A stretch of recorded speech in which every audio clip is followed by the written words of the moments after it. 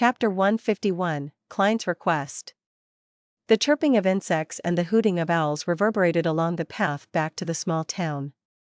Azik looked ahead and said after a few seconds of silence, "Even though I'm not entirely sure what happened to me, I do have a rough idea.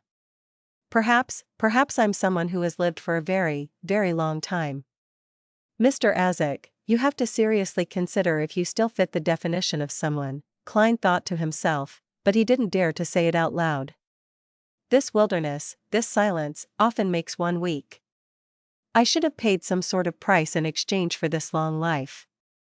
I've lived since the end of the fourth epoch, like a wandering spirit across the continent." Azik's voice deepened, as if he was trying to suppress his emotions.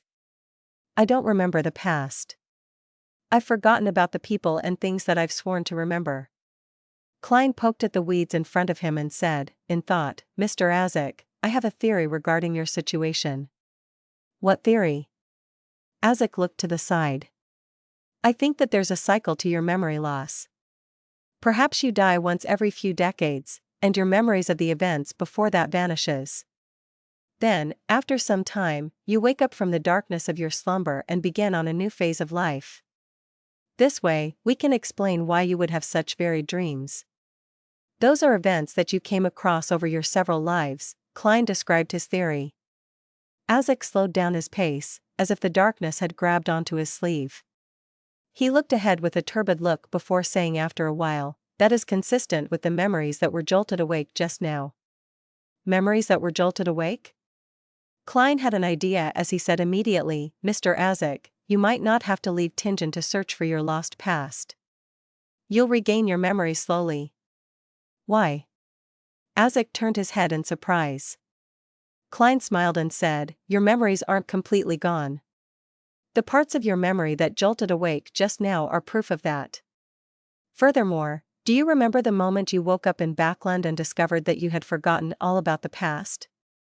Azik nodded. "That's a nightmare that bothers me till this day." Klein tapped downwards with his black cane and explained in detail, "Before today, I didn't think that there was a problem with that. But your description just now, together with my own conjecture, makes it feel a little weird. You had a document of identification and enough money when you woke up from your dream. You also appeared in a way that didn't startle anyone. All of that seems like it was arranged for you, allowing you to fit into society with little effort. Then, who made the arrangements?" "There is only one answer, the you from the past. The past you regained his memories and knew that you would have to usher in a new life. Thus, he prepared everything for you, trying his best to not let you attract suspicion from anyone else." Azik stopped walking. He looked at the specks of light coming from the town, once again slipped into silence. "Perhaps the parents that I've been searching for were the past me all along," he sighed, admitting that Klein's deduction was very plausible. "Thus, you don't need to do anything. All you have to do is patiently wait for your memories to come back to you," Klein concluded and consoled Mr. Azik. Azik subconsciously waved his cane before he turned still, like a sculpture carved out of marble. After a long time, he looked into the distance and answered, Perhaps I'll only fully regain my memory when this life is nearing its end. I don't want to wait that long. I want to have plenty of time to understand and free myself from this destiny.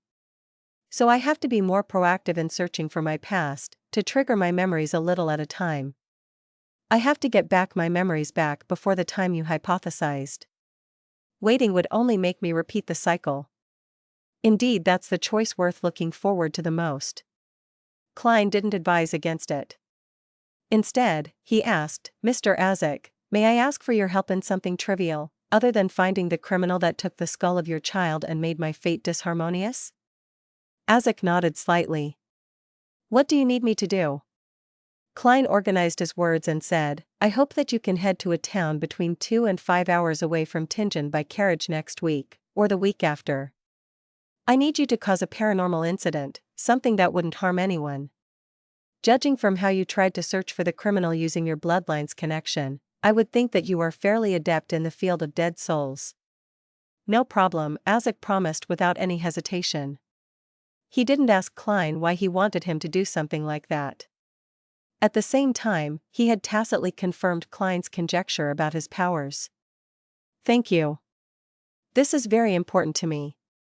Also, you can only choose a follower of the Evernight goddess when you are picking a target. Also, don't leave any clues behind," Klein instructed. Only through this method could the incident be relayed to the Tingen Nighthawks. Only then could he join the team on the mission and suggest using sealed artifact 3-0782. Only then could he extract the divine blood from the sealed artifact to create flaring sun charms. That was the most powerful item he could obtain at the moment. Under the assumption that the culprit living in the house with the red chimney hasn't left Tingen, and that Klein was going to continue investigating, he had to try his best to become more powerful. Yes, according to the information I obtained, stealing a little of its powers wouldn't damage 3-0782. At the very most, it would only lessen the amount of time it takes to purify. This is for the safety and stability of Tingen City. Klein inwardly tried to justify his actions. Azik didn't care about his motives. He nodded. "I will tell you the name of the town and the estimated time beforehand so you can prepare yourself." Phew. Klein heaved a sigh of relief. He felt that this trip to Lamed Town wasn't a wasted trip. Even though they only managed to peel back the outermost layer of the mysteries surrounding Mr. Azik and had much more to find out, he had at least managed to gain the friendship of Azik, a reliable ally in his search for the culprit behind the scenes. At 11:30 that night, Klein returned to 2 Daffodil Street, hungry and tired. "To think that Mr. Azik didn't treat me to dinner." Sigh. He wouldn't have been in the mood to enjoy dinner anyway, Klein muttered as he opened the door. The house wasn't as dark as he had anticipated. An elegant gas lamp was silently emitting its light, warmly illuminating the living room. Benson was sitting alone on the sofa with a book, draped under a bright coat. When he saw the door open, Benson was just about to speak when he yawned. He had no choice but to cover his mouth. Klein closed the door and smiled, quipping, "I went to Lamed Town with Mr. Azik. There's an abandoned castle with a long history over there." Benson was immediately enlightened as he laughed. A moonless night, a castle abandoned for a millennia, a cold and creepy environment, coupled with a two-man archaeological team. This is the perfect recipe for the opening of a paranormal novel. What happened today could be classified as paranormal. Klein suddenly recalled the strange door Mr. Azik conjured and the cries of a baby. He said, a lingering fear still gripping onto him, "It did feel a bit like that back there." Benson yawned again before shutting his book and said, "I need sleep. Ever since I began studying and reading classical literature, the quality of my sleep has become especially good." Klein laughed to himself, suddenly recalling something Miss Justice had mentioned.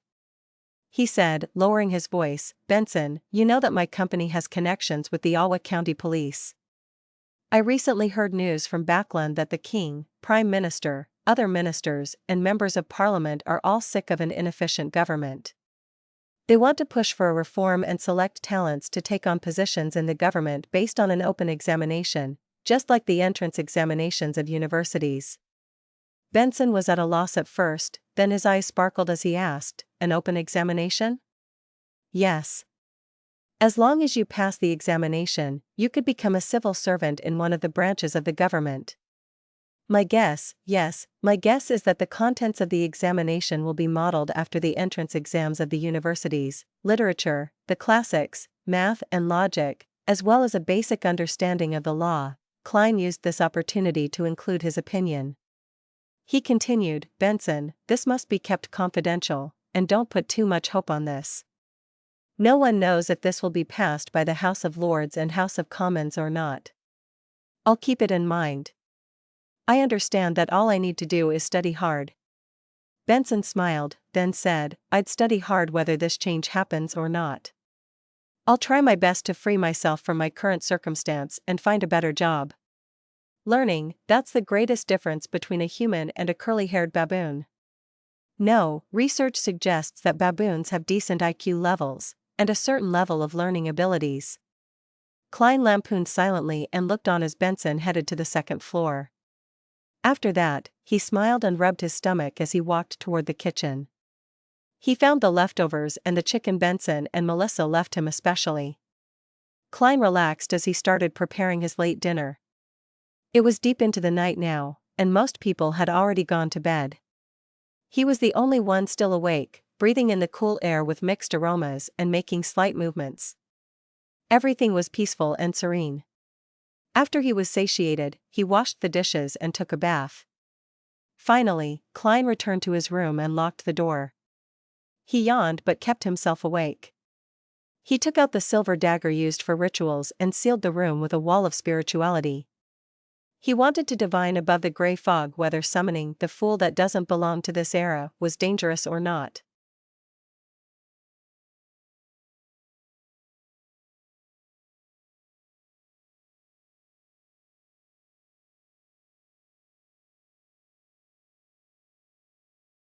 Chapter 152, Nice Attempt.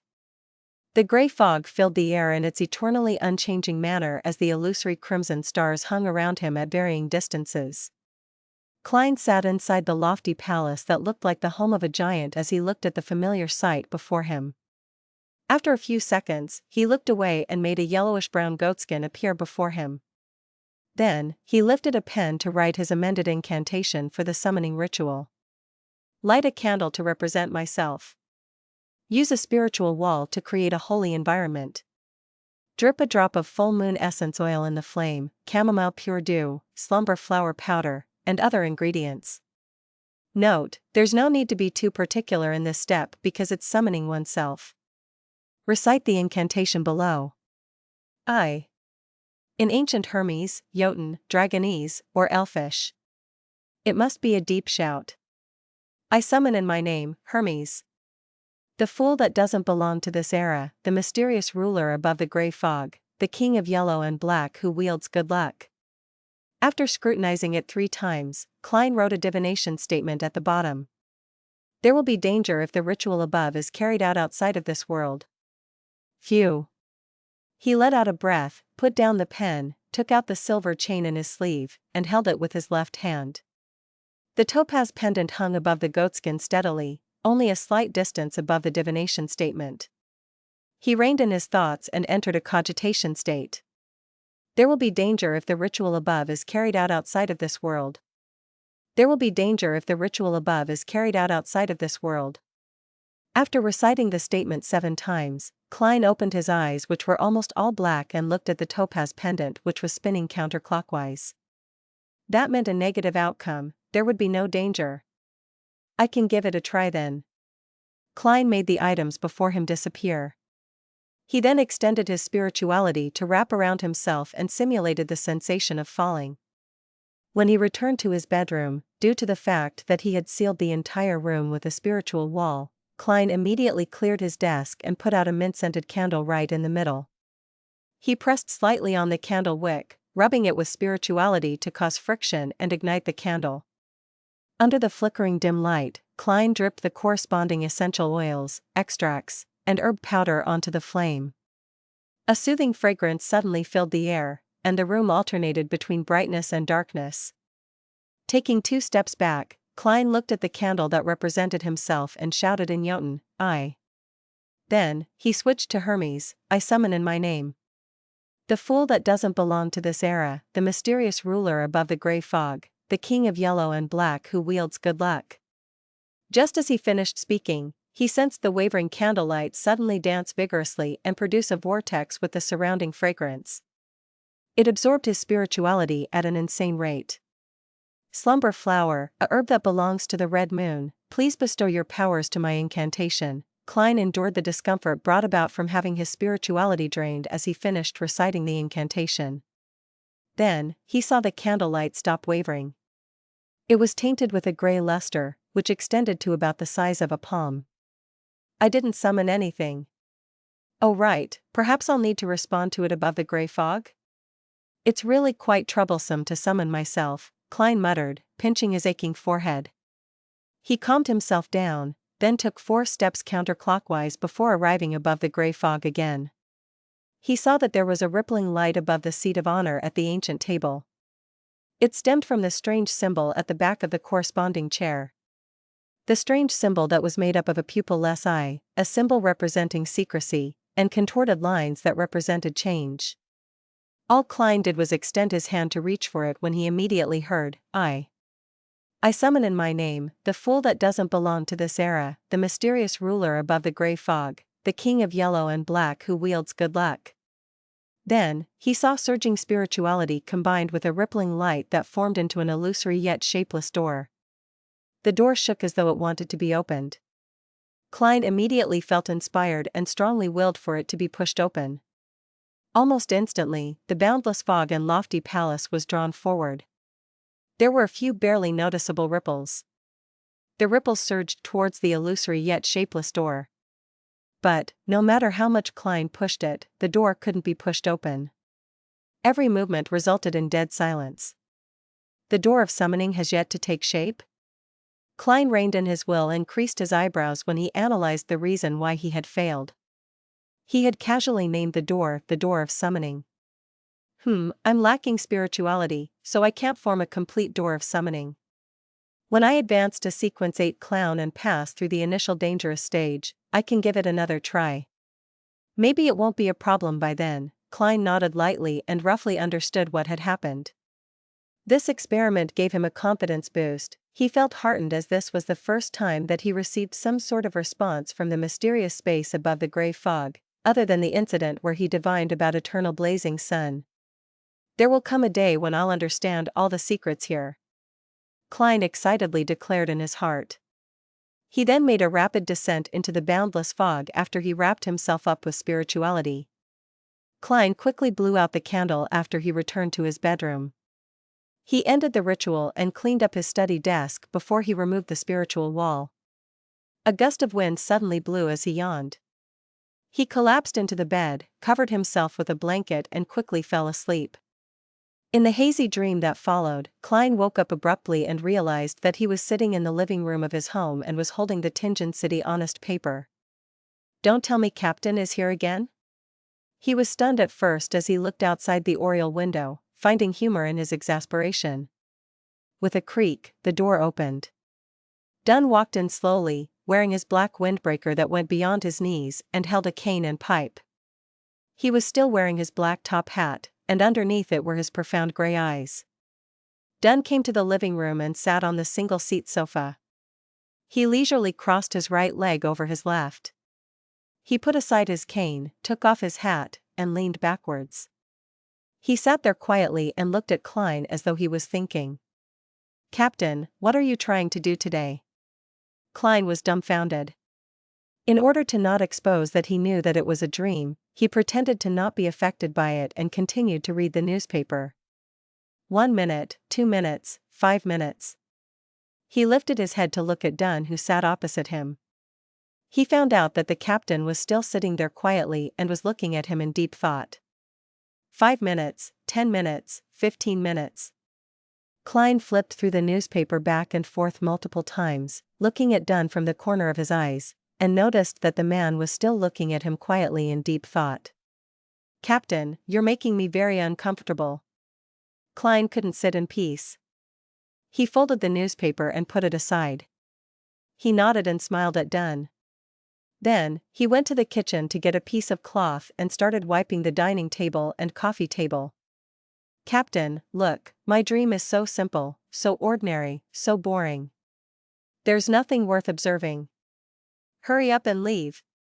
Why don't you pretend to be a ghost and I'll pretend to be frightened, then you can complete your achievement as a nightmare. He prayed in silence and lifted his head, but all he saw was Dunn's deep gray eyes that were still in deep thought. Under such a quiet and constant gaze, Klein wiped all the furniture and cleaned his room. He was so exhausted in his dream. What wore him out the most was Dunn Smith, who was watching him quietly in deep thought. Klein had no idea how much time had passed while he made himself busy until he finally saw his captain uncross his legs and stand up. Then, he took his cane, put on his hat, and walked through the door. Klein held his breath and watched Dunn leave his house. He couldn't help but lift his right hand to wave goodbye. Phew. When everything returned to normal, Klein let out a breath of relief. That really was such a nightmare. he thought to himself, too preoccupied for tears. Backland, West Backland, Phillips Department Store. Phillips was one of the top-end department stores in the Lone Kingdom. It only opened to nobles and wealthy people who were qualified to be members. There was always luxurious carriages parked outside with different emblems printed on them. Not only was it a safe place for shopping, it also became a popular social venue due to the strict restriction on members. Audrey brought her maidservant, Annie, and her golden retriever, Susie. Under the ushering of an eagerly attentive attendant, she got off the carriage and walked through the entrance. Along the way, she saw daughters of viscounts, countesses, or maidens with parents of high social status. She maintained her elegance and greeted them all gracefully. She communicated with different nobles on different topics. For instance, when she faced a particular countess, she would compliment the fittings of the countess's dress, and when she greeted a particular baroness, she would praise the outstanding performance of the baroness's husband in the House of Lords. Audrey hadn't been good at that previously, she was too stubborn and too arrogant. But now, she didn't even need to put in much effort to respond perfectly. In a spectator's eyes, most of the emotions and thoughts of the female nobles were written on their faces. Arriving at the second floor, Audrey turned into a shop that sold ready-made dresses. The attendant in the shop was a petite maiden. She wore a black and white dress and had shoulder-length blonde hair. She was the arbiter, Zyoderi Cha. Audrey gave Susie a look without changing her facial expression. The dog understood what her owner meant immediately and ran to another counter. Maidservant Annie went after Susie to try to drag her back. "Well done." Audrey complimented inwardly and walked next to Zyoderi Cha, pretending to look at the variety of dresses. "Why did you arrange to meet me here for?" Zio inquired with a whisper while she loudly introduced the dresses. Her voice was tender, just like a child's. "Where's the original attendant?" Audrey asked in reply instead of answering her. Zio looked around and said, "I convinced her." She was happy to rest for the morning. Audrey looked at the different styled dresses while she took out a piece of neatly folded paper from her lamb leather handbag and secretly passed it to Zio. "Rear Admiral Hurricane, Kalangos, has snuck into Backland. This is his portrait. I hope you can find him for me. Oh, and don't alert him." Zio received the piece of paper and unfolded it to take a quick glance. She saw that it was a lifelike portrait of a man in his 30s that had a unique broad chin. "I was once constantly praised by my art teacher." Audrey stole a glance at Zio and lifted her head. She added, "The kingdom offers a reward of 10,000 pounds for Kalangos. If he were to be arrested, even the person that only provided clues would definitely be awarded with a few £100. Just as she finished her sentence, she saw Zio's eyes beam with joy, as she had expected.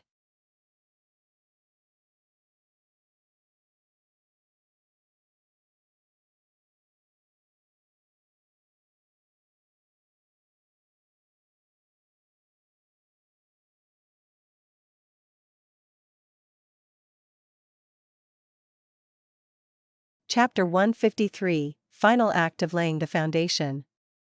A unique wide jaw, his hair is in a bun like an ancient knight's, eyes that look at you with the intent of an icy smile. Zyoderi Cha was half slumped on the sofa as she scrutinized the portrait that Audrey had handed to her. In her eyes, the man might as well have been a living, walking pile of money. After committing the looks of the great pirate Kalangos to her memory, she proceeded to read the description written at the bottom of the page. Brown hair, dark green eyes. The portrait can only be used as a general reference as the target possesses the ability to transform into another person. It is unknown how long he can maintain the transformation. The portrait can only be used as a reference. The target possesses the ability to transform into another person. Only as a reference, transform into another person. Then why did I spend so much time memorizing his facial features? Zio wore a dazed look, as if it was the first time she had witnessed the evil intentions the world had for her. She looked up and saw Fur's Wall slumped languidly in a sofa across from her. She seemed to be muttering to herself, "There's no way to look for this person. We don't know what he looks like. All we know is that he's not from Backland." There are far too many foreigners who come into Backland every day. Furs attempted to sit up, but failed even after 3 tries. I'm only an apprentice, not an arbiter, she pouted as she placed her hand on the armrest of the sofa, successfully pulling herself up into a sitting position. Does that lady think that we are prophets? Furs jested. Zio was about to answer when she realized that there were still footnotes she hadn't gone through yet. She recited them out softly. The suggested ways of searching are as follows. 1. Kalangos has an evil object with him. It needs to devour the flesh, blood, and soul of a living person every other day. You can consider looking for missing vagrants. 2. Search for Kalangos' information thoroughly and build a profile of his unique hobbies and behaviors. 3. A person's facial features might change, but as long as he hasn't received any special training, he will often act like himself, such as the things he prefers to eat, his gait, actions he's used to performing, and many other details. Furs nodded as she listened. Miss Audrey isn't the innocent, naive teen that the rumors about her suggest. She has a meticulous heart and a calm sense of observation. Is that so? Zio asked, doubtful. She didn't expect an answer as she changed the topic by suggesting, I'll be in charge of gathering the information. Can you consolidate that pile of gold pounds? No, that admiral's hobbies and unique traits? Furs opened her eyes wide open and shook the steel box containing her cigarettes. How can you bear to do this? How can you bear to make a dainty, sensitive author do consolidation, analysis, and deduction? Zio shot her good friend a glance as she exuded an air of authority without realizing it. There's an interesting paragraph on deduction in your Stormwind Mountain villa. Furs pulled her shoulders back and lowered her head. She looked at the coffee table as she said, do you know how much of my hair I pulled out, how much sleep I lost, just for that paragraph? She quickly lifted her head and looked at Zio Cha, then lowered her head once again and grumbled, life is short. There are too many things that we need to do, why must we waste our time on such uninteresting, menial tasks? That's very reasonable. Zio nearly nodded in agreement. She fought hard to keep her authority as an arbiter. Then do you have any other ways to solve this problem? She suppressed her voice, making her childlike voice sound deeper. Furs thought for nearly 20 seconds before looking up suddenly. We can hire a professional. After you finish collecting information on Rear Admiral Hurricane, we shall erase the name and hand it over to an excellent detective, then ask him to do the consolidation and deduction. All we have to do is pay a fee. Why didn't I think of that? Zio's mind went blank.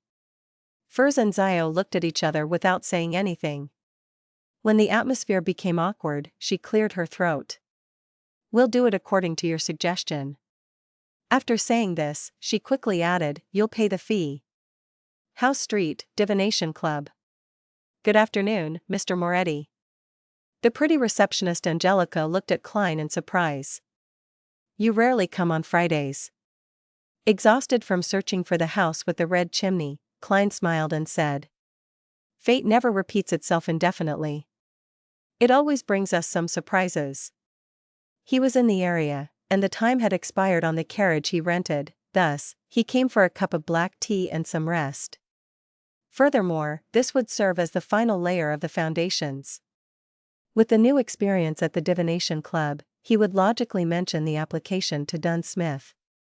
Your words are always so philosophical, Angelica praised.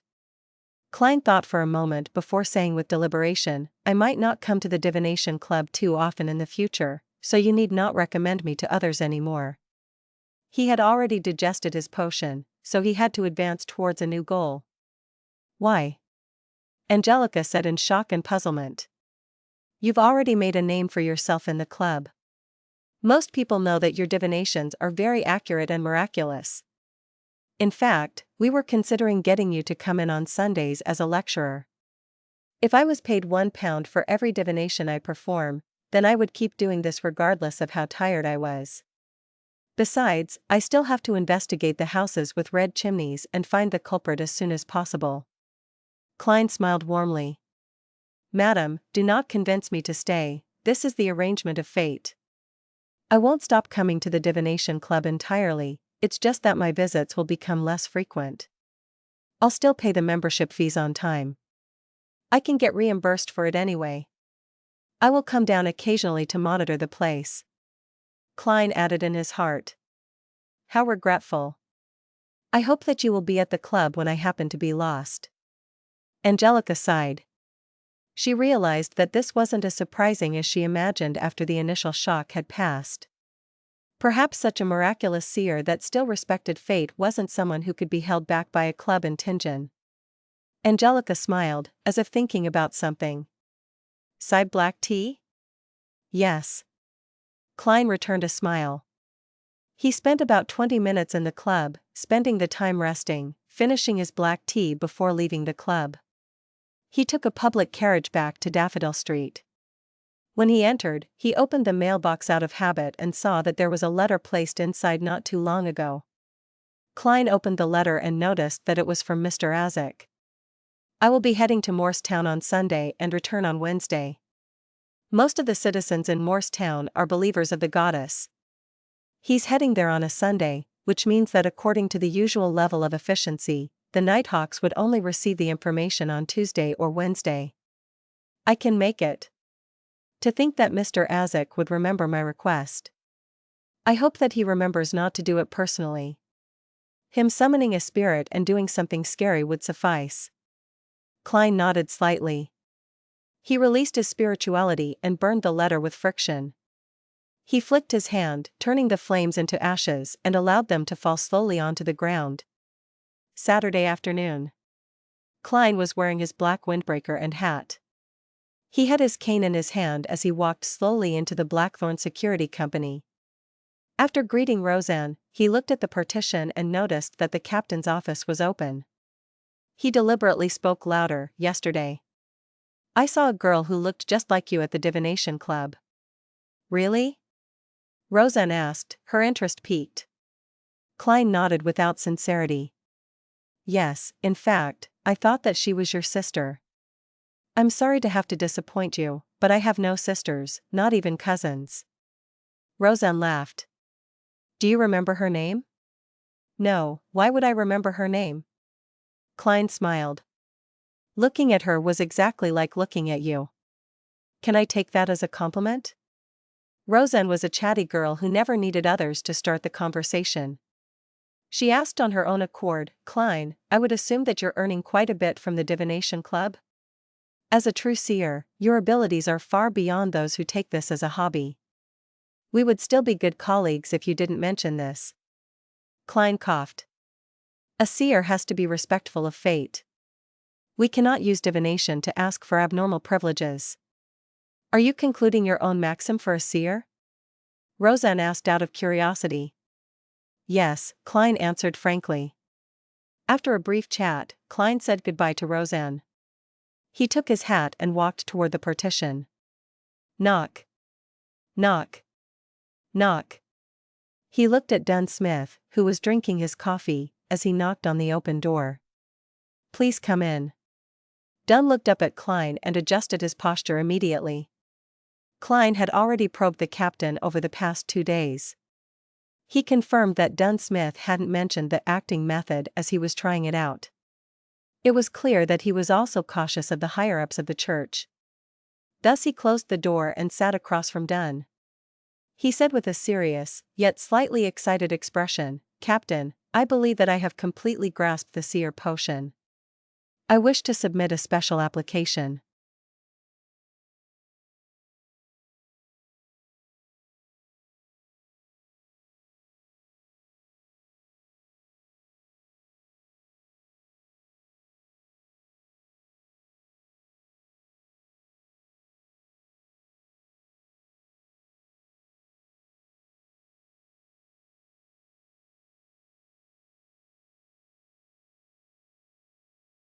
Chapter 154, Sharing Experience. As he looked into Klein's eyes, Dunn took a deep breath and leaned back. Then, he slowly exhaled as he spoke. "Are you certain?" There were minor changes in his facial expression. He seemed to be well prepared for the special application, but he hadn't expected it to be so soon. "Captain, why do you look relieved?"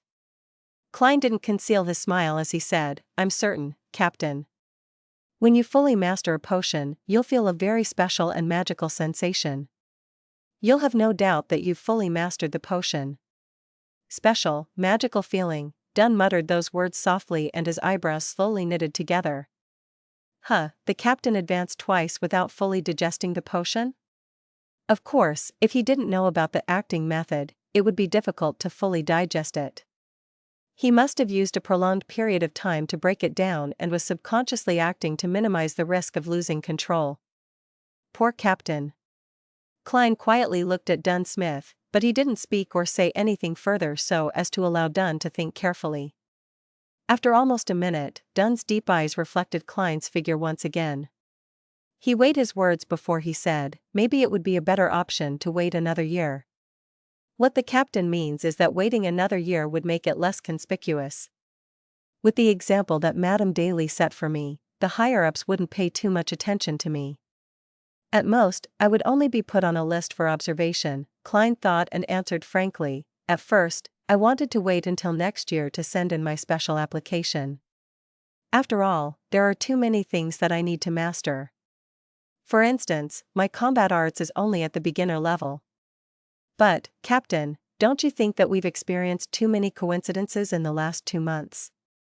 We were chasing after the kidnappers when we came across the Antigonus notebook in the opposite room.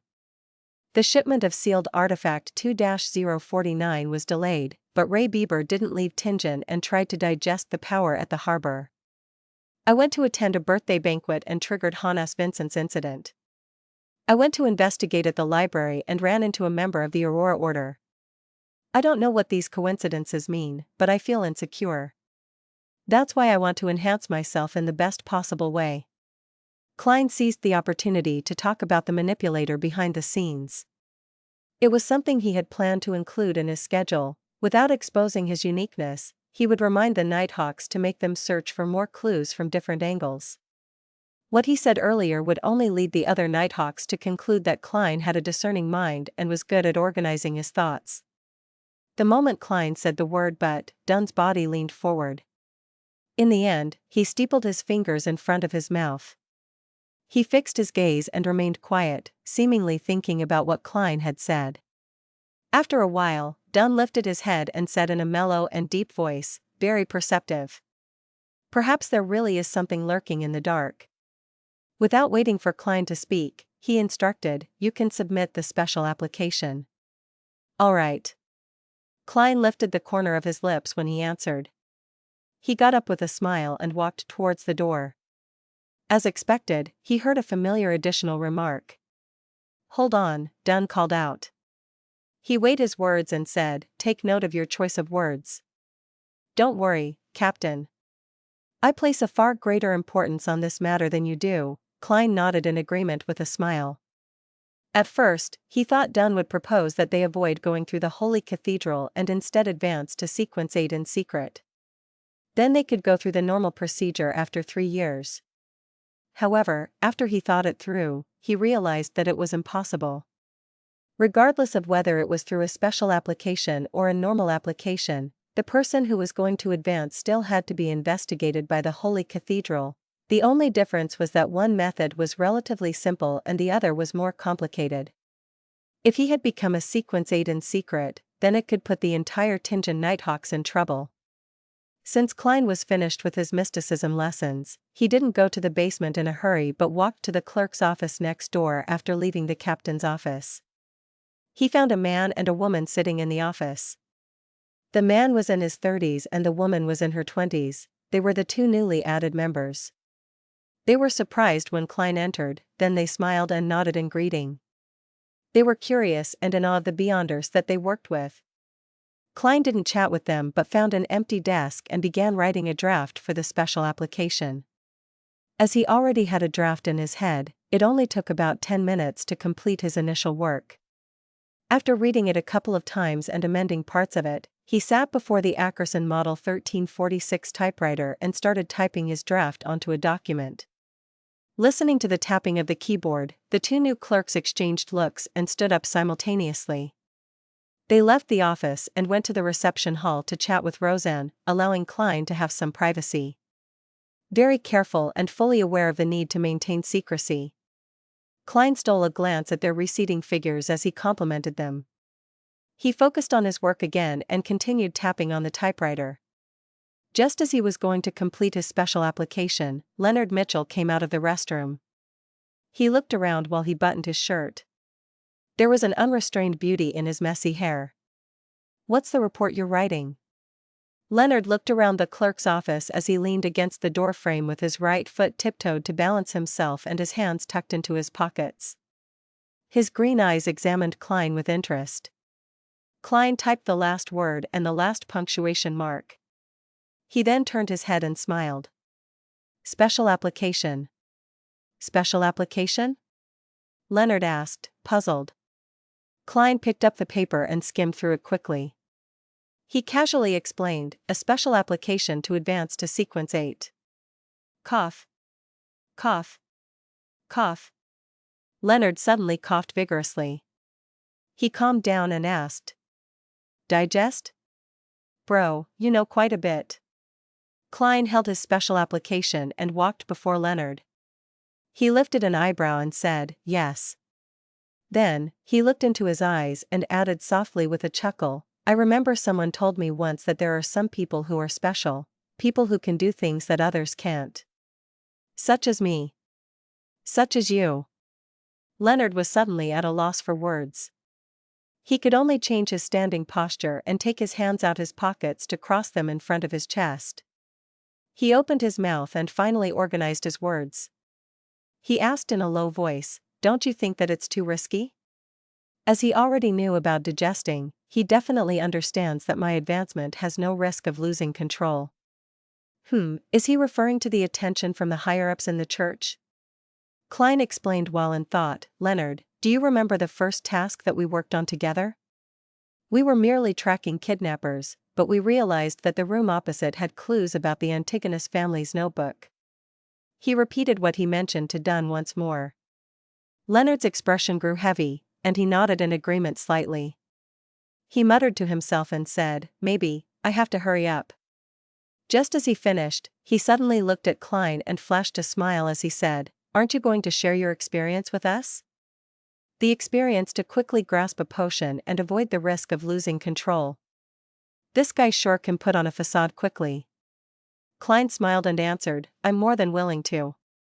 He was planning to seize the opportunity today to remind his Nighthawk teammates on how to minimize the risk of losing control. Of course, to maintain his personal safety, he couldn't say it as straightforwardly as he did to Dunn Smith. At most, he could describe the idea vaguely, in a way that wouldn't alert anyone who was sent down by the higher-ups. "Let's do it now then."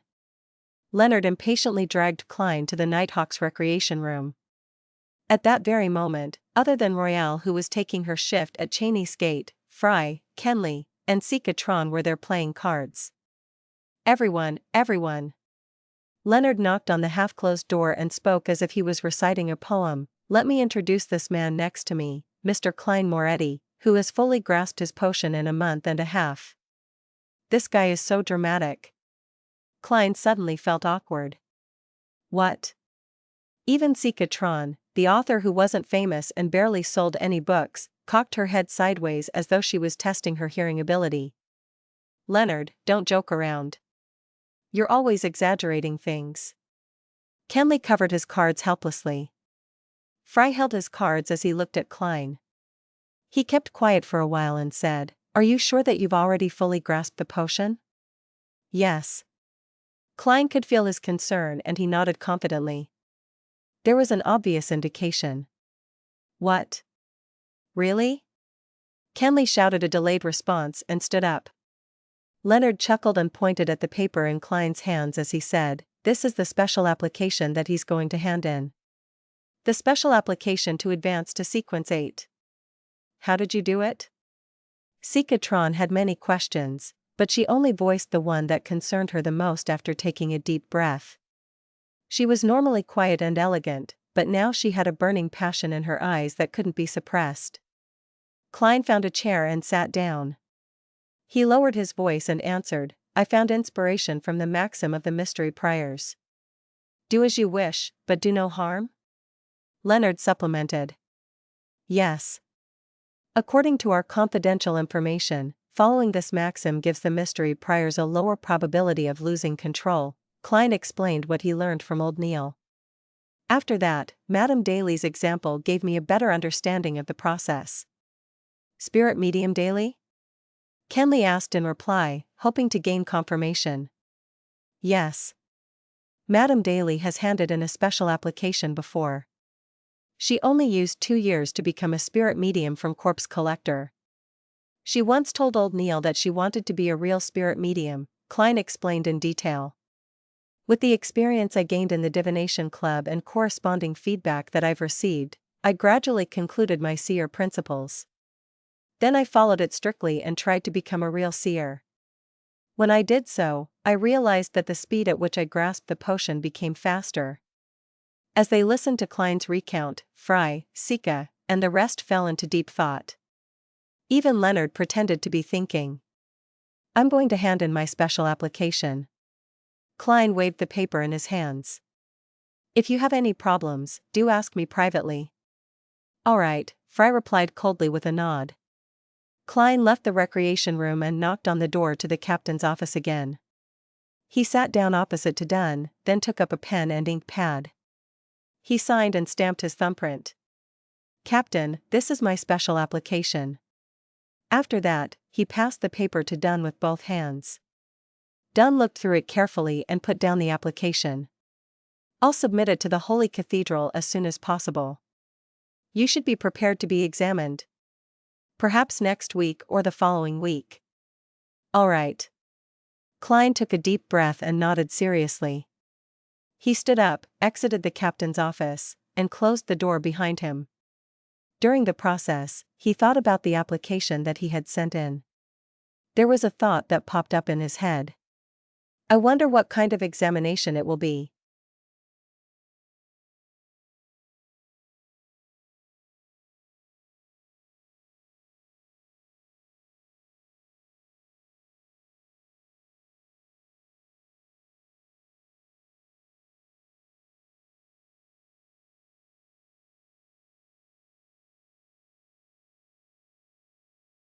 Chapter 155, Urgent Meeting. After collecting himself, Klein went down to the basement and walked to Cheney's gate. He knocked on the door to the guard room. Inside, Royale Radine had already packed her personal belongings. She immediately smoothed her hair and stood up when she saw the person taking over her shift. After greeting each other with a nod, Klein suddenly said, I've had some success with grasping my potion and have shared my experiences with Fry and the rest. You can ask them about it. Royale, who typically didn't have much of an expression, looked at Klein with a little shock. Her lips quivered a little as she said, All right. Madam, let's hope that you can still maintain your calm composure in a while.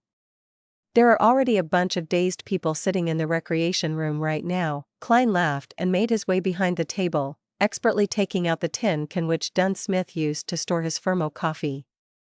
After making himself a cup of aromatic coffee, Klein sat down and relaxed. He looked out at the lonely hallway and allowed his thoughts to roam free. Let's hope that Mr. Azik's mission is successful and that he doesn't leave behind any clues. Well, even if there are clues, I can just pretend to not notice them. I wonder where the mutated sun sacred emblem is sealed behind Cheney's gate. Since it doesn't possess any living qualities, it only needs a little space. Come to think of it, I haven't been inside Cheney's gate. I'm not sure what it looks like inside. To be able to keep the weird sealed artifacts of varying sizes safe and maintain surveillance, it must be quite special indeed. For example, the ashes of Saint Selena? Many thoughts streaked past Klein's head when he suddenly heard urgent footsteps. He focused and shot a look towards the door.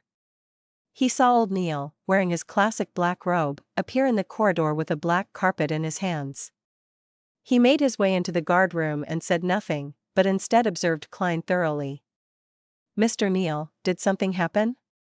Klein let out a dry chuckle and took a sip of his fragrant coffee. Old Neil sized him up and sighed. To think that you would find inspiration from the maxim of the mystery priors and daily. I have to praise the goddess. I also have to thank you for your teachings. Klein gave a reply in all seriousness. Old Neil pulled back a chair and sat down. He said, a little depressed, how good would it be if it was 20 years ago? Klein maintained his silence, for he knew that old Neil wasn't allowed to consume any more potions because of his age and health, even if he had completely digested the one he had right now. Under such circumstances, anything he said would have agitated him. My earliest thoughts was to quickly gain control of my potion from the maxim of the mystery prior, but regrettably, I wasn't embarking in the right direction. Daily success did give me some clues, but I was already more than 50 years old back then, and had already given up on my efforts. I subconsciously thought that her success was a result of her genius, and that an average person wouldn't be able to emulate her achievements. Old Neil rubbed his temples as he described his disappointment. He was silent for a few minutes before he lifted his head. He looked at Klein. It sure is regrettable that only now do I understand what I've missed out on at this age. Old Neil should have had a faint understanding of the acting method. He immediately understood what happened after I shared my experiences. Klein consoled, it wouldn't have made too much of a difference. The church doesn't hold the sequence 8 corresponding to mystery prior. Perhaps the Holy Cathedral does have it. No, if they have it, they would at least tell us its name. It's also possible that the underground market might have it, old Neil muttered. He shook his head as he stood up. He laughed and said, at least I didn't lose control, and I've lived healthily for decades. Praise the lady. He drew a crimson moon in front of his chest and left the guard room a little dejected. He had lost his usual shrewd look. Klein looked at old Neil's back and suddenly let out a long sigh. He was even more perplexed as to why the higher-ups of the church would hide the acting method. Klein collected himself after some time, placing his attention on the confidential information of the Nighthawks in front of him. Ever since he pulled the youth from the City of Silver into the Tarot Club and learned that the City of Silver still used the ancient names for many things, he found it necessary to enhance his knowledge in these areas. Some time later, he heard another set of footsteps. These footsteps were slow and steady. At the same time, an image of Dunn Smith wearing a black windbreaker flashed past his mind. My spiritual senses have been elevated after fully digesting the seer potion. Klein nodded in understanding. He saw the captain a few seconds later. A letter for you. Dunn extended his right arm and flicked his wrist, tossing the letter over to Klein. Klein lifted his hand and tried to grab the letter, but be it his judgment or reaction, he missed. Pa.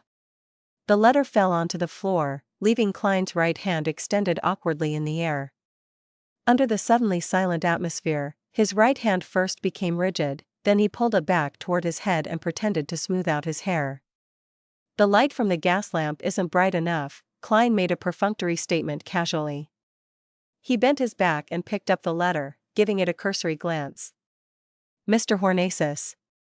It's a letter from Daxter Guderian. He nodded in understanding and pulled open a drawer to retrieve a letter opener. According to the rules of the Nighthawks, if there was a clear and correct recipient, Roseanne and the rest of the clerks would give the letter directly to the person that the letter was addressed to. If the recipient was anonymous or an unknown name, it would be handed over to Dunn. He could then ask around or make a decision. Klein carefully pried open the letter and took out the piece of paper within. He quickly unfolded the piece of paper and read through it. He realized that the asylum doctor, Daxter, was asking for an urgent meeting at 2 in the afternoon today. Has he obtained the telepathist formula? Or is it regarding something else? Klein lifted the letter in his hand and looked at Dunn. Captain, my informant, the one from the psychology alchemists, wishes to meet me at 2 in the afternoon. Did he say anything else? Dunn asked, as if he was expecting this. No, Klein shook his head. Dunn thought for a moment, then said in a heavy voice, get Leonard to watch over Cheney's gate for the time being. I'll go with you and hide somewhere. These urgent requests to meet could sometimes be a trap. I've heard of many similar incidents. Furthermore, if it's something important, we can act quickly. Captain, you sure are experienced. Not to mention being the most reliable, trustworthy captain without memory issues whenever we have something serious to do. Klein immediately nodded. All right. At 2 in the afternoon. Inside the small shooting range 9 of the Zutland Street Shooting Club. Klein looked at the target that was covered in bullet holes, then glanced at the uneasy Dr. Daxter Guderian. What happened for you to look for mercenaries at the Hound pub in such a fluster? Only by doing so would the boss of the Hound pub, right, hand the letter immediately to the Blackthorn Security Company instead of waiting for Klein to collect it himself. Daxter observed Klein's expression and body language, then responded softly, I find Hood-Eugen a little abnormal recently. Hood-Eugen was the patient from the mental asylum that had roped Daxter into the psychology alchemists. What sort of abnormalities has he exhibited? Klein pressed, displaying his professionalism. Daxter heaved a sigh of relief, as if he had found a pillar of support. He said while deliberating his words, he seems to have really gone insane. Really gone insane? Klein asked in shock. Didn't Hood-Eugen feign his illness and infiltrate the mental asylum to attempt to influence the patients in order to train his mental abilities? He had really turned sick, genuine insanity? I think so, Daxter paced around anxiously. I could hold a normal conversation with him in the past and receive guidance on how to correctly use my Beyonder powers. But in the past few days, his thought processes and his condition has become really weird. I can barely communicate with him. He was just like my other patients, even though I've managed to get the telepathist formula as a result. But I cannot determine if it's real or fake. I'm afraid that there might be some uncontrollable changes that might occur. No matter. As a seer who has the mysterious world above the gray fog, I'll be able to determine if it's real or fake. Klein heaved a sigh of relief before creasing his brows and asking, did he come into contact with anyone before he turned abnormal? Only the patients. I cannot guarantee that, though. I'm not in the asylum for the whole day. I also need time to rest, Daxter said, his expression serious. Klein nodded, as if it was something trivial. Don't worry. I'll send someone to protect you in secret. You should find out who Hood-Eugen has come into contact with as soon as possible. Also, you have to be careful, he might be testing you. You should also report this to the members of the psychology alchemists and see how the higher-ups of your organization react. All right. Daxter propped up his golden spectacles, recovering the calm of a spectator. He then took out a piece of paper from his pocket and handed it over to Klein. This is the formula for the telepathist potion, but I cannot guarantee its authenticity. We will verify it. Klein smiled in response. He unfolded the piece of paper on the spot and looked at it. Main ingredients: the complete pituitary gland of a mature rainbow salamander, 10 milliliters of spinal fluid from a Farsman rabbit. Supplementary ingredients: chestnut spore 5 grams, dragon tooth grass powder 8 grams, 3 petals of pure white elf flowers, pure water 100 milliliters. Excellent, Klein praised. He folded the piece of paper and stuffed it into the inner pocket of his tuxedo. After exchanging a few more words and ascertaining that the voices which Daxter was hearing were subsiding, Klein bade him farewell. He cautiously made his way to the shooting range reserved for the Nighthawks. Dunsmith was waiting inside. Captain, the informant gave me the telepathist formula to thank me for helping him control the side effects of the potion, but he cannot determine the authenticity of the potion. Klein handed the piece of paper to Dunn with a stern expression. Furthermore, he mentioned something else. Dunn read the formula as he listened to the concerns about Hood-Eugen. After that, he nodded. I'll immediately assign manpower to keep the mental asylum under surveillance. You haven't had professional training when it comes to these matters and don't to participate in this. Go back and guard Cheney's gate. With that said, he looked at Klein deeply in the eyes and said, if we take this formula into account, you don't need to accumulate any more meritorious achievements. You can directly receive the clown potion after you pass the examination.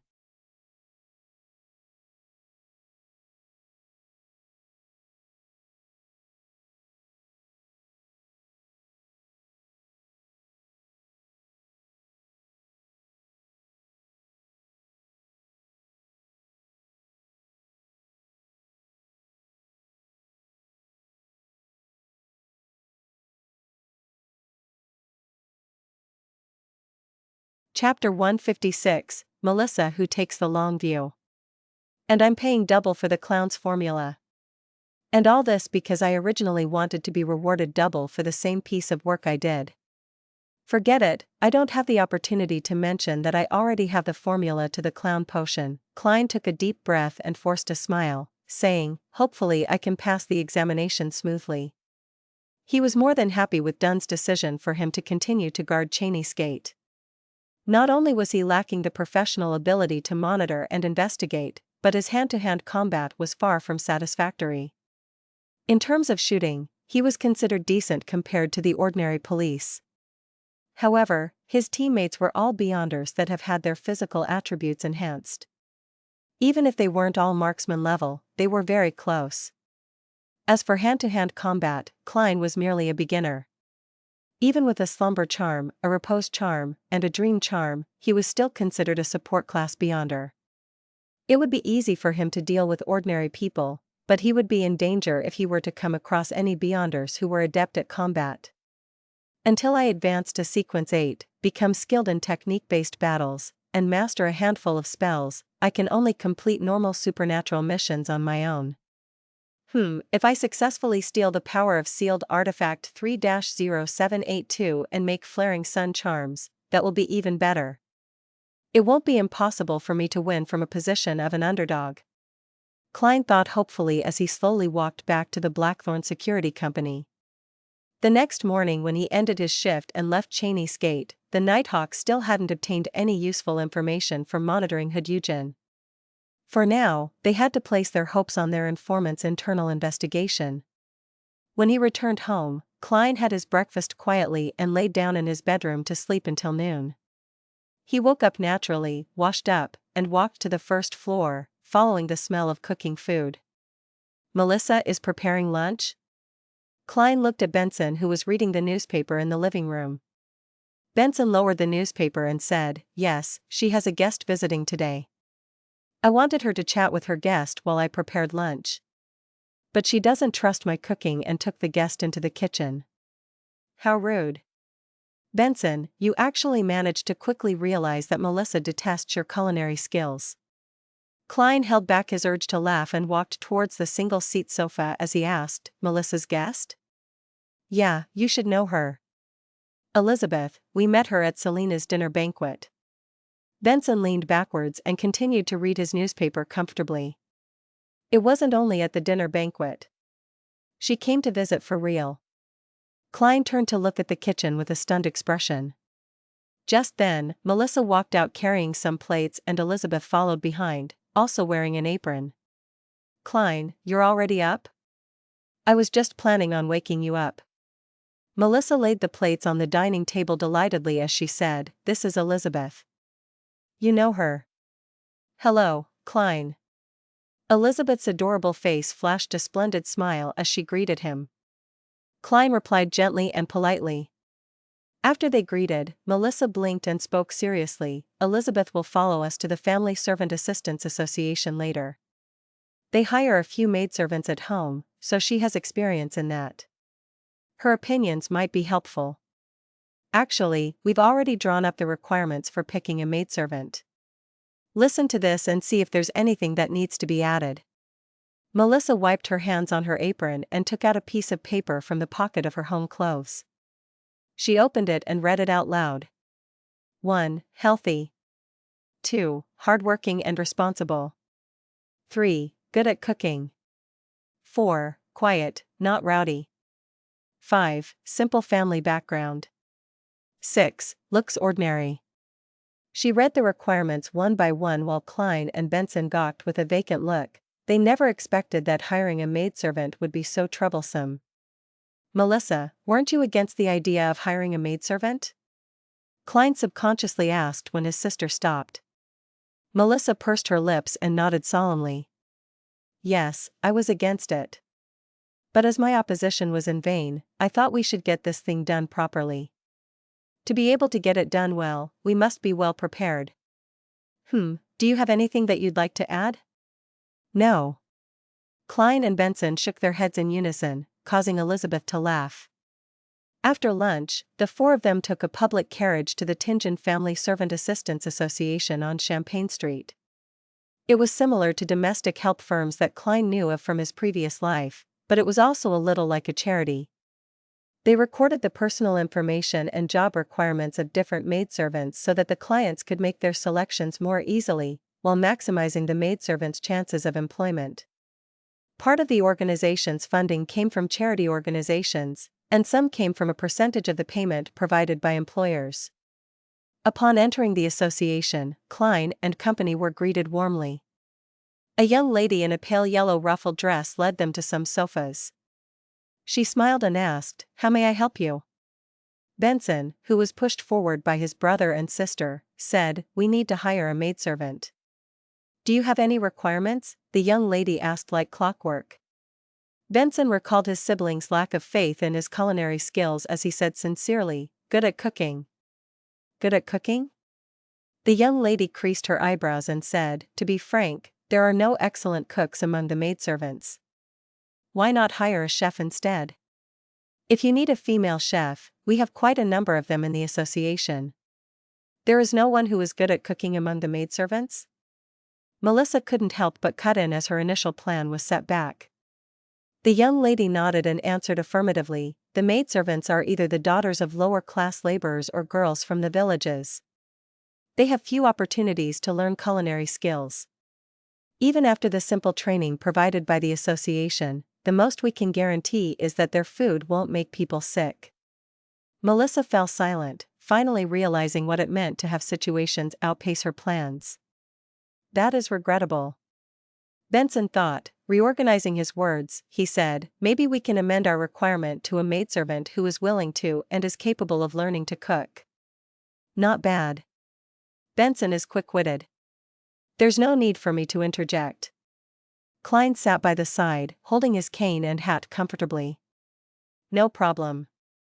During cooking training, we took note of girls who had outstanding performance," the young lady replied with a professional smile. "Any other requirements?" "Yes." Benson felt the burn of Melissa's gaze. He swallowed his saliva and took out the piece of paper from his pocket.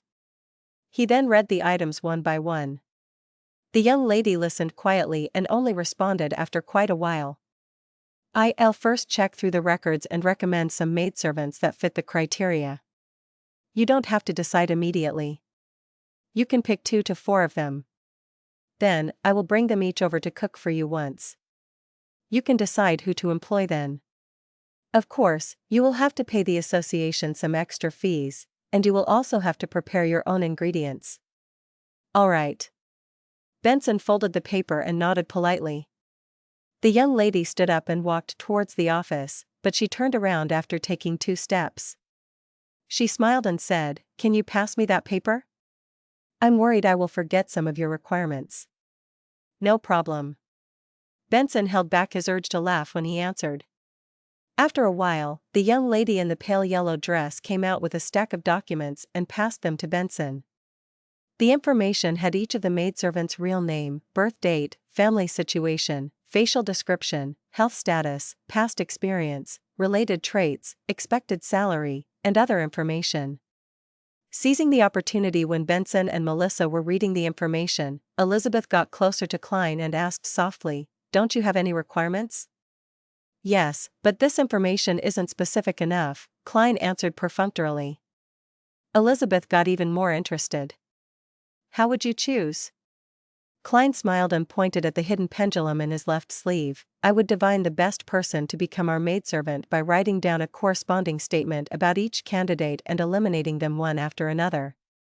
Elizabeth was stunned, nodding vacantly after nearly 20 seconds. "The simplest and the most effective way. I totally forgot that you're—" She didn't finish her sentence since Melissa, who had sharp senses, noticed that they were whispering and had looked over. She looked at her best friend and her brother, then she showed an expression of deep thought. "Hey, sis, don't misunderstand. We are just talking normally." Klein coughed and picked up some of the information and casually read through them. Very soon, they picked 3 candidates. They were asking for 4 solely 8 pence to 5 solely 2 pence per week. Benson didn't haggle over the maidservant's pay but instead discussed the percentage that he needed to pay to the association. After some friendly haggling, he successfully negotiated the price from the maidservant's 2 weeks' pay to 1 week pay instead. However, he had to pay a transportation fee of $1 solely for them to bring the maidservants over to try cooking. After that, Elizabeth bade the trio farewell and left while the siblings took a public carriage back to Daffodil Street.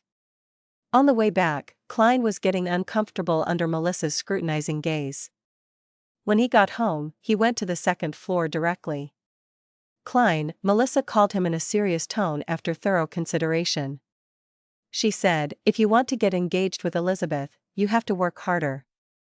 Her father is an important businessman, and her mother is the daughter of a baron. Wait, engaged? When did this happen? Klein looked at his sister in confusion. How far-reaching is her concern?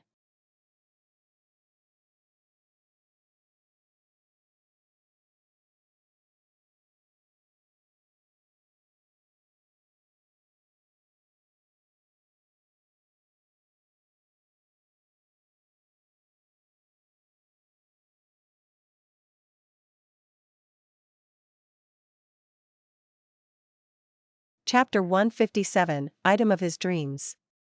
No, we are not. Klein didn't have the chance to retort before Benson interrupted with a smile. Although Elizabeth is indeed a little young and her family is much more outstanding than ours, I find the two of you quite suitable for each other. But you might have to wait a few more years. She is still studying at a public school and wants to enter university. Marriage should be something to consider only 6 to 7 years later.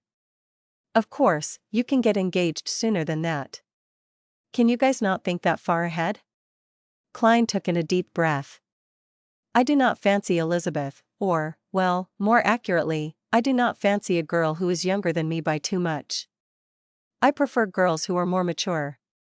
Truthfully, I can accept anyone within a reasonable age gap, just not now. He added inwardly in exasperation. You like girls who are more mature? Melissa knitted her brows. Then you should quickly settle the issue regarding your marriage. Ah? Klein couldn't understand his sister's leap in logic. He asked in confusion, why? Melissa explained seriously, you will be about 25 when you finish saving up for your marriage. Girls that are more mature than you will either be married or engaged when they reach that age. Do you want to chase after a widow? What the? Klein thought to himself in Mandarin as he wore a blank expression. Benson smiled and refuted his sister, Melissa, you don't understand.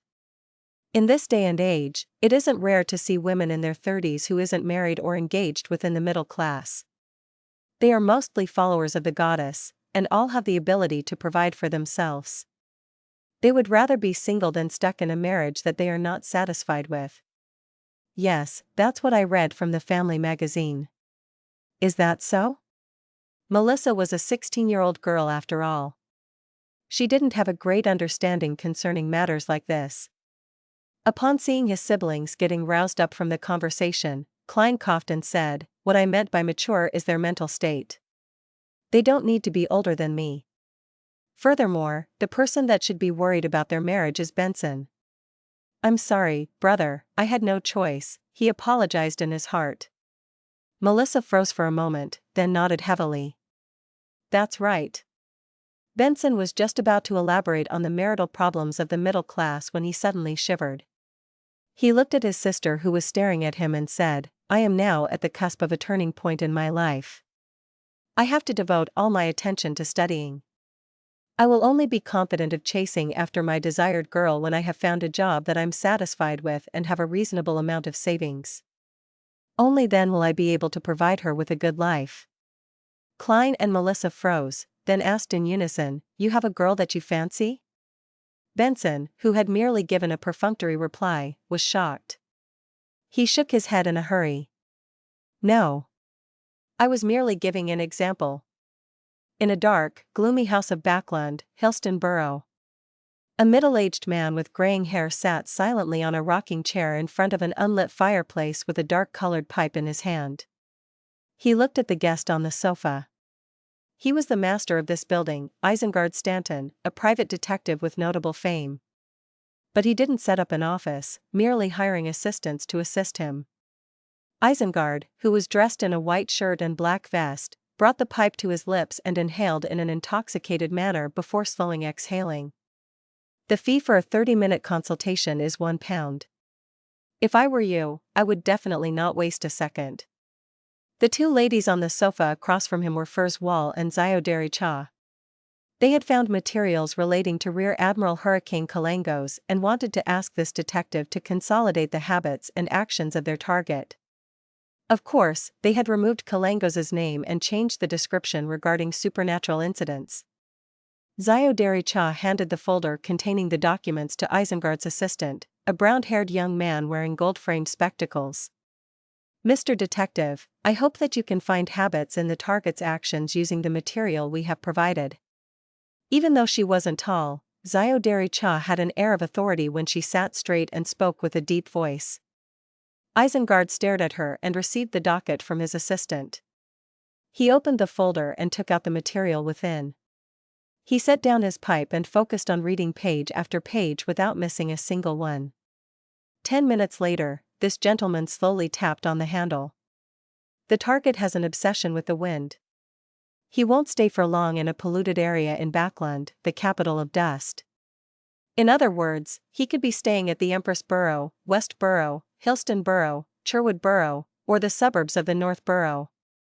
The target is a psychotic serial killer with the need to kill someone every other day. The most logical thing he could do is to target the vagrants that have nowhere to go. Even the police have no records of the exact number of vagrants in Backland. The target wouldn't be living in an area too near or too far from North Borough or Backland Bridge, which have the highest concentration of vagrants. It would be the act of someone unsophisticated to search for victims that are too close to him. That isn't consistent with your descriptions. If the target has to spend a large amount of time before he can find someone to murder, then he might lose control of his desires and commit crimes that would easily expose himself. The target is an experienced sailor and has exceptional mobility in the water. A reasonable deduction would be that he wouldn't be living somewhere too far away from the water. If anything unexpected happens, that would be his best means of escape. In summary, we can outline the possible radius of activity for the target. He should be living somewhere close to the Backland Bridge area. Perhaps somewhere close to both banks of the Tussock River, the West Borough or the Sherwood Borough. I can only deduce this from the materials that you have given me. Even though they didn't understand all of it, his deductions seemed to make sense. Zio and Furs looked at each other and nodded. They took back their materials and stood up to leave. Seeing his assistant send off the two ladies, Isengard took out a bronze item from his vest pocket. It was an open paperback book. In the middle of the book was a vertical eye. Isengard rocked his chair, rubbing the item while softly muttering to himself, Kalangos has infiltrated Backland? In a particular basement of Pritz Harbor. The hanged man Alger sat in a chair, looking coldly at a struggling man. This man was dressed like a sailor. His head was enveloped by a film of pale blue water and his face was purple from holding his breath. He was scratching at the film on his face with both hands, but all he could do was flick droplets of liquid. Finally, he could no longer hold his breath and gave a signal of submission. Alger smiled, then nonchalantly clapped his hands. The thin film of water dispersed, turning into droplets that fell to the ground. The sailor took in a deep breath and coughed violently. He coughed so hard that it tugged at his heart and lungs. After waiting for the man to recover, Alger leaned back. He emulated the peaceful and calm tone of the fool. Tell me the reason why Kalangos went to Backland. He's there to complete a commission, but I'm not sure about the details. The pirate had completely lost the will to resist. He answered honestly, all I know is that he might receive something that he wants. Kalangos once boasted in front of us. He said that if this mission was a success, he would be able to obtain something he's dreamed of getting for a long time. The 4 pirate kings would then become the 5 pirate kings. An object he's been dreaming of obtaining? Alger knitted his brows and slipped into deep thought. Klein didn't rest on Monday morning. He followed his plan and continued his investigation on the buildings with red chimneys in Tingen. Unfortunately, he didn't come across his target. He returned home near noon. He heated up the leftovers from yesterday's dinner and paired them with bread before taking an hour's nap. At about 20 minutes to 3 in the afternoon, Klein put his book down and sealed his room with a wall of spirituality, once again entering the mysterious world above the gray fog.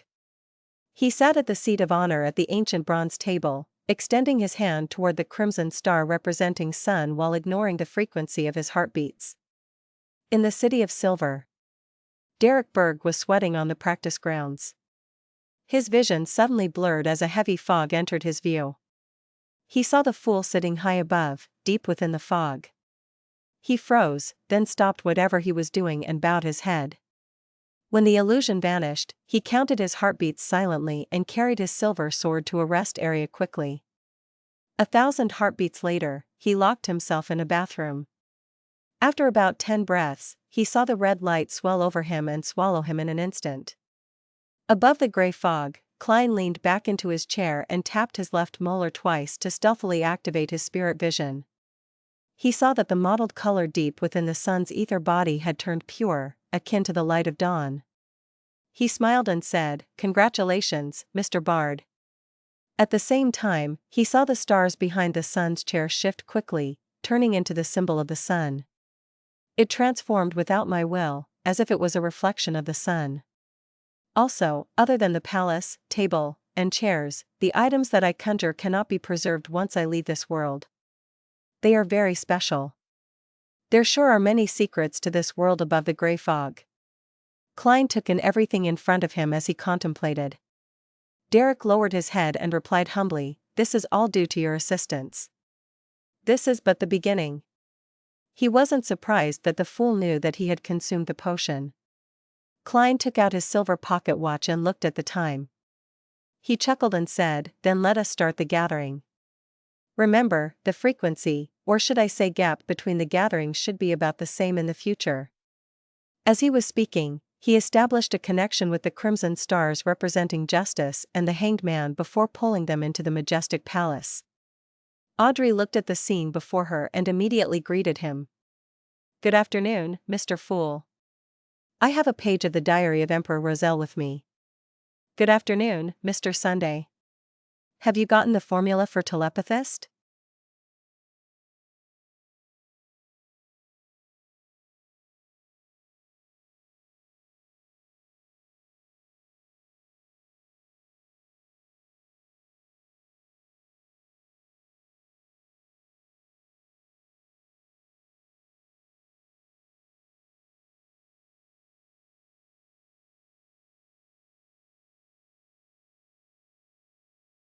Chapter 158, Preparedness Averts Peril. How enviable it is for Miss Justice to always maintain a cheerful mood. I wish I could be like that. Listening to her lively greetings, Klein couldn't help but sigh wistfully. He then recalled the time when she had taken out £1,000 so easily, and he realized that it would be very difficult if he wanted to maintain his cheerful emotions like Miss Justice. The son, Derek Berg, was a young man that cared a lot about his reputation. He immediately replied, "I have obtained the telepathist formula." For the past week, he had been settling the inheritance that his parents had left him. Besides the property, furniture, and a few sentimental items, the rest of the valuable items were brought to the black market in the City of Silver in exchange for the telepathist formula and the Bard potion's ingredients. His meals were now rationed. However, he believed that the situation wouldn't be for long. When he passes the combat examination, he would then join the team that cleansed the things of the dark in the outskirts of the city and be paid a decent amount. "When I become stronger, I'll apply to become a member of the elite squad, to explore the depths of the dark and find a way to remove the curse." Derek thought with hope as he looked towards the fool who was engulfed in the fog. He noticed that last time, after Miss Justice made a request to Mr. Fool, she was able to produce a page of the unknown Roselle diary out of thin air. Although Derek didn't quite understand what had happened, he felt that it'd be better if he watched Mr. Fool. "First, recall the formula in your head." Then, grab the pen by your side and instill it with the strong desire to express your thoughts. Klein casually leaned back in his high chair. As the sun was from the city of silver, which might be the forsaken land of the gods, the pen that instantiated before him wasn't a fountain pen, but a quill instead. Of course, there still wasn't any ink. Derek didn't dare to doubt what the fool said, so he immediately grabbed the quill that suddenly appeared by his hand. He followed the fool's instruction, and as expected, he saw the telepathist potion formula appear on the brown goatskin parchment before him within seconds. After looking through it twice, Derek silently pushed the promised item towards Miss Justice. Audrey was overjoyed and eager, but she took the parchment gracefully. She glanced at the page, and the words that Klein had translated came into sight. Main ingredients: Phantom Netherdrake's complete pituitary gland, 10 milliliters of half-spectre rabbit. Supplementary ingredients. Main ingredients that I've never heard of. I don't know enough. Audrey, who had been trying to learn more about the different types and names of Beyonder ingredients from Furs and Zio, seemed to fret in thought. During such moments, she would completely forget how a spectator should behave. Suddenly, Audrey heard a light rapping sound. She quickly looked towards the seat of honor at the long bronze table subconsciously. She was surprised to see Mr. Fool rapping at the edge of the table with his right index finger while he gestured to her with a nod. What's going on? Audrey was confused as her eyes wore a vacant look. Just when she was about to ask, the corner of her eyes suddenly saw some changes on the telepathist formula. There were remarks next to some of the ingredients. Main ingredients: Phantom Netherdrake's complete pituitary gland, also known as rainbow salamander, 10 milliliters of half-spectre rabbit, also known as Farsman rabbit. Supplementary ingredients. I know all of these. Audrey was stunned at first, then there was an intense surge of delight from the bottom of her heart. Thank you, Mr. Fool. You're really very knowledgeable. She looked towards the seat of honor as she thanked and sincerely complimented him. The hanged man Alger didn't know what had happened, but he felt extreme contempt towards what Justice had said. How could you describe a godlike figure with the word knowledgeable? His existence alone is equivalent to knowledge itself to a certain extent. Klein accepted Miss Justice's compliments without any misgivings because this wasn't something he could have done just because he had chanced upon the psychology alchemist's telepathist formula. After he pulled the sun into the tarot club, he had been taking precautions against such problems by taking into consideration the sun's special circumstances of being from the city of silver. He had been constantly studying ancient terminology.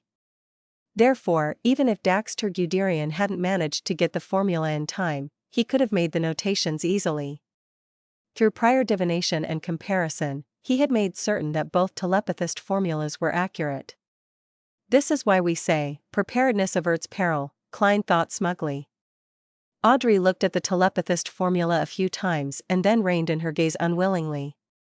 She then personally expressed Roselle's diary onto a page. You deserve this. She put down her pen and looked towards the fog-engulfed fool. In addition to this, I'll give your adorer another 300. Is £300 okay? She sounded a little guilty because the 3 pages of Roselle's diary only cost her £20, while the sheriff formula at sequence 8 required £450. In other words, from the perspective of simple math, she had to pay another £430 on top of the 3 pages of the diary. However, Audrey felt that it was thanks to her luck that the seller didn't know the value of Roselle's diary. It allowed her to buy it at a low price. Emperor Roselle's diary costs at least £50 per page. Audrey held her fist and encouraged herself. £300? Until today, I've only seen that much money at Sir Deweyville's place. Klein sighed and pretended to not be interested in money as he nodded and said, a reasonable deal. This is my adorer's information. He avoided speaking of terms like Backland Bank and anonymous account verbally through the fool's mouth as they damaged his image. He made them appear on the parchment before her. Klein had taken time to visit Backland Bank's Tingen branch last Wednesday while investigating the houses with red chimneys. He had disguised himself and opened an anonymous bank account. The account only required one to memorize his account number and the corresponding password in order to withdraw cash from any backland bank branch. If one found that it wasn't secure enough, he could also request to add in a signature and thumbprint verification. But that would be more troublesome. In order to keep his identity secret, Klein left it with a password. The password is written in ancient Hermes: the fool that doesn't belong to this era, the mysterious ruler above the gray fog, the king of yellow and black who wields good luck. As ancient Hermes itself can be used for rituals and prayers, anyone who dares to copy the password would be reciting my name. Then, I'll immediately receive a signal, and can simply find out who's the one trying to steal my wealth from the world above the gray fog. Klein was very satisfied with the idea that he came up with. The only downfall was that it would slightly expose the existence of the fool, but the risk was within an acceptable range. Audrey pushed the diary page to Mr. Fool as she took the parchment with the information of the fool's adorer. Recorded on it was the Backland Bank and a bunch of numbers that formed the anonymous bank account. I wonder if Mr. Fool's adorer is a male or female, and which sequence he or she is. He must be very powerful, at least not weaker than Rear Admiral Hurricane Kalangos. Audrey couldn't stop her thoughts from wandering. But she quickly focused and memorized the anonymous account. It doesn't have to be so troublesome. Just then, she heard the fool's low yet gentle voice. When you get home, recite my name and you'll be able to write down the information directly. This would be just like when I drew the red chimney scene through divination. An account number is very important, you can't memorize it incorrectly. Klein added in his head. That works too? From Mr. Fool's words, he appears very confident. He lives up to his status of a godlike figure if he can even do this. Audrey was stunned at first before coming to the realization that everything seemed to make logical sense. But, why did I have to memorize the formula earlier? Audrey was suddenly confused again. At that moment, Klein pressed down on the page of Roselle's diary, but he wasn't in a hurry to read it. He looked to the side at the sun and calmly asked, "What compensation would you like?"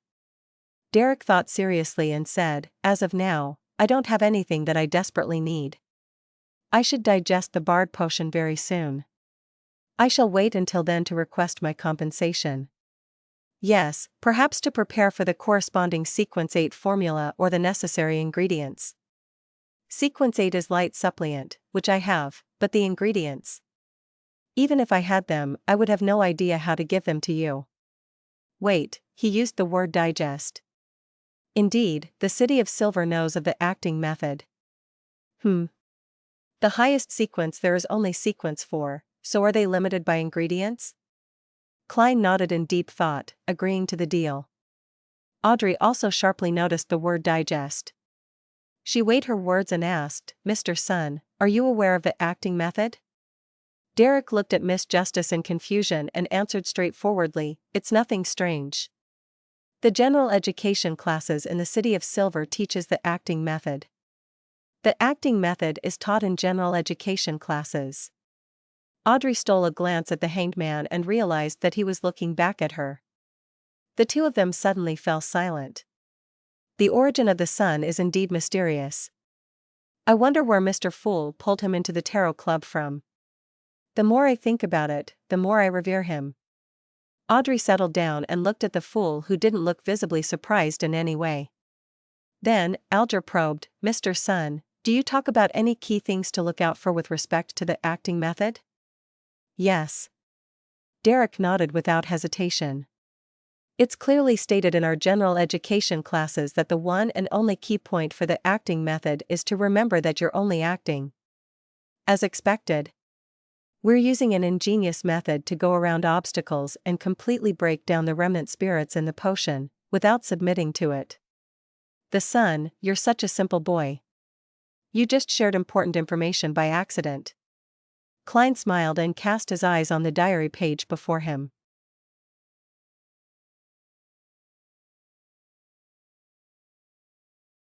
Chapter 159, Bestowment and Sacrifice. Messy Chinese sentences were scribbled on the yellowish-brown goatskin. August 2nd. This goes deeper than I imagined. History sure is something that can be manipulated easily. August 5th. I witnessed the abilities of a high-sequence Beyonder today. It was scary indeed. There's a qualitative change that has happened to them in a particular aspect. It was as though they've transformed into a deity. It's no wonder that we describe them as demigods, though I think calling them legendary beings is more fitting. August 6th. There's something strange going on. Why would the 7 major churches adopt such a strange attitude towards the potions? At the low to middle sequences, they not only provide the main ingredients to those who manage to advance, but they're also generous enough to share the formulas and demonstrate the process needed to create the potion. They would also explain in detail if a ritual is needed to create the medicine, yet finished potions are the only things they provide to those who are advancing to the higher sequences. This isn't logical. Shouldn't they keep the formula a secret for the lower sequence potions and give the candidate the completed potion, since it's relatively easy to gather the necessary ingredients and create the potion? As for the higher sequence potions, shouldn't they share the formula and make the promising members search for the ingredients due to the difficulty of obtaining the main ingredients? There must be some hidden secret to this. August 9th. The events of the past 2 days have made me feel uncomfortable. I started the Industrial Revolution with my own hands and personally ushered in the age of steam and machinery, but this will create the conditions necessary for the evil god to descend upon this world? What does he mean? The conditions necessary for the evil god to descend upon this world? Klein knitted his brows, his index finger tapped on the edge of the ancient table. Did Mr. Fool encounter a difficult problem? Anything that can trouble him must be something of another level. Audrey looked at the leader obscured by the thick fog and interpreted his state through his body language. Klein was indeed pondering over the problem related to the upper echelons, but he didn't arrive at an answer. He considered the possibility of using divination to gain some sort of revelation. Yes, it would be impossible to divine something of use with such simple sentences. I'm not a prophet. What if I divine with the statement, the conditions necessary for the evil god to descend upon this world? It feels too risky. The evil god might not be as horrifying as the eternal blazing sun, but its abilities might be much more mysterious. It might be able to trace the divinations back to me. There's also no way to divine how large of a risk I'll be taking if I were to divine that statement. After all, just divining if something poses any danger is dangerous once it has deities involved. I'll keep this question in mind and put more effort into observation. The arrangement of the churches regarding potions is indeed mysterious. I wonder what kind of secrets they're hiding. Perhaps I'll receive some hints about that one spirit medium, spirit guide daily is made archbishop or a high-ranking deacon and enters the core of the church. Roselle's description does make me look forward to the power of high-sequence Beyonders. Many thoughts flashed through his mind before Klein stopped tapping on the edge of the ancient table and looked at Justice, the Hanged Man, and the Sun. You can start your discussion freely now. Alger immediately said, Mr. Fool, Miss Justice, I received a new piece of information. Rear Admiral Hurricane Kalangos infiltrated Baklan to complete a difficult mission. He might stay for an extended period of time and create an appalling tragedy. Also, I know that this incident involves a very important item, an item that would allow Kalangos to quickly become a high-sequence Beyonder. Quickly become a high-sequence Beyonder? Does he not fear losing control of himself? Audrey asked, adopting the posture of a spectator. Kalangos was only a sequence 6 Windblast, so there was still a sequence between him and sequence 4. Alger had expected this question. He answered honestly, that's why the object is important to him. Of course, those are simply my deductions. The information I received goes like this: Kalangos believes that once he completes the commission and obtains the object, he will be the equal of Nast, the king of the 5 seas. The 4 pirate kings would then become the 5 pirate kings, and the 7 pirate admirals will be reduced to 6. The average person might not aware of this, but as Beyonders, we should know that pirate kings are either high-sequence Beyonders, or are able to reach the combat strength of a high-sequence Beyonder with the use of Beyonder boats and mysterious items. For Kalangos to be acknowledged as their equal, he must reach standards that are close to that. That's my deduction. All I know is that the King of the Five Seas, Nast, is a sequence 4 Beyonder, but I'm not sure of the name of his potion. Klein listened on silently, not giving his opinion. The son, Derek Berg, didn't understand anything the hanged man said. He didn't know who was who, but he still listened attentively. He felt a new door had presented itself in his world. Pirates? The place they live in has seas that are mentioned in books. Then, the environment these people live in is very different from the City of Silver. They don't seem to be very worried about the curse or the attacks of the things of the dark. It definitely makes me very curious. But, Mr. Fool once instructed me not to ask about the secrets of others. It's a very rude gesture. Derek thought in his heart, once again observing the hanged man and justice. Your deduction is very reasonable. Of course, that could also be a mysterious item that could hold its own against a high sequence Beyonder, Justice replied with a smile. The hanged man looked at the fog-enshrouded fool, pondered over his words, before he looked at Justice and emphasized, there are 2 key points in what I said just now, the first being the fact that Kalangos will stay in Backland for some time. The second is that the incident involves a very important and very mysterious object. So, Mr. Fool, are you not tempted? There is ample time for you to send your adorer to Backland. Alger added in his heart but didn't dare say it out loud. All he could do was beat about the bush. Mr. Alger, you don't need to emphasize this repeatedly, I know what you are getting at. But my abilities do not allow me to interfere in these matters. Furthermore, I can't leave Tingen without permission. Klein leaned back and thought in frustration. Ignoring the adorer, I can actually find 2 relatively strong Beyonders to help. One is Daly, who has advanced to sequence 6, but I cannot tell her everything. The most I can do is mention that I've gotten some information that Rear Admiral Hurricane Kalangos has infiltrated Backland and is living at a particular street and what he plans to do. That way, Daly might directly enlist the help of the Nighthawks, making the situation very complicated and troublesome. If you guys cannot find anybody to help you when the time comes, then I can try that to prevent a tragedy. The second person is Mr. Azik, but I cannot expose my identity as the fool to him. I don't have a proper reason to get him to interfere with this incident. Many thoughts flashed through his mind as Klein replied slowly, I'm aware. Seeing how the fool continued to not place much importance in the matter regarding Kalangos, he sighed and held back his disappointment. He started asking about the investigation Miss Justice conducted last week. In conclusion, we have more or less targeted the general area Kalangos will be at, and will soon start the next phase of investigations. Audrey first gave a simple summary, then with the attitude that she was doing something important, said, we need more information, preferably the hobbies and habits of Kalangos. Alger recalled, he loves fish, especially fish from the sea. He would slice it and eat it raw. He also likes hard liquor, and despises champagne, red wine, and the like. He will often look for women to relieve his needs whenever he heads to shore, and with his strong body, one woman will not be enough to satisfy him.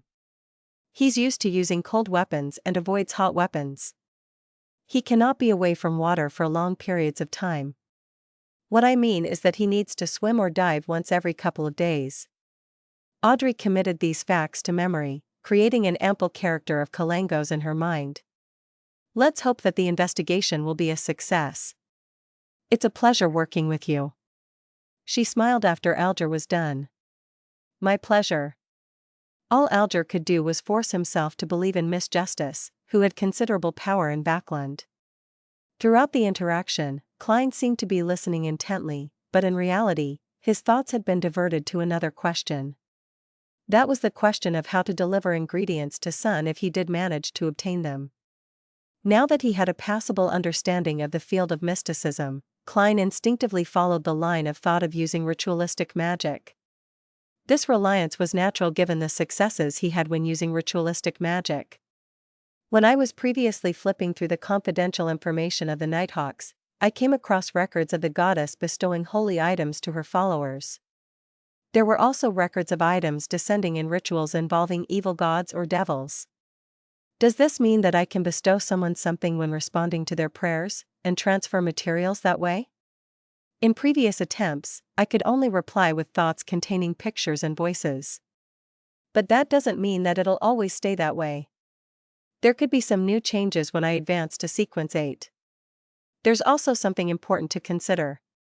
Can I bring material from the real world into the world above the gray fog? And oh right, there's often a step 4 sacrifices in rituals involving evil gods and devils. Can I consider sacrificing something to myself? In that way, perhaps I can bring some material from the real world into the world above the gray fog. If this attempt is successful, I can get items directly from Justice, the Sun, and the Hanged Man, and then bestow them to myself. Yes, sacrifice is considered a more advanced ritual, so I won't be able to learn of it for now. The most important thing to do now is to improve my abilities. Klein reined in his thoughts, and once again listened in on the conversation of the other members. He listened as their discussion changed from Kalangos to the characteristics of particular monsters. Some time later, he smiled. Let's end it here for today. By your will. The Sun, Justice, and the Hanged Man stood up at the same time. After severing the connections of the members, Klein quickly descended from the fog and left the mysterious space. When he returned to his room, he dispelled the wall of spirituality and pulled back the curtains by the oriel window, allowing the sunlight to shine in. There are 2 important things to do this week. The first is to get examined and advance to sequence 8. The second is to make flaring sun charms. Its powers might be even higher than that of sequence 7 or 6. Klein looked outside with anticipation. Tomorrow. I should be able to receive the report of Mr. Azik's paranormal disturbances tomorrow.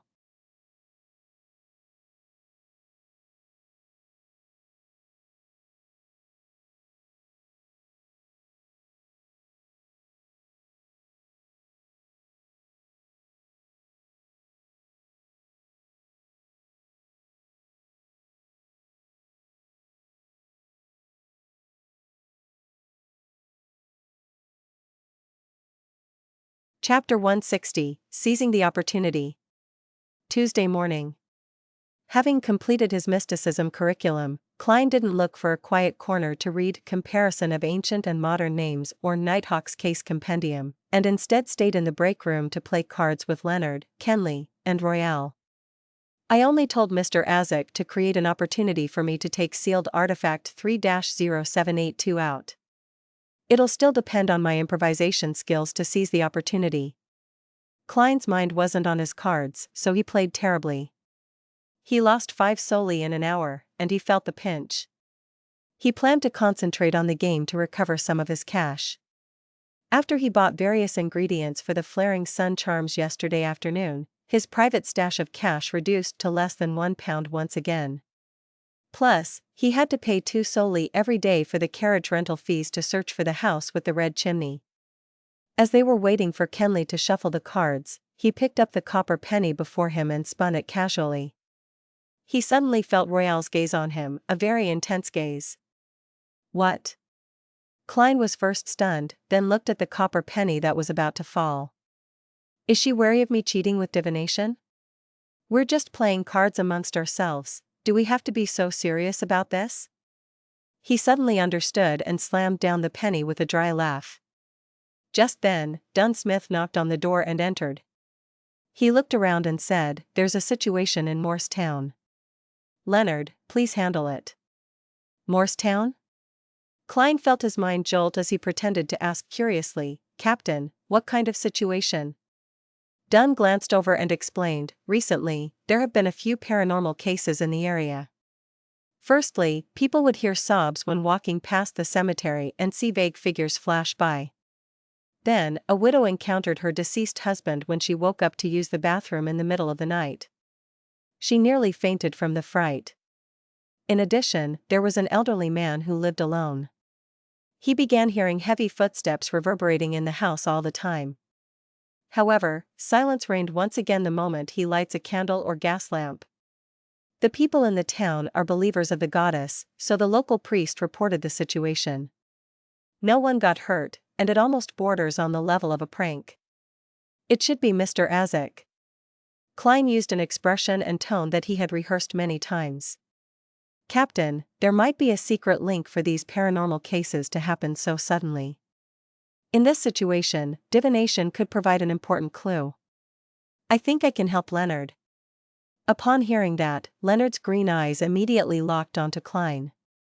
He was apparently trying to find clues and traces from Klein's face. Dunn nodded first, but remained quiet and hesitant. When Klein saw the captain's response, he immediately added, some of these things might require ritualistic magic to purify them. Makes sense. Dunn thought and said, you and Leonard will head to Morristown then. Without anyone saying anything else, he additionally added, you won't be able to make it for your combat training in the afternoon. I'll send someone to inform Gawain. Phew, the first step is complete. Klein silently let out a sigh. He quickly packed away his soldi and pence. Then, he suddenly paused and looked sideways at Dunn. He said solemnly, Captain, I think we should prepare for the worst. If there's a powerful wraith behind the paranormal events, it might be very dangerous for only Leonard and I. Plus, it takes 3 hours to get to Morristown, right? Even if we managed to send a telegram to request for backup in time, we would still have to hold out for quite a while. So? Dunn interrupted. I want to get the assistance of another teammate. Klein pretended to think for a moment and said, and, according to the rules, a mission with 3 or more Nighthawks involved can apply for a level 3 sealed artifact.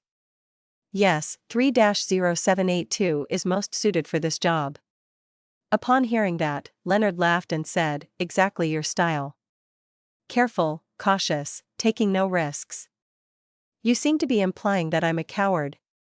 I'm a person who looked directly at the eternal blazing sun. Klein pretended that he didn't hear Leonard and earnestly looked at Dunn Smith. Captain, what do you think? We should really take extra care against any accidents. There have been too many coincidences lately. Dunn nodded thoughtfully and looked at the other 2 teammates. Kenley, join Leonard and Klein on their trip to Morristown. Oh, hurry up and write an application. After I sign it, retrieve sealed artifact 3-0782 from Cheney's Gate. All right, the short Kenley said, putting down the cards in his hand. All right. Klein fist pumped in his mind while he looked anxious and solemn on the outside. At that very moment, Seekatron was monitoring Hood in the asylum while Fry was on duty at Cheney's Gate. Klein left the recreation room and put on his black tuxedo. He took his hat and cane, then waited together with Leonard for Kenley at the stairway that connected to the basement. There was no one there, and it was extremely quiet. Leonard suddenly looked sideways at Klein and said, I think you'd better give up on any unrealistic dreams. What? Klein replied in confusion. Leonard walked forward and stood by the edge of the stairs. He looked into the darkness of the stairway. Even during a mission, it will be impossible for you to discover my secret and understand my uniqueness. Bro, can you stop thinking so highly about yourself? Did you think I applied for this mission to spy on you? I didn't even have such thoughts. Enlightened, Klein chuckled. How can you be so sure that my uniqueness won't help to reveal your secret?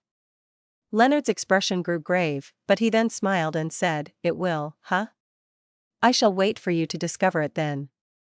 When I gather more information and items, I will go to the world above the gray fog to help you do a divination. You're welcome. Klein thought sarcastically in his head. Soon, the small-framed Kenley brought the mutated sun's sacred emblem up the winding stairs. When Klein felt the unique warmth and purity, he secretly heaved a sigh of relief. He knew that he had finally completed the very first and most difficult step in his plan of siphoning the powers of the eternal blazing sun's divine blood. Then, the 3 of them left the Blackthorn Security Company and walked to Zutland Street. They walked towards the carriage that belonged to the Nighthawks. Will the purifying effect bother the horse? Kenley suddenly asked anxiously. I don't want a horse that can only praise the sun to pull the carriage. He had been a Nighthawk for longer than Klein, but he was far from experienced.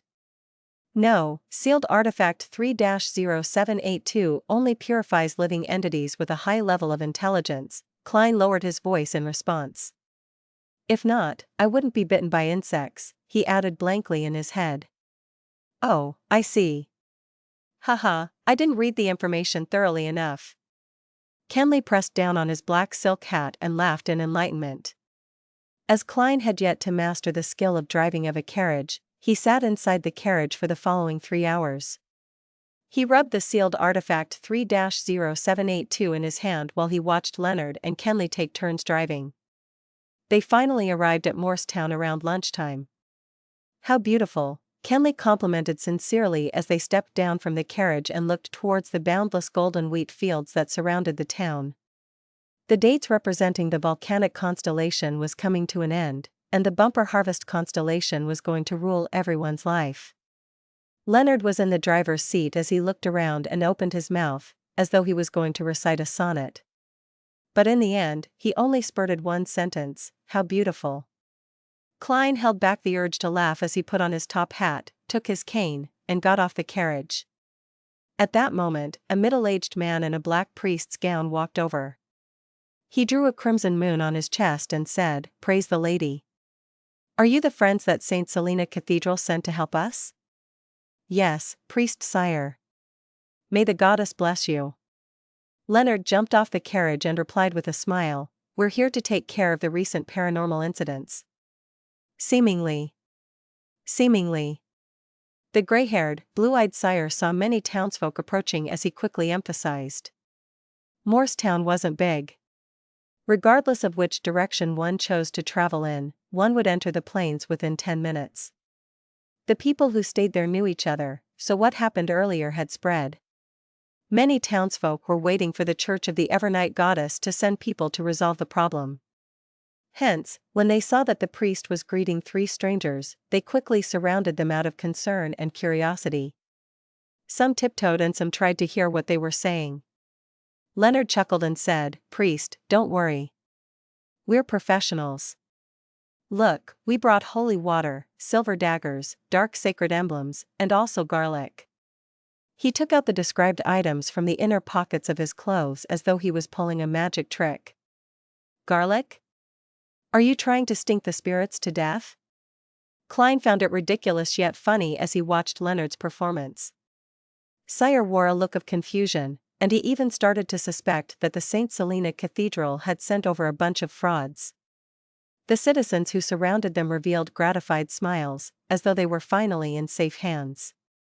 Leonard got close to Priest Sire and explained softly into his ear, "They believe in these things." Without waiting for the priest's reply, he added, "Let's have lunch at the church first. Then, we shall take care of those matters." Yes, lunch is very important. When those paranormal incidents are taken care of, it'll be time to take turns looking after sealed artifact 3-0782, and also the opportunity for me to make flaring sun charms. Hopefully, everything goes smoothly. Of course, making flaring sun charms during the daytime would get the best results. Klein thought, brimming with anticipation.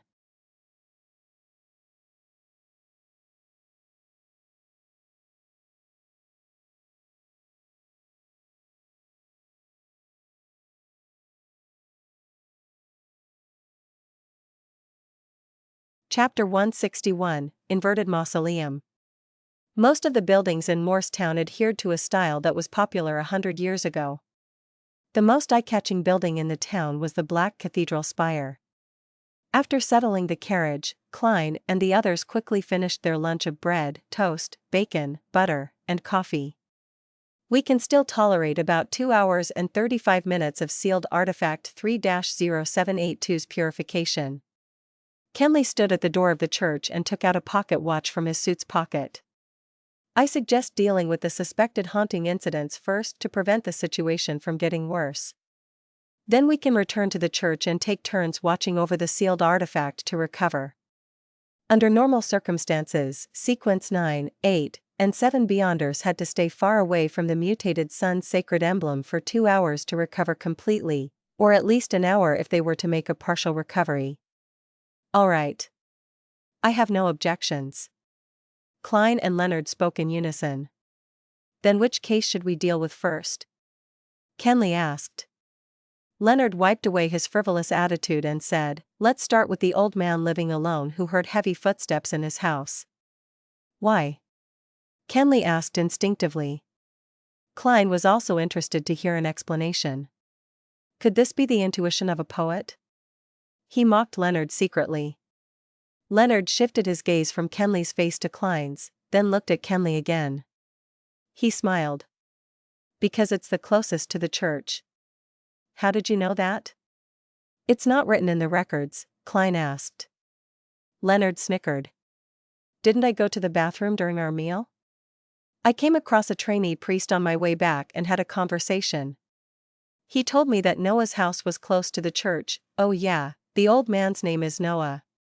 He sure lives up to his name as an experienced nighthawk when it comes to performing missions. Klein gave a dry laugh. He turned to Kenley and said, then let's go to Noah's house first. All right. Kenley didn't have any objections. They arrived at Noah's house a mere minute later. Noah was an old man with thinning white hair. He had lost his left hand in a war when he was younger and had no choice but to leave the army. He returned to his hometown after he received his compensation. At that moment, he opened the door and looked at the three strangers in front of him before looking at Sire, who was rushing over from the cathedral. He said with a raspy voice, "Come in, I hope that you can solve my problem. I heard that you brought holy water, sacred emblems, a silver dagger, and garlic. This is great, my worries have eased greatly. Please forgive my blabbering, you have to understand the condition of an old man after not being able to sleep peacefully for 2 nights. Oh my goddess, I've been so scared all this time that my head feels like it's in a cloud." Leonard suddenly straightened his back when he entered the house, his eyes surveying the surroundings. After that, Klein felt a cold aura within the room. Those were traces of activity left behind by a ghost. There really was an impure being here. Kenley was the last one to notice as he suppressed his voice. Very weak, Leonard said with a relaxed tone as he retracted his gaze. The Midnight Poet was a job with a relatively high spiritual sensitivity when compared to all the other sequence 8s in the church's records. Yes. Klein could feel the warmth and purifying energy of sealed artifact 3-0782 quickly dispelling the sinister aura in the room without any trouble. At this moment, the people of the town had all gathered at Noah's house, all looking curiously at Klein, Leonard, and Kenley. Cough. Leonard cleared his throat and recited, "We have the blessings of the goddess, those impure beings will vanish quickly and won't bring about any more trouble." After that, he shot a look at Klein for him to perform a purification ritual for everyone to see. Why me? Klein shot a look back. Of course, he didn't know if Leonard understood what his gaze meant. But clearly, Leonard understood. He said softly, "You're the expert in rituals.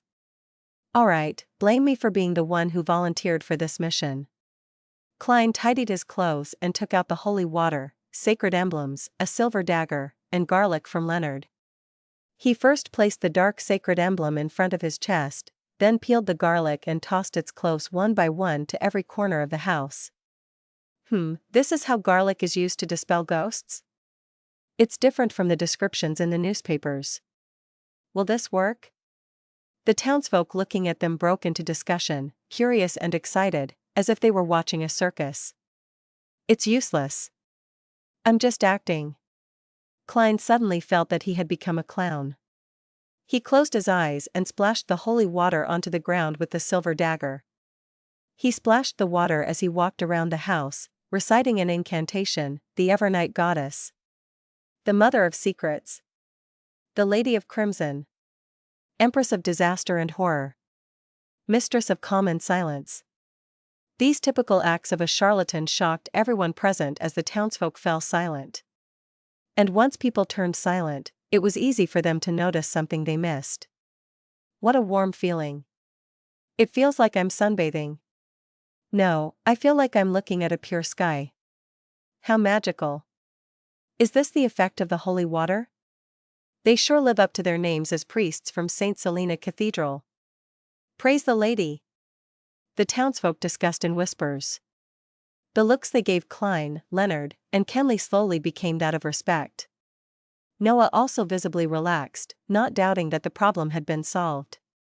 Sealed artifact 3-0782 is doing all the real work here. We don't actually need to do anything to chase the ghosts away, all we need to do is stay here for a minute. It's not tiring or troublesome at all. After Klein purified the sinister aura off every corner of the house, he opened his eyes and put away his silver dagger, drawing the shape of the crimson moon in front of his chest with a serious expression. "Praise the lady! Praise the lady," the townsfolk replied devoutly. "We still have things to deal with, but we need absolute silence." Leonard smiled as he looked around. The townsfolk, after witnessing something so professional, didn't stay. They receded from Noah's house like a tide following Priest Sire's lead. Even the master of the house had to leave temporarily. "I actually wanted to take a nap," Noah pouted as he walked toward the cathedral. Leonard took a step forward and closed the door, then turned towards Klein. "Do a divination on the cause of this incident." "No problem." Klein also wanted to find out what he could divine. "I know Mr. Azik did this, but he seems to be of a rather superior nature." "Haha, a person that can live for 1,300 years must be of a superior nature. So my divination should definitely be affected. Under such circumstances, without the help of the mysterious space above the gray fog, even I'm not sure what revelations I would receive." Klein took out the pen and paper he brought along with him and wrote down a divination statement. The cause of the haunting at Noah's house. He held the piece of paper and walked to a round table. He then took a seat, closed his eyes, and leaned back. Klein suddenly saw a black mausoleum in his blurred, hazy dream world. It was similar to a pyramid, but stood inverted and was almost fully buried. A black fog obscured everything within the ancient mausoleum. Klein snapped awake and opened his eyes. "Did you find anything?" Kenley asked in concern. Klein thought for a moment and described the revelation he received in his dream without hiding anything. He ended it by saying, "The mausoleum was definitely not in the style of the northern continent, I mean the fifth epoch. I'm somewhat of an expert in this field." Leonard nodded, seemingly in thought. "That's an inverted pyramid from the southern continent. It represents the entering of the nether realm from the living world. It's a mausoleum that only the so-called descendants of death can erect for themselves, be it in the Balam Empire of the past, or its satellite states such as the Highlands Kingdom. In some sense, it's the symbol of death. Well, the ghosts are definitely related to death. The results of the divination are undoubtedly correct." Ignoring Leonard's mockery, Klein suddenly had an interesting thought. Could Mr. Azik be the descendant of death, or could he have made a transaction with death to obtain such a long life? According to a chapter from the Revelation of Evernight, as well as the internal records of the Nighthawks, death was a malevolent god, once causing a catastrophe in the northern continent at the end of the fourth epoch. Those times were now referred to as the Pale Era. It said that death fell to the combined efforts of the seven gods. It's impossible to determine when Lamud Castle was built, but it couldn't have been built before the Pale Era. If there was a connection, then there would be something to investigate regarding the person working behind the scenes, lives in the house with the red chimney, and stole the skull of Mr. Azik's child. Of course, this could be an excuse for the northern continent to colonize the southern continent. After all, most of the inhabitants of the southern continent believes in death. The three Nighthawks didn't stay for long since they didn't discover anything. They soon left Noah's house and started dealing with the two other haunting incidents. The same process, the same results. They quickly rid the town of the auras of dead spirits, but didn't manage to find the cause of all the trouble. Along the way, Leonard asked the townsfolk if any strangers had entered the town in the past few days, but received a negative answer. "Mr. Azik didn't come? He must have come and left in secret without anyone noticing him. He sure is cautious." When he said that he would be returning to Tingen by Wednesday, did he mean that these spirits would vanish on their own accord today, even if we weren't here to deal with it? Klein thought about it as he returned to the entrance of Morse Cathedral with Leonard and Kenley. They could still last another hour and 45 minutes with the mutated sun's sacred emblem. "We'll take 1-hour shifts looking after the sealed artifact. Klein suppressed the excitement in his heart. He looked at the color of the sky and said, "Let's try to head back to Tingen City for dinner." "No problem." Leonard glanced at Klein and laughed. "But for safety's sake, I suggest that two people look after the sealed artifact while one rests." Klein froze for a moment, his mind churning quickly. He smiled in reply. "Sure, but this way, we have to calculate the most logical rotation. Who gets to rest first? Who's next? And who will be last? How much time do we need to recover? And by how much? Well, I think that we have to establish an algorithm with an unknown value in order to establish the best way, then compare it with the effectiveness of having one person look over it at a time. It's even better if we can compare the efficiencies too. Let's first assume that the unknown value is. Wait. Leonard's green eyes were filled with blankness and fear. If that's the case, let's look after it one at a time. The person looking after it will stay in the cathedral during his shift, as it has a sufficiently large radius. Of course, we'll have to get Priest Sire and the rest to stay somewhere else. The other two will stand guard outside the church and prevent others from coming close. I share the same opinion. Kenley had felt a headache coming on as Klein spoke about the mathematical problem. All right. Klein nodded, looking as though he was forced to do so. If he hadn't been able to convince his partners, then he would have to make a deal with Leonard in secret, giving away some information about himself to get him to leave. But the problem was solved now.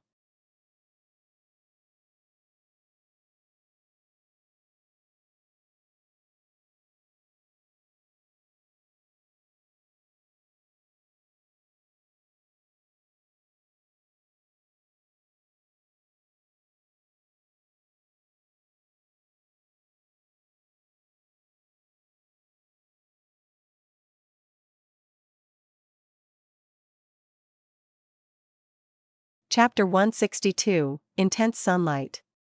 Weak light shone through the narrow window from high above, making the interior of Morse Cathedral a little more visible. Klein put his top hat on his knee while he leaned his leg against his cane. He sat quietly on the first row of the left pew and looked at the altar before him. There weren't any statues of the goddess except for a massive dark sacred emblem. Its base was black, with a crimson half-moon that was surrounded by radiant points of light. On the wall behind the sacred emblem, there were a few openings which allowed sunlight to shine in from the outside. They were focused into tiny specks of pure light which combined with the dark surroundings to form a scene that resembled that of a lofty starry night sky. None of the traditional gods ever left behind an actual image. Only their symbols are worshipped and glorified by people. That seems to be a manifestation of the command, do not look directly at God. Klein let his thoughts wander. He wasn't in a hurry to make the flaring sun charms as soon as he got the opportunity to be alone with sealed artifact 3-0782. He felt that he had to be careful, patient, and had to wait. Within the first 15 minutes, it was possible that Leonard and Kenley would enter at any moment to remind him about points that he should take note of. In this extremely quiet atmosphere, time flew by quickly. Klein suddenly snapped back to his senses as he took out his silver vine-leaf pocket watch, flipped it open, and took a glance. 20 minutes have passed. He muttered to himself. He then set his silk top hat and silver-edged black cane by the side. He got up and walked towards a hidden corner near the altar. At first, he faced the side of the altar, but once he saw the large dark sacred emblem and the holy scenery that resembled a depiction of a night sky, he felt guilty and uncomfortable. Hence, he turned his back to the altar. Then, Klein took out the sealed artifact 3-0782 from the inner pocket of his black tuxedo. He bent down to place the golden unadorned badge on the ground. Klein took a look at the sun symbol that was filled with abstract meanings, then he took out a small candle mixed with sandalwood. He put it right at the bottom of sealed artifact 3-0782. That was the dualistic ritual that he learned from the Eternal Blazing Sunday. He used an item that was closely related to the deity to represent him while he used the candle to represent himself. He took a deep breath to ease his tense emotions. Klein then took out the items required for the ritual, one after another, including a carving knife, 2 thin gold slices, sun essential oil extracted from the combination of black-rimmed sunflower, golden-rimmed sunflower and white-rimmed sunflower, golden hand-fingered citron powder, and also rosemary powder. After that, Klein adeptly used the silver ritual dagger to guide the flow of spirituality. He guided it to flow around the simple altar and created a shapeless sealed wall. He squatted down, placed the silver dagger down, and extended his right hand. He lit up the candle that represented himself by rubbing his spirituality. Under the flickering dim light, Klein picked up the sun essential oil and dripped a drop onto the flame. With a puff, an illusory fog spread out with the slight scent of sunlight. After burning the fingered citron and rosemary powder, Klein held the carving knife and golden slices. He stood up, took a step back, and then recited in Hermes, the blood of the eternal blazing sun. You are the inextinguishable light, the embodiment of order, the god of deeds, the guardian of businesses. Inextinguishable light, embodiment of order, god of deeds, and guardian of businesses were all parts of Eternal Blazing Sun's honorable titles. If there wasn't the prefix of the blood of the Eternal Blazing Sun, the ritual would require the god's response to proceed. If so, Klein suspected that the Eternal Blazing Sun would recognize him as the disrespectful person that looked at him directly. Then, Leonard and Kenley would only find a pile of black ashes when they entered. Plus, the ritual had to be conducted via ancient Hermes, a ritualistic language that stemmed from nature. Only a language without any protection but had outstanding effects could allow an incantation to sidestep around the eternal blazing sun and point towards the mutated sun's sacred emblem. At the same time, as he was stealing the power from a deity, Klein had no way to divine if it would be successful ahead of time. He felt that it would result in him directly dealing with the deity again. So, he could only recite the rest of the incantation with a strained heart. I pray to you. I pray for you to give me strength. Give me strength to complete the flaring sun charm. The blood of the eternal blazing sun, please transfer your strength into my charm. O fingered citron, a herb that belongs to the sun, please bestow your powers to my charm. As the incantation neared completion, Klein suddenly felt something light up before him. The simple gold badge radiated with an intense light, as though the sun had descended onto the land. Klein suddenly found himself enveloped in extreme heat. His hair was heating up rapidly and was almost on the brink of igniting. His feet felt like they were stepping barefoot on yellow sand that had been exposed to the midday sun, and his face and body were greeted with the hot wind blowing from every direction. In that instance, he felt that he needed to do something to let the burning energies out. Otherwise, he would turn into a human candle. It required almost zero thought as Klein lifted both his hands. While his thoughts were boiling over like porridge, he relied on the combination of his spirituality and the strong winds, as well as his instincts and ritualistic guidance, to begin etching symbols, corresponding path numbers, magical characteristics, and ancient incantations onto both sides of the gold slices with his carving knife. Outside the church, Leonard was standing in the shadows to hide from coming into contact with direct sunlight. Suddenly, the sunlight intensified, like the hottest days of a year in early July. He squinted his eyes and looked towards the sky. He saw that the blue sky had no clouds or dust. It was so pure that it made people gasp with admiration. Such strange weather. Beside him, Kenley also noticed the changes in the sunlight. Leonard responded with a smile when he suddenly turned his head. He knitted his eyebrows slightly and cast his gaze towards the cathedral. Luckily Roseanne isn't here. Otherwise, she would be complaining about the sun tanning her skin. Leonard looked away and said with a smile. The blazing sunlight remained intense for a few minutes before it returned to normal. In the cathedral, Klein's carving knife finished the final stroke. As he finished the magical characteristic that represented light, the spirituality on both sides of the gold slices suddenly melded together, as the light converged onto the metal. No, this is even closer to godhood. Klein was finally relieved from the boiling and burning sensations. He examined the 2 flaring sun charms in his hands with a clear mind. The golden luster on the surface of the charms had turned dim, and the pattern looked ancient yet complex. There was a warm, damp feeling that seeped into Klein's skin bit by bit. Not bad. I finally have a more impressive trump card. Klein sighed emotionally. He set the activation incantation for the flaring sun charms as the word light in ancient Hermes. I want light and there will be light. He quipped, amused. Then, he put the flaring sun charms into another pocket. He didn't put them with the slumber, requiem, and dream charms, because the flaring sun charms would decrease their efficacy. Yes, the power of the flaring sun charms can be maintained for at least a year, or even longer. Klein reined his thoughts back and looked at the mutated sun sacred emblem on the ground. It didn't look any different on the surface, and it still gave off feelings of warmth and purity. Klein finally relaxed, and quickly completed the ritual and removed the spiritual wall. At that point, he thought to examine himself. He realized that his clothes were almost drenched, and he was covered in sweat. The edges of his hair were slightly curly too. Thankfully. Klein sighed in satisfaction. He put away his things and returned to his original seat. He was so exhausted that he slept the moment he sat down, until he was woken up by footsteps. His eyes shot open, and he touched the flaring sun charms subconsciously to see if they were still there. You don't look all right? Leonard asked as he entered the cathedral. Klein massaged his temples, stood up, and smiled. I'm nearing my limit. He took out his silver pocket watch and took a glance. Just in time. It's your turn to look after sealed artifact 3-0782. Before he finished speaking, Klein took off the mutated sun sacred emblem and passed it to Leonard. Leonard watched Klein walk out of the cathedral. Then, he dropped his frivolous attitude and examined sealed artifact 3-0782 attentively and seriously. He grew confused and looked bewildered. After the shifts ended, the three Nighthawks began their journey back.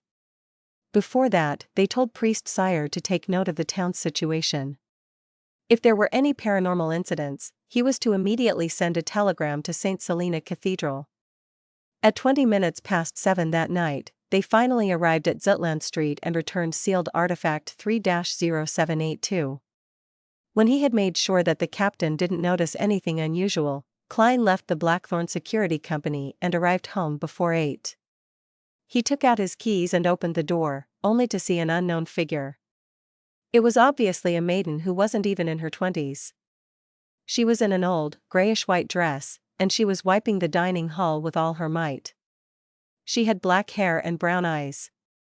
Her eyes were small, her nose wasn't sharp enough, and her facial features were very ordinary. Who is this? Klein was stunned at first, then he realized that she was most likely the maidservant that had come for a trial. At that moment, Benson lowered his newspaper and looked at his brother. He smiled and said, "A company that doesn't allow employees to leave the office on time is annoying.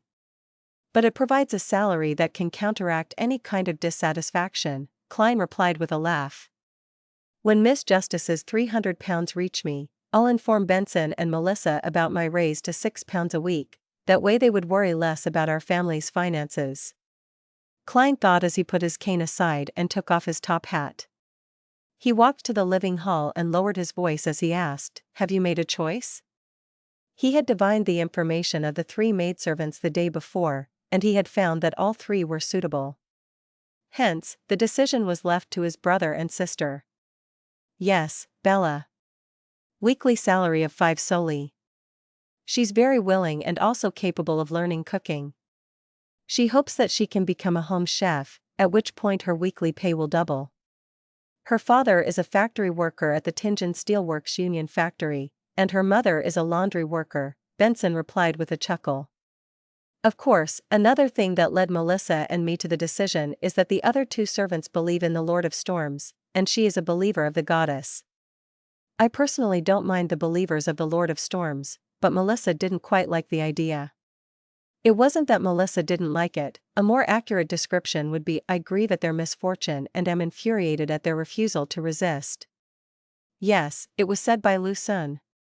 Klein recalled his sister's behavior, and revealed a smile. Benson didn't elaborate further. He put down the newspaper and stood up. "Since you're back, let's have dinner." The next day, Klein entered the Blackthorn Security Company in a good mood. "Good morning." Roseanne looked to the left and then the right. Then, she said, "Old Neil is sick, let's go and visit him at noon." "What say you?" "Old Neil is sick?" Klein asked in surprise. Could it be that the ritual for treating diarrhea caused severe constipation? Well, from the way he acted after learning of the acting method, it's not impossible for him to suddenly fall sick. He's getting old, so once his mind turns frail, his body would also suffer from those ramifications. Rosa nodded and said, "Yeah, he sent someone to the captain to request some time off." Klein nodded slightly. "Let's visit him at noon." Sigh, old Neil sure is pitiful. His wife passed away early, and his son is busy in some other city. When he's sick, all he can do is stay at home in loneliness and helplessness. That was the first thing he recalled from his first visit to old Neil's house. Listening to Klein's sigh, Roseanne opened her eyes wide and asked in shock, "When did old Neil get married?"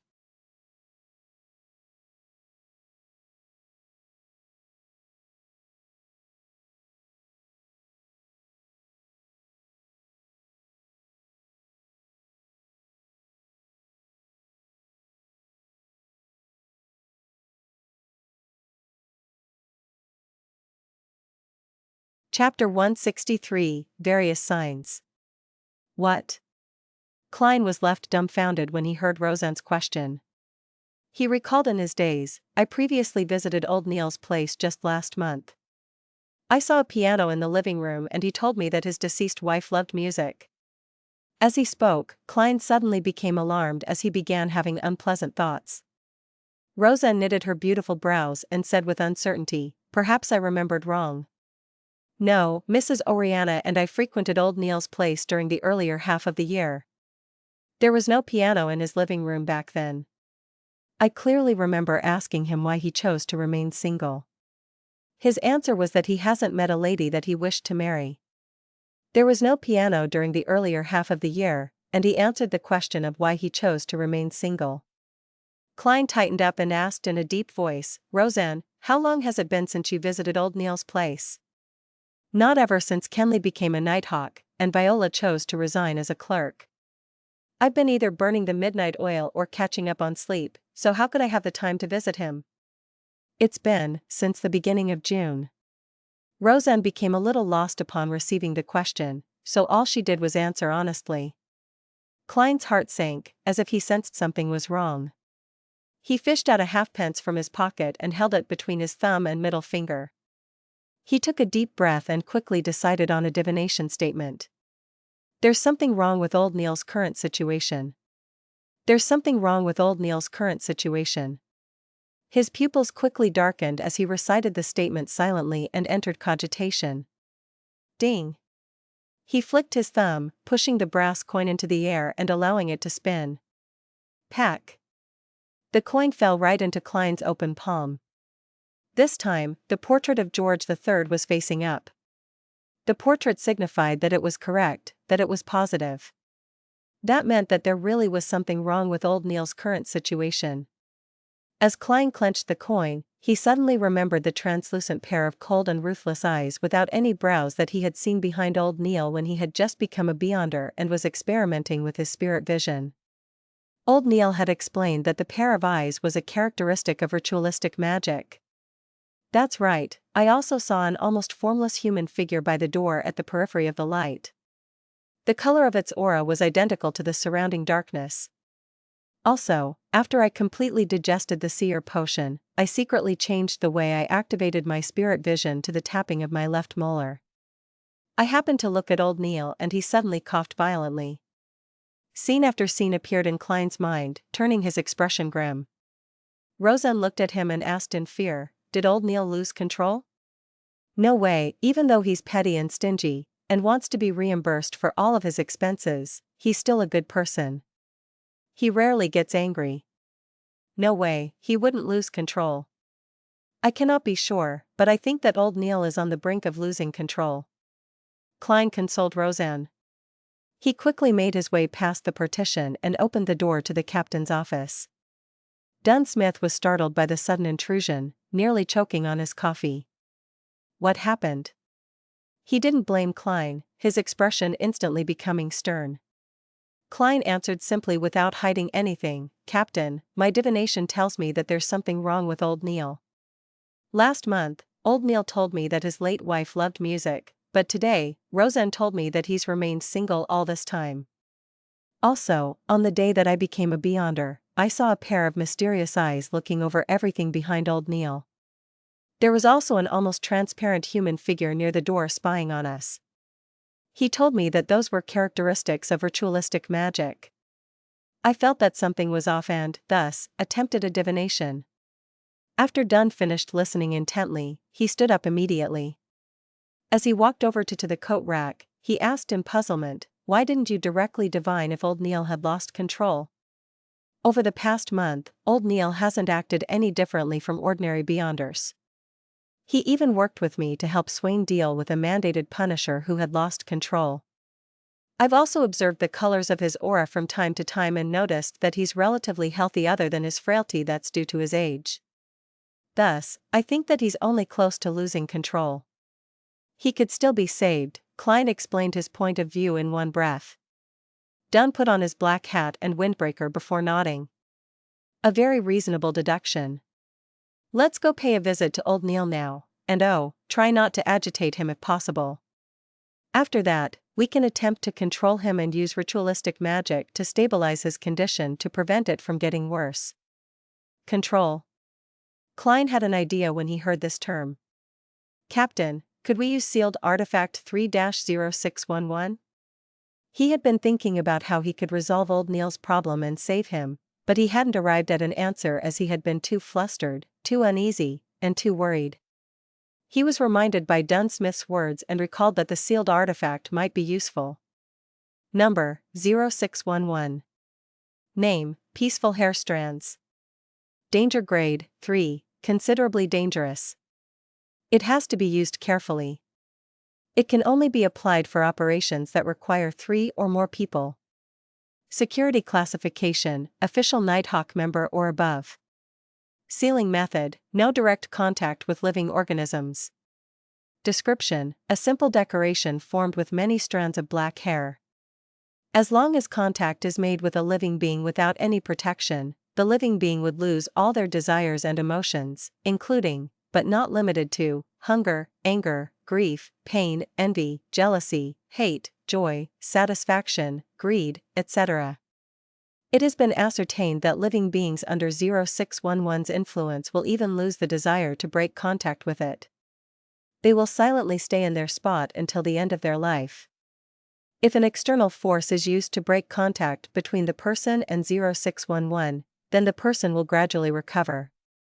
But experimental data suggests that the prerequisite to this is that the person has not been in contact with the sealed artifact for more than 2 hours. Once the contact lasts for more than 2 hours, the victim would become silent for eternity. The highest sequence tested is sequence 5. You can avoid contact by means such as wearing gloves. The strands of hair aren't equipped with the capability to live. It doesn't have any inclinations of escaping the seal. Appendix, these strands of hair appeared during a failed advancement. It was something left behind when a captain of the Nighthawks failed to advance to sequence 6. The great-eyed Dunn nodded after he heard Klein. Great suggestion, I nearly forgot about 3-0611. Find Royale in the recreation room. I'll retrieve the sealed artifact from Cheney's gate and submit the application after we come back. That's the way, no time to waste. Klein didn't dawdle. He immediately went to the recreation room and shouted for the usually expressionless sleepless Royale. What's the mission? Royale asked calmly. Klein exhaled and said in a serious tone, pay old Neil a visit. Pay old Neil a visit, he? Royale opened her eyes wide as she had an ominous feeling. It's not confirmed yet. Klein shook his head gently. Royale didn't speak any further. They slipped into silence, turning the mood heavy. A few minutes passed, and Dunn finally returned from the basement. He was wearing black gloves and had a tangled mess of black hair in his hand. Compared to the mutated sun's sacred emblem, the peaceful hair strands didn't look particularly weird. It would be glossed over by people if it were tossed on the road somewhere. After calling for the chauffeur Cesare, the four of them made their way to old Neil's house. The wheels of the carriage rolled across the asphalt road that was wet from the rain. The carriage interior was more silent than the night. It was unknown how much time had passed until Dunn sighed. Old Neil did have a partner that he was about to be engaged with when he was younger, but she suddenly became terminally ill. Old Neil risked divulging the secrets of the Beyonders and tried using ritualistic magic to save her, but he didn't succeed. Old Neil back then was just a beginner in mysticism. According to the records, the Nighthawks back then were all on alert, afraid that old Neil would lose control because of this. But luckily, he managed to find his sanity and looked normal. Let's hope that this is a false alarm as well. Klein couldn't help but draw a crimson moon before his chest and prayed, "May the goddess watch over him." Dunn and Royale followed suit. "May the goddess watch over him."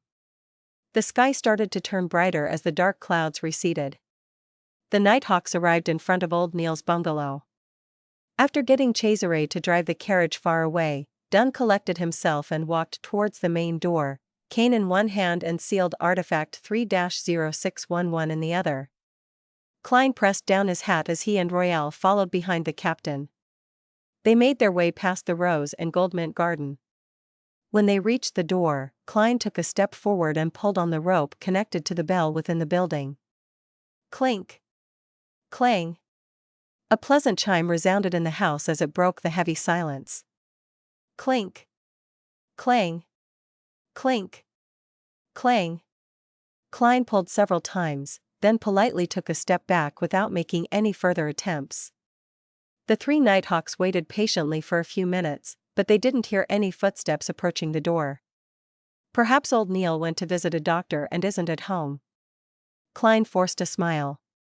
He hadn't finished his sentence when a melody came from within the building. It was the music from a piano. It was like a silent lake veiled by a thin mist beneath the moonlight. Dunn's expression became abnormally stern and grave.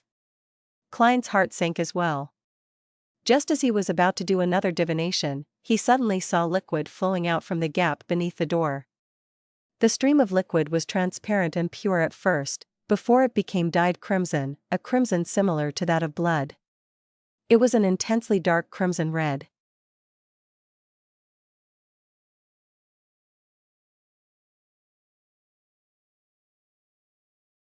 Chapter 164, Miserable Wretches. The color of fresh blood was reflected in Klein's eyes as they intently locked onto the flowing liquid. Just then, there was a light cough from within the house. Old Neil spoke with a raspy voice, "Dunn, why are you here?" Dunn's gray eyes were extremely deep. His mellow voice replied calmly, "I heard that you're sick, so we came to visit." There was a sudden silence in the house. A few seconds later, old Neil roared in anger and terror, "No! You're lying!" Without waiting for Klein and company to say a word, his tone suddenly became weak. "Yes, I know my condition isn't quite right. Old Neil." Klein closed his eyes, but the bloody liquid that was seeping through the gap of the door didn't cease. Then, old Neil raised his voice and said, "All this time, I've never hurt anyone, nor have I thought of hurting anyone. I never betrayed the secrets of the Nighthawks, even one. At the most, I've made claims for undeserving expenses. I really haven't committed any evil." "Klein!" He suddenly shouted like he usually did. "I told you about the maxim of the mystery priors, do as you wish, but do no harm. I still live by this saying. I'd rather be patient, I'd rather endure than do things that will harm others."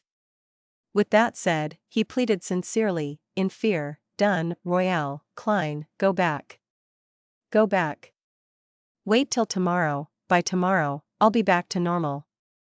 I swear to the goddess, I wouldn't harm anyone." "Really?" Dunn closed his eyes and asked extremely gently, "What do you plan on doing? What have you been trying to do all this while?" "Me?"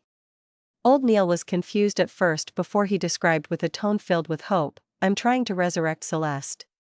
Dunn, I found a way, I'm on the right track." you should have heard about it. Back then, I made a mistake during the ritualistic magic to treat her illness, so I failed. I failed to save her.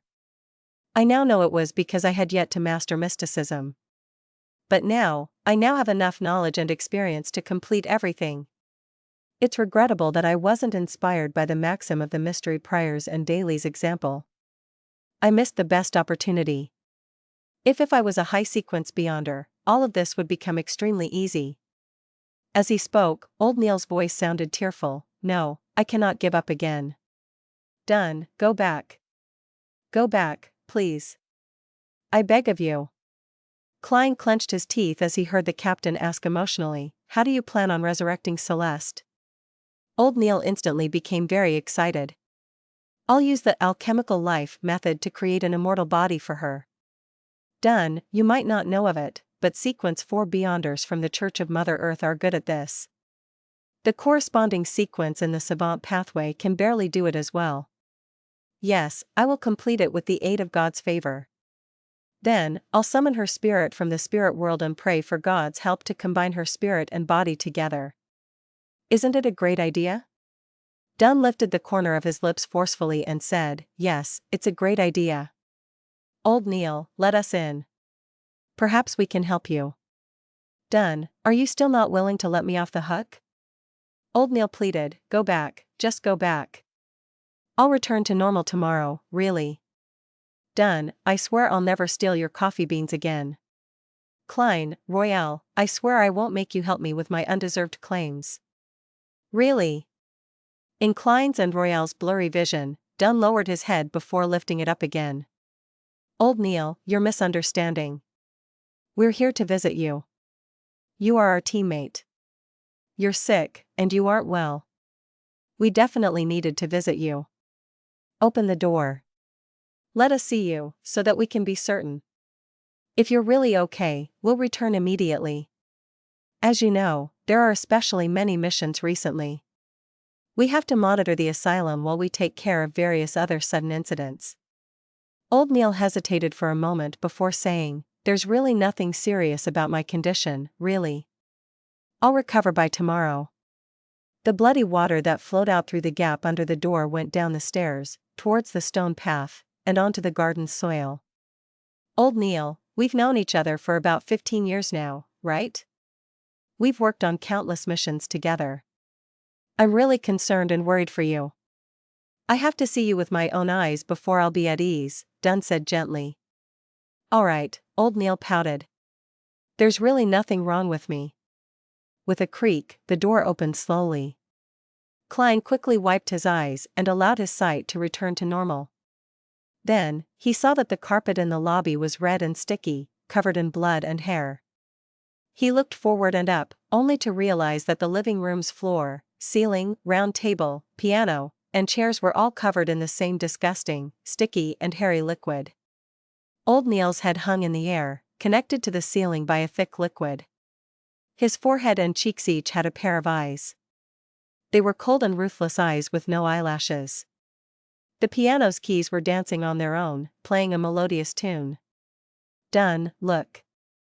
I'm really okay, Old Neil said with a radiant smile. Royale, Klein, you think so too, right? The moment he opened his mouth, Klein saw the same thick, hairy, and bloody liquid flowing inside it. Dunn's gray eyes shimmered as he chatted like everything was normal. Old Neil, where did you learn the alchemical life and resurrection ritual from? Old Neil replied excitedly, I heard it. I tried the first part, and confirmed its authenticity. It's a gift from God. He kept describing it in my ears. He kept describing, he is. Old Neil's voice came to a halt. More than 10 seconds later, he continued in fear and in apparent loss, he is the hidden sage. The hidden sage? Isn't that the non-anthropomorphic God that the Moses ascetic order believes in? The God that was resurrected, bringing about evil and corruption. The Moses ascetic order has the complete mystery prior sequence. Klein's heart stirred as many thoughts came to him. Upon mentioning the hidden sage, Old Neil seemed to finally awaken. He looked around vacantly and observed everything. In the indescribable silence, his 6 eyes looked towards Dunn, and he said with a bitter smile, "So it turns out that I've already become a monster." Without waiting for Dunn and the others to reply, old Neil suddenly revealed a smile, one of groveling, fear, and cowardice. "Let me go. I'll go deep into the mountains and won't appear again. I'll never harm anyone. I'll only attempt my ritual quietly, really. Let me go, please. I beg of you." Just then, Klein felt something illusory shatter before his eyes. Then, old Neil's 4 cold-looking lashless eyes flashed with a dark glow and locked onto Dunn. His expression suddenly turned cold. "You're pulling me into a dream." "No, it's useless. My eyes can see through all of that." The sticky blood that covered the ceiling, floor, and walls started squirming, like a giant opening its mouth to swallow Klein and company. Old Neil's head grew blurry like overlapping afterimages. Klein didn't fumble for his revolver. Instead, he extended his hand into his pocket and planned to use his slumber charm. Suddenly, everything calmed down before him. The sticky, bloody liquid suddenly turned placid like a still lake. Old Neil lost his coldness, hatred, desire, and all other expressions. He became quiet and peaceful. It was unknown when Dunn had thrown sealed artifact 3-0611 into the blood. The 4 lashless eyes on old Neil's forehead and cheeks slowly closed, seemingly having lost the desire to keep them open. Any living creature that came into contact with the peaceful hair strands would turn peaceful and lose all motivation until the end of their life. Dunn, Klein, and Royale drew their guns at the same time and aimed at old Neil's head. Then, old Neil revealed a look of extreme fear. He was struggling, his strong desire to live fought against the effects of sealed artifact 3-0611. The 4 extra eyes disappeared.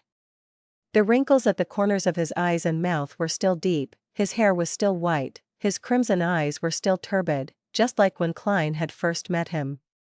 "Dunn, do you remember the time I saved you? Royale, do you remember when I helped you redeem your family's lives? Klein, do you remember how I taught you mysticism every day? Do you remember when we talked about how to make claims? Do you remember how I made you hand-ground coffee? Do you remember when we fought against a mandated Punisher rampager?" The illusory pleading echoed in Klein's ears, and his right hand that was holding the revolver trembled. He found it difficult to pull the trigger. Bang! Bang! The 2 silver demon-hunting bullets flew out and penetrated old Neil's head one after another. Klein watched as the familiar, abnormal face revealed a hopeless expression. He saw the man's skull tear open, the red and white within spurting in all directions. The sticky blood that coated their surroundings started shrinking as it flowed back into old Neil's broken head that had fallen to the ground.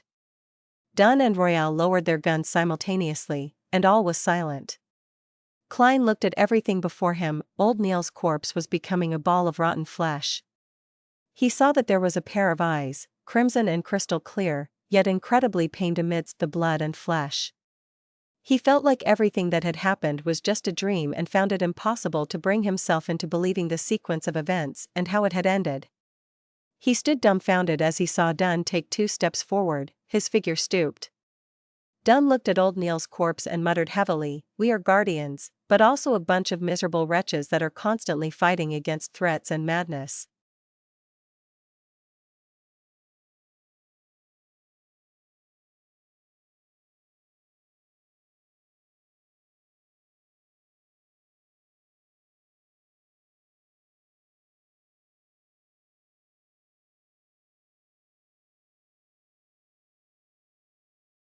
Chapter 165, Epitaph.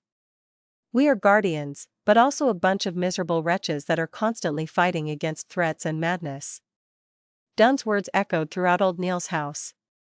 They reverberated across the corroded floor, the walls, and ceiling, as well as within Klein's mind and soul. He'd never had a stronger impression of that sentence than the one he had now. He felt that he wouldn't forget this feeling for as long as he lived, even if he were to return to Earth. Amidst the still atmosphere, Dunn walked towards old Neil's corpse and kneeled down. He took out a white handkerchief from the pocket of his windbreaker and covered it over the dark red, crystalline eyeball which looked pained. At this moment, Klein noticed that the keys of the piano had stopped moving. A faint, translucent figure appeared. This? Klein, who had activated his spirit vision before entering the house, froze. He hadn't noticed this strange soul until now. Was it because he was distracted by old Neil, or was it due to old Neil's abilities after he lost control? Klein saw the formless figure evaporate quickly, vanishing before his very eyes. He had a faint idea of what was going on. Suppressing the heavy feeling in his heart, he heard the captain order, "Search old Neil's house carefully for possible clues." "All right." When Klein spoke, it took him a minute to recognize his own voice. His voice was raspy and deep, as if he had the flu. "All right," Royale also replied. "The condition of her voice is about the same as mine. It's like our nostrils are blocked." Klein looked at his female teammate, who typically didn't have much of an expression. It was as if he was knowing her for the first time. Placing his cane on an umbrella rack near the door, he made his way around sealed artifact 3-0611. He took heavy steps into the living room and up to the second floor. He then searched every room for possible clues. Old Neil employed someone to clean the rooms regularly, so the rooms weren't as messy as one would expect of a bachelor. Everything was in order, as if there was a female presence in the house. Half an hour later, Klein found a few handwritten notes on a bookshelf in old Neil's room. The notes recorded a weird, mysterious ritual. Alchemical life.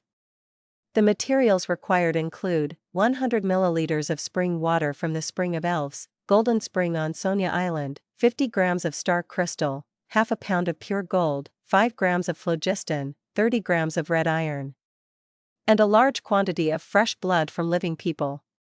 Old Neil annotated beneath the part about fresh blood from the living. "I can consider drawing my own blood, accumulating it little by little and preserve it using ritualistic magic. I can consider drawing my own." Klein closed his eyes and crushed the notes. On Thursday morning at 9, the time of the moon. Raphael Cemetery. Klein was wearing his black formal suit and holding onto his cane. He stood silently in a corner of the cemetery. He had stuffed a neat white handkerchief in his breast pocket and was holding onto a slumber flower. Dunn, Fry, Leonard, and Kenley were carrying a black coffin that stored old Neil's corpse. They slowly walked to the front of the tombstone and silently lowered it into the grave. As she saw the brown soil being tossed into the grave, Roseanne, who was wearing a black dress and a white flower in her hair, wept. "Can someone tell me if this is all happening for real? Why did he lose control? Why did he consume the potion? Why did he become a Beyonder? Why must there be wraiths and monsters? Why is there no safer way? Why? Klein silently listened on until old Neil's coffin was completely buried in the soil, until all signs that he existed were buried deep within the earth. "May the goddess bless you." He drew a crimson moon in front of his chest, then took a few steps forward and placed the slumber flower in front of the tomb. "May the goddess bless you." Dunn, Fry, and the others tapped at their chests in a clockwise fashion. Klein looked up, straightened his back, and saw the black and white photograph on the tombstone. Old Neil was wearing his classic black hat, his white hair was peeking out around the edges. The wrinkles beside his eyes and mouth were deep, his dark red eyes a little turbid. He was so peaceful, no longer feeling grief, pain, or fear. There was an epitaph carved underneath the photograph. It came from the contents of the last entry in old Neil's diary: "If I cannot save her, then I shall accompany her." The morning breeze blew gently. The silence and emptiness of the Raphael cemetery hung over everyone. In the afternoon, Klein took a form signed by the captain to the armory. He opened the half-closed door and saw Brett with a thick, black beard behind the table. Klein froze visibly before handing the form over. 50 rounds of ordinary bullets. During his request, he glanced at the tin can on the table. He felt as though he could smell the fragrance of the hand-ground coffee and hear the cheeky words in his ears, "But why must you wait till you have spare cash? You can apply to Dunn and get him to approve of the expenses." Brett noticed Klein's expression and sighed. "I can understand what you're feeling right now. I, myself, cannot believe that old Neil would leave us like that. Sometimes, I even feel as though this is a dream conjured by the captain. Perhaps this is the destiny of many Nighthawks, Klein replied with a bitter smile. After this incident, he felt much more disappointment and hatred toward the upper echelons of the church for keeping the acting method a secret. Let's hope that there will be fewer such tragedies, may the goddess bless us. Brett drew a crimson moon in front of his chest. He took the application form and walked into the armory. Bang! Bang! Bang! The smell of gunpowder filled the air. Klein vented his frustrations onto the target he was shooting at, until he finished shooting the bullets that he had requested. He then collected himself and took a public carriage to Gawain's house. He completed sets upon sets of exercises, as if he was torturing himself, until Gawain told him to stop. Combat practice isn't there for you to harm yourself. Gawain looked at Klein with his turbid green eyes. I'm sorry, teacher. I'm a little down today. Klein exhaled and attempted to explain. What happened? Gawain asked without a ripple of emotion. Klein thought for a moment, then gave a simple reply, a friend of mine passed away suddenly. Gawain was silent for a few seconds. He stroked his blonde mustache and said with a fleeting voice, I once lost 325 friends in the span of 5 minutes, amongst them were 10 that I could trust with my life. Klein sighed in realization. That is the cruelty of war. Gawain shot a glance at him and let out a self-deprecating laugh. The cruelest thing of all is the fact that I can never exact revenge for them. I can never fulfill their dreams, and the answer eludes me forever. As for you, you still have such a chance. Even though I don't exactly know what happened, I know that you're still young. You still have many opportunities. Klein was silent for a moment. He took in a breath and collected himself. Thank you, teacher. Gawain nodded and said without any expression, take a 10-minute break, then do 10 more sets of the exercises you were doing just now. Klein was momentarily unsure what expression he should show. Friday morning, in the recreation room of the Nighthawks. Klein, Sikatron, and Fry were seated around the round table, but they weren't playing cards. One of them was flipping through newspapers, the other was looking out the oriel windows in a daze, and the last was holding on to a pen, wanting to write something but failing to do so. The room was quiet. No one spoke, and no one joked around. The atmosphere was heavy. Phew. Klein exhaled. He lowered his newspaper and planned to focus on reading the materials he had found. At that moment, Dunsmith knocked and entered the room. He looked around before saying, Klein, come out for a moment. What happened? Klein, who had a premonition of what was happening, stood up and made his way out of the recreation room. Dun stood at the entrance of the stairway leading to the basement. He turned and looked at Klein. The person that the Holy Cathedral sent is here. The person examining me is here? Klein's nerves tensed.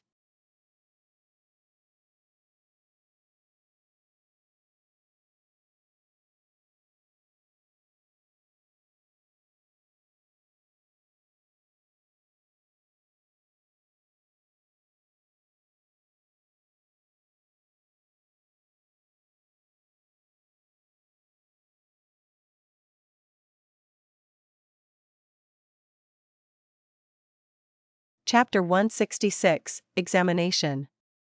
There was a cold breeze blowing from the basement, providing a hint of relief for Klein's tense emotions. It's finally here. Once I pass this stage, I won't have to worry about being examined like this for at least half a year. Once I advance to Sequence 8 and become a so-called clown, I'll possess actual combat strength. With the aid of divination and my flaring sun charms for backup, I'll have a chance of surviving even more relatively dangerous situations. Since I was waiting for the Holy Cathedral's examination, I haven't even dared to withdraw the £300 that Miss Justice transferred to the anonymous account. Just in case they audit my financial situation and find out that I'm in possession of a large sum of money from an unknown source. Just as Klein's thoughts flashed through his mind uncontrollably, Dunsmith smoothed his sleeve and said in a low voice, the person in charge of the examination is one of the 9 high-ranking deacons of the Nighthawks, Crestet Sesamir. The Holy Cathedral attaches great importance to you. A high-ranking deacon? Klein blurted in surprise. In general terms, the 13 archbishops and 9 high-ranking deacons made up the upper echelons of the church. It was said that there was no lack of high-sequence beyonders among them. The 22 ladies and gentlemen were all equal in terms of their rankings. They only followed the orders of the Evernight goddess, and they were only answerable to the Pope. Dunn took a whiff of the cold wind from the basement before nodding faintly. Yes, he's a high-ranking deacon. But you don't have to be nervous. Crestet is only a sequence 5, and has yet to enter a demigod state. So, you don't have to be too afraid or reverent. Oh, his title in the Beyonder world is the Goddess's Sword. As he possesses a holy item, his combat strength is similar to a newly advanced sequence 4 Beyonder. I just chatted with him. He was very friendly. If I read between the lines, Captain is telling me that he only said what was necessary. He doesn't want me to be nervous and go according to the plan. Klein nodded thoughtfully and asked, where should I meet the high-ranking deacon? The alchemy room where we concoct potions, Dunn replied simply, as a hint of gloominess flashed across his face. The alchemy room where we concoct potions? The laboratory where old Neil made my seer potion? Klein slowly let out a breath and returned to the Nighthawk's recreation room and took his outerwear from the clothes rack. He put on the black windbreaker, placed his hands into his pockets, and walked down the winding stairs that connected to the basement. Then, he took a left turn at the cross junction. Very quickly, Klein saw a secret door under the light of the elegant gas lamps that lined the walls. He saw that the long tables in the room had been moved aside to open up a large space in the center of the room. There were 2 classic high-back chairs facing each other with less than a meter in between them. There was a man in his 30s wearing a black windbreaker and a white shirt seated on the chair that was facing the door. His golden brown hair was cut very short, and his blackish-green eyes were as dark as a forest on a moonless night. The collars of his shirt and windbreaker were put up, and his entire chin was hidden within the shadows. Hello, Your Grace. Klein bowed. Crestet Sesamir had his right leg crossed over his left as he leisurely leaned back into his chair. He smiled and replied, hello, Klein. You may sit over there. He pointed at the high-back chair opposite him. By the side of his leg was a suitcase made of silver. It was about the size of a violin case. It can carry a sword with an appropriate length. Klein walked forward and sat at his appointed seat. Crestet rested his right index finger on his upper lip as he thought for a few seconds. I plan to first examine how well you've mastered your potion. That's not a problem, right? Not at all. Klein shook his head with utmost confidence. Very confident. Crestet smiled but maintained his previous posture. All he did was intently watch Klein. Klein suddenly felt the light from the surrounding gas lamps vanish, as though they were swallowed by the rich darkness. He suddenly became exhausted, as though his biological clock had struck the time for sleep. But, his mind was extremely tense, making it impossible to relax. It was just like when he was unable to sleep peacefully due to overexhaustion. The silent night filled his surroundings as Klein heard the noise of dripping water from a tap that wasn't closed properly. Then, he heard the conversations in the Blackthorn Security Company and the movement of the wind blowing through the stairway. Besides that, he didn't see anything that he shouldn't see, nor did he hear any noises that he shouldn't be able to hear. Excellent. Crestet's hypnotic voice dispersed the darkness, and the light from the gas lamps inside and outside the alchemy room came into Klein's sight again. Klein suddenly shook off his exhaustion and returned to his previous energetic self. He affected me without me realizing it. Is that what a Sequence 5 Beyonder is capable of? This is the horror of a high-ranking deacon? He recalled what had happened and felt a little frightened. Crestet Sesamir clasped his hands and put them on his knees. He bent down slightly, and his lips were blocked by his collar. You passed the test. You achieved a level beyond outstanding in your mastery of your potion. I'll need to observe to see if there are any hidden dangers in your mind, to make sure that the potion's remaining spirit hasn't changed your character subconsciously or left some problems behind. You have 3 minutes to prepare. Klein immediately nodded and said, "All right." He secretly took a breath and allowed himself to enter cogitation to remove various negative thoughts. Crestet didn't speak again. He took out a silver pocket watch from the inner pocket of his black windbreaker and flipped it open. Then, he attentively watched the second hand move. 3 minutes later, Crestet closed his pocket watch and said with a smile, "I'll begin singing." Singing? Klein wore a look of confusion. Before Klein could reply, Crestet started humming a lovely melody. The melody reverberated in the alchemy room and gradually lost its harmony and went out of tune. Squeak. Scratch. Zing. Klein heard the noise akin to the scratching of blackboards with nails, the sound of bubble wrap rubbing against each other, electric drills drilling, and various other annoying noises. The noises intensified and turned more and more chaotic. They made him want to vent his frustrations and cause destruction. But Klein, who frequently experienced the mad ravings and terrifying screams, restrained his urges very quickly. He displayed annoyance, tension, frustration, and insecurity at appropriate times. Being in too perfect of a state would end up being a problem. It was unknown when Crestet Sesamir had stopped singing. The noises in the alchemy room disappeared and room was awash with tranquility and silence. "Silence sure is great," Klein exclaimed in his head. "Very good, excellent. There are no latent problems in your soul. Of course, if you wanted to beat me up or stuff my mouth with something, that's only normal." Crestet's mouth was blocked by his collar, so Klein could only determine his emotions through his tone. "No, I wouldn't dare," Klein admitted honestly. Crestet smiled and said, "Congratulations, you have passed all the tests. Now it's time for the question and answer session." His green eyes suddenly darkened. His gaze was deep, as though he could see through flesh, and looked directly at the spirit. "Go ahead," Klein replied, sitting straight. Crestet maintained his earlier posture and casually asked, "You said that your experience in the divination club allowed you to quickly master the potion?" "Yes," Klein answered frankly but didn't describe further. Crestet nodded slightly and said, "And you said that your inspiration came from the maxim of the mystery priors and also Daly's example?" "Yes."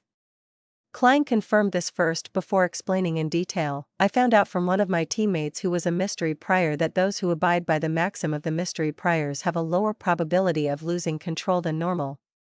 After that, I heard that Madame Daly once said that she wanted to be a real spirit medium, and that she is a genius that leveled up to sequence 7 within 2 years.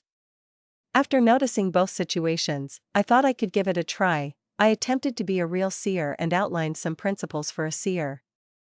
The outcome was better than I expected. I mastered the potion very quickly. Your Grace, I'm not sure if you have had a similar experience. When I fully mastered the potion, there was a very special, very magical feeling." Klein described his experience as if he only vaguely understood the acting method.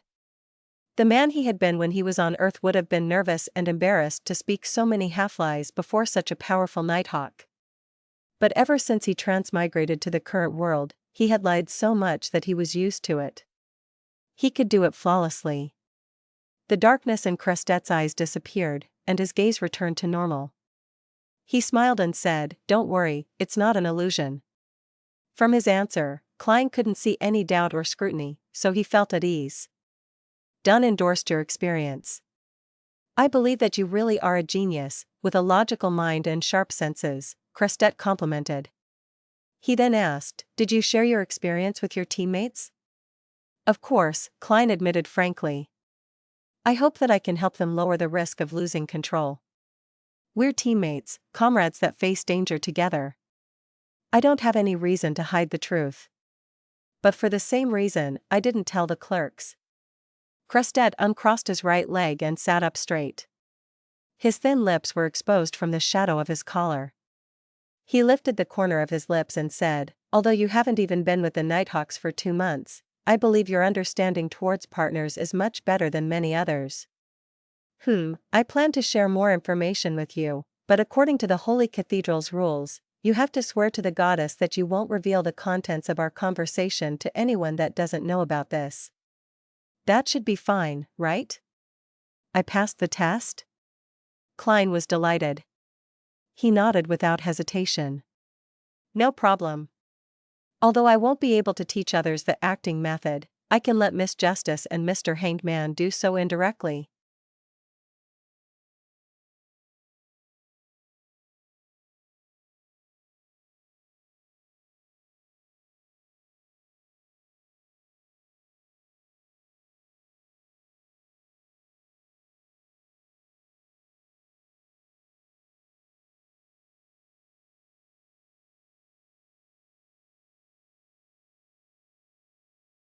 Chapter 167, Holy Artifact.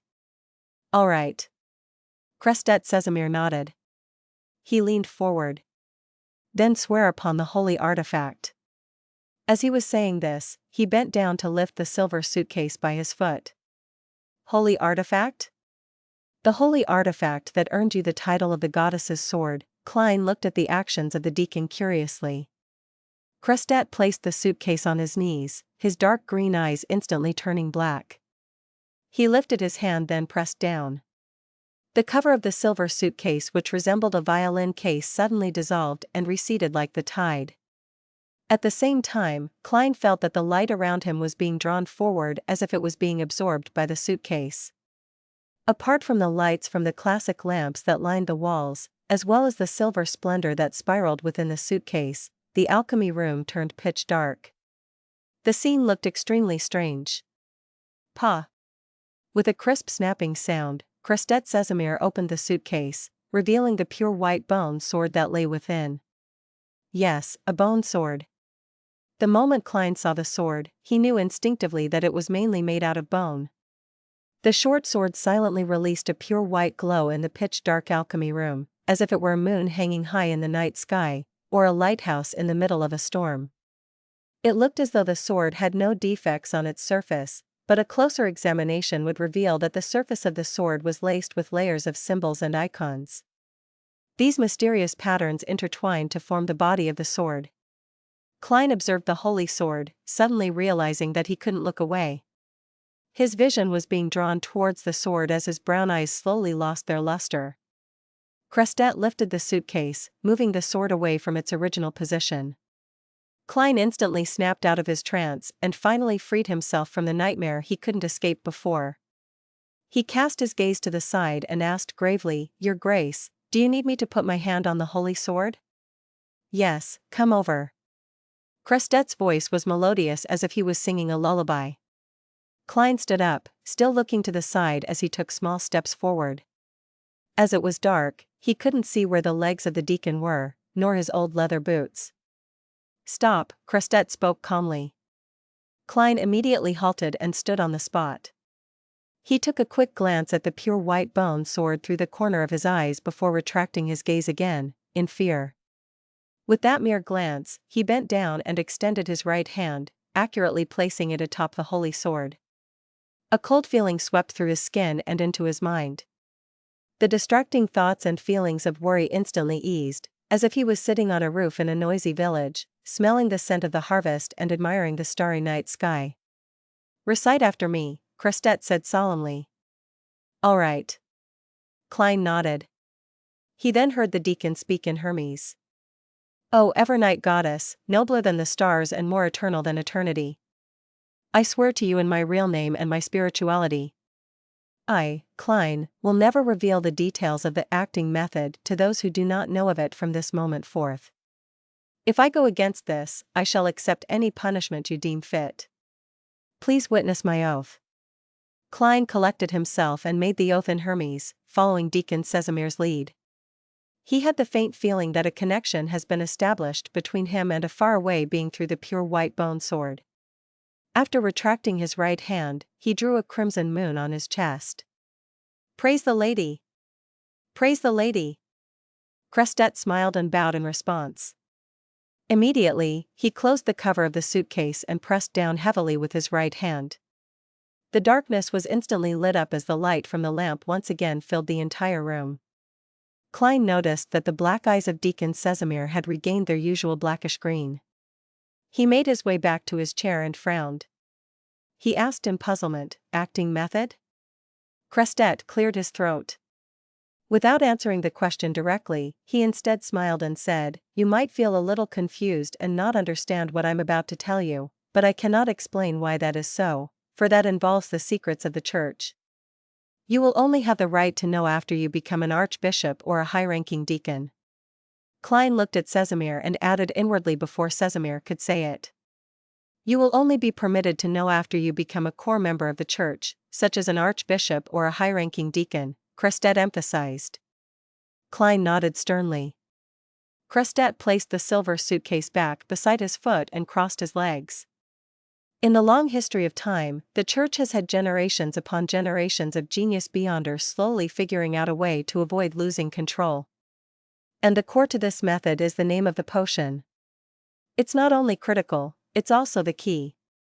After looking at Klein's thoughtful expression, Crestet continued, "We have realized that the names of the potions all point to a certain group, and this group has their own approach and operates in unique ways. In simpler terms, there are a set of rules that come with the name of the potion, different rules for different potions. When we follow these rules strictly, the risk of losing control is reduced to a minimum. Similar to my set of seer principles?" Klein took the opportunity to ask.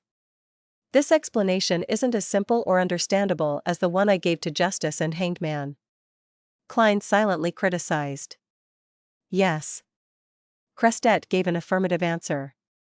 "When we follow the rules of the potion, we become more and more like the group described by the name of the potion.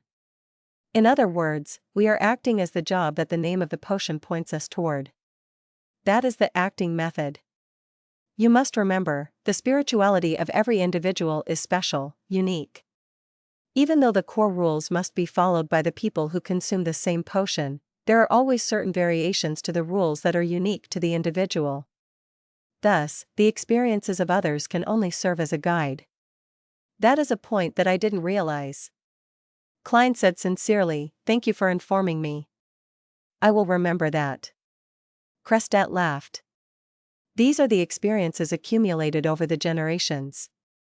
After using the acting method, we not only gain mastery over the potion, we're also digesting it, just as we would our food. When you truly digest the potion, you will feel a unique, mysterious sensation, understood?" "I understand." "Digestion, this term is very appropriate," Klein pretended to be deep in thought. After Crestet explained the method in more detail, Klein weighed his words as he asked, "Your Grace, since the name of the potion is not only the core, but also the key, then how did the first Beyonders obtain them?" "I heard that it was recorded on the blasphemy slate." "Yes, that is correct," Crestet replied frankly. "But the blasphemy slate was inscribed with the ancient names. The names of the potions which we use today were derived in part from divine revelations. Some were also consolidated by the experiences of the Beyonders themselves." Klein nodded slowly. He pursed his lips and asked, "Your Grace, since the acting method is so effective, why wouldn't the church tell every Nighthawk about it?" "I have said that it is a secret of the church. You will understand the reason behind it once you become an archbishop or a high-ranking deacon," Crestet answered, unfazed. "All right, return upstairs and tell the rest of the Nighthawks to come down one at a time. I have to carry out the final step of the examination." "That's to keep Fry and the others from divulging the acting method?" Klein thought as he stood up. He then bade farewell, following the Nighthawk's etiquette. He made his way past the corridor and up the stairs, returning to the Blackthorn Security Company. He saw Dunn smoking his pipe near the entrance of the basement. With a smile, Klein took the initiative to say, "There shouldn't be any more problems. His Grace wants me to inform Fry and the others to head down for a conversation with him." "Yes, that is the last step." "That means that there were no problems." Dunn put away his pipe and headed to the recreation room to tell the rest. As he watched Fry and Sika enter the basement, Klein suddenly recalled something. He said in a hurry, "Captain, are we going to have to get Royale who's guarding over Cheney's gate, and Leonard who's watching over the asylum? Oh, and Kenley, who's on break?" Dunn froze and pinched his forehead. I forgot. He paused for a moment, then chortled. But the matter shouldn't be too complicated. One of the advantages of having a high-ranking deacon examine you is that there's no need to send a telegraph to the Holy Cathedral, or engage in a cumbersome exchange of letters. He can make the decision on the spot and hand the formula to the clown potion as well as the main ingredients to you. That's not too bad. Klein couldn't contain his excitement. An hour and a half passed. As Kenley walked out of the alchemy room, his expression full of puzzlement, Klein was once again called downstairs. He met the high-ranking deacon once again, the goddess's sword, Crestet Sesamir, a second time. This time, the golden brown-haired and blackish green-eyed deacon wasn't seated. He stood there, allowing the breeze in the basement to blow at his black windbreaker. Crestet's collar stood tall, hiding his chin in the shadows. He looked at Klein and smiled. Nighthawk Klein Moretti, I announce in the name of the goddess that you have passed the examination of the Holy Cathedral. Congratulations. With your contributions, you can immediately advance to become a Sequence 8 Beyonder.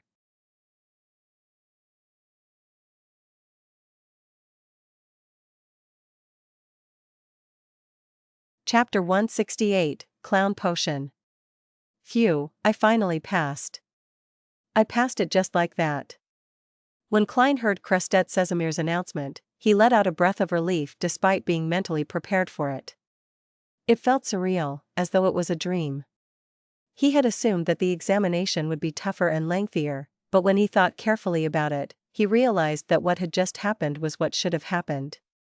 If he had taken the normal 3 years to digest the seer potion instead of doing it in a month, the examination wouldn't have even been conducted by the Holy Cathedral. The Tinjan Nighthawks captain would have been responsible for it instead. I thought they would investigate my family and friends. Perhaps Sesamir arrived in Tinjan 2 days ago and completed that in secret. I also thought that the examination would require me to complete some task. I was really overthinking it. The goal of the examination is merely to determine the level of digestion for the potion, as well as detect any latent dangers, and see whether I'm aware of the acting method and if I shared my experience with others. These thoughts flew past Klein's mind. He flashed a sincere smile. Thank you, Your Grace. Praise the lady. Crestet nodded gently and said, to advance is to serve the goddess better, so that you can protect our fellow believers better. You must remember this, trust me, it'll help you fight the temptation of losing control. Temptation, Klein ruminated over the word. Crestet sized Klein up with his green eyes and said sternly, the acting method can help you digest the potion and lower the risk of losing control, but it's not the be-all and end-all. To a certain extent, you can even confuse playing the role and your own existence. You know, there are many actors in the theater that develop severe psychological issues. At a certain level, you might really go insane. Remember that you're only acting. The only point of note concluded by the City of Silver is identical to what Deacon Sesamir said. Klein nodded thoughtfully in agreement. In addition, Crestet emphasized, not only is losing control related to the potion, it's also closely related to your emotions and mental health. The most important thing for a Beyonder is to control yourself. Only then will you be able to withstand the temptations of evil gods and devils, resisting emotions like greed and jealousy, and the erosion of desire. Of course, I don't mean that you should get rid of all your emotions and desires, because that is something that no human or even demigod can do. Yes, perhaps only some special sequences are able to achieve that sort of state. Klein suddenly thought about old Neil. He couldn't help but ask in reply, we must keep our emotions and desires at a reasonable level, and not allowing them to drive us to do something irrational and abnormal? Crestet nodded solemnly. Yes. After he answered, there were wrinkles at the corner of his eyes. That's all I wanted to warn you about. Now, I'll pass you the clown potion formula and the relevant ingredients. He bent down and put his silver suitcase on the long table. He then turned around and moved a few steps, blocking Klein's view. When the surrounding light strangely vanished again, Klein suddenly understood that the formula and ingredients were in the suitcase that stored the holy artifact. It was simply because his gaze was attracted by the pure white bone sword, which was why he didn't notice, or perhaps, he couldn't notice, the other items in the suitcase. After a few minutes, the light of the gas lamps lit up the alchemy room again. Crestet picked up his suitcase and moved away, presenting the items on the long table to Klein. Among them, the most eye-catching item was the palm-sized gray goat horn. It looked like a miniature version of a normal goat horn and was crystal clear, swirling with colors. There were faint layers of unique patterns. Next to the goat horn was a blue rose. There were red veins on the petals that connecting them together. It seemed to form a human face with a smile. Ha ha ha, woo woo woo, ha ha ha, woo woo woo. Klein heard illusory laughter and crying diffused with each other, and he saw pieces of gray halos floating in midair. A crystal of the single horn of a matured Hornaceous gray mountain goat and a complete stalk of a human-faced rose. The main ingredients of the clown potion. He nodded indiscernibly and took a few steps towards the long table. 80 milliliters of pure water, 5 drops of torn apple juice, 7 grams of black-rimmed sunflower powder, 10 grams of golden cloak grass powder, 3 drops of poison hemlock. Klein looked at the unfurled goatskin parchment and compared the written content with the formula that he had memorized. After he confirmed that there was nothing wrong, he recalled the demonstration old Neil did. He took a deep breath and exhaled slowly to collect his emotions. With the apparatus in the alchemy room, he distilled some pure water needed by the potion. In the potion formula, pure water referred to water that was distilled over and over again. Then, he washed a black metal pot and threw in the supplementary ingredients one after another. He was as skillful as back when he had done chemistry experiments in high school. As the Beyonder ingredients hadn't catalyzed just yet, he didn't see any obvious changes in the liquid in the metal pot. At most, he only saw powder floating on the surface of the liquid. When he was done with the preparations, Klein cast his gaze at the 2 main ingredients and gratefully thought, "There's no description of the exact size or weight of the required gray mountain goat's single horn crystal or the human-faced rose. Perhaps a whole horn and a complete rose have no differences, regardless of their weight, allowing them to meet the requirements. Yes, in the world of mysterious Beyonders, this is definitely possible. If so, I don't have to worry about putting in excessive amounts of the main ingredients." After a few seconds, Klein picked up the human-faced rose and threw it into the metal pot. When the strange flower touched the liquid, it immediately produced a sizzling sound. The surrounding illusory laughter became shrill. Ha ha ha, ha ha ha. Klein didn't delay any further as he immediately grabbed the crystalline mountain goat horn and threw it into the metal pot. Poof. The terrifying laughter disappeared all of a sudden, and the surrounding gray halos slowly converged into the metal pot. Klein lowered his head and saw the liquid in the pot was colored in a mix of gold, yellow, and red. However, the 3 colors remained extremely distinct at their boundaries. There were bubbles churning and fizzing from the liquid, but they failed to escape from the pot and ended up bursting silently. The scene reminded Klein of Sprite, the carbonated drink from his previous incarnation. This actually looks like a delicious drink. A thought popped into his head that aligned with the characteristics of his culture. Suppressing his nervousness, excitement, and anticipation, Klein poured the liquid from the black metal pot into a glass bottle. What shocked him was that there wasn't a single bit of the potion left in the metal pot. It really is a potion that turns people into Beyonders. Klein raised his right hand, and he looked at the beautiful-looking tricolored liquid. Crestet Sesamir, who had been silent the entire time, suddenly smiled and said, "Don't worry. At the very least, I didn't notice any problems with the concoction of your potion. I've been waiting here to ensure that no accidents happen after you consume the potion. Don't worry, as long as it isn't anything serious, I should be able to save you." "Okay." Klein nodded and placed the clown potion back onto the long table. Then, he took off the silver chain inside his sleeve and let the topaz pendant hang down naturally, a slight distance above the liquid. To Beyonders of any other occupation, pendulum divinations could only divine a yes or no answer. Of course, when there wasn't enough information, the divination wouldn't yield any useful answers at all. When the pendulum didn't spin, it was called a failed divination. As a seer, Klein's pendulum could also vaguely determine the degree of the yes or no answer. Klein's eyes grew dark as he recited, "This potion is harmful. This potion is harmful." 7 times later, he opened his half-closed eyes and saw the topaz pendant spinning clockwise, but very slowly. Clockwise means a positive response. In other words, it means that the potion is harmful. However, it spins slowly, which means that it's only slightly harmful. Yes, potions can bring about a loss of control, so there's the possibility of harm.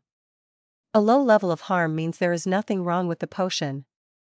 Klein let out a breath of relief and wound the pendulum on his left wrist before covering it with his sleeve. At that moment, Crestet couldn't help but sigh. "You really are a professional seer. I must fully utilize my advantage, but I can't rely on it too much and think that it's all-powerful," Klein replied softly and took up the clown potion bottle. "After drinking it, I'll become a Sequence 8 Beyonder." The thought flashed in his mind and Klein didn't hesitate. He raised the bottle, tipped his head, and gulped down the potion. Bitter. So bitter. It sucks, totally. He instantly realized what it meant to look good on the outside, but rotten on the inside. His face had contorted as a result of the potion. He wanted to puke, but he couldn't.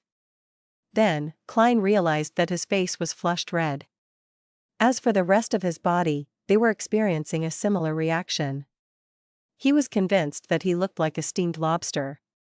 As for his spirit and mind, they felt like they had been extracted into a thin needle, fusing with the potion, drop by drop, as it stabbed into each and every one of cells. It was a feeling that needed no microscope to observe his cells. Klein stood there and saw the intruder invade his body's most minute areas.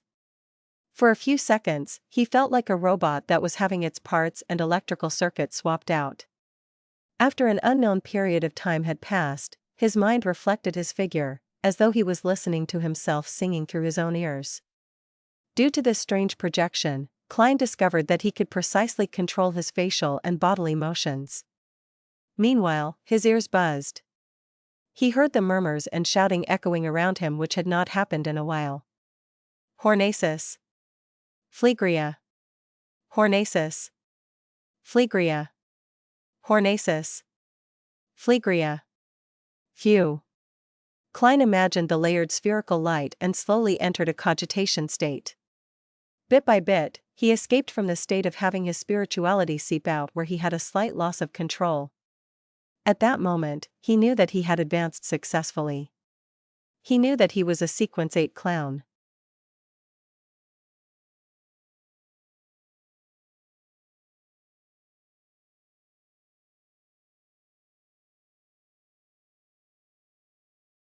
Chapter 169, New Abilities.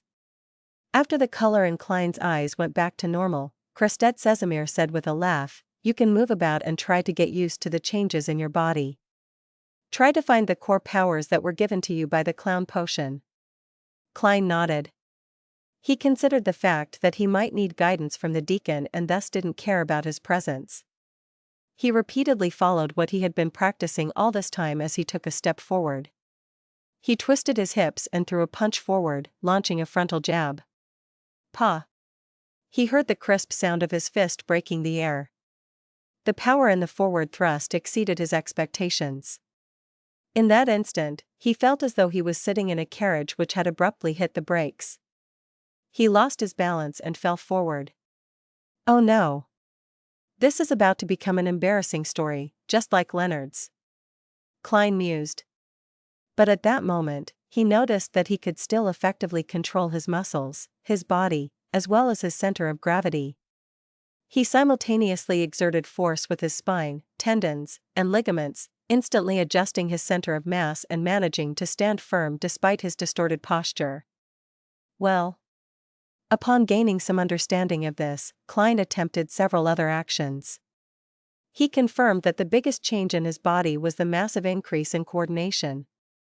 He would no longer lose his balance unless there were some extenuating circumstances. I feel like a roly-poly tumbler. I can even act in a circus now. It wouldn't be too hard for me to walk on a rope. The clown potion sure lives up to its name. Many thoughts flashed through his mind. Klein once again tested the extent of the improvements to his strength, agility, and speed. I should be around the same level as Teacher Gawain. After I get used to this and go through the specialized training, I'll definitely become more powerful. Also, with my current mastery over my body, it would be easy for me to grasp combat techniques. Klein stopped moving and nodded in thought. According to his plans, he estimated that he would become decent in combat arts only after half a year. But after consuming the clown potion, he felt that it would only take a month, perhaps 2 or 3 weeks, before he could qualify as a policeman that was adept in combat. That was the difference between an average person and a beyonder. In a sense, the talents of beyonders were beyond the reach of normal humans. Crestet watched silently as the newly advanced clown tried out various actions before completely stopping. He then nodded. It truly is a potion adept in the field of combat. Without waiting for Klein to speak, he asked, "What sounds did you hear just now?" "I heard someone muttering Hornaces." Klein wanted to keep the term Phlegria a secret for the time being.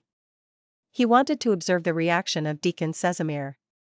If he was willing to relay information regarding the Hornaces mountain range and the nation of the Evernight, Klein would then add on, saying that he heard something different again. Crestet nodded slightly, skipping over the topic.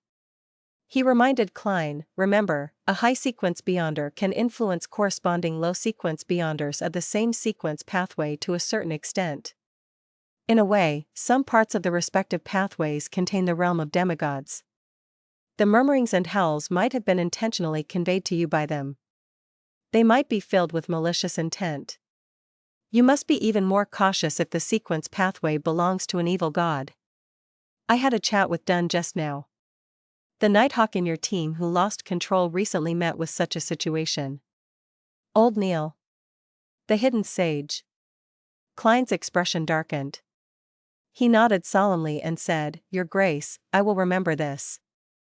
I will not be tempted by the murmurings or howls. I will not be corrupted by them." At the same time, he thought of something else. Could this be the reason why the church only provides the pathways for Sleepless and Corpse Collector, while hiding a large number of the other pathways? After all, the Sleepless pathway belongs to the Evernight goddess, and death which corresponds to the Corpse Collector pathway has already fallen.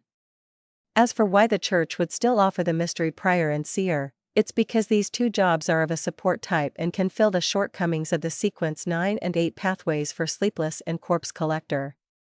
Furthermore, they're only at the beginning of the pathway, so the influence they can gather wouldn't be too prominent. But this doesn't explain why they would hide the names and unique traits of the potions, or the lack of information as to what one should take note of when facing them. Klein retracted his thoughts when he saw Crestet Sesamir pick up his suitcase to leave. He adopted a curious tone. "Your Grace, I would like to know how to act as a clown. Do I have to go to a circus?" Crestet smoothed his tall collar and chuckled. "According to our current understanding of philosophy, you just made the mistake of formalism. You need to understand that the name of a potion not only represents a job. It also represents a group of people that share certain traits. For example, we can also describe seers differently. We can call them people who can see fate, yet remain respectful of fate. Of course, as I mentioned before, there are some differences to the rules concluded by each individual even if they consume the same potion.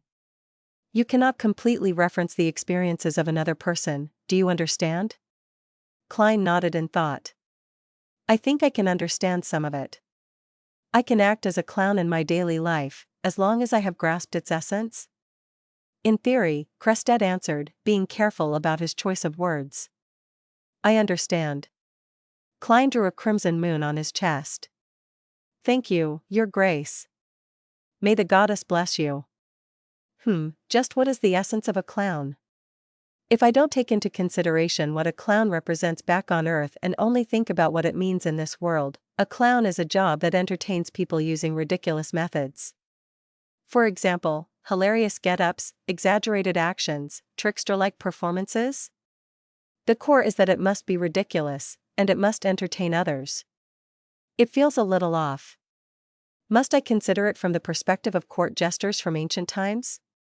Klein thought about it silently as he felt at a loss. Crestat looked at him and also drew a crimson moon before his chest. He smiled, revealing the wrinkles at the corner of his eyes. May the goddess bless you too. At that moment, Klein suddenly perceived something, an intuition that felt like a prediction, that Deacon Casimir would put his left foot forward. He then saw Crestat pick up the silver suitcase and step toward the entrance of the alchemy room with his left foot. 1 step, 2 steps, 3 steps. Klein watched as Crestat walked out of the hidden door, his figure vanishing into the corridor. This? He was dazed for a moment before he felt intense excitement. The beyonder powers of the clown potion were more powerful than he imagined. He could intuitively predict a person's next course of action. Was the combination of this ability, coupled with his powerful coordination, exceptional agility, and speed, as well as decent strength, considered being good at fighting with artifice? Klein thought about this revelation. So, this can be considered the manifestation of the seer's abilities in Sequence 8, but it's not enough. This pathway must be one that gives a unique ability every time I advance before reaching a high sequence beyonder. But the intuitions I get are fleeting, so I don't think I can take advantage of them every single time. Of course, this ability is powerful enough as it is. Taking advantage of it once should be enough to turn defeat into victory. Oh right, after I reduce the influence of the negative effects that come with the clown potion, I can try the ritual to summon myself. I nearly forgot about that. Yeah, the captain must have infected me with his awful memory. In the midst of his thoughts, Klein observed himself once again. He wanted to see if the clown potion had brought along any other abilities. According to the confidential records of the Nighthawks, if the potion would allow the person who consumed it to gain mastery over a certain spell, the person would be able to faintly detect what kinds of spells he obtained after advancing, as if he was being instilled with knowledge. But I don't sense any of that. In other words, Clown doesn't come with the ability to quickly cast spells, as reported in the confidential records of the Nighthawks. Could the meaning of crafty be that I can now effectively use my expressions and body language to more easily fool people with my lies? Klein stretched his neck while seriously analyzing his current condition.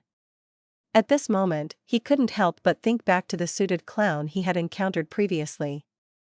The clown's peculiar and varied spells had left a deep impression. That member of the secret order is probably a Sequence 7 beyonder. His clown getup was purely to mask his facial features to avoid being placed on a wanted list. It's no wonder that he could hold his own against 2 Sequence 7s and a Sequence 8. If he had deciphered the fact that I wasn't under the influence of sealed artifact 2-049 and avoided falling under its control, 10 of me might not have been enough to deal with him. Of course, Clown is not completely devoid of spells. There are still spells like these. Klein walked toward the long table and picked up the piece of paper that the clown formula was written on. His pupils darkened and with a flick of his wrist, he tossed the piece of paper into the air. Pah! It was as if the soft piece of paper had become a dagger, and it pierced itself into the wall of the alchemy room. I can bring a deck of tarot cards with me in the future. They can be used both for divination or as weapons. Klein collected himself and started to pack up the objects left behind from the potion's concoction. After dealing with this and burning the formula for the potion, Klein exhaled and left the alchemy room, closing the secret door behind him. For the time being, he didn't feel like trying to entertain others through ridiculous methods because of what happened to old Neil. He intended to lessen the influence of the potion through cogitation first. Phew, this is going to be a brand new experience again. No matter what happens, I'm no longer just a supporting member. Yes, ever since old Neil passed away, I'm the only one left in the Tingen Nighthawks team that can provide support. The Holy Cathedral will most likely send a mystery prior or a seer to the team. Klein followed the wall lamps, walking down the dark corridor, and calmly made his way up the stairs leading to the Blackthorn Security Company. He then saw the sunlight in the Nighthawks' recreation room. The sunlight shone in through the oriel window, sunlight which was pure and warm.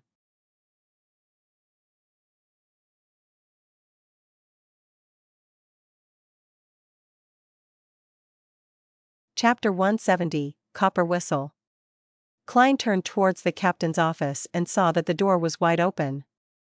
Dunn Smith was leaning back in his chair, sniffing at his pipe. When Dunn swept his gray eyes at him, he changed his seating posture. "You seem to be in good shape, nothing like someone who had just consumed a potion." This might be the advantage of fully digesting a potion before leveling up. Klein closed the door behind him and took a seat. He and Dunn both knew about the acting method, so their oath didn't keep them from talking about the acting method with each other. They could exchange their thoughts about it, but the two of them didn't bring it up with a tacit understanding. They fell silent at the same time after the exchange. Klein thought and asked, "Has His Grace left?" "Yes, as a high-ranking deacon, he has other matters to take care of." Dunn thought for a moment. "Oh, he took the pair of red eyeballs that remained after old Neil died."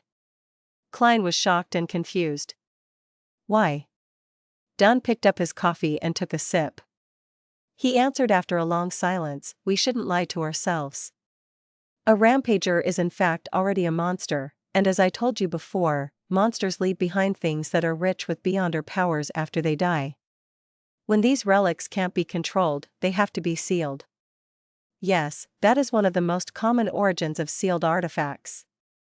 According to the Nighthawk's internal rules, the items left behind by rampagers need to be stored elsewhere, so that they won't trigger their partners.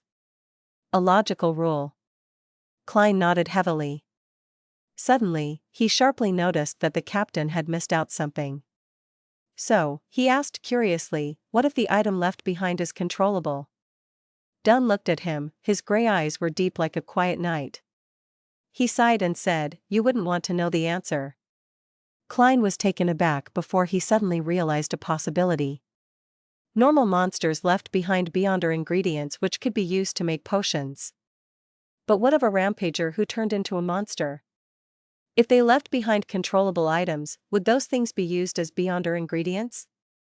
Upon realizing that, Klein suddenly felt a strong sense of disgust. He couldn't help but turn his head to Wretch. Even his sight suddenly grew blurry. This is such a terrifying theory. But it's an answer that's highly likely of being closer to the truth. In that instant, he had a deeper understanding of sayings like, "To fight against the abyss, we have to endure the corruption of the abyss, and we are guardians, but also a bunch of miserable wretches that are constantly fighting against threats and madness." Would this be one of the reasons why the church hides the acting method? So that they can recycle a certain number of their own members for spare parts? But this will make members of the upper echelons reject the church. Klein's face clearly reflected his changing expressions. Upon seeing his response, Dunn suddenly laughed. There was a twinkling light in his gray eyes. "Think about it on the brighter side of things, you can think of it as our teammates watching over us in a different form. They will be with us forever." After saying that, Dunn lowered his head, picked up his coffee, and brought it to his mouth. After nearly 20 seconds of silence, he lifted his head and said, "And you don't have to worry. As long as we can find sources of beyonder ingredients, we wouldn't do what you were thinking about. Alright, according to the rules, you'll receive a day off since you just advanced. You can decide whether or not you want to go to your combat training this afternoon, but you have to inform Gawain either way." Klein gently nodded. Taking a deep breath, he straightened his back and said, "Captain, I have finished my lessons on mysticism. I'd like to use my mornings to learn techniques such as tracking and monitoring." He paused and added with a serious expression, "I'd like to fulfill my full duty as a Nighthawk soon." Dunn gave him a piercing look and sighed. "You're tougher than I imagined." "As you wish." "Yes, Captain." Klein suddenly stood up and drew a crimson moon on his chest. After leaving the Blackthorn Security Company, Klein didn't return home to rest, but instead, took the opportunity to take a trackless carriage to Azik's place. Ding dong, ding dong. As the doorbell rang clearly, Azik opened the door in a white shirt and black vest. There was a gold watch chain hanging from his vest pocket. "Don't you need to work?" Azik took a glance at the sky and realized that the sun had yet to climb to its peak. "I actually have most of the day off due to some special circumstances," Klein explained vaguely. Azik looked at him and appeared to notice something as he nodded and made way for Klein's entry. At the hallway, Klein set his cane aside, took off his hat, and followed Azik to the living room. The living room was comfortably furnished with a fireplace, rocking chair, couches, and a coffee table. Klein sat at his usual spot. Azik sat down opposite Klein and pointed at the cigars on the coffee table. "Do you want one?" No. Klein shook his head firmly. Azik didn't attempt to persuade him as he struck a match and lit one of the cigars. At the same time, he asked casually, "Have you taken care of the matter at Morristown?" "I have to thank you for that," Klein replied sincerely. At the same time, he secretly lampooned, "Mr. Azik, before you lost your memories, you definitely must have left behind quite a sizable wealth for yourself. Otherwise, how could a teacher who isn't even an associate professor be able to enjoy cigars so frequently?" As Azik was fiddling with his cigar, Klein brought up a matter. "Mr. Azik, I have something to ask you." "What is it?" Azik replied without lifting his head. Klein paused and organized his words. "One of my colleagues lost control and became a monster. I'd like to know if his spirit was contaminated."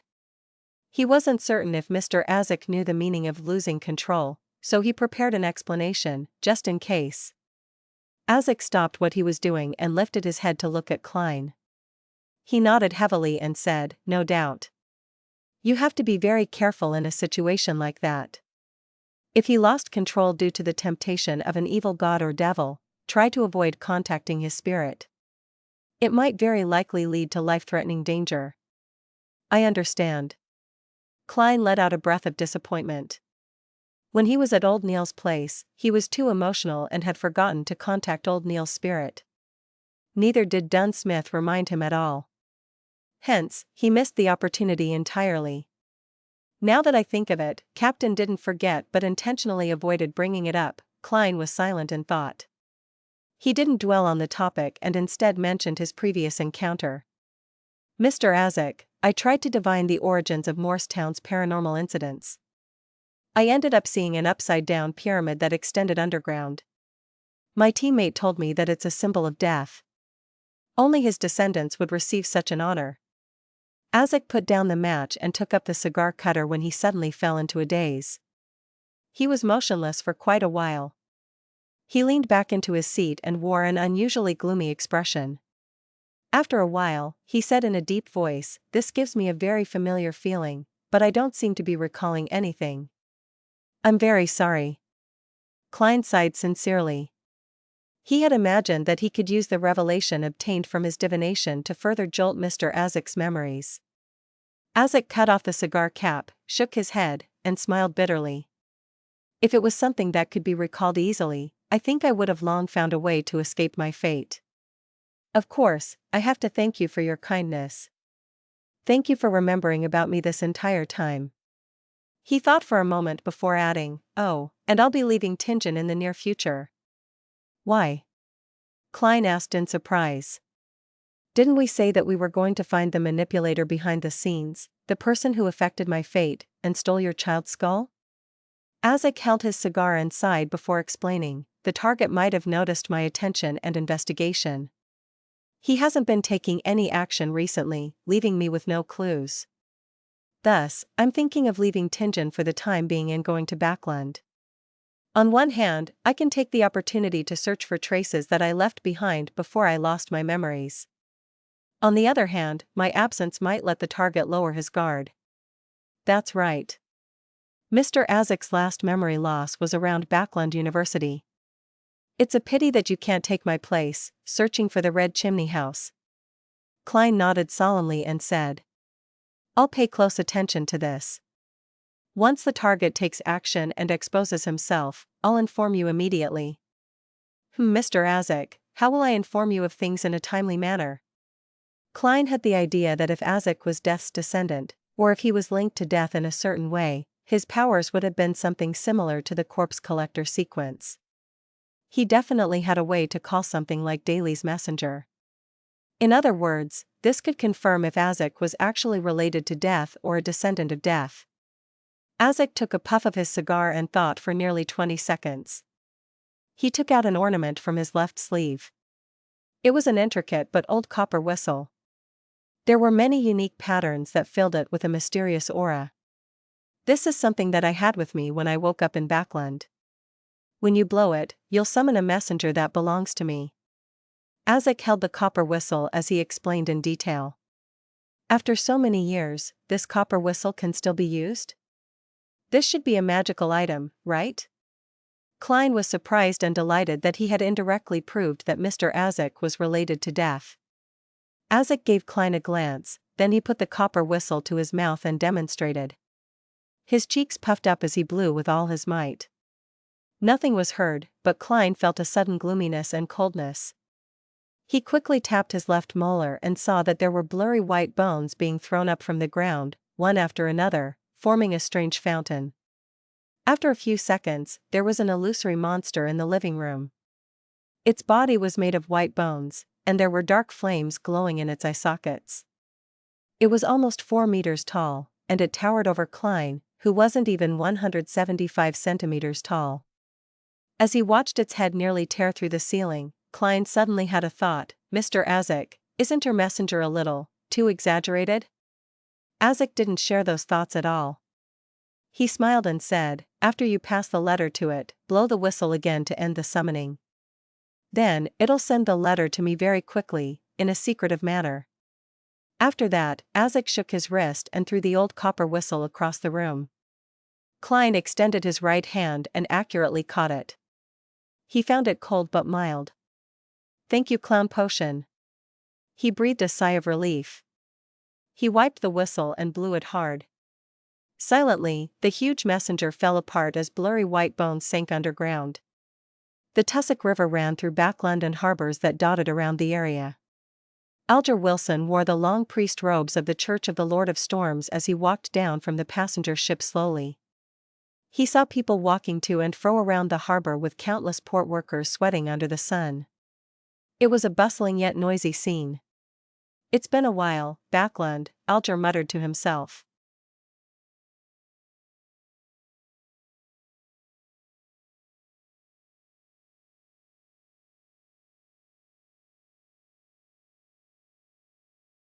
Chapter 171, Promotion and Pay Raise. After leaving Azik's house, Klein took a public carriage back to Daffodil Street. As he opened the door to his house, he suddenly saw a figure sitting in his dining room. Klein instinctively tightened his grip on the cane in his hand, but quickly realized what was going on. It wasn't a thief, but his maid, Bella. Bella was focused on reading a spread-out newspaper on the table. She jumped in shock when she heard the door open, quickly standing up and stammering, I was just done with the tasks for the morning. I was waiting for the water to boil so that I could eat some bread.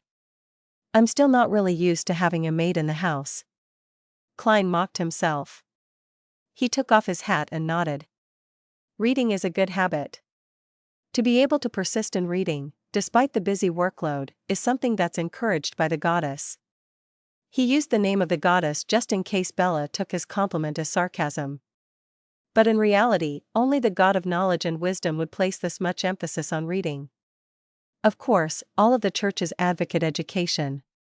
Yes, since she's about 18 years old and believes in the goddess, Bella's love for reading must be influenced by her parents. Parents like this would send their daughter to receive an education as long as they can afford it. Even if they cannot afford public schools, there are always the free schools provided by the church. At most, it would just delay her education. Thus, Bella isn't illiterate. She can understand words and read the newspaper. Klein thought as he walked into the living room after setting his cane down.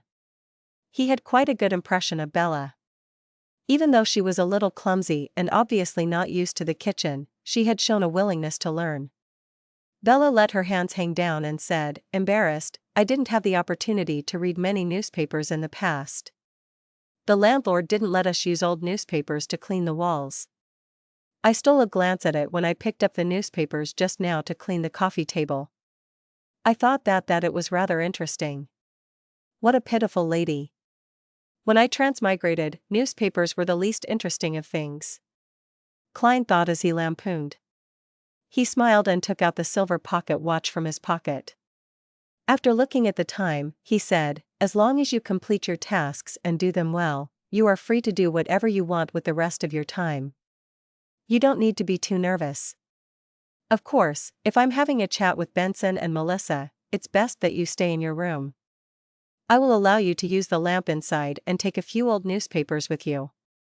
Oh, please knock at my door at 1 in the afternoon, then prepare a cup of side black tea, 2 pieces of soft white bread, a piece of wheat toast, and a small plate of butter for me."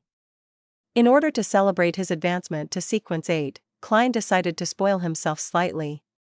He was going to eat the white bread ahead of Benson, who was planning on having it over the weekend. "Well, I'll buy 8 more pounds of bread soon. In the future, we shall make the change in our staple dish, from wheat bread to white bread. As a Sequence 8 Beyonder, my weekly pay is definitely going to increase." To think that the captain didn't mention this. He forgot again. Klein froze for a moment and decided to clarify it tomorrow. "All right," Bella replied in surprise and joy. Following that, she asked with a little uncertainty, "Mr. Klein, do you mean the side black tea used to entertain guests?" She called him by his first name as Moretti could be used to refer to anyone in the family. "Yes, that shall be my usual tea in the future."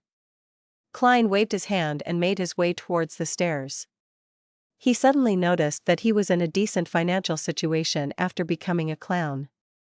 This was partly because there were no other large expenses for the time being. He only needed to spend 2 solely on transport while he was investigating the houses with red chimneys, and on the materials that he needed to purchase occasionally. Claims could be made for the latter most of the time anyway. Also, there was a sum of £300 in Klein's anonymous bank account. It was important to understand that 1 ar of land in the countryside only cost 5 to 6.5 solely, which was another way of saying that Klein could afford 920 to 1200 ares of farmland, which was equivalent to 137 to 179 Mautu back on Earth. Furthermore, this sum of money could allow Klein to buy a house on Daffodil Street on a contract for 15 years.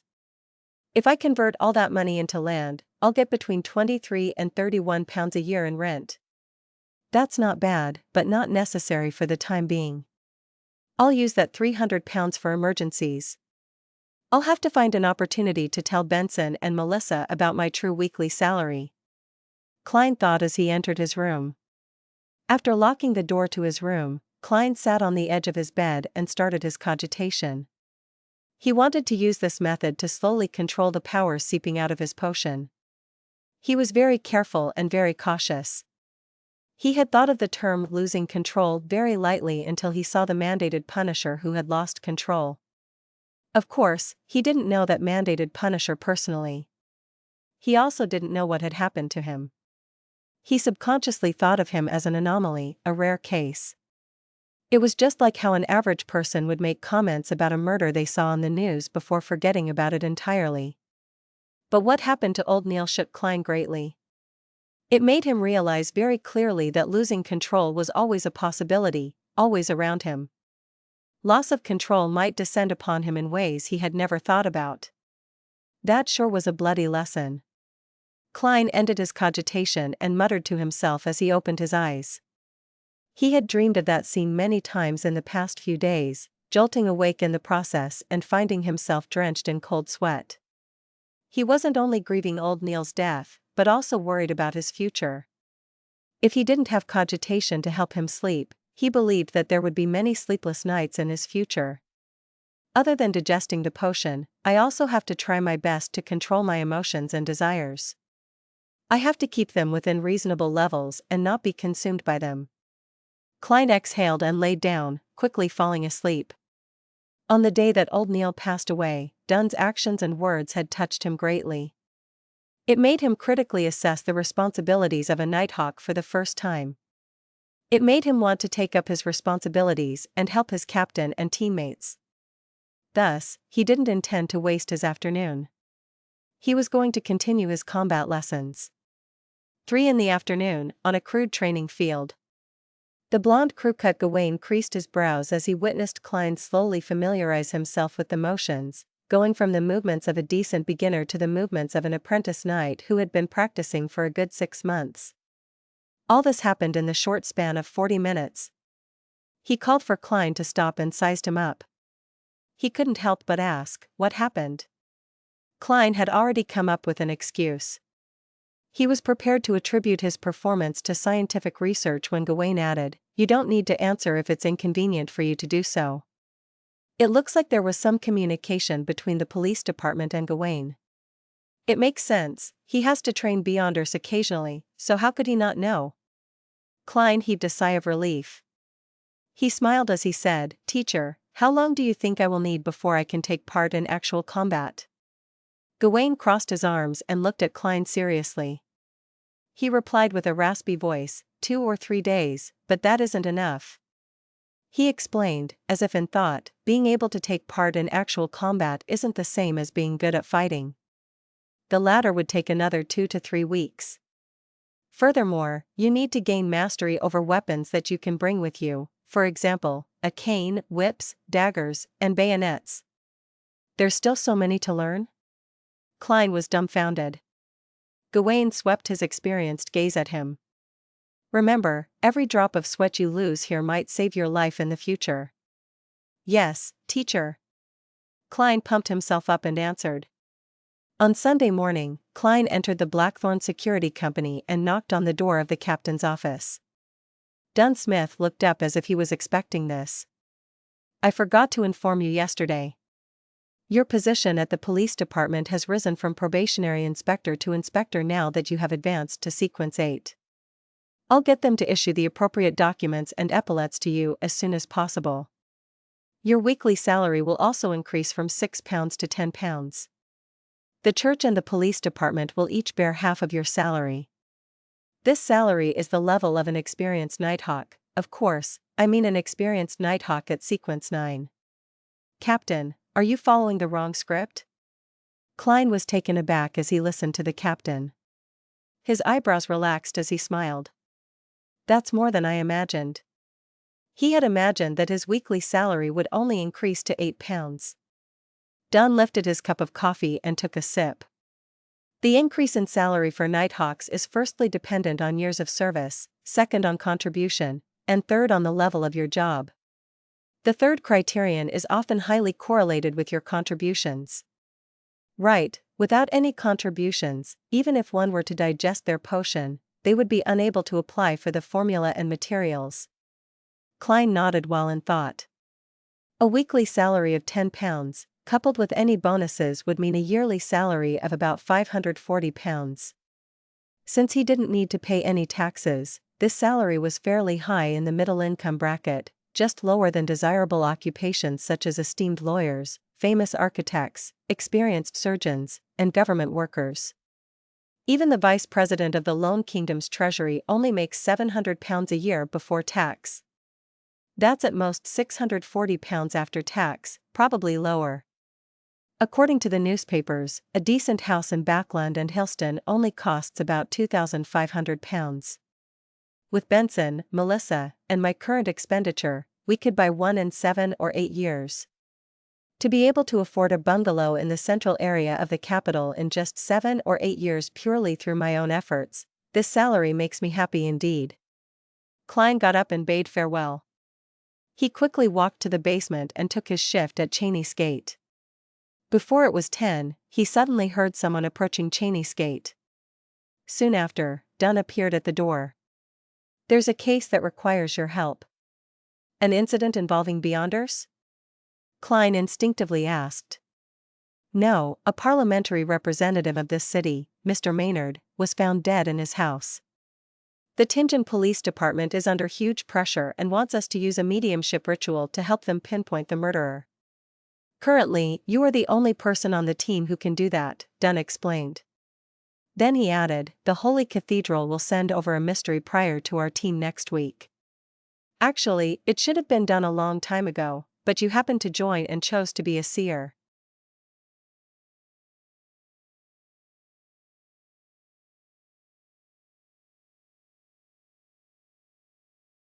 Chapter 172, Autopsy.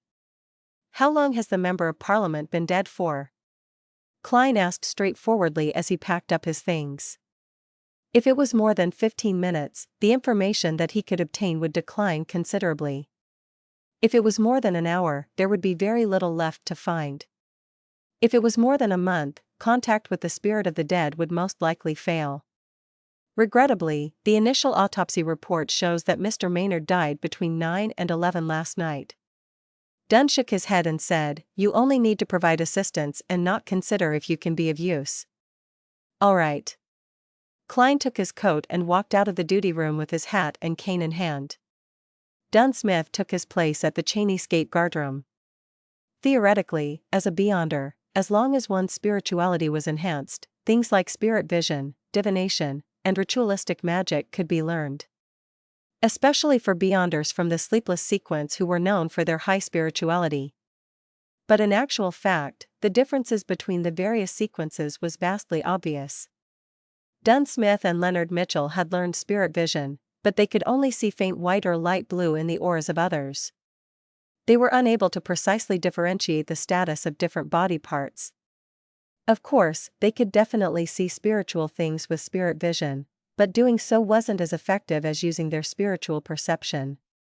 That also led to a problem in which Beyonders at the Sleepless, Midnight Poet, and Nightmare sequences didn't enjoy activating their spirit vision. Similarly, if they were willing to, they could also learn spirit pendulums, dowsing, dream divination, and so on. But their rate of success wasn't something worth noting. It was the same situation with ritualistic magic as well. When the two of them walked past one another, Dunn suddenly said, "I forgot to tell you that Inspector Tolley is in charge of the case. He's waiting for you at the reception hall in the security company. Remember to change into your new uniform and grab your new documents." Klein wasn't surprised and replied with a smile, "New uniform, new documents? The Tingen Police Department sure is efficient." He had just advanced to Sequence 8 the day before. "It's because this case is very important, so." Dunn spread his hands and took up Klein's previous spot. Klein walked upstairs, but he wasn't in a hurry to go to the reception hall. He entered the Nighthawk's break room and entered the attached bathroom to relieve himself. There was only a toilet bowl, a water bottle, and a bucket in the duty room. Then, he changed into his police uniform that revealed his promotion to 2 silver stars and put on his peak cap with the 2 crossed swords and a crown. After transferring his flaring sun charm, Azik's copper whistle, his ritual ingredients, and other items, Klein smoothed out his uniform, took his cane, and exited the break room. He passed through the partition and saw Inspector Tolley seated in the sofa area. It had been a while since they last met. The tall police officer seemed to have gained some weight, and his stomach was even more outstanding. With his thick mustache and hair, he looked like a brown bear that had just escaped from a circus. "I'm glad to work with you again." When Tolley saw that it was a Nighthawk that he knew, he let out a breath of relief. He stood up and extended his bare paw. "No, palm." Klein corrected himself and shook the other person's hand as a polite gesture. "Me too." Tolley stole a glance at Klein's 2 shimmering silver stars shoulder strap and said with envy, "We're at the same rank now, and it hasn't even been a month." At first, Klein wanted to reply solemnly that the danger that we encounter is 10 times worse than yours, but he remembered his identity then, Sequence 8 Clown. "Maybe I can give it a try." Using his spirituality, he looked at the reflection of his facial expression. He lifted the corner of his lips and replied with a smile, "Maybe in another few months, you'll have to call me sir." "You sure are humorous." Tolley chuckled and pointed at the door. "Shall we head out?" "All right." Klein hadn't given up his cane. Now that he had become a clown, the cane was truly a viable weapon. After exiting the Blackthorn Security Company, Klein and Tolley walked down side by side, forming a great contrast due to the skinniness and fatness of the two. "I feel like we could even make an audience at the circus laugh," Klein suddenly jested. Tolley nodded in absolute agreement and said, "Yes, I feel our vast contrast brings a comedic effect." "Do you know that some circuses are trying to use fat and skinny, tall and short clown combinations in their performances?" "No, actually I meant a beast tamer and a brown bear." Klein, of course, wouldn't make such a rude remark. He went along with it and replied, "It's a pity that there are no fixed circuses in Tingen." "That's right, but we have operas, theaters, and music halls," Inspector Tully replied wistfully. They casually chatted until they got onto the police carriage. Then, Klein redirected the topic back to the case. "Is it confirmed that Mr. Maynard was murdered?" "We can't be certain, but his wife and 2 sons aren't willing to believe the possibility that he died due to a sudden illness. And there was really something wrong at the scene. When Maynard was found, he was naked on the guest room's bed," Tully said as he deliberated. "He sleeps separately from his wife?" Klein leaned back against the carriage wall and mimicked the main character in various detective films. Tully shook his head and said, "No, his wife hasn't been in Tingen recently. She went to Backlund to attend a very important social ball. You might not know, but she's the leader of a new party. She's the daughter of someone from the House of Commons.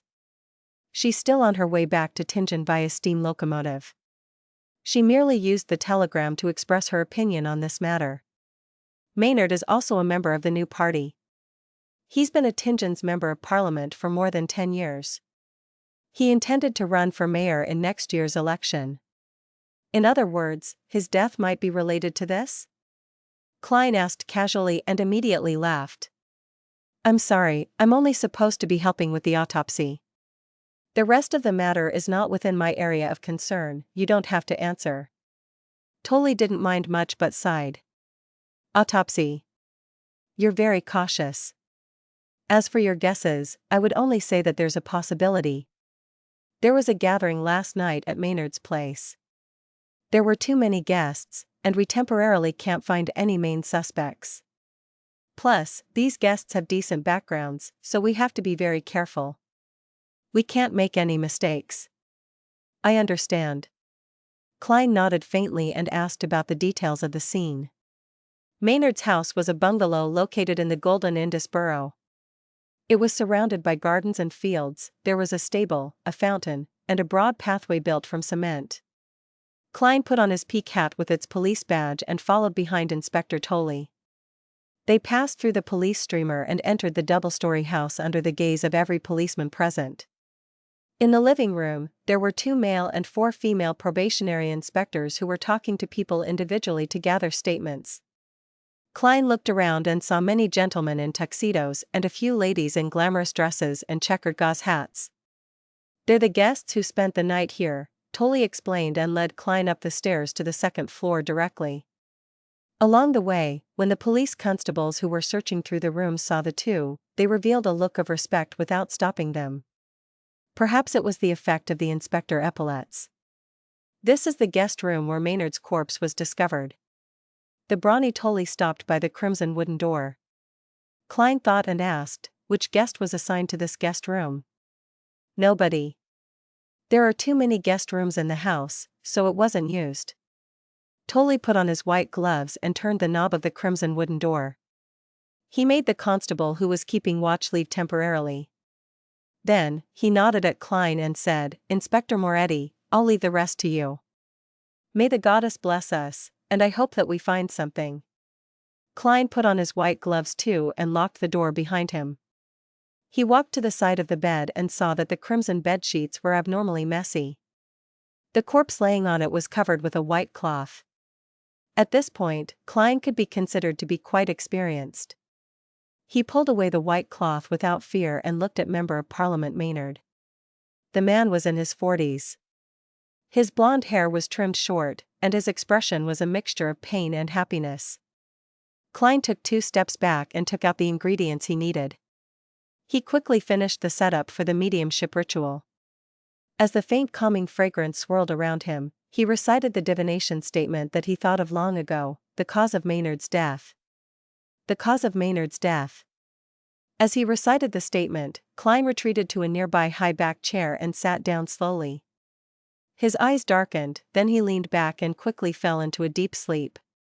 In the illusory and blurry world, he suddenly saw the gentleman from earlier. With his opened blue eyes, Maynard was laying prostrate above a woman with an outstanding body and fair skin. He was thrusting hard against her body. He first displayed an expression of extreme satisfaction and happiness. Then, he suddenly clutched his chest with his right hand. His expression then grew contorted. "Pa!" As Maynard fell, the image quickly shattered. Klein opened his eyes and woke up from his dream. "I can't believe I can actually watch porn in such a manner." "So, Maynard had an affair and died of exhaustion?" Klein chuckled and massaged his temples. He took out a pen and paper before doing another ritual. He drew a portrait of the lady he had seen in his dream with the aid of the ritual. Of course, everything below her neck was omitted. It was a woman whose age was hard to tell. She had the mature vibe of a woman in her 30s, but there was a remnant of innocence to her. Her eyes were crystal clear, and she had a delicate look. Klein looked at his work, then put away his ritual ingredients, and dispelled the spirituality wall. He leaned sideways to grab his silver-edged cane. Suddenly, he heard the reverberating sound of someone clearing their throat. He immediately got goosebumps. Klein looked towards the bed and saw Maynard gripping the crimson bedsheets so tightly that the tendons on the backs of his hands were protruding out. With a swoosh, the member of Parliament who died between 9 and 11 the previous night suddenly sat up. Saliva drooled from the corners of his lips as he opened his vacant eyes wide.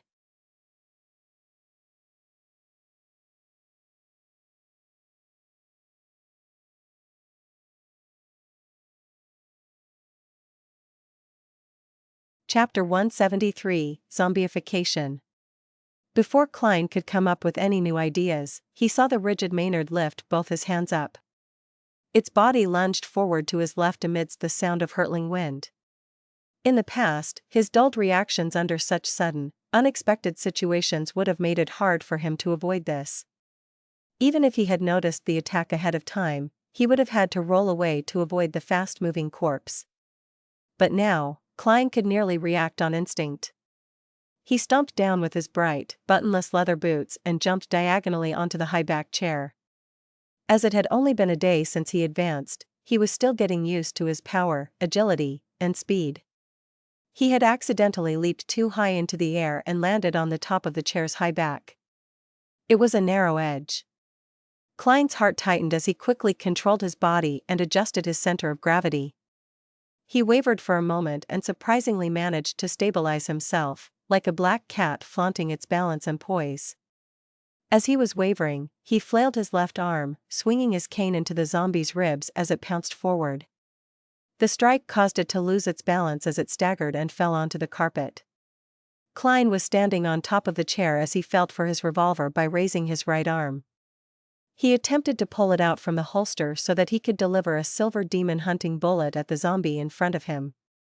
But in that instant, he suddenly wondered about the aftermath. If he were to blow a hole in Member of Parliament Maynard's corpse, how was he going to explain the cause of death to the deceased's family or members of Parliament who were focusing on the matter? All I did was double-tap his corpse. As he was thinking, Klein reached into the pocket of his police uniform and felt for a triangular plate. The Requiem charm. He quickly made a decision. He took out the silver amulet without hesitation and let out a low shout in Hermes, Crimson. As the incantation reverberated within the room, the charm started to release a peaceful aura. Klein quickly infused his spirituality into the amulet and tossed it to Zombie Maynard, who was struggling to get up. A cold blue fire appeared, enveloping the triangular plate. A serene and gentle black aura spread forth rapidly, eliminating the anxiety and worry of the soul. Zombie Maynard stopped there, his eyes staring blankly at the ground. His saliva dripped onto the carpet. Klein heaved a sigh of relief and planned to take out the materials and set up a ritual to purify the desecrated being, but suddenly, Maynard once again let out a groan, his blank eyes focused on the left pocket of Klein's police uniform again. Shit. Klein leaped from the top of the chair to the ledge of the oriel window. At the same time, he heard the sound of the chair breaking. Klein had no choice but to take out a rectangular silver plate. The slumber charm. It wasn't only living things that could be put into a deep sleep. The dead were in a state of eternal sleep and would only be woken up under unusual circumstances. In certain books on mysticism, there was even such a description regarding zombies, they slumber by the day and wake up in the night. Crimson. Klein once again recited the incantation in Hermes. He intended to disregard the consequences and shoot the corpse with his revolver if that failed again. The problems that came later wouldn't matter if he was dead. As he felt the silver rectangular plate in his palm turn cold, Klein injected his spirituality into it and tossed the charm out. A dark red flame illuminated his eyes as the sound of a light explosion reverberated around the room. A gentle power spread forth, bringing with it a fatigue that affected every living being. Zombie Maynard had just propped himself up using the chair when he wavered. His eyes closed, and he fell on his back with a plop. With what had just happened, Klein didn't dare to relax. He immediately took out the amantha extract distilled from night vanilla, slumber flower, and chamomile, as well as the bark of the drago tree, and the full moon essence oil made from moon flowers. He quickly set up a sacrificial altar. Right on the heels of that, he sealed the surrounding area with a spirituality wall with the aid of holy night powder, encompassing the altar and the sleeping zombie Maynard. After silently reciting the incantation and lighting 3 corresponding candles, he dripped a few drops of essential oil extract and scattered various powders onto the flames. Klein then took a step back and cautiously looked at zombie Maynard. He then recited in Hermes. "O ever-night goddess, nobler than the stars and more eternal than eternity. I pray for your loving grace. I pray that you look over your loyal guardian. I pray for the power of the crimson. I pray for the power of sleep and silence. I pray that you purify the unclean being around me," the gentleman once called John Maynard. "Moonflower, a herb that belongs to the red moon, please bestow your powers to my incantation. Slumber flower, a herb that belongs to the red moon, please bestow your powers to my incantation." It was as if a midnight breeze blew within the wall of spirituality. A thin veil of black steam started to billow from zombie Maynard. When everything settled, Klein used his spirit vision and divination to repeatedly confirm that the zombie wouldn't awaken once more. After seeing the results, his worries eased. He ended the ritual and dispelled the wall of spirituality. Why would he suddenly come back to life? Klein stood in front of Maynard, who was on the carpet. He knitted his brows as he looked down at the corpse. To a beyonder with high spiritual sensitivity, there were obvious signs to note if a corpse would come back to life or not, much less Klein, who was a seer. He often had a premonition of similar matters, but what had happened just now completely took him by surprise. Unless there is a more mysterious influence at play. Just like what happened with the suited clown. Klein recalled the scene in his head and faintly sensed the problem. Zombie Maynard had been trying to attack the left pocket of his police uniform. Left pocket? Klein transferred his black cane to his right palm, then reached for the pocket with his left hand. He took out the ancient copper whistle that was inside. It was a copper whistle carved with many mysterious patterns. It was the copper whistle used to summon Azik's messenger. This copper whistle zombified Maynard? That's quite plausible. Even if Mr. Azik isn't a descendant of death, he definitely has a certain connection with death. It's logical that the objects that he carries with him would produce such an effect. Klein nodded in thought. He took out a copper penny and did a quick divination about his conclusion. As he was at the scene of the incident, holding the relevant objects, and had ample information, he quickly got a result. He saw the copper penny fall into his palm, portrait facing up. This means yes. To think that Mr. Azik didn't remind me to be cautious that these things could happen. Well, he's an amnesiac, so it's not uncommon to forget this. Besides, the copper whistle might not have had negative effects when it was on him. There's a high possibility that it was suppressed. I shouldn't take this copper whistle with me when I'm at cemeteries or ancient castles, places that are prone to hauntings. Otherwise, I'll just be finding trouble for myself and crazily court death. Klein silently made a mental note. He then carried the naked Maynard back onto the bed without much effort. Looking at the obvious mark on the corpse left behind by the stroke of the cane, Klein sighed. He covered the corpse with the piece of white cloth and pretended not to notice. I'll leave this problem to the police department to vex over it. Oh, And the 2 charms I used just now can be considered mission-related expenses, so I can get compensated. He thought as he packed up. He then took the portrait and unlocked the door. The door opened with a creak and Klein saw Inspector Tolley, who had been guarding outside, not allowing anyone to come near. What happened just now? Tolley asked in doubt and worry. He could faintly hear the action going on in the room. Klein smiled and deliberately said with a little exaggeration. Member of Parliament Maynard came back to life and tried to give me a passionate hug. Don't joke like that. Tolley looked into the room in exasperation. Why so serious? Klein said, throwing up his hands.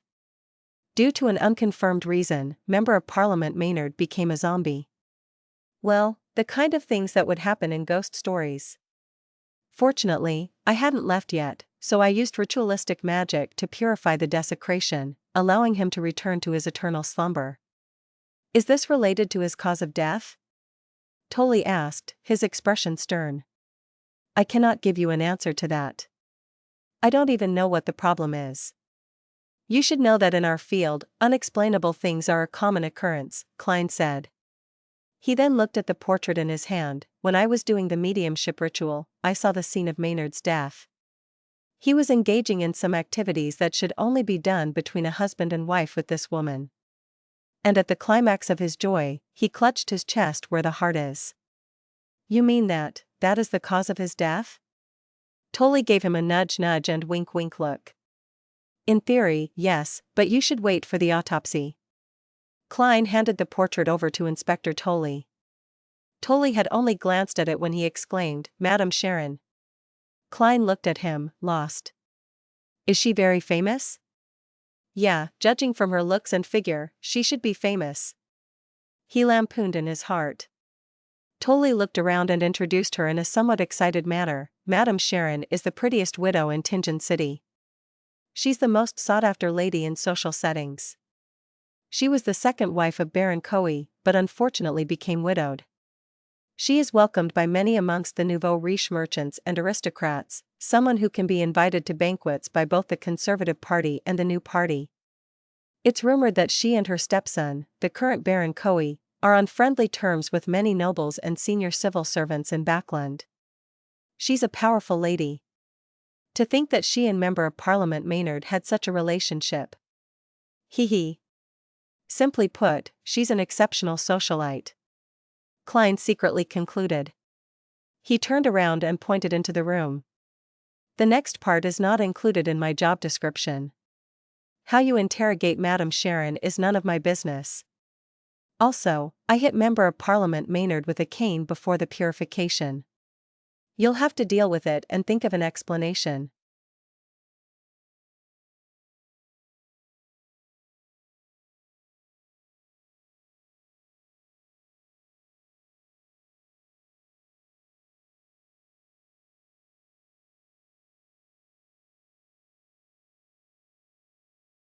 Chapter 174, Madam Sharon. What? The bear-like Tolley jumped in shock and looked at Klein before looking into the room.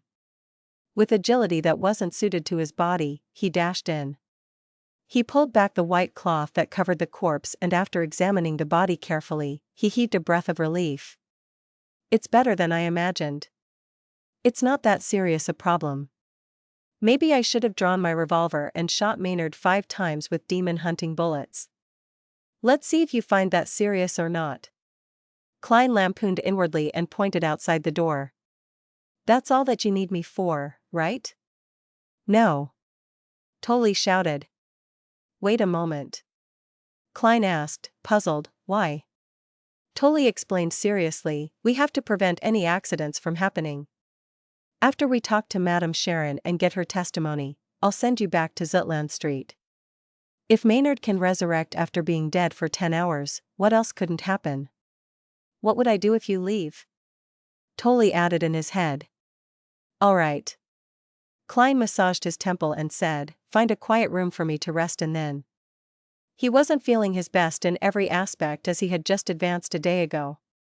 Having just performed multiple ritual ceremonies, used 2 charms, and suffered a non-trivial scare, he needed to enter cogitation to eliminate any problems. Klein was now extremely cautious about losing control. Tully covered the dead body with the white cloth again. He obviously relaxed and replied, "No problem." He brought Klein to a guest room that was closer to the sunlit side of the house. He pointed and said, "Inspector Moretti, don't worry. No one will disturb you. I'll be paying Madame Sharon a visit first." Klein nodded slightly and watched him walk away. Then, he closed the door and drew the curtains. In the dim and silent bedroom, he slowly walked over to the rocking chair and sat down comfortably. He allowed his body to rock back and forth rhythmically. There were countless spherical phantasmal lights overlapping in his mind. The buzzing sounds in Klein's ears and the throbbing ache in his head slowly vanished, bit by bit. When his situation stabilized, he opened his eyes and looked into the darkness. He outlined a bed, cupboard, and other furniture. Then, he calmly thought about his earlier attempts. There isn't much feedback from a few exaggerated jokes. Maybe I have yet to control the powers of the clown potion, as there are still remnant negative effects. Of course, I can't eliminate the possibility that such acting has little effect. Personally, I'm not quite willing to play the role of a clown. But since I picked the sequence pathway, I can only bite the bullet and continue. Actually, everyone has to act like a clown at one point or another in their lives. I don't have to be so uncomfortable with the idea. I have to quickly understand a clown's core elements. As various thoughts churned in his mind, Klein suddenly took out a brass halfpence. Mostly out of habit, he divined if Maynard's death was due to supernatural influences. Maybe it's an occupational hazard. Klein shook his head and laughed. His eyes grew dark as he recited repeatedly, John Maynard's death was due to supernatural influences. Ding! He flipped the coin as he slouched into the rocking chair. He watched its brass luster twinkle as it rotated in the air. Pack! The coin fell right into Klein's open palm, revealing the number 1/2 facing up. A negative answer.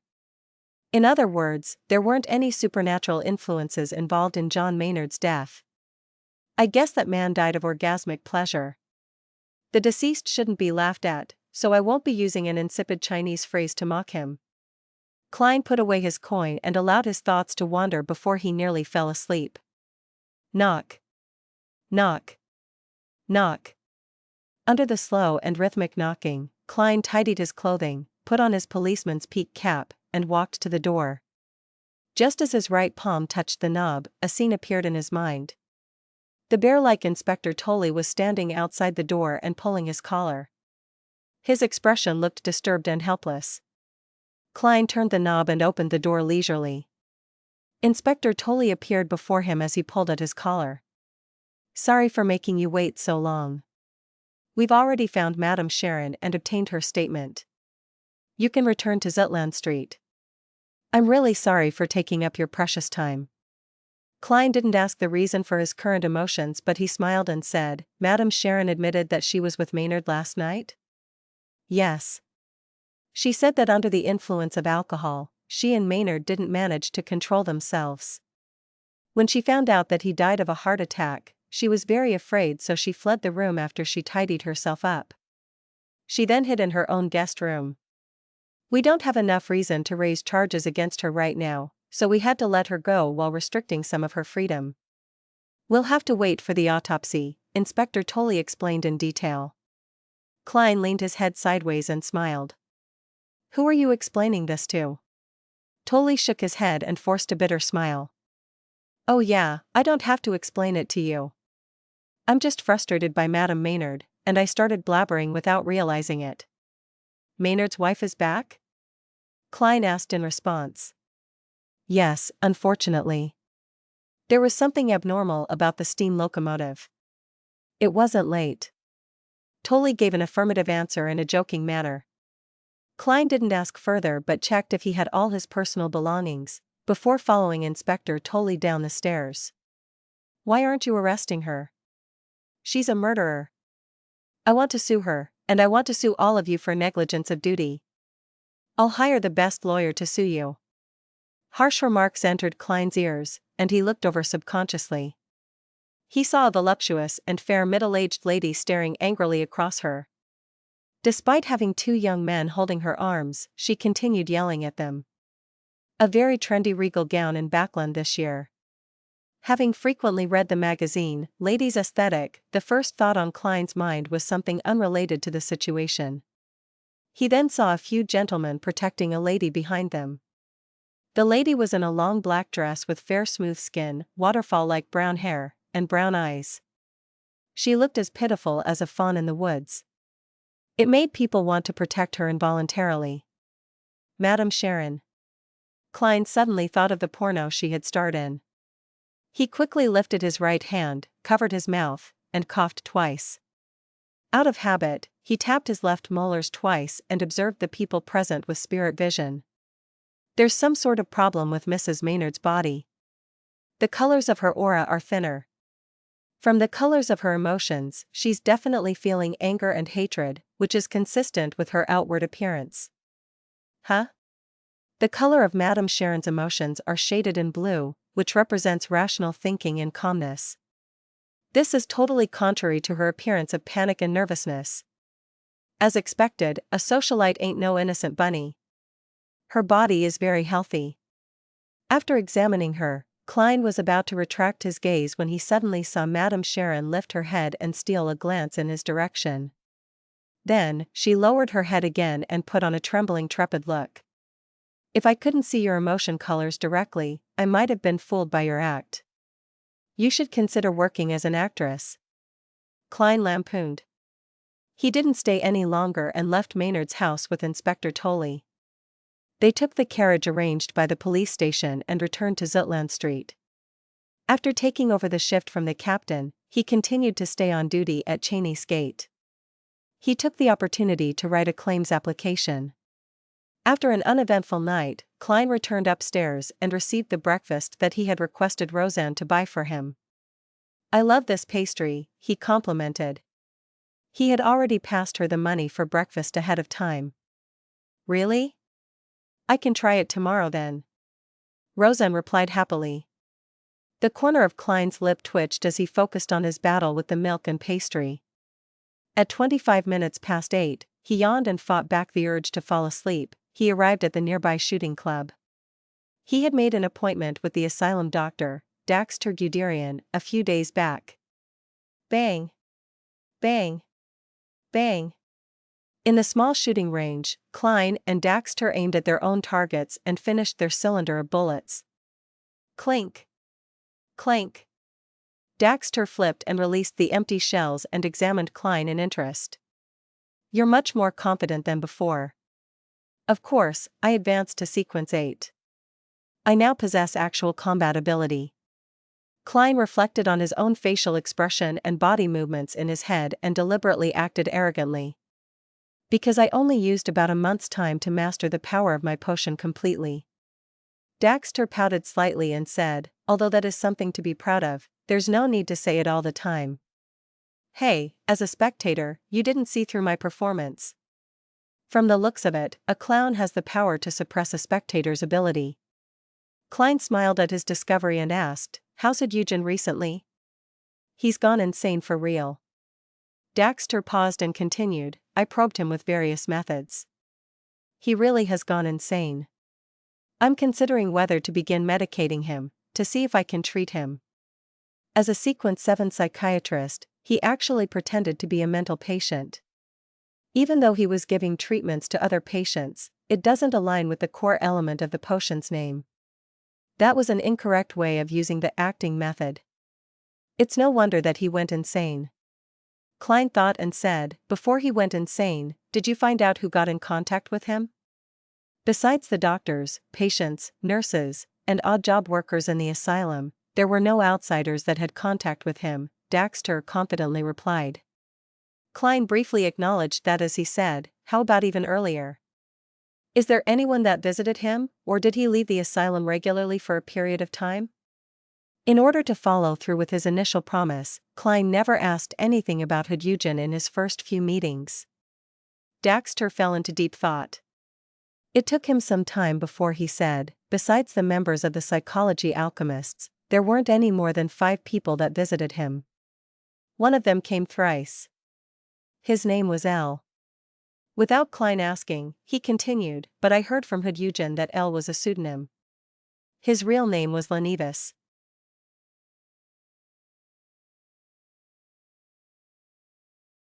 Chapter 175, Deduction. Lenevis? That criminal who cheated both money and sex. To think that he had a connection to Hood Eugen from the psychology alchemists. Klein froze for a moment when he heard the name. He immediately thought about the implications the name Lenevis had. He's the cheat that escaped with more than £10,000. Just a providing a clue would earn me £10.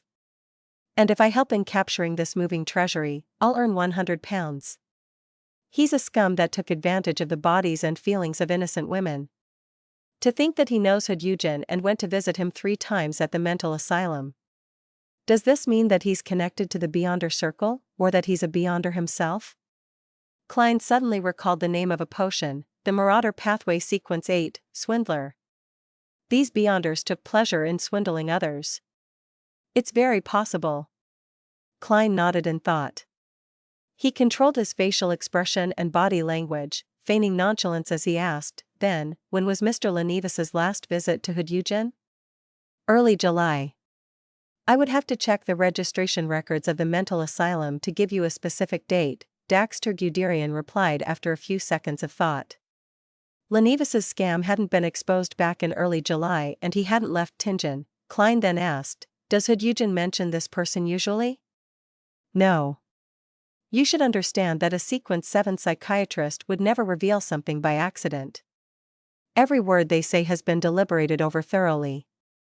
It would be impossible to learn their secrets unless they have some other hidden motives. I was only able to get the telepathist formula after Hood Eugen went mad. Oh right, have you determined the authenticity of the formula? Daxter expertly hid his feelings of pride toward his Pathways potion. Klein laughed and replied, it's authentic. When you need to advance, you can use that to concoct your potion without worry. We can help if the psychology alchemists are unable to provide you with the ingredients. Also, how have you been lately? Not too bad. Other than being a little worried about Hood Eugen's condition, I feel rather relaxed. I no longer have symptoms of a split personality. You've helped me greatly in this regard, Daxter Guderian said, full of emotion. Klein wore a humble expression. It's only right. Let's return to the topic at hand. Since you said that a psychiatrist would deliberate over their every word before uttering it and wouldn't easily reveal their secrets, why did Hood Eugen tell you that L is Lenevis? Was he hinting at something, or was trying to warn you of anything? Daxter froze for a moment, then creased his brows. This is really weird, to think that I didn't notice this. Other than that, Hood Eugen didn't mention anything else. Could his motive be for me to tell the upper echelons of the association about the name Lenevis should he meet with any problems? The association's reaction seemed strange, too. After I informed them about Hood Eugen's insanity, they did send a liaison. But after I described every detail, including Lenevis's name, there were no more replies from the upper echelons. It was like being a stone cast in the ocean. Could this mean that they've figured something out? A reasonable deduction. Klein took out his demon-hunting bullets and stuffed them into his revolver, then took aim at the target. If we follow this deduction, Hood Eugen might have long anticipated that he would become insane or die. And this has an untenable connection with Lenevis? But since he already anticipated it, why didn't he ask for help from the upper echelons? Daxter gazed blankly ahead. He thought hard as he said, unfortunately, he's insane now. There's no way to effectively communicate with him now. Perhaps some kind of temptation made him choose to take the risk. Klein made a guess. At the same time, he felt that it was regrettable that Hood Eugen had really become a mental patient. This compromised much of the information that he might have otherwise gotten. Sigh. Even a dead person is better than a lunatic. I can use mediumship rituals to make the dead talk, but what can I do with a lunatic? Oh right, Madame Daly once tried to use mediumship rituals to call upon my lost memories. The theory behind the mediumship rituals seems to have been derived from the psychology alchemists. This means that I can also use the mediumship rituals on the living and create a scenario where I interact with his spirit directly using my spirit. I wonder if Hyunjin would still be insane under those conditions. Unfortunately, I'm not advanced enough in this field, so I don't think I would be able to do it. I'll call upon the messenger and ask Madame Daly about it first. I'll see if she can provide me with any techniques. If she thinks that only she can accomplish it, then I'll tell the captain and get him to send a telegraph to Backland to request for assistance. I'm definitely not taking this troublesome course of action just because I want to learn the technique and attempt the ritual to summon the messenger. Many thoughts ran through Klein's mind before he gradually narrowed it down to a single line of thought that could solve the problem. Daxter Guderian approved of his guess. Greed always makes one foolish. Even when a person knows that there's only the abyss in front of him, he'll still attempt to walk to the edge and take a peek. This is called crazily testing the limits of fate. Klein lampooned. Try your best to treat Hyunjin after returning to the mental asylum. Try to keep him sober for a period of time and get some clues out of him. Also, don't hide your worries and anxiety. Establish more connections with the psychology alchemists and put pressure on them to solve Hyunjin's problem. That's the most normal and reasonable reaction. Daxter nodded seriously. I'll try my best. Klein didn't say any more and, after some deliberation, he asked, has there been any abnormalities with Hyunjin's body recently? For example, thin scales growing on some parts of his body? Near insanity, true insanity, and losing control were all descriptions of varying levels for a beyonder when something was wrong with them. The least severe of the conditions were when their attitude changed as if they had become a new person, but were still capable of rational thoughts and actions. That was near insanity. Insanity was more severe in that the person would lose all logic, becoming a maniac and was difficult to communicate with. Those that couldn't be saved were those whose body and mind had become monsters, completely losing control. Sometimes, if the problem wasn't dealt with promptly, insanity would lead to losing control. Before this, to avoid exposing the informant within the psychology alchemists, Dunn instructed the Nighthawks not to immediately deal with Hyunjin. Instead, they switched to surveillance to ensure that Hyunjin didn't lose control. But if there were signs of him losing control, they would have to deal with him immediately. Daxter shook his head and let out a bitter laugh. No, you can ease your concern. I'm also very afraid that Hyunjin will lose control, so I'm paying very close attention to detail. After all, I'm at the mental asylum 6 times a week. After exchanging a few more words, they left the shooting range 10 minutes apart.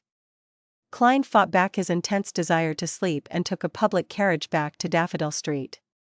He opened the door and saw his sister sitting on the sofa. She was neither reading nor was she fiddling with machinery parts. She was just staring blankly ahead as if she had lost her soul. Tapping his molars gently, Klein activated his spirit vision and asked, puzzled, Melissa, did something happen? She looks healthy based on the colors of her aura, not malnourished like she was before. Melissa retracted her gaze and pursed her lips, then looked at the kitchen which was producing some noise. Bella has been recommending the way that her family prepares breakfast back at home. She said that it's very delicious. I agreed to let her try it out this morning. What method is that? Klein had an ominous feeling. Cooking all of the leftovers in a pot, then adding water and bread, Melissa repeated softly. This is the standard recipe for food of unknown origins. Klein pinched his forehead. And so? We shouldn't waste food, Melissa bit her lips and nodded. Sis, I feel like you are questioning life. Klein cleared his throat and suppressed his desire to laugh. He then asked, where's Benson? In the bathroom. Melissa broke free of her daze, as her eyes regained their luster. At that moment, he heard the sounds of flushing from the bathroom. Benson came out with a newspaper in hand. My dear Klein, shall we get you a portion of breakfast? No, I've already eaten. Klein shook his head resolutely, feeling lucky that he arranged to meet Daxter in the morning. Otherwise, he wouldn't have gotten Roseanne to buy breakfast for him. how regrettable. Otherwise, you would change your views on my culinary skills and be filled with confidence about it. Benson let out a self-deprecating laugh. At this moment, Melissa noticed something. She turned to look at Klein and said, "You're back rather late today. Sis, be more innocent and lively. Don't worry about me all the time. The state you were in just now was great." Klein immediately smiled. "I have good news. You passed the examination of the police department and can obtain an increased salary?" Melissa asked without thinking. Benson also smiled and nodded. Klein grabbed his hat and stood at the edge of the living room. He said in amusement, "How am I supposed to surprise you guys like that?" After that, he added with a dry cough, "Yes, my salary has increased several-fold." He hit his recent increment of 4 additional pounds a week. He intended to save up a small piggy bank for himself. After all, he couldn't just rely on the money in the unmarked account. Furthermore, mentioning that his salary had increased several-fold was enough to scare his siblings. £6? Melissa exclaimed in shock, finding it bizarre. "I really need to change my job." Benson stroked his hairline.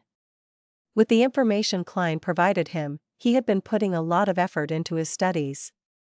Without waiting for Klein to speak, Melissa said with a delighted expression, "In that case, after deducting our normal expenses, you'll be able to save up enough money in 2 or 3 years to meet the standards of a marriageable gentleman."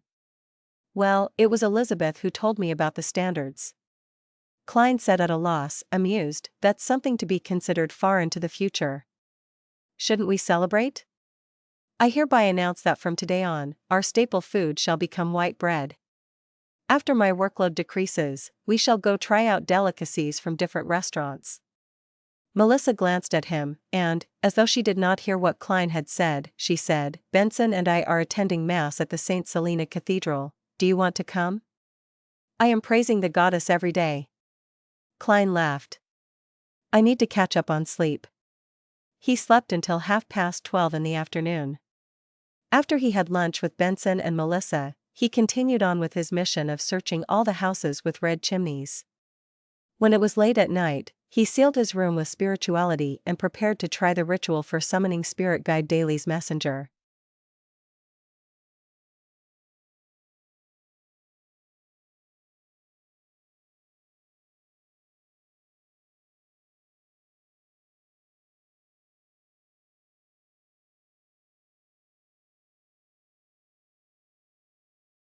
Chapter 176, Letter.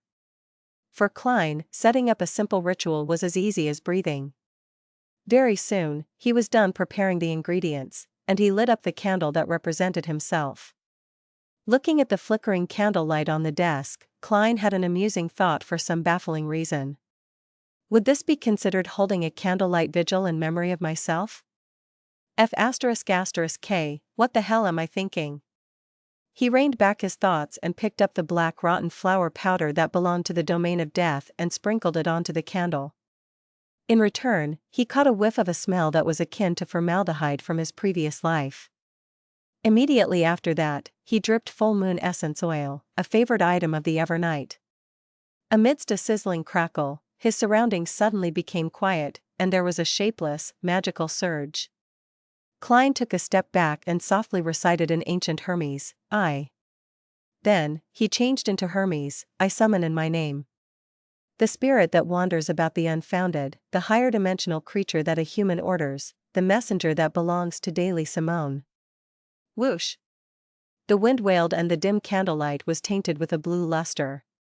Under its illumination, the wall behind the desk produced translucent ripples, and a creepy face surfaced. Other than its mouth, it had no eyebrows, eyes, or nose. Its thick lips parted, and a long red tongue was extended. There were sharp, irregular teeth that lined its mouth. In addition, the tip of the tongue had 5 delicate fingers. They were constantly extending and retracting, as though they were waiting for a delivery. This is Daly's messenger? Compared to Mr. Azik's, it's just like a child. No, I can't accurately determine their differences. Yes, one is an adult giant, and the other is a human baby. I wonder if it's due to the magical item, or if it signifies Mr. Azik's strength. I have to re-evaluate my understanding of him. Perhaps, he's a high-sequence beyonder. Crap, I forgot. In the letter, I should have asked Madame Daly for the names of the Sequence 4 and Sequence 3 corpse collector pathway. Mr. Azik most likely belongs to that pathway. Of course, he might have not advanced via potions. Yes, perhaps it's a gene that's passed down from his ancestors. I'll ask next time. The messenger is waiting. Klein looked at it seriously for a while and passed the neatly folded paper into the messenger's hand. Then, he watched as the hand gripped it tightly. Whoosh! The messenger retracted its tongue and swallowed the letter. The translucent, creepy, and wriggling face shrank back into the wall and disappeared.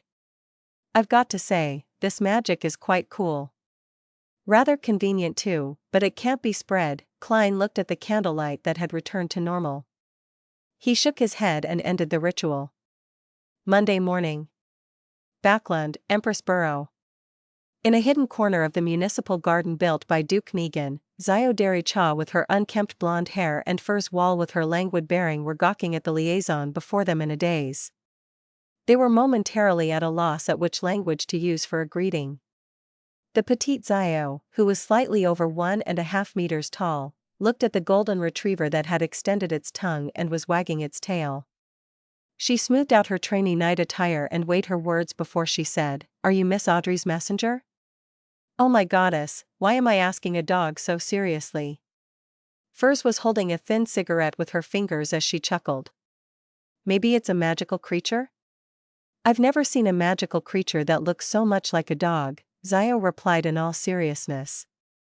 Susie sat down and closed her mouth. She then pointed at her belly with her paw. There was a leather pouch tied around the dog's body amidst her long golden fur. Zio looked to her left and right, making sure that there was no one watching before she quickly moved closer. She bent down and removed the pouch.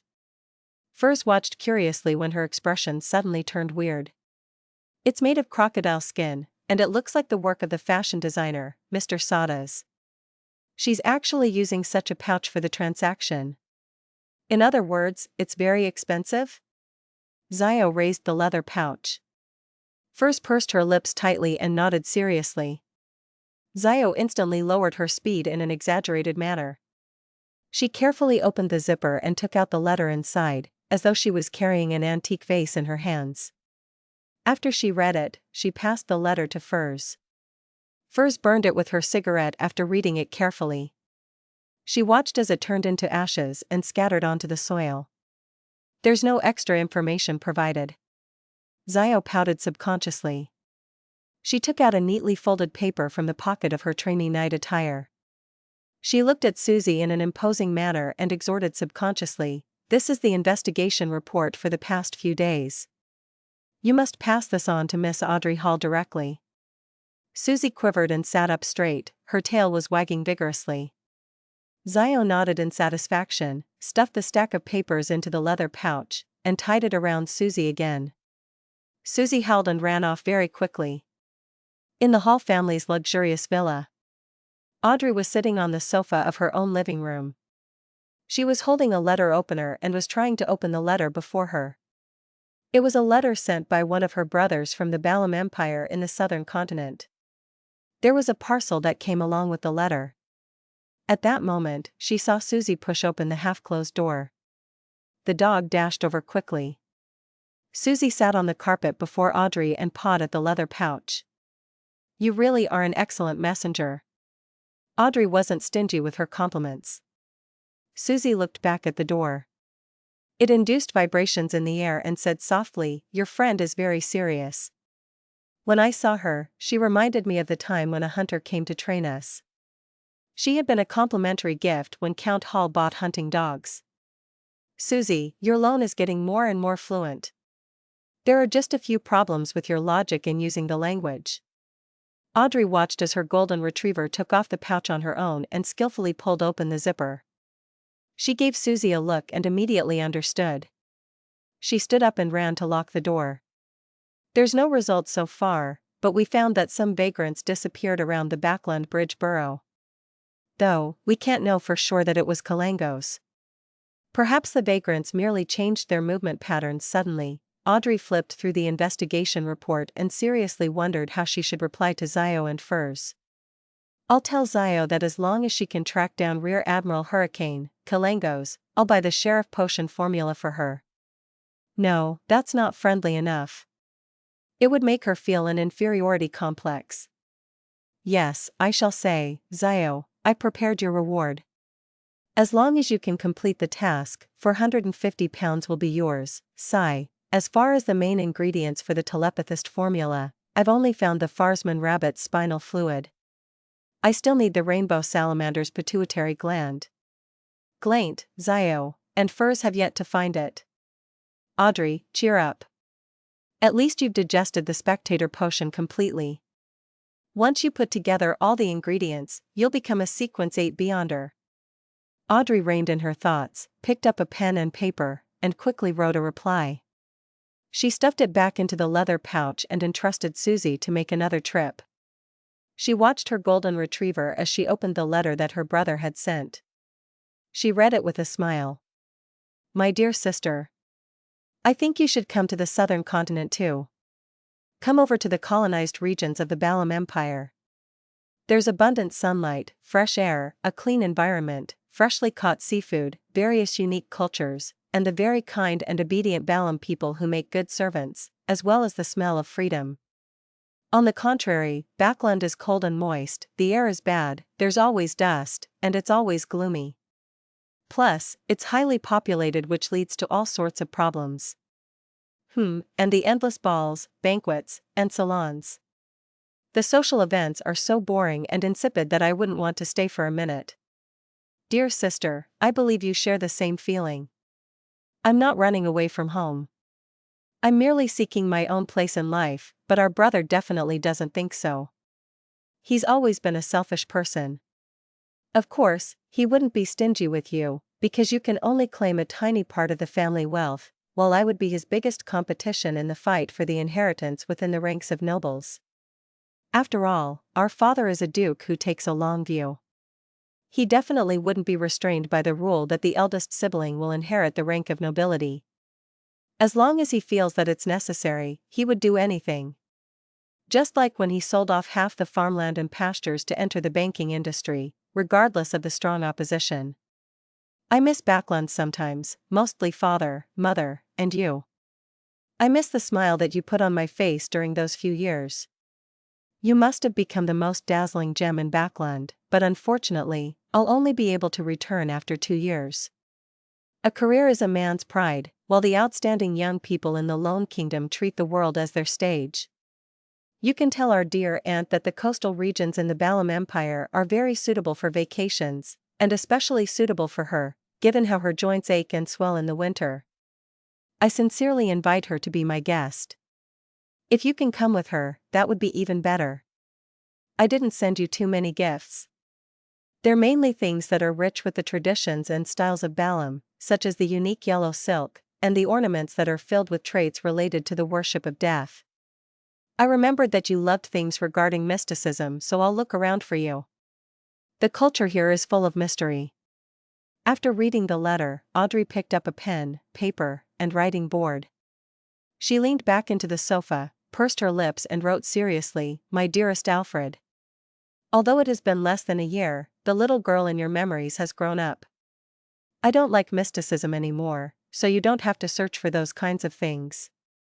Because it's very dangerous. Audrey puffed up her cheeks and added in her head. She had heard of too many tragedies related to mysterious objects when participating in Beyonder gatherings and from stories Zio and Furs recounted.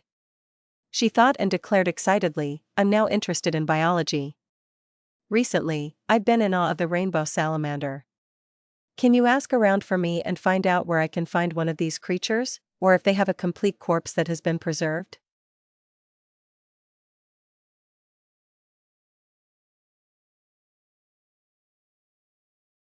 Chapter 177, Sudden Turn of Events. Audrey stopped writing after she finished sharing some interesting news and scandals about aristocrats. She then adopted a serious pose as she recalled something. With her exceptional memory as a spectator, she arranged the information that she had received from her father's teachings, as well as the news she heard during banquets and salons, into paragraphs. After creating a draft in her head, Audrey penned, "As for the political situation in Backland you asked about, it's not within my area of interest. I can describe it to you only based on my own impressions and the details that I happen to know. Some time ago, Father told me that after the abolishment of the Grain Act, the prices of crops were declining rapidly. The rent of farmland and pastures were also plunging, but I don't know the exact magnitude.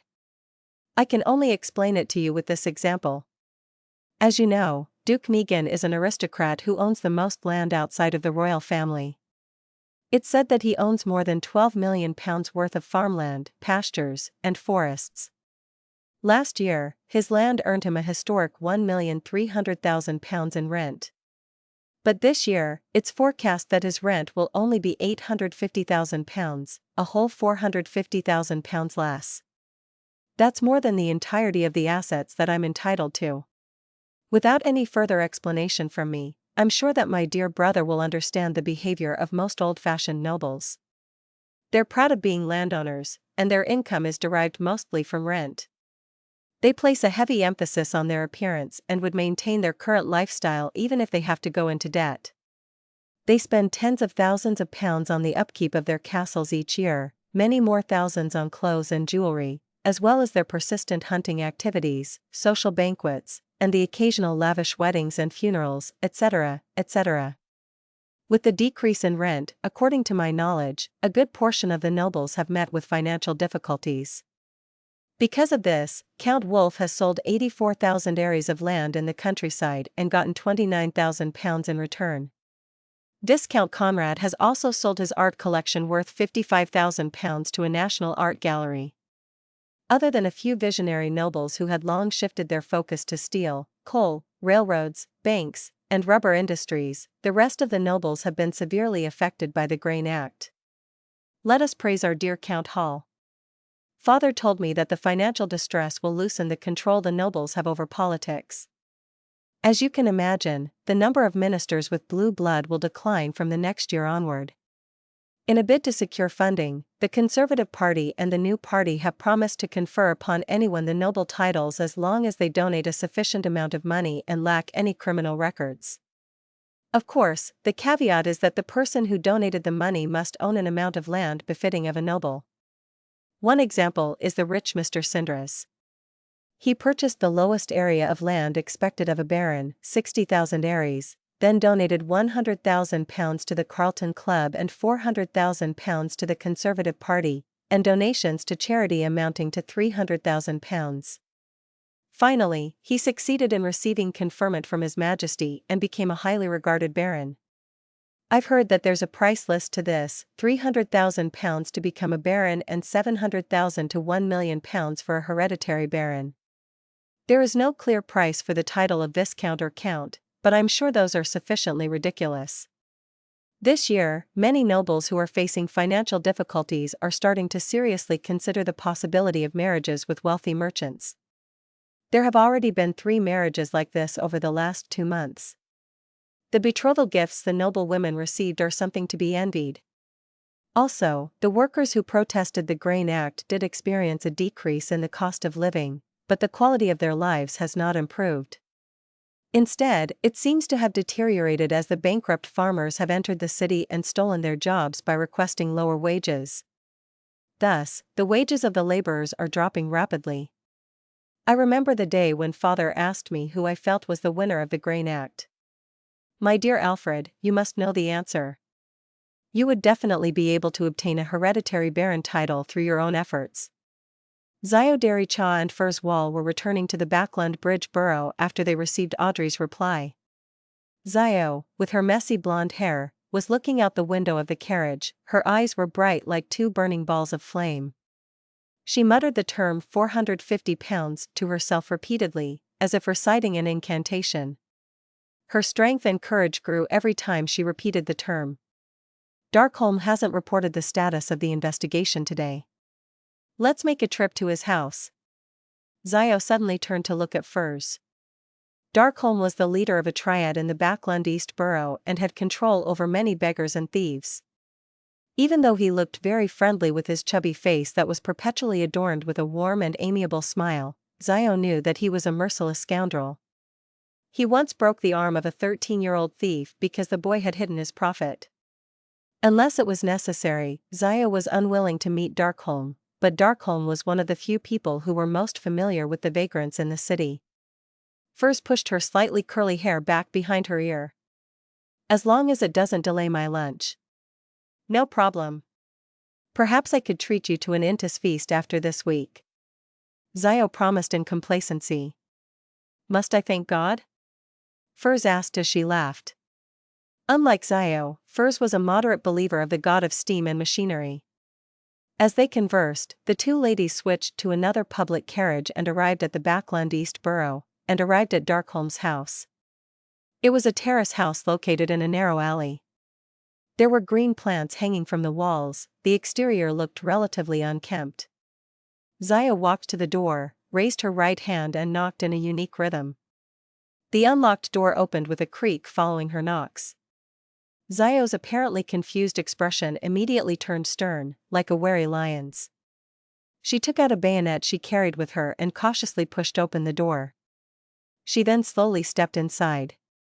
Furs also stopped looking nonchalant, having produced a dagger of unknown origins. They didn't smell any peculiar scents, but their rich experience told them that something was off. 1 step, 2 steps, 3 steps. Zio and Furs entered Darkholm's house.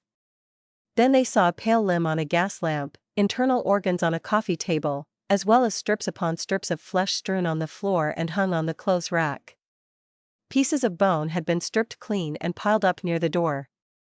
And amongst the bones was a head, its vacant eyes open. It was none other than Darkholm. His chubby face still maintained the amiable smile, as if everything was normal. Furthermore, there was no stench of blood in the house. As a former clinical doctor before becoming a best-selling author and Sequence 9 Beyonder, Furs has seen many death scenes more disgusting than this. She patted the tense Zio, who was on the brink of vomiting, as she surveyed the surroundings. Kalangos? Rear Admiral Hurricane Kalangos?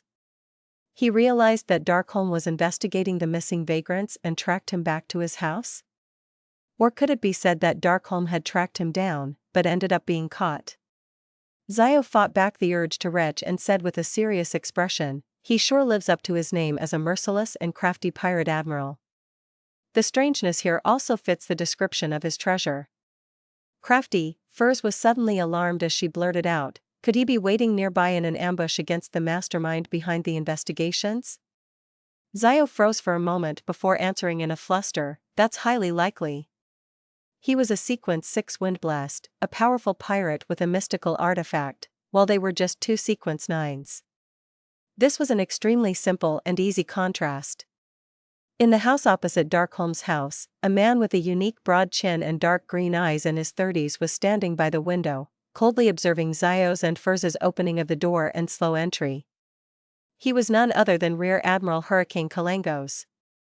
The black glove on his left hand twitched as if it were alive. A layer of dull gold scales appeared on its surface. Kalangos revealed a cruel and joyous expression as his dark green eyes turned pale gold and indifferent. The moment Furs realized this, she dragged Zio to the other side and avoided the area just across the main door. She then gritted her pearly white teeth and took out a bracelet that was hidden by her sleeves. This silver bracelet had 3 dark green, coarse stones which showed signs of burn marks and were rough and uneven. Furs pulled out one of the stones and let out a low growl in ancient Hermes, door. She grabbed onto Zio Dericha tightly as the stone released a faint blue glow. The figures of the two ladies turned indistinct, nearly invisible. They saw many forms they found difficult to describe. There were even transparent objects that didn't seem to exist. They saw different colors, lustrous splendors which seemed to possess immense knowledge. They had entered the mysterious spirit world. In this strange world that stood distinct from reality, Furs proceeded in a particular direction while pulling Zio along. Seconds later, they exited their indistinct states and returned to reality, to Backland. But they were no longer at Darkholm's house, but instead arrived at an empty cemetery. Kalangos, who was wearing his scaled glove, silently appeared at the door of Darkholm's house. He swept the interior with his cold gaze. He froze for a moment, then creased his brows as he muttered to himself, "Traveler? In the cemetery. What are we going to do next?" Furs panted, sensing their predicament and feeling a lingering sense of fear. The bracelet was a mystical item she had received along with the formula for apprentice and its corresponding materials back during a fortuitous encounter of hers. Other than causing her to hear strange, faint murmurings during the full moon every month, it posed no threat. There were originally 5 stones on the bracelet, each stone allowing her to traverse through the spirit world, technically allowing her to teleport. But now, there were only 2 stones left. Zio calmed herself down and nodded solemnly. "First notify Miss Audrey, then we call the police."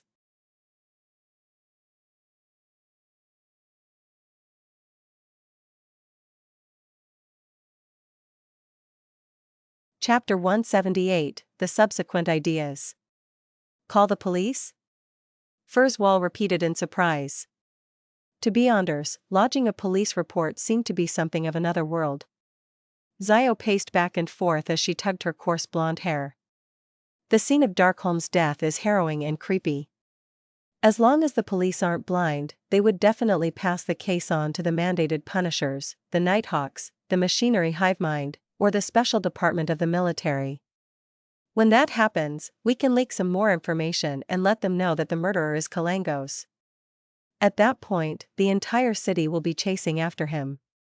Our goal is only to look for Kalangos, not to capture him. With the help of so many Beyonders, things would become much simpler and safer. Once Kalangos panics and makes a mistake, it would be our chance to claim our bounty. Haha, I'm referring to the discovery of his whereabouts. Zio laughed dryly and looked at the appalled Furs. Do you think that the only way I know to deal with problems is by charging into them headfirst? The difference between us and Kalangos is as vast as the Desi Bay. Furs nodded slowly and said, "Your understanding of yourself is absolutely right. You've done too many things of a similar nature. Hence, the losses that you've suffered is sufficient for you to advance to Sequence 8. Luckily, you're still rational enough regarding this matter." Zio lowered her head to look at her bayonet. She thought for a moment and said, "I have to be honest. I clearly sensed the approach of death earlier. Kalangos was no doubt nearby. That was an aura evil enough to destroy us at any time. That triggered an instinctual response in me." Furs wore her silver bracelet that had 2 stones left and thought seriously.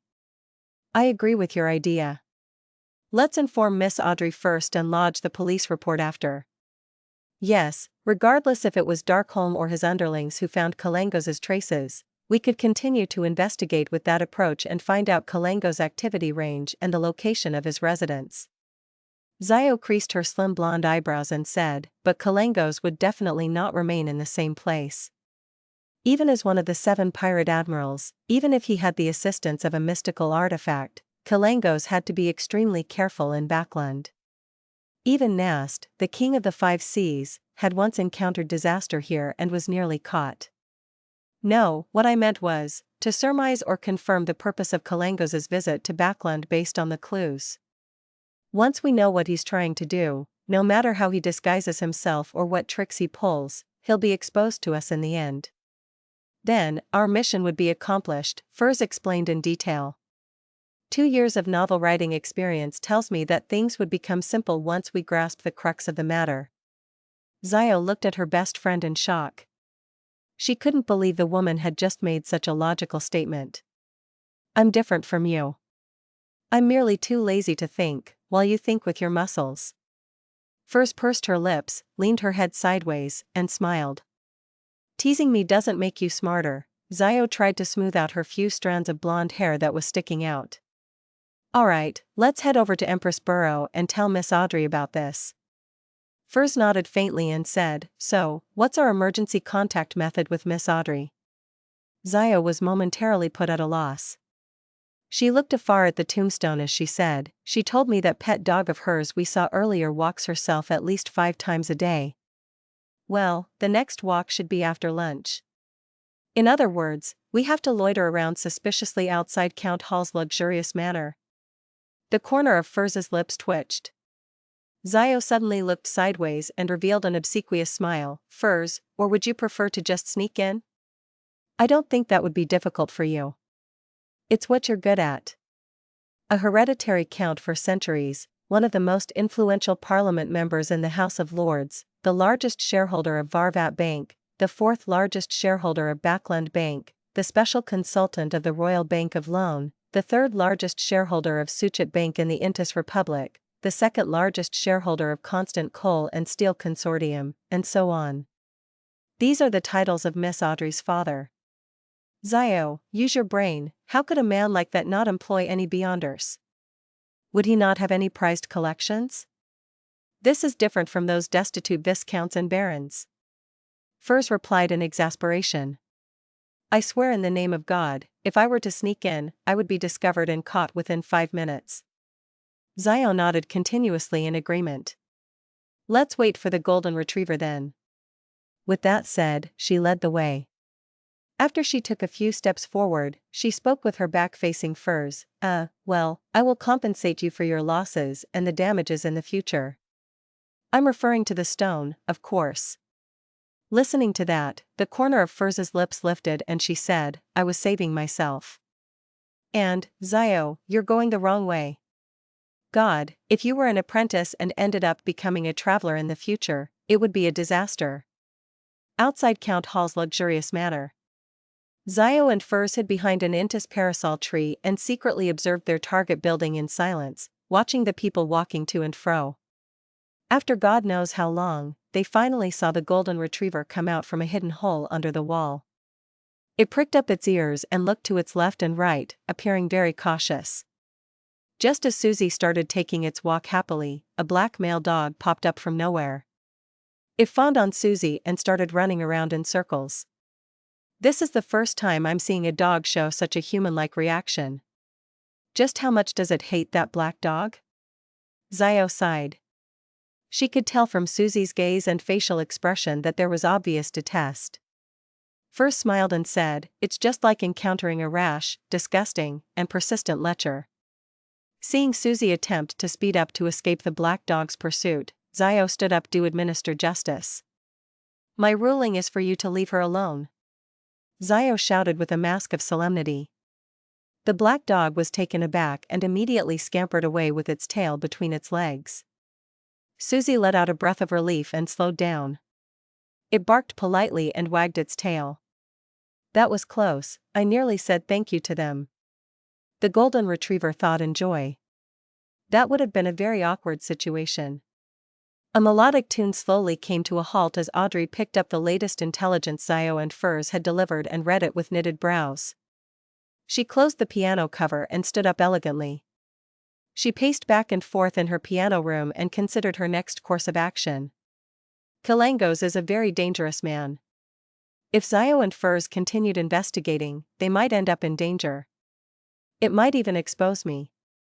Yes, I should just proceed according to their suggestion. Oh yeah, it's another 2 hours until the Tarot Club. I wonder what Mr. Fool would suggest. If he's still not interested, I'll discuss it with the hanged man carefully. Audrey gradually calmed herself down. This was the first time she had encountered, or perhaps was described as being placed in such a perilous situation. There was already one death. 3 in the afternoon. Audrey's vision recovered from a crimson and blurry state before seeing the boundless gray fog that didn't belong to reality, the lofty palace that looked like the home of a giant, the long ancient mottled bronze table, and the fool who was always engulfed by a thick layer of fog. Lastly, she saw the hanged man and the sun. At that moment, Audrey's tense and anxious emotions seemed to relax, she felt so safe, so calm.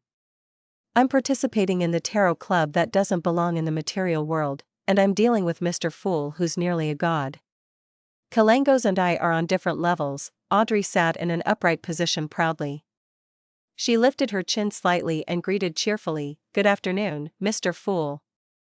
Good afternoon, Mr. Hanged Man. Good afternoon, Mr. Sun.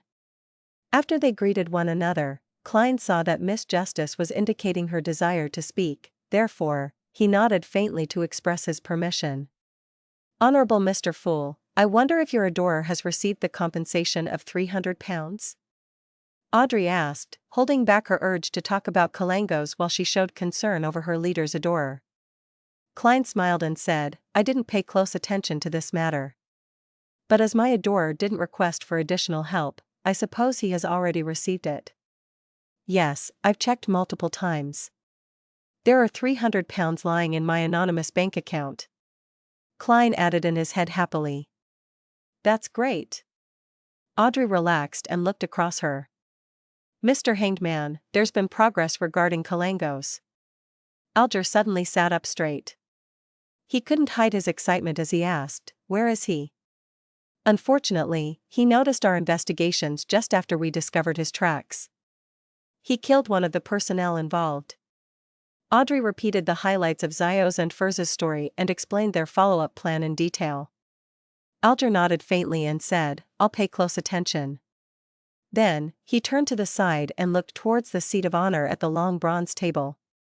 Under the vacant gaze of the son, Derek, who listened but didn't understand anything, he said, Honorable Mr. Fool, if I were to find out Kalangos' true intention and the very important and magical item that he intends to obtain, please allow me to recite your name and inform you through the ritual. He didn't repeat his request for the fool's adorer to provide him assistance. As he brought it up before and the fool had given his answer, there was no need to harp on the topic. Otherwise, it might provoke the god. Hence, Alger made it clear that his intention was only to report his findings. If the final temptation was sufficient, he believed that Mr. Fool's adorer would definitely appear. That works? Audrey widened her eyes. I should have asked for the right to report as well. I might be able to gain Mr. Fool's guidance occasionally. She thought with regret. Under everyone's gaze, Klein leaned back into his chair and nodded faintly. He replied slowly, You may.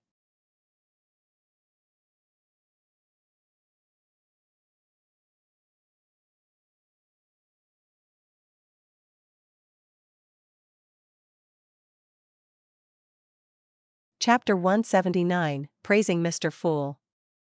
Alger heaved a sigh of relief when he heard the fool's answer. He lowered his head and humbly said, Please allow me to thank you in advance. That's because I'm also curious about the item Kalangos is searching for. I want to know about the item that can allow a Sequence 6 Wind Blast to have the strength of a Sequence 4. I'm also curious about what a pirate admiral is going to do in Backland.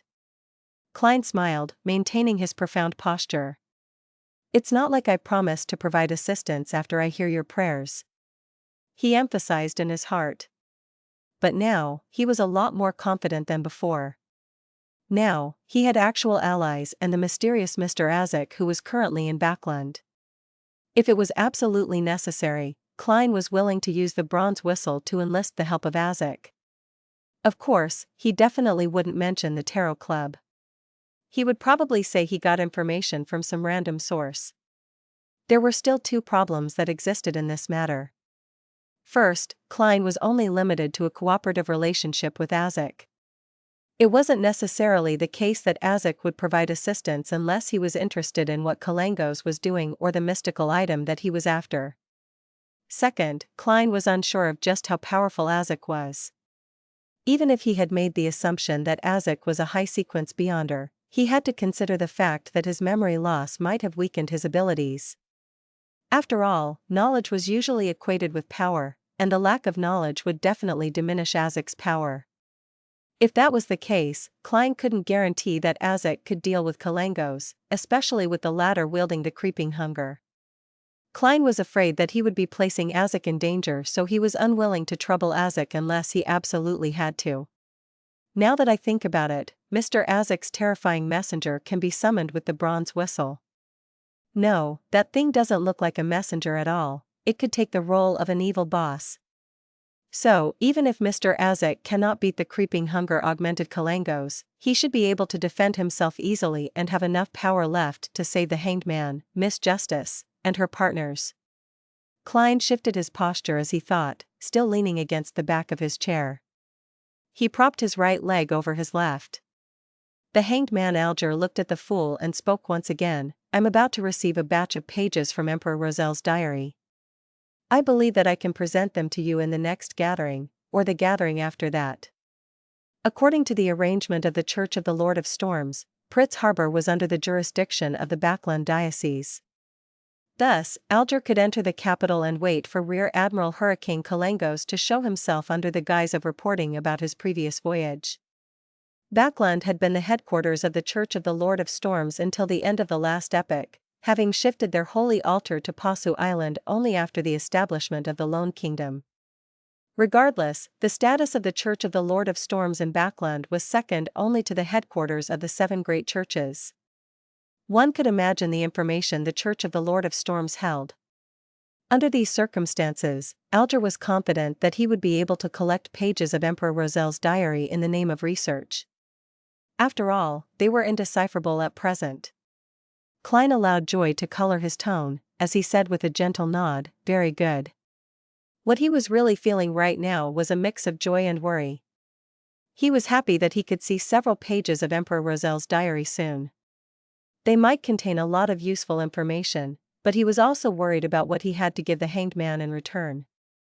After all, no one knew if the hanged man would be interested in the contents of the diary, or if the content was valuable enough. Even a seer is unable to determine that in advance. Must I really let my adorer help him? Klein gave a silent sigh. Audrey Hall hurriedly spoke up when she saw the conversation between the hanged man and the fool end. Honorable Mr. Fool, may I recite your name and inform you using a ritual should I receive any timely and useful information? Timely. Look, Miss Justice's choice of words is so refined. Compared to her, you are too vulgar, the hanged man. Klein nodded slightly, saying past the fog, you may. Great. Audrey secretly clenched her fists. At the same time, Klein turned to look at the son, Derek Berg, who had been silently listening to their conversations. He spoke, his tone was peaceful, the same goes for you as well. Yes, Mr. Fool. Derek lowered his head. The majestic palace was silent for a few seconds before Audrey spoke. I need the complete pituitary gland of a rainbow salamander. One of the main ingredients of the telepathist potion? Hanged man Alger nodded slightly as if he was contemplating. I don't have it. To be honest, I've only seen this creature in textbooks. The son, Derek, heard the term automatically translated to him as Phantom Netherdrake. What kind of textbook would discuss a supernatural creature? How envious. I can only get information like that at a Beyonder gathering, through word of mouth, or through a crumpled piece of paper. There's no system in place, and my search for knowledge lacks organization. I'll find a way to trade for the son's textbook in the future. Oh, he was interested in the formula for the Bard potion. Audrey thought, a little envious.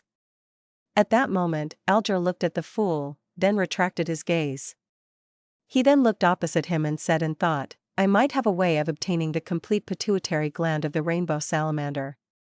Without waiting for Audrey to speak, he added on, but it's under the premise that Kalengos is found. When the time comes, the complete pituitary gland of the rainbow salamander would be equivalent to the extra compensation that I owe you. Miss Justice, you might not know, but these creatures are nearly extinct, and we can only find traces of them in primitive islands in the Sea of Fog, the Berserk Sea, or the Sonia Sea. Not many people have the coordinates to these islands. If you're interested, we can make a deal, for I am one of the few who knows how to get there. I'm also interested in those primitive islands. Klein silently listened to their conversation. Thinking about the extinction of the rainbow salamander, he suddenly recalled the joke he cracked with old Neil, the Dragons and Giants Protection Association. He let out a sigh in his heart. Audrey became thrilled after hearing that. She fought back her emotions as she said, I once dreamed of going on a voyage in search of these primitive islands to take in the history. My goddess, the Tarot Club is too powerful, too wonderful. To be able to recruit a member who has the coordinates of the primitive islands. Praise Mr. Fool. Audrey couldn't maintain her spectator state as a smile crept across her face. Primitive islands? Klein froze for a moment, then thought about a page of Emperor Rozel's diary that he had seen, the one where the emperor described himself as a pirate king. He said that he discovered an unnamed island with many supernatural creatures when he and his 4 horsemen of the apocalypse were traversing the Sea of Fog on an unsafe sea route. Could that be the so-called primitive island? How unfortunate, the great emperor didn't include any coordinates in his diary. Perhaps the information will be in some future pages, but as of now, I haven't received any pages of his diary in chronological order. Klein was filled with regret and anticipation. The son Derek was already confused by the terms Sea of Fog, Berserk Sea, Sonia Sea, Primitive Island, etc. He felt more and more certain that Miss Justice and Mr. Hanged Man belonged to a different world than he did. After collecting herself for a few seconds, Audrey asked curiously, "Does the near extinction of the rainbow salamander mean that the spectator pathway will be severed soon?" "No, there will definitely be substitute materials." Alger gave a definite answer. "What substitute materials are there?" Audrey's eyes brightened as she asked. Alger shook his head, replying without revealing certain profound truths, "I don't know. Perhaps the members of the psychology alchemists might know." "Then how can you be so sure that there will be substitute ingredients?" Audrey didn't understand. Alger laughed and said, "You will understand in time." "Or do you have something to trade for the information right now?" "I guess I'll wait." Audrey pouted and sighed. She also dismissed the idea of asking Mr. Fool. "There's no use in me knowing for the time being. The Hanged Man will definitely ask about something regarding Rear Admiral Hurricane, and I cannot be dragged too deep into that matter." She suddenly felt like praising her intellect. But what she never expected was that Mr. Fool was feeling very disappointed at that moment. Klein was rather curious about the secrets which Alger's words held. Unfortunately, Miss Justice, who was the best assist all this while, didn't choose to go through with the transaction. No matter what method they chose to perform a transaction, the contents of the deal couldn't be hidden from the owner of the fog. Well, even if the rainbow salamander is nearing extinction, the psychology alchemists are still giving out formulas listing it as an ingredient instead of providing a substitute. Does this mean that the psychology alchemists are in possession of the coordinates of certain primitive islands? Or could they be working together with an organization that has the coordinates? Klein wondered. After the end of the transaction discussions, Klein looked around, then turned to the sun. He asked in a gentle tone, "Does the City of Silver still believe in gods?" Klein was merely an official member of the Nighthawks and had no access to deeper mysticism knowledge. An example would be sacrificial rituals. Thus, in order to refine his understanding of performing sacrificing dedicated to himself, to move materials in the mysterious space above the gray fog, as a sequence 8, Klein needed to learn it as soon as possible from other sources. He came up with 3 methods after continuous consideration. First, he was going to ask Spirit Guide Daly, who was adept at ritualistic magic whilst also being a deacon. But this might invite suspicion from her. Thus, Klein could only patiently wait for an opportunity. Second, he could ask Mr. Azik, but Klein couldn't guarantee that he would be able to recall the knowledge in this area. Third, he was going to use a roundabout way to ask Sun, who lived in the City of Silver. Klein already had an idea of how he was going to do it while effectively maintaining his image. Whatever he asked would be tied to the gods. Derek replied in a respectful tone, "We still believe in the Lord that created everything, the omnipotent and omniscient God."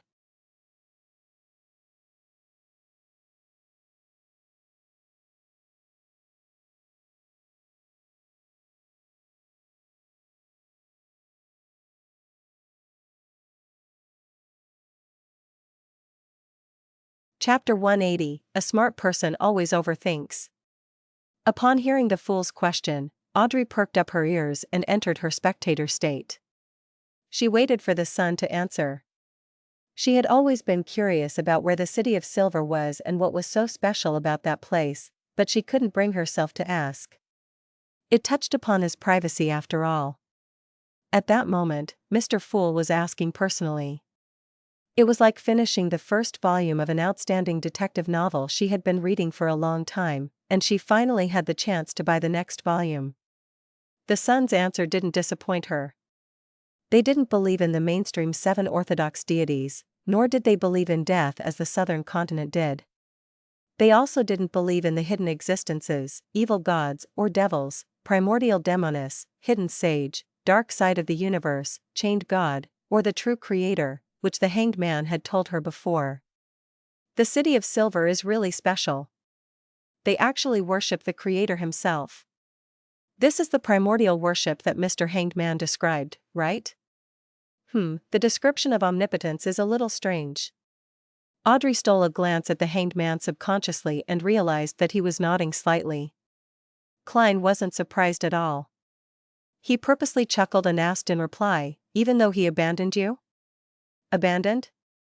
The creator abandoned the City of Silver? Alger was shocked. Suddenly he made the connection regarding a particular term. The Forsaken Land of the Gods. In the confidential information of the Church of the Lord of Storms, at the security clearance level that Alger, who was captain, equivalent to the bishop level, could access, the Forsaken Land of the Gods had always only been a name with no actual description. However, it clearly pointed towards the end of the Sonia Sea. From what he knew, even the cardinals at the core of the church had no idea what the Forsaken Land of the Gods represented. But only the leader of the church, the proxy of the Lord of Storms, knew something about the situation and seemed to be taking charge of the hidden mission to look for the Forsaken Land of the Gods. Alger had once made a bold guess when he equated the true creator's holy residence, which was promoted by the Aurora Order, with the Forsaken Land of the Gods. But, unfortunately, the fool hadn't confirmed his guess, so he couldn't be sure. Now, he was shocked and surprised to find that the Tarot Club member using the sun as his code name was very likely from the Forsaken Land of the Gods. Mr. Fool knew where the Forsaken Land of the Gods was all this time, and he could pull someone from there to be a member of the gathering. This is a hidden place that the Church of the Lord of Storms has been trying to find to no avail. Alger looked at the fool who was seated in the seat of honor at the end of the ancient long bronze table in horror. He could only see that he was leaning back in his chair in silence, engulfed by the thick fog. Audrey wasn't particularly moved about it.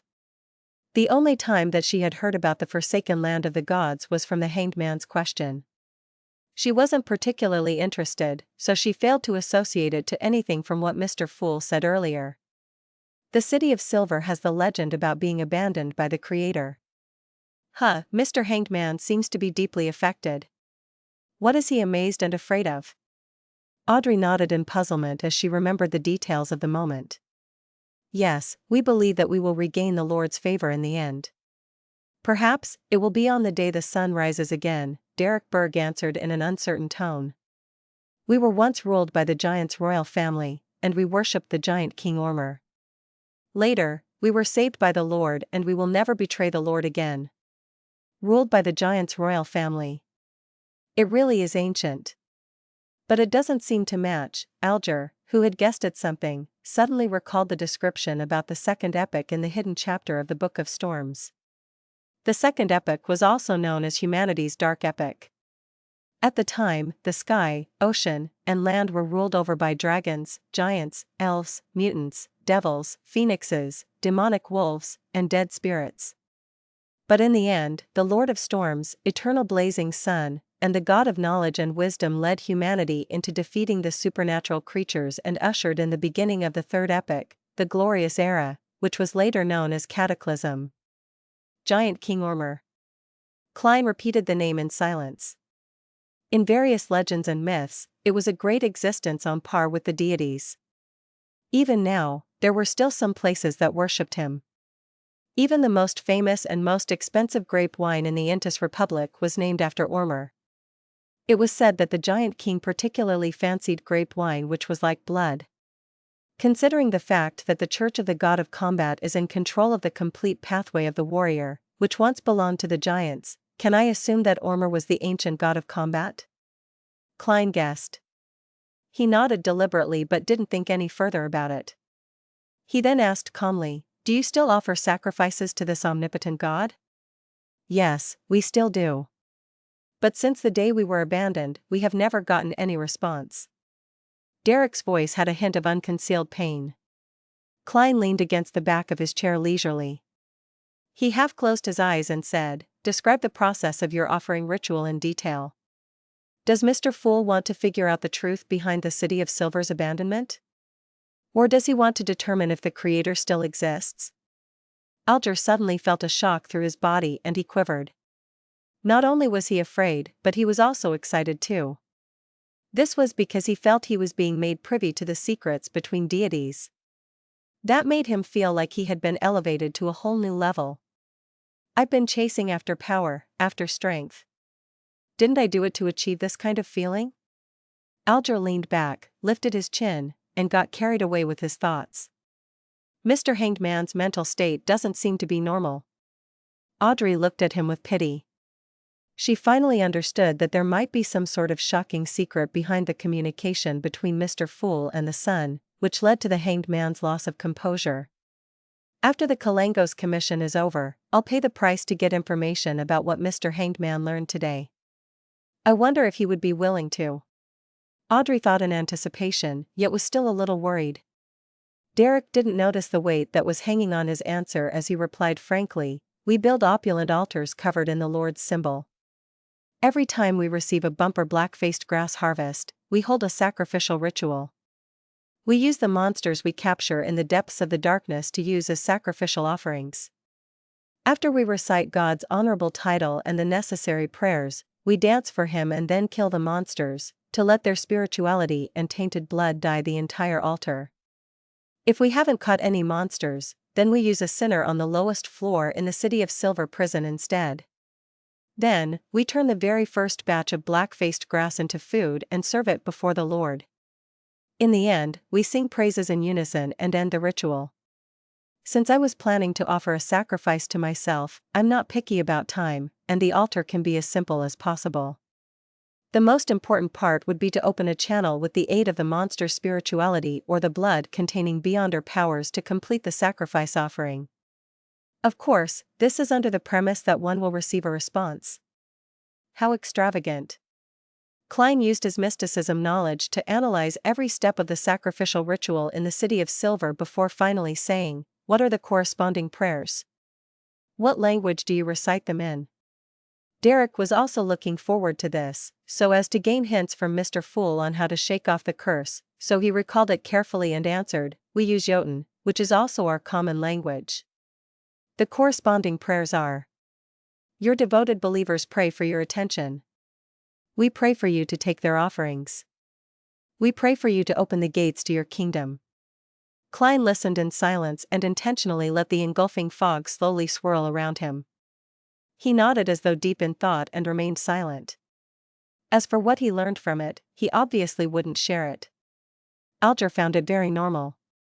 How could the secrets of a deity be revealed directly to a mortal? Derek also steeled his resolve to quickly grow in power, so that he could obtain something that could garner Mr. Fool's interest in exchange for his guidance. After some more communication, Klein ended the gathering. He watched Justice's, the Hanged Man's, and the Sun's figures vanish before him. He looked down and saw the boundless gray fog and crimson stars that seemed eternally immutable. However, after he advanced to Sequence 8, he realized that he could connect even more stars. In other words, he could pull in more members. At least 2. Klein nodded indiscernibly. He wasn't in a hurry to add new members. He planned to act as he had before. He would first wait and observe. If Justice and the Hanged Man had any recommendations, he could assess them first. What I saw the last few times was when the Sun was praying. There was a clear crystal ball before him, but ever since I pulled him into the world above the gray fog, that crystal ball has never appeared again. Does the prerequisite needed to pull people in through the connection of the crimson star have something to do with having a special item around them? Or does every crimson star correspond to an item in reality, which, when it's connected successfully, it would return to the world above the gray fog? I wonder if Miss Justice and Mr. Hanged Man were the same. Let's just assume that's the case. In that case, if people without this special item were to recite, "The fool that doesn't belong to this era, the mysterious ruler above the gray fog, the king of yellow and black who wields good luck, and allow me to hear their prayers," would I be able to pull them in? I can give it a try in the future. Klein didn't stay any longer. He wrapped himself with spirituality and stimulated a descent, leaving behind the lofty palace, the ancient table, and the 22 high-backed chairs which sat immutably above the grey fog. He had mastered the overflowing power of the clown potion and eliminated the corresponding negative effects. Therefore, he wanted to try the ritual to summon himself. I wonder what I'll conjure this time. Klein thought in anticipation and fear as he fell through the mad ravings.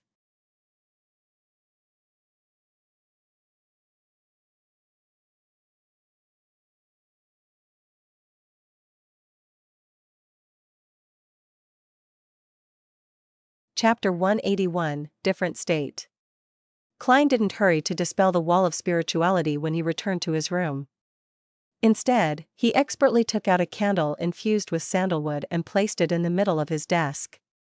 He then followed the steps for the ritual, lighting up the candle with his spirituality and scattering essences, extract, and herb powder herbs symbolizing good luck and mystery. He saw the flame alternate between being dull and bright as he took in the fragrance of peace and harmony. Klein took 2 steps back and looked at the candle on the table. He then shouted in the language of the giants, I. After a pause, he switched to Hermes, I summon in my name. The fool that doesn't belong to this era, the mysterious ruler above the grey fog, the king of yellow and black who wields good luck. At that moment, the flickering flame fused itself with the harmonious scent to form an illusory vortex, a vortex that manically absorbed the spirituality. After Klein finished reciting the incantations, the vortex stabilized to become a palm-sized circle of grayish-white fog.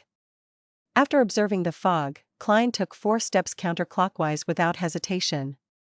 He returned to the world above the fog, and as he expected, he saw ripples of light spreading from his high-backed chair, accentuating the mysterious aura of the weird symbol, the pupilless eye and partially contorted lines, on his chair. He took in a deep breath and calmed his soul down using cogitation before extending his hand toward the target. At that moment, he heard the incantations that he had just recited. He saw the surging spirituality and the rippling light fuse to form an illusory door. Compared to the previous time, the door was now completely formed and was etched full of mysterious patterns. The patterns were the same as the symbol on the back of the fool's chair, a symbol made up of the pupilless eye and the partially contorted lines. As he looked at the door, Klein focused his mind and willed the door open. Without warning, ripples formed in the eternally immutable grayish-white fog and the majestic palace, like a stone being cast in a peaceful pond. The ripple spread in the direction of the door of summoning. The sound of heavy scraping sound caused by friction could suddenly be heard. A slit appeared in the heavy, mysterious door. Beyond it, one could faintly see an immensely dark world, filled with countless indescribable, transparent figures. There were also streaks of different colors, lustrous splendor that harbored infinite knowledge. At that moment, Klein felt an unimaginable, irresistible attractive force coming from beyond the door. He couldn't help but get pulled towards it. Damn! Are you not giving me the choice? Just as he had that alarming thought, his body went through the slit and vanished into the darkness behind the door. The dizzying, maniacal roars gradually died down. Klein finally came to his senses. He saw a young man in front of him. The man was wearing an old shirt, had black hair, brown eyes, and average-looking facial features. The man had an average build, was a little skinny, but his frame seemed to hide considerable power. He also had the obvious demeanor of a scholar. Isn't that me? Klein wasn't a stranger to scenes like this. He encountered something like this every time he looked in the mirror. He nodded indiscernibly and surveyed his surroundings. He saw his bed with a white bedsheet draped over it. He saw his half-top hat, tuxedo, and black windbreaker hanging on his clothes rack. He saw a bookshelf with quite a number of books, his neat table that only had one candle on it. He saw the candle flame emitting a grayish-white glow. And now, he was floating in front of the palm-sized circle of grayish-white fog. So, have I really summoned myself? It feels a little like an out-of-body experience, but there's also something a little different.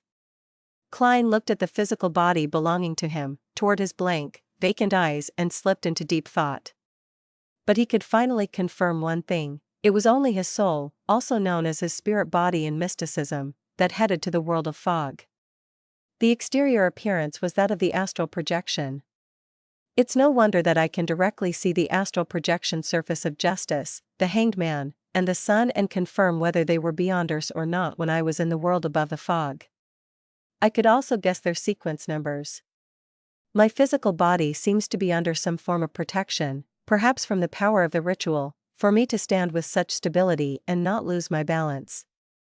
It should be the same for Miss Justice and the others.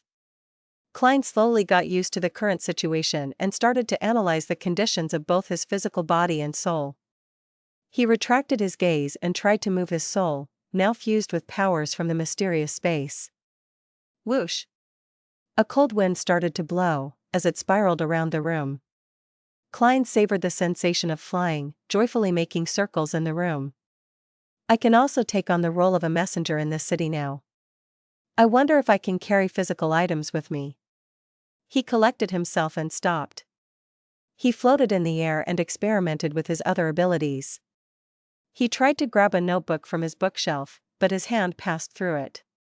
It feels a little sticky, it's not like moving through air. I might be able to grab it after I become more powerful and able to better utilize the mysterious powers of the world above the gray fog. Klein once again tried grabbing a single piece of paper but to no avail. After more than 10 seconds of deliberation, he flew toward the clothes rack and extended his transparent hand into the pocket of his black windbreaker. He touched the slumber charms and the requiem charms that he replenished from a successful claim. They were objects infused with his own spirituality, different from ordinary objects in supernatural terms. Thus, Klein wanted to see if he could carry them about. His palm once again went through the charms, but he could clearly feel their existence. He felt the intertwining of spirituality, but he didn't have enough strength to pick them up. Of course, another explanation was that there wasn't enough spirituality within the charms to achieve a strong resonance with his current state. The spirituality isn't strong enough, Klein thought as he moved towards the other pocket. That pocket stored the flaring sun charms that he made with the stolen power of the divine blood and his own spirituality. A warm sensation quickly spread all over his body, making his form turn more stable and his thoughts clearer. He could take the thin gold piece out of his pocket. In the mirror in his room, the charm seemed to float out of the pocket on its own accord, similar to the descriptions in ghost stories. I can move flaring sun charms. I can also create sound using my spirituality. So I do have certain abilities in this state.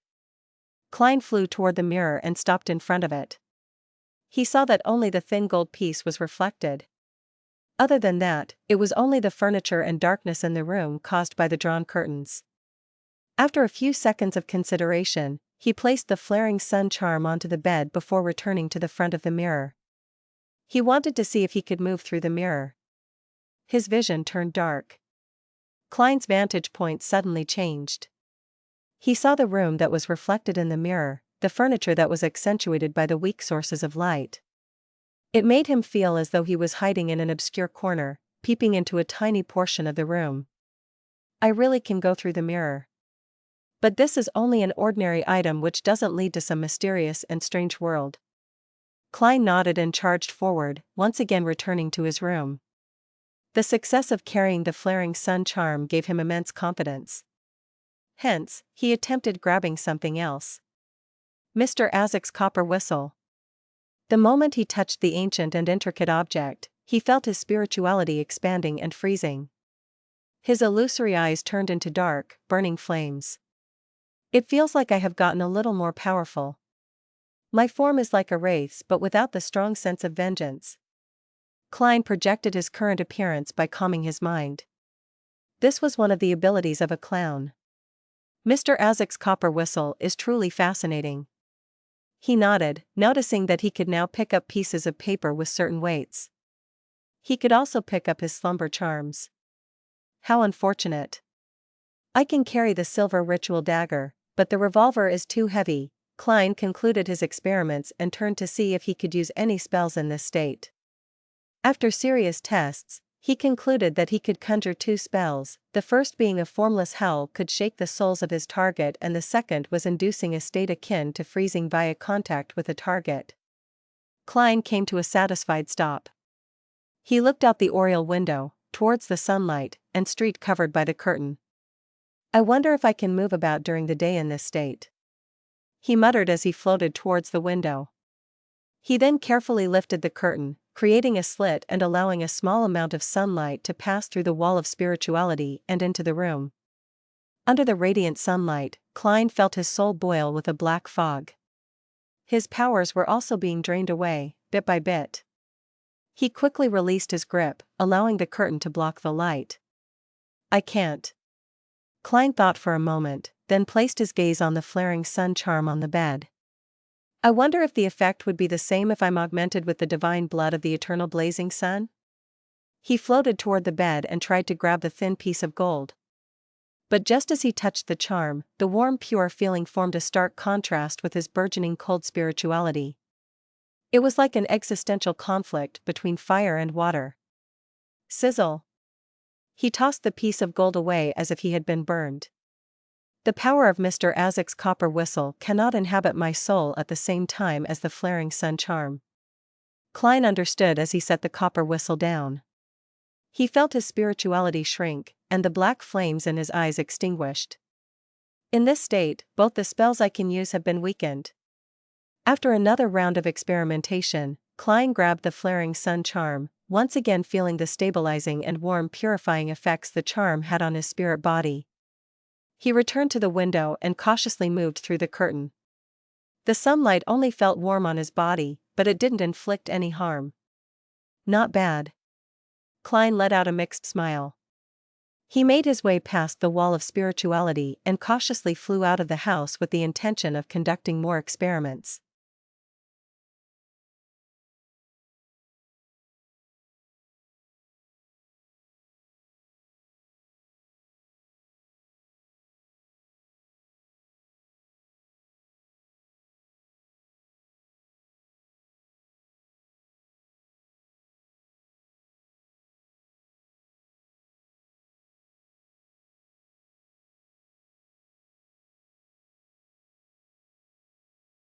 Chapter 182, Wanderer Klein.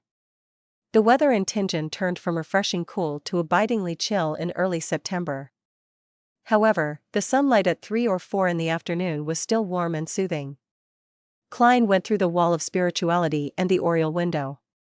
He floated in the air outside of his bedroom as he overlooked the people and carriages shuttling to and fro Daffodil Street.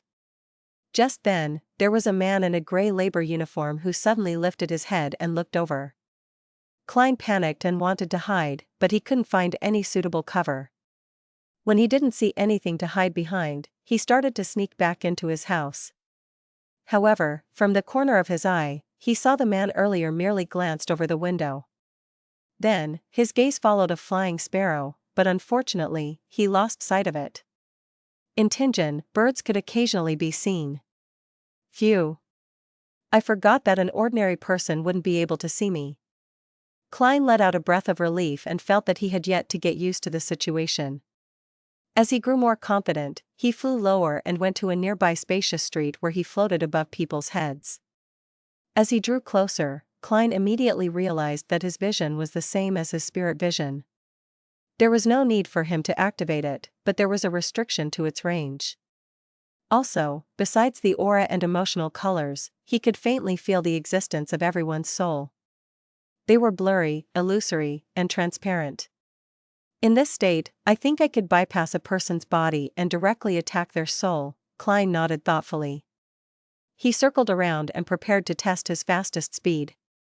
Hence, he flew towards Iron Cross Street with all his strength. It didn't take long before he came to a halt and arrived outside the apartment he used to stay in. It should be about the speed of a car on the highway. It's a pity that I still can't go in and out of the spirit world, otherwise, it'd be perfect. But if I were to be lost in the spirit world, it's said that the consequences are very severe.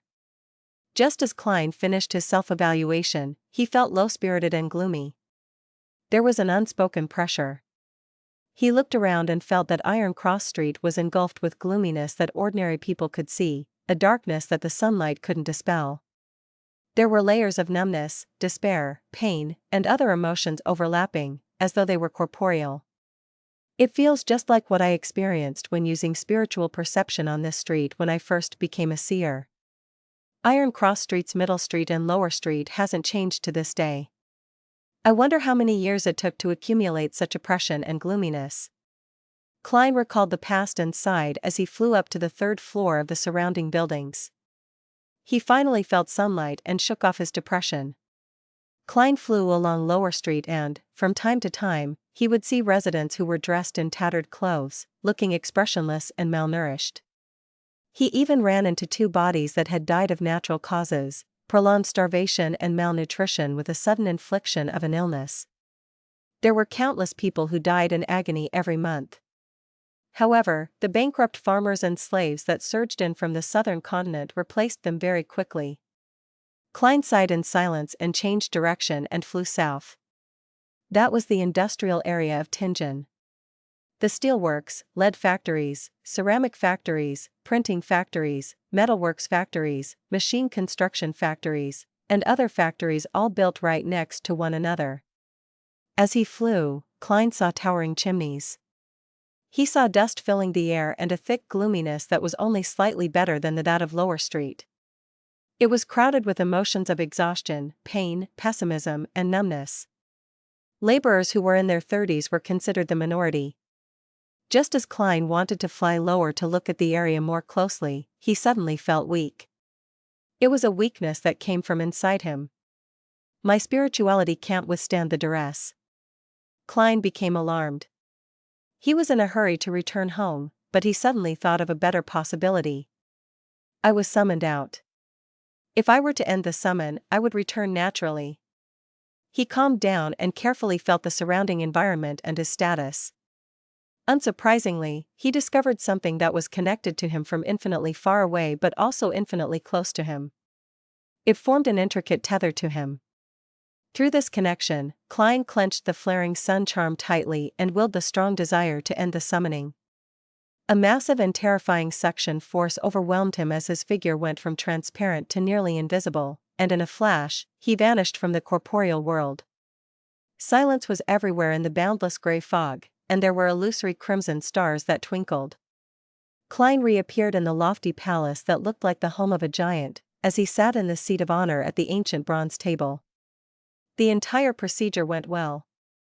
Furthermore, Klein looked at his spirit body in pleasant surprise and saw that it contained a warm and pure gold portion.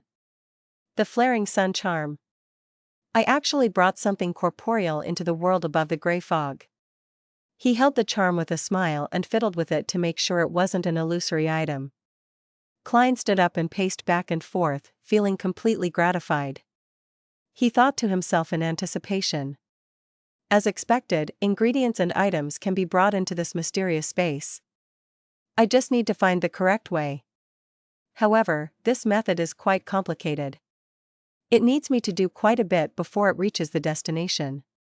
Furthermore, if I were to be summoned by the members all the time, it would damage the fool's image. I can only do that occasionally, or after I understand it more. I can design an incantation that summons the fool's adorer, but it will similarly be directed at me. I'm not some born laborer. Why must the incantation point towards me? When the time comes, I can conjure what seems like a messenger or a more unique adorer and let it deal with the dispatch and collection of materials. Ideas popped up one after another as Klein contemplated.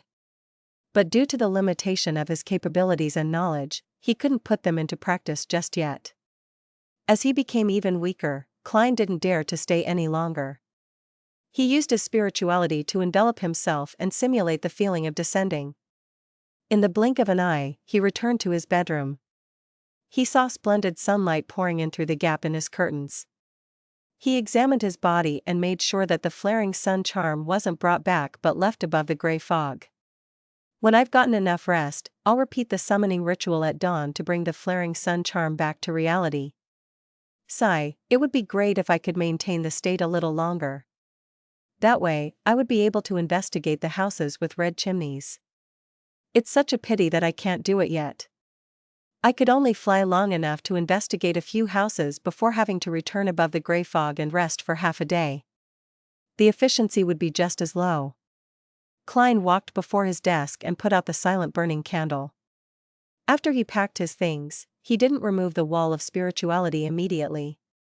Instead, he sat down and took out a pen and paper to write a letter to Mr. Azik. After he wrote the salutation of Dear Sir, he pondered for a few minutes before penning. I recently received news that one of the 7 pirate admirals, Rear Admiral Hurricane, Kalangos, has infiltrated Backland. He carries a mystical item called the Creeping Hunger. It provides an ability similar to a shepherd, which is a sequence 5 beyonder that swallows different souls and obtains their corresponding powers. It's said that there is a limit to the number of souls that one can let out to graze, but the souls can be swapped out. Kalangos seems to have many beyonder powers, and I'm not sure what he's trying to do in Backland. The news I received suggested that he might be after a very important, very mystical item that could make Kalangos a high-sequence beyonder or as powerful as a high-sequence beyonder. Klein fabricated his source of information to generally describe the situation with Kalangos, but it wasn't like Mr. Azik would look for a Nighthawk captain to confirm it. Klein didn't directly request assistance but made it seem like he brought up the subject casually to encourage Azik to be careful. Regardless of whether Mr. Azik was willing to help, it wouldn't hurt to first lay the foundations. If Klein eventually needed to ask for help, it wouldn't appear out of the blue that way. Klein let out a breath slowly and started writing the main content of the letter. The mastermind behind all that has happened hasn't taken any further action, and I still haven't found any related clues. The reason why I'm contacting you so suddenly is mainly to ask for your guidance regarding sacrificial rituals. I came across something like that during a recent mission. With the son's description and Mr. Azik's answer to compare, I should be able to try a sacrificial ritual after that. By reversing the ritual, I should be able to bestow items. This would be a more suitable ritual for exchanging ingredients and items rather than summoning myself. Yes, let's hope that Mr. Azik remembers the knowledge about this. Klein nodded slightly. He put down his pen without signing his name. There's only one copper whistle, so I'm sure Mr. Azik wouldn't make a mistake with the sender. Therefore, to be careful, Klein didn't leave his name. After he folded the letter, he looked at his 3-meter-tall ceiling. He picked up the copper whistle from the bed a little hesitantly. Perfect, let it squat and get the letter. Klein emphasized inwardly before lifting his right hand and putting the copper whistle to his lips. He puffed up his cheeks and blew hard. The whistle didn't produce a sound, but Klein's acute senses noticed that the surroundings had instantly turned cold. He activated his spirit vision and saw that there were blurry yet glistening white bones surging out of his study desk like a fountain as it rose in height. The white bones quickly gathered together and turned into an illusory yet huge monster. Its head tore through the wall of spirituality and reached somewhere unknown. Klein looked at the white skeleton's thighs and body, as well as its arm that hung down. Seeing its right palm open up, the corner of Klein's lips twitched as he tossed over the folded letter. The large bony palm did a sweep and caught the letter firmly. Then, Klein picked up his copper whistle and blew again without hesitation. The monster crumbled in an instant, transforming into bones that fell onto his desk before sinking in and vanishing. After doing all of that, Klein removed the wall of spirituality. In the sudden wind that stirred, he hobbled towards the clothes rack and returned the copper whistle to its original place. Then, he quickly walked to his bed and planted his head into it. The moment his body touched the soft mattress, he fell into a deep sleep.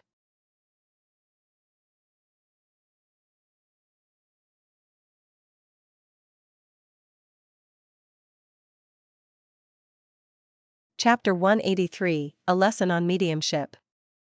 After dinner, Klein engaged in small talk before reclining on the sofa. He picked up the recently delivered Awa Evening News and started leisurely reading. Benson wore a bitter expression as he sat opposite his sister. In front of him was the dining table which had been wiped clean by Bella. On it was grammar books, classic literature, accountancy notes, and other materials.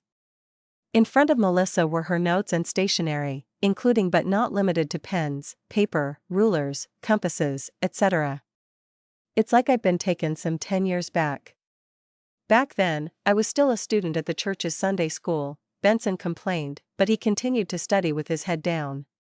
That's not too bad.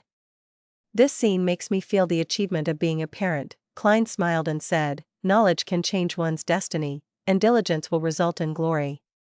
I made up the latter half of that saying. I wonder if Roselle has said that before. He lampooned in his heart.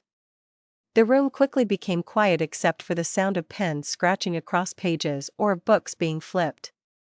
Bella had finished doing the dishes and tidied up the kitchen before returning to her room on the first floor, a small room that was formerly the guest room. Klein sipped on his side black tea as he read the newspaper, occasionally engaging in small talk with his siblings. It was relaxing. Suddenly, the gas lamps in the living room and dining room turned dark at the same time as if they had run out of fuel. Benson and Melissa looked up towards the lamps, in an attempt to figure out the cause. Klein also looked towards the lamps. At this moment, he felt something touch his arm. He was the only living person in the living room, but something had touched his arm. His hair stood on end. Klein retracted his arm and turned to look over. He saw 5 thin, pale fingers growing on the tip of a tongue. Underneath them was an irregular row of sharp teeth. Klein instinctively reached for his pockets. Within them were the requiem charms and slumber charms. But he caught a glimpse of a neatly folded piece of paper in the finger's grasp. A letter. A messenger. Klein heaved a sigh of relief. At that moment, the 5 pale fingers prodded his arm again. Klein saw Melissa about to stand up and check on the gas lamp. He reached out with his left hand and grabbed the letter, then he quickly retracted his arm and hid the letter under the stack of newspapers on the table. He then saw the fingers, tongue, and the irregular row of sharp teeth fade away and disappear from the corner of his eyes. With a thought, Klein tapped his left molar and silently activated his spirit vision. He once again saw the 5 abnormally thin fingers.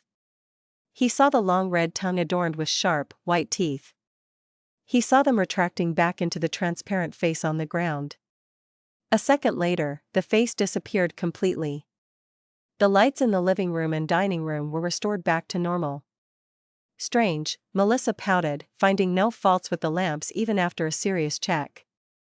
Why is the lady in our house responsible for such things, while the men watch from the side? Klein shook his head and deactivated his spirit vision. When spirits were willing to be seen and had the corresponding abilities, even an ordinary person could spot them. What happened just now was an example. After discussing the problem with the gas lamps, the Moretti siblings became quiet once again. Benson and Melissa once again delved into the ocean of knowledge. Klein used the newspaper as a cover and unfolded the letter with one hand. He placed the paper between the newspapers and started reading the reply from Spirit Guide Daily. I have to emphasize again, I prefer the title of Spirit Medium. I'm going to give you a positive response regarding what you asked. Yes, mediumship rituals can also be used on living beings, not just living humans. But this is troublesome and poses some level of danger. The souls left behind by the dead are pure. They have few impurities or chaotic thoughts. We can communicate with them, asking them questions and receiving answers without any barriers. Of course, you can use the method of dream divination to directly receive images from them. But that cannot be replicated with living humans. The subject still has a will and would fight against unprotected communication between souls. Klein's lips twitched when he read the letter. He confirmed that it was Daly herself who wrote this letter. Unprotected communication. That really is the way she speaks. Klein returned to the letter after taking a quick glance at his siblings. We only have 2 methods when faced with such a situation. First, we can use our powerful spirituality and sophisticated mediumship rituals to triumph over the will of the other person, engaging in a barbaric method of communication. Second, we can use medication to make the other party relax. What I use the most are the Amantha essence and Eye of the Spirit medication. Heh, I'm sure that you still have a lingering impression of those. After reaching the stage of channeling the soul, you must take note that you're also in a spiritual state, unlike when you're communicating with the souls left behind by the dead. In simpler terms, your spirituality is entering the spirituality world of the other party. Take note, a professional spirit medium wouldn't lack the means of protecting themselves under such a state. But you cannot do that. You would not be able to learn or use the techniques that I know of even if I explained them to you. So you have to maintain a certain level of lucidity and rational thought. Only through this method can you fight back against the torrents of the other party's random and chaotic thoughts before arriving before his spirit and establishing communication. At this point, you'll be communicating at the level of the body of heart and mind. At this stage, you have two options. One is to use a technique to forcefully read the memories of the other party, but you have to be very careful, for you cannot be sure if the things you're reading are the things that you want to know. If you indiscriminately receive a large amount of memories from a person, it's very likely that your soul would collapse. Furthermore, it will cause severe damage to your target's soul, sometimes even destroying them completely. Unless you're a professional spirit medium, I do not suggest using this method. The second option is to gently communicate with the other party's body of heart and mind. No matter how you entered, whether it be through violence or medication, the target will definitely be in a groggy state. They would generally not be able to lie, just like you couldn't. No, you cannot recall what happened to you. Although I know you've definitely forgotten about it. Sorry, Madam Daly, I was very awake back then. Klein chortled inwardly as he lowered his gaze and read the rest of the letter. Such communication can allow you to obtain real answers, but they won't necessarily all be the truth. You should understand what I mean. As long as you read the news, you must have heard Emperor Roselle's famous quote. I don't remember the actual quote, but the essence of the quote is that what one says shall be the truth, the whole truth and nothing but the truth. In short, a spirit might not remember everything because a lot of memories are in one's subconscious or collectively be in the subconscious. Oh, I shouldn't mention that. Dunn calls it the evil theories of the psychology alchemists. Thus, you must be able to guide the soul and be good at designing your questions. Do you understand? The corresponding techniques include. These are all under normal circumstances. What should we pay attention to when we're trying to communicate with the soul of a beyonder who has gone insane? It's the same, maintaining your lucidity. You must not fall into a daze at all. This is because a beyonder's spirituality is very potent and their spirit is filled with chaotic thoughts. Let me give an example. An ordinary person's consciousness is an island. The subconscious is the portion of the sea beneath the island.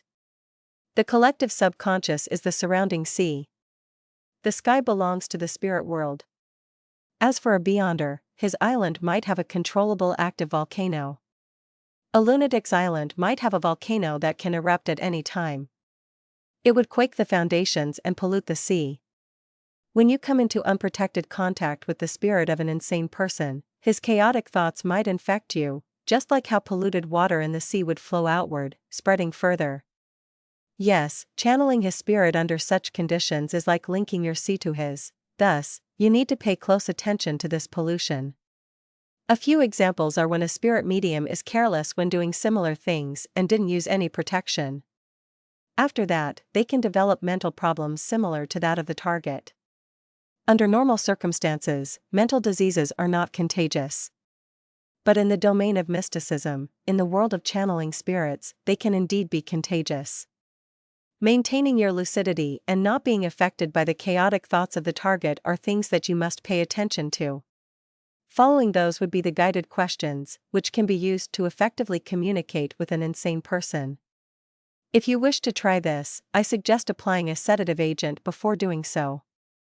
The corresponding formula is available behind Tingen City's Cheney Skate. There's also the formulated product. It can be effective in helping you maintain rational thought during the process. Of course, you can also get Dunn to apply for help from the Backland Diocese. I'm very willing to see the spirituality state of an insane sequence 7 psychiatrist. Lucidity and rational thought. That's my expertise. I maintained lucidity and rational thought even when my soul was being channeled. Of course, I'm not someone who lets confidence get to my head. I'll still apply for the sedative agent, amantha extract, and I have the spirit medication. Klein heaved a sigh of relief, a little eager to make the attempt. He put down his newspaper and stood up. He then entered the bathroom and ignited the letter with his spirituality before tossing the ashes into the toilet bowl and flushing them. That night, Klein once again tried the ritual for summoning himself and brought the flaring sun charm back to the physical world and into his room. He also didn't receive Mr. Azik's letter even though he had expected a swift reply. Perhaps he needed some time to recall the knowledge, or perhaps he's not free to give a reply for now. Or perhaps he's worried that he would interrupt my sleep. Klein dispelled the wall of spirituality as he speculated. He made his way to the bed. The following day, Tuesday morning, Klein entered the Blackthorn Security Company and knocked on the door to the captain's office as usual.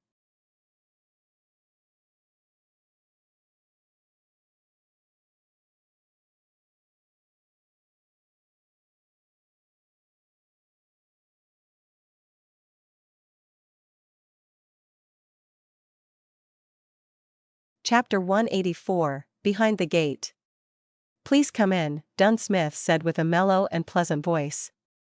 Klein turned the doorknob and pushed open the door to see the captain having his breakfast. In his right hand was a cup of coffee emitting a rich aroma. On the plate in front of him, there was white bread toast and bacon. Dunn placed the remaining sandwich toast with butter into his mouth and ate it. He then silently pointed to the chair opposite his desk. Klein didn't disturb his captain from enjoying his breakfast. With a smile, he sat down as he waited patiently. Dunn saw that he was in no hurry, so he relaxed back into his chair, picked up his coffee to take a sip, and swallowed the food in his mouth. He took a napkin, wiped the corners of his lips and said, "What's the matter?" Klein nodded seriously and said, "I've met Dax Turguderian, the doctor at the asylum and also member of the Psychology Alchemists." As he spoke, he caught a glimpse of the magazine that was spread open before the captain. "Did he provide any news?" Dunn asked, crossing his arms. Klein simply described, "He told me that before Hyunjin went crazy, there was someone who visited him quite frequently. That person's name is Lenevis." Lenevis, Dunn massaged his temples. "I seem to have heard of it before." "He's the cheat who swindled at least 10,000 pounds, Klein reminded him. Dunn thought for a while with a serious look on his face. He then shook his head to show that he had no memory of it. "Captain, you're not sensitive at all when it comes to money." Klein lampooned and told him the related story about Lenevis by highlighting the main points. The cheat falsely claimed that he had prospected and purchased an iron mine with rich deposits of iron ore. He raised funds from private individuals in Tianjin and swindled more than 10,000 pounds. Someone I know from the divination club suffered a loss from this. In addition, a young woman was swindled into an engagement with him and is now pregnant with his child. He visited Hyunjin multiple times before he went crazy, Dunn said in thought. Sequence 8 Beyonder, Swindler? The Marauder Pathway. Captain, your memory is actually good when it comes to this kind of thing. Klein found it funny as he reflected over it. He nodded faintly and said, "That was my guess as well." Because the steelworks company that Lenevis set up was in the south and the victims were of several different beliefs, the case wasn't passed to us in the end. Even if there had been evidence of Beyonder involvement in the case, it would have been passed over to the mandated punishers. Dunn finally understood the ins and outs of the story. He looked at Klein with his deep gray eyes and said, "What do you want to do?" Cough, "Captain, can you please not be so sensitive?" Klein replied with a mask of solemnity, "I want to talk to Hyunjin via a mediumship ritual and figure out why Lenevis came looking for him. I want to know if that visit is directly related to him going insane." Dunn nodded slightly and said, "Even if you hadn't applied to do it, I would have had a similar experiment done when we were certain that Hyunjin is crazy. However, Daly told me that it's quite risky." "Are you confident?" "I can ask for assistance from the Backland Diocese. It shouldn't be a problem to delay it for a few days." Klein's main motivation to become a Beyonder was to study mysticism and find a way home. As it was a chance for practical exercise and he was confident enough, he was naturally unwilling to give it up. Captain, I've mastered knowledge on the subject. I'm confident about this. Of course, I'll require certain ingredients, such as the amantha extract, eye of the spirit medicine, and sedative agent. Sedative agent, Dunn ruminated over the name and confirmed Klein's professionalism. He remembered Daly mention that it was a liquid medicine that was rarely used yet was very efficient in mediumship.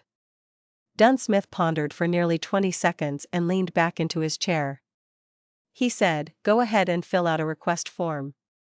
Then, collect what you need from behind Cheney's gate." I'm not sure if there are any finished goods. If there aren't any, pick up the ingredients you need and concoct the medicine accordingly. All right, Klein replied happily. He didn't get up but sat firmly in his chair. Dunn massaged his temples. He thought carefully and said, "It happens to be my turn to monitor the asylum this evening. We can't visit Hoodugin directly. No one knows if there are members of the psychology alchemists disguised as doctors, nurses, janitors, or patients in the asylum. No one knows if the psychology alchemists are monitoring Hoodorgan either. Any action we take must be secret. We can't expose that Daxter Guderian has become our informant. We'll go at dawn by sneaking in secretly. Yes, I'll keep guard while you perform the ritual to prevent any accidents from happening. That'd be best. If Hoodugin is just pretending to be crazy, while I use a mediumship ritual on him, it would be like I barged into the zoo and danced before a tiger." Klein relaxed and said sincerely, "Yes, Captain." He stood up and walked towards the door. Just then, the corner of his eyes noticed the title of the magazine article the captain was reading. Donningsman tree sap in the southern continent's rainforests has had a significant effect on boosting hair growth. Klein retracted his gaze, opened the door, and exited the captain's office. Suddenly, there was a playful thought that flashed through his mind. Actually, a Beyonder doesn't need to go through such trouble. If old Neil was still around, he could design a ritualistic magic for hair regrowth. Then, he would pray for the goddess's assistance. Whether one would be covered with hair and become a curly-haired baboon, that's another story. What would the goddess's response be? If it were me, I would definitely curse, Mother Cur. That thought suddenly tainted Klein's happiness with sadness, but there was also a hint of hilarity in the sadness. He entered the clerk's office and sat before the Ackerson Model 1346 typewriter and finished typing his application.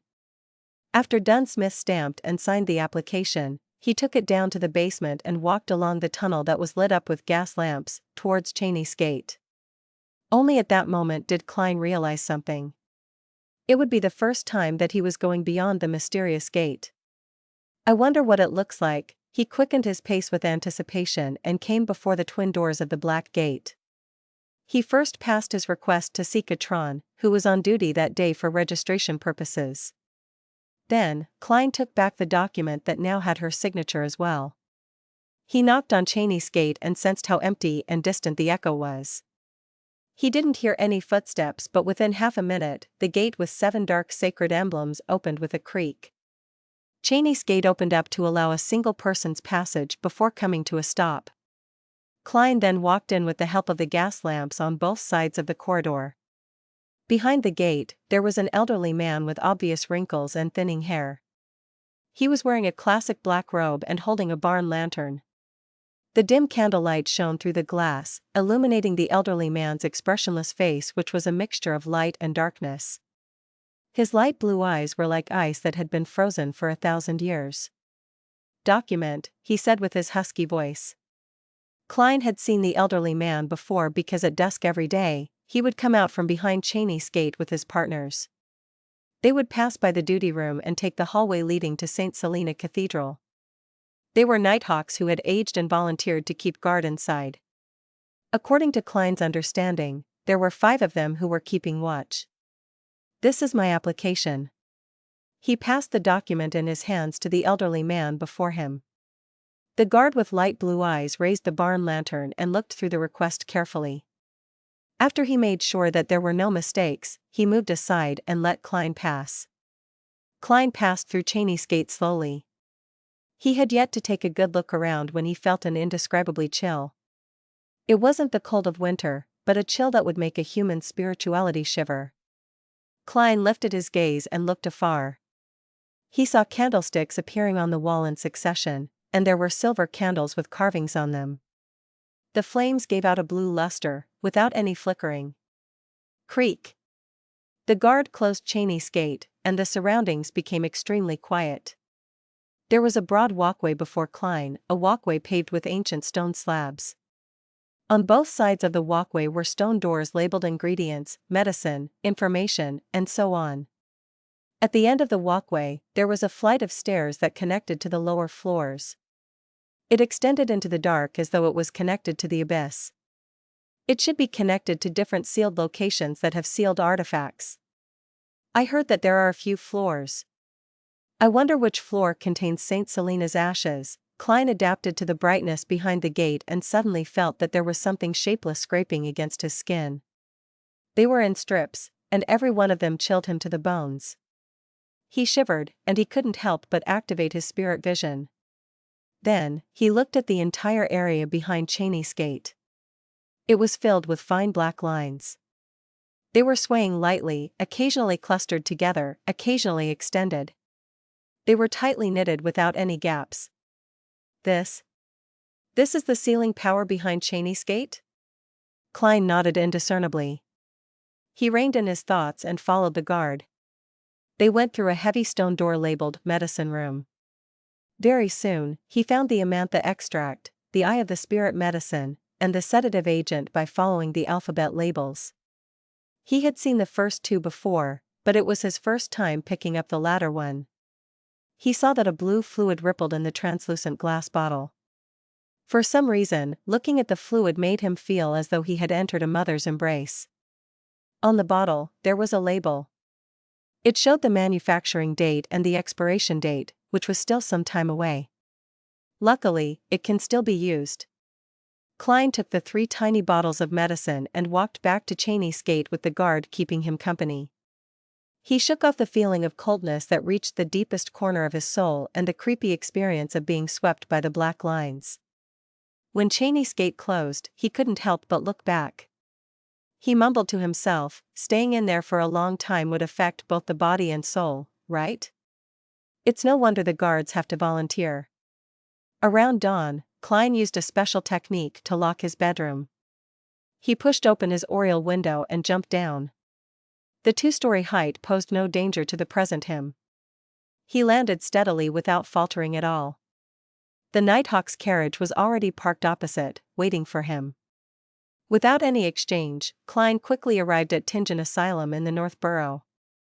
Following the captain's instructions, he took a detour to one of the corners without a street lamp where he saw the waiting Dunn Smith. "Let's go in." Dunn nodded faintly. "I've made sure that there's no one around." "All right." Klein quickly got closer. "As a clown, entering an asylum, it keeps reminding me of a famous saying, it's like returning home," he mused to himself. He followed Dunn closely. With the aid of the wall's bumpy surface, they somersaulted into the asylum quickly and agilely without standing balance. Dunn turned around and looked. He nodded slightly to give his approval. The two of them crouched and silently moved through the hospital's small park and activity square. They then entered the 3-story building in the asylum and arrived at the top floor where Eugen's room was. As Eugen had the possibility of becoming violent now that he had gone insane, he had been assigned to a single room. Luckily, the monitoring Nighthawks hadn't wasted their efforts during the surveillance and had made a copy of the room key long ago. "Gotcha." The lock clicked lightly, and Dunn entered first. Klein projected his gaze past his figure and saw the person sitting on the bed. Eugen's face was long and skinny. His eye sockets were deeply concave and his blonde hair was disheveled. He was looking at the metal-barred window with his grayish-blue eyes. He was looking at the crimson moon outside. Klein closed the door to the room and chuckled as he casually asked, "Why aren't you sleeping?" Dunn was taken aback and suddenly remembered that Klein was now a Sequence 8 clown. Hence, he remained silent and backed off to a corner of the room. Eugen turned his head and looked at Klein. He chuckled foolishly and replied, "I'm waiting for my cake."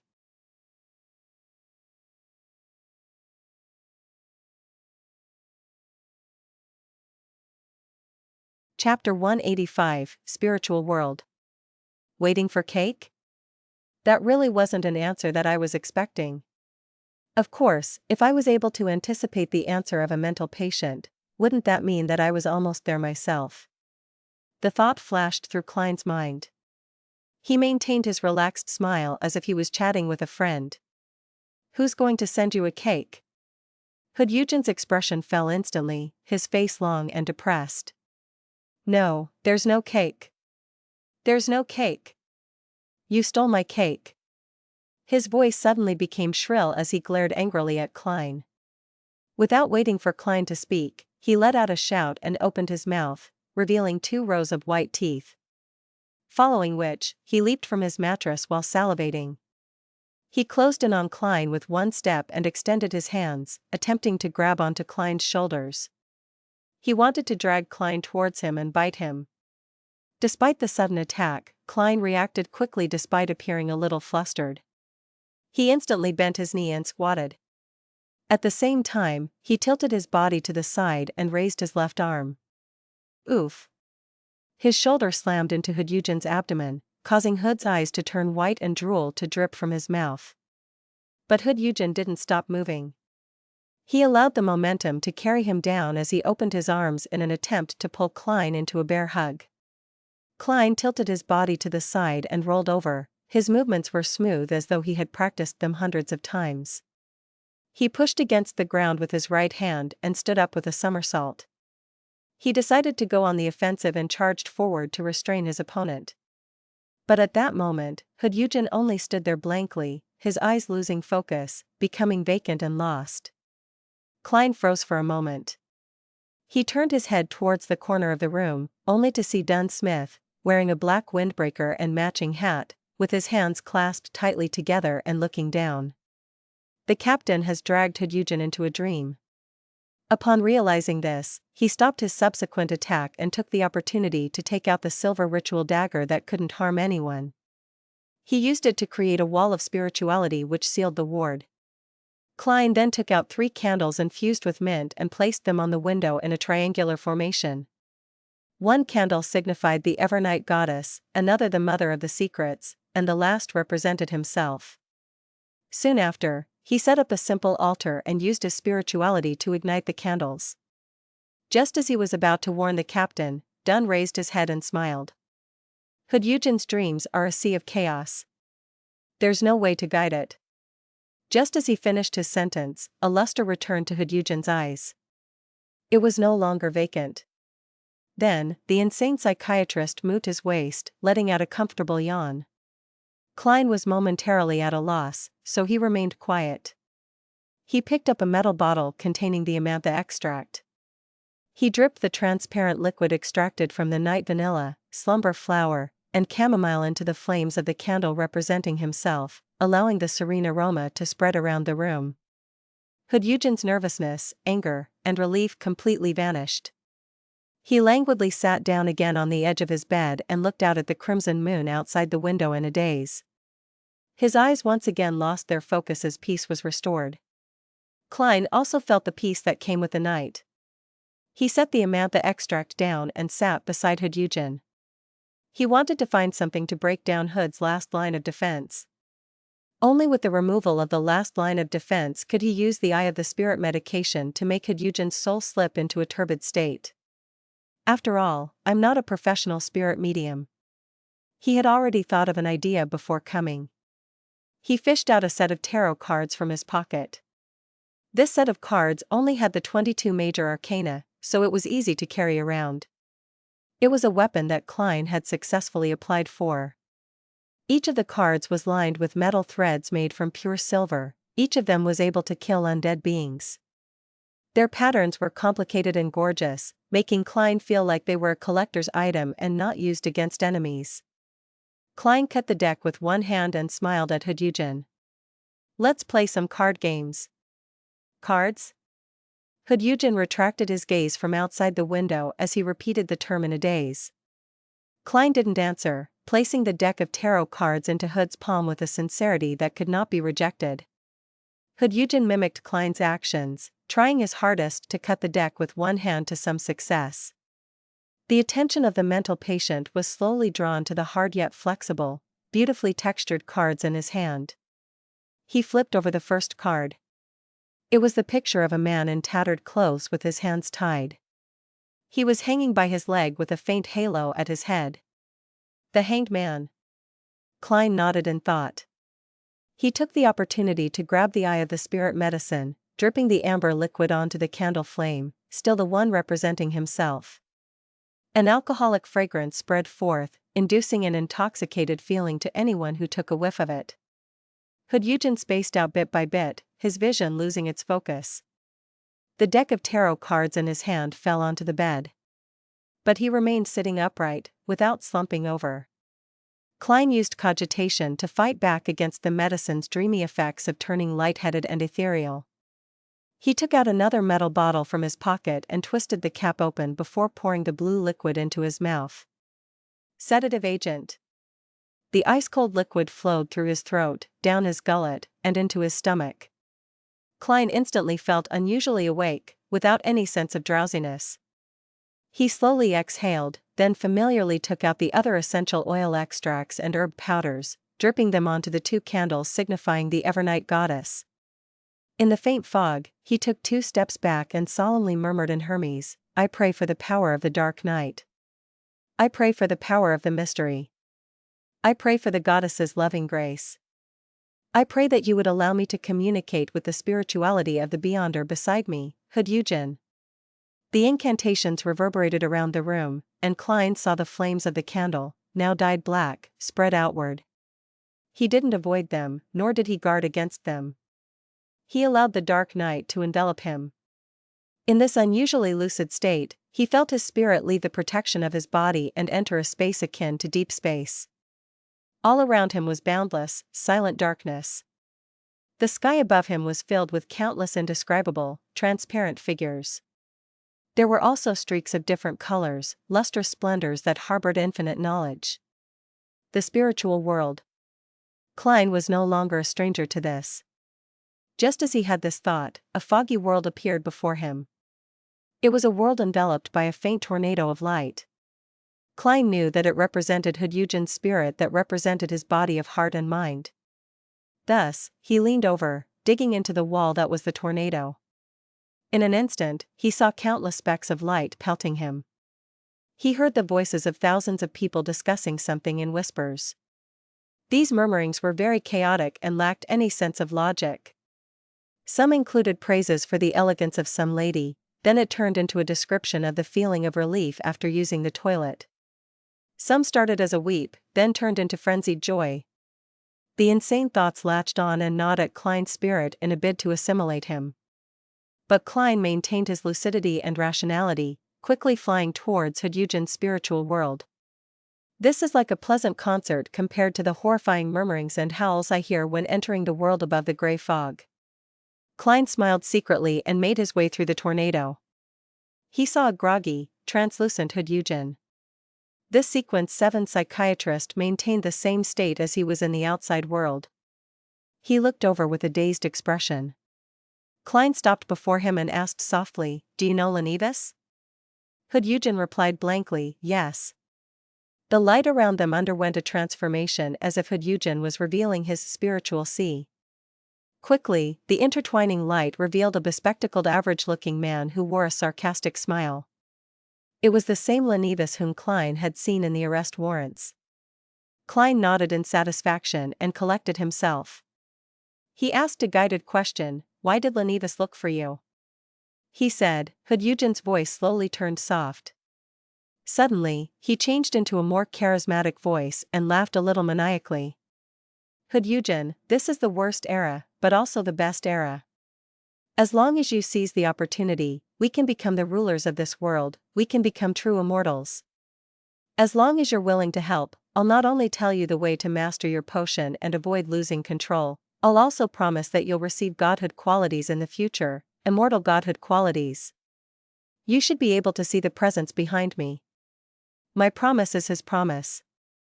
In some sense, the psychology alchemists are connected to him. Do not doubt. The psychology alchemists aren't strong enough at the moment. It is unable to provide you with enough help unless you're willing to stay at this level for the rest of your life. The method to grasp your potion without losing control. Why does this sound like how I entice others with the acting method? Lenivus sure has lofty ambitions. He's only a sequence 8, yet he's already talking about manipulating godhood qualities. Just what hidden presence is backing him? This guy seems to be plotting something, which isn't solely just to cheat people out of their money. Or could running scams just be his hobby? Klein had many thoughts as he listened on. When had Eugen stopped talking, he quickly pressed on, "What kind of assistance did Lenivus want you to provide?" Eugen didn't answer immediately, his spiritual world turned silent. He then broke out into laughter. He replied erratically, "Help. Help. Help. Ha ha ha, I provided help. I provided help. I made." His words came to an abrupt halt as his blurry soul contorted. The light and darkness of the surroundings which represented the spiritual sea quickly turned incorporeal, forming a sinister, scary, dark altar. On top of the altar was a cross. There seemed to be something hanging on the cross, as well as things that appeared indiscernible piled at the bottom. The light and darkness alternated, and as the hanging item was about to become clearer, the entire spiritual world shook, as if it was experiencing a magnitude 10 earthquake. Holy shit! Klein had a premonition that something dangerous was about to happen. Without thinking, he turned and flew towards the chaotic tornado of thoughts in an attempt to escape.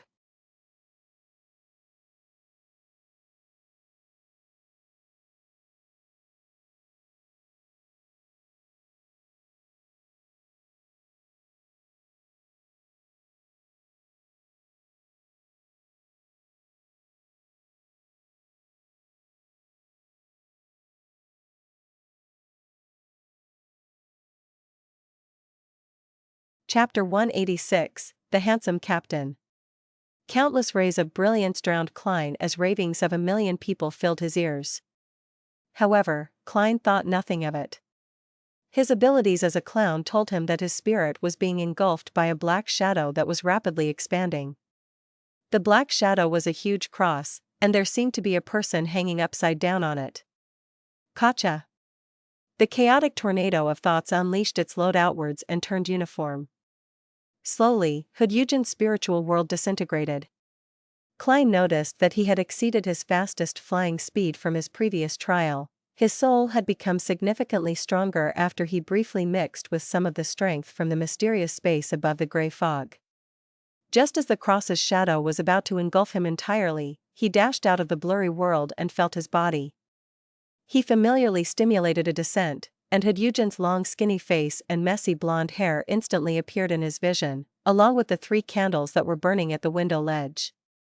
He had managed to get out of the mediumship state in time. In that instant, he saw black scales growing one after another on Eugen's face. His vacant pupils turned into slits, becoming extremely cool and ruthless. Oh shit! He's going to lose control. Klein's pupils constricted, and before he could react, he saw a figure in a knee-length black windbreaker and silk top hat take 2 huge strides before Eugen. He then raised the revolver and pushed it against the man's head. Bang! Bang! Bang! Bang! Bang! Dunsmith fired 5 bullets consecutively. Eugen's head suddenly blew up like a watermelon falling down from a high height. The red and white rainstorm splattered across each and every corner of the room. He had taken care of Eugen before he lost control completely. Klein, who was 50 centimeters away, was covered in blood and dirt. He looked at Dunsmith in a daze, only having the feeling that the captain was very handsome at that moment. As long as you ignore his memory problems, the captain is very trustworthy. He complimented sincerely from the bottom of his heart. Did an accident happen? Dunn put away his revolver and watched Eugen's mostly headless body slowly fall to the floor. Just as Klein was about to organize his words, he saw that the body had become a pile of bloody flesh within a few seconds, and the asylum uniform that covered it appeared to have its most basic structure damaged. Eugen's corpse was left with very few complete items. There were dozens of scales twinkling with a black shimmer, and his heart that had turned crystalline and faint blue. The heart had a magical luster, like a diamond refracting incoming light. It could calm someone down or make them restless. It could create tension or develop chaos.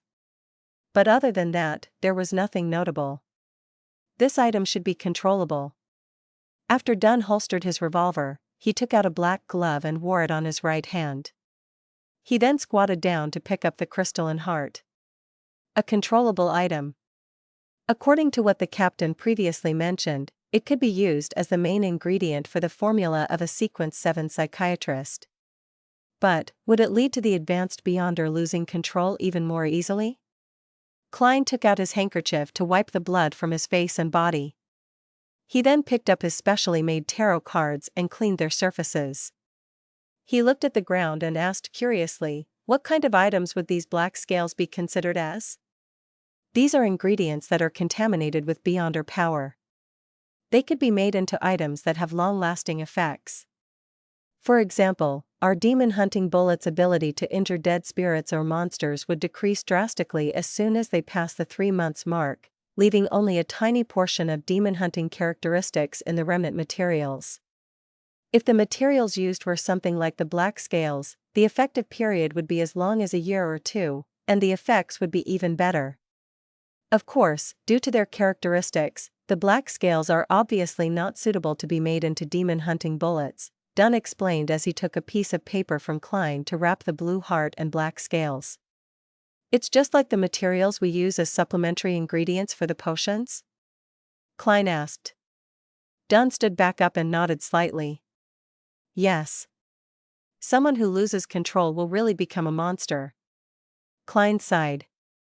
He seized the opportunity while the room was still sealed with a wall of spirituality and quickly described his encounter in Eugen's mind. When I was communicating with Hood Eugen's spirit, I saw a figure like the true creator in his mind. But it was different from the mainstream ones. It wasn't the chain-bound hanged giant, nor was it the eye behind the shadow curtains. Instead, it was similar to the one you saw in Hannes Vincent's dream. Hannes Vincent was a member of the Aurora Order. As Melissa's friend, Celine, had peeked at his incantations and completed the magic mirror divination, it led to the Nighthawk's investigation of him. Dunn Smith saw something close to the true creator in his dream, but it was a different image than the mainstream image that was widely circulated. In the end, the result was an injury and a strange death. When had Eugen flipped over the tarot card of the hanged man, Klein had actually already expected it. But he never thought it would be presented in such a way. Of course, it was only indirect contact. It wouldn't be comparable to the time he had spied on the eternal blazing sun directly. The worst outcome was just mild injury or mild corruption. As he listened to Klein's description, Dunn's expression became solemn. He knitted his eyebrows and said with a deep voice, a huge cross, black nails, a naked man covered in blood hanging upside down? I didn't see it clearly. That's also the reason why I'm not injured. I only noticed a huge cross and figure similar to a man being hung upside down, Klein replied tactfully. At that moment, all he cared about was fleeing. Seemingly in thought, Dunn nodded and said, Lenivus's visit to Hood Eugen was related to the true creator? So the Aurora Order is involved? Klein quickly repeated the conversation he'd had during the communication. Lenivus tempted Hood Eugen with the acting method, and a so-called immortal godhood. But I don't understand why he said that it was the worst of times, and also the best of times. Perhaps it was just the way he speaks as a swindler? The help Hood Eugen provided involved a sinister and dark altar. I suspect that Lenivus is plotting something terrifying. Then, his heart stirred as he spoke. Captain, do you remember the letter written to Mr. Z? The letter that the member from the Aurora Order whom I killed carried. He mentioned in the letter that he was waiting for an appropriate opportunity, something about the arrival of the end of days. He will offer all the lambs in Tingen to his so-called god. Would this be related to Lenivus's plot? Could Lenivus be the Mr. Z from the Aurora Order? Dunn Smith thought carefully and said, I don't think so. Lenivus couldn't be Mr. Z otherwise, he wouldn't be setting up a fake steelworks company to scam people while the Aurora Order was up to something. It would introduce too many variables in his main mission. If anything went wrong with the scam, he would draw the attention of the police and us. He would have to run away from Tingen and abandon his plan. Of course, if he was just insane, it would be perfectly normal for him to act illogically. But judging from the scam he set up, the calmness and cunningness with which he swept away the money doesn't make him look like a real lunatic. So, I don't think he's Mr. Z from the Aurora Order. Of course, he might really be involved in the matter as mentioned in the letter. The one offering all the lambs in Tingen to the so-called god. Upon saying that, Dunn paused, then paced back and forth as he said, this incident might have quite severe repercussions. We have to reinvestigate Lenivus and get some clues. Let's clean up the scene and cover up any evidence here. Let everyone know that Hyunjin died but leave no clue as to who killed him. This should lead to action by the psychology alchemists or other beyonders that are paying attention to the asylum. They might know something. The Lenivus scam is either still in the hands of the police department or transferred to the mandated punishers. We'll join the investigations by saying that we obtained clues while investigating the Aurora Order. Then, we'll work together with the mandated punishers and the machinery hive mind. We'll concentrate the forces in Tingen and investigate everything and anyone associated with Lenivus. We can request assistance from Backlund Diocese and the Holy Cathedral if it's necessary. After that, Dunn turned his head sideways to look at Klein. He ruminated and said, "Do you have anything that you'd like to add?" "Captain, you basically said it all." Klein shook his head solemnly. "No." He hurriedly used ritualistic magic to remove some of the necessary traces with the aid of the simple altar that he had yet to clear in order to ensure that no one would be able to tell that they were the ones who killed Hyunjin. Then, he put away his ingredients, blew out the candles, removed the wall of spirituality, and left the ward in silence with Dunn Smith. They left the asylum by climbing over its walls. "Go back and rest." Dunn stood at a corner without a street lamp. He pressed his black silk hat and said, "There are many things that can only be done tomorrow." "All right." Klein wasn't a sleepless who only slept 2 to 3 hours a day. He immediately bade farewell to the captain and took the Nighthawk's dedicated carriage that was waiting nearby and returned to Daffodil Street. Before he entered the carriage, he turned back to take a glance. He saw the captain still standing in the dark which even the moonlight couldn't touch. He appeared to be thinking in silence. The streets were quiet and void of people before dawn. The carriage tore through the streets, sometimes going straight, sometimes taking turns. Klein was pondering about Lenivus when suddenly, he felt as if he was in a trance. He saw that the color before his eyes became saturated. The reds became redder and the blacks became blacker, just like an impressionist's oil painting. The surroundings slowed down, and the carriage seemed to enter a strange world. Klein grabbed his flaring sun charm and drew his revolver.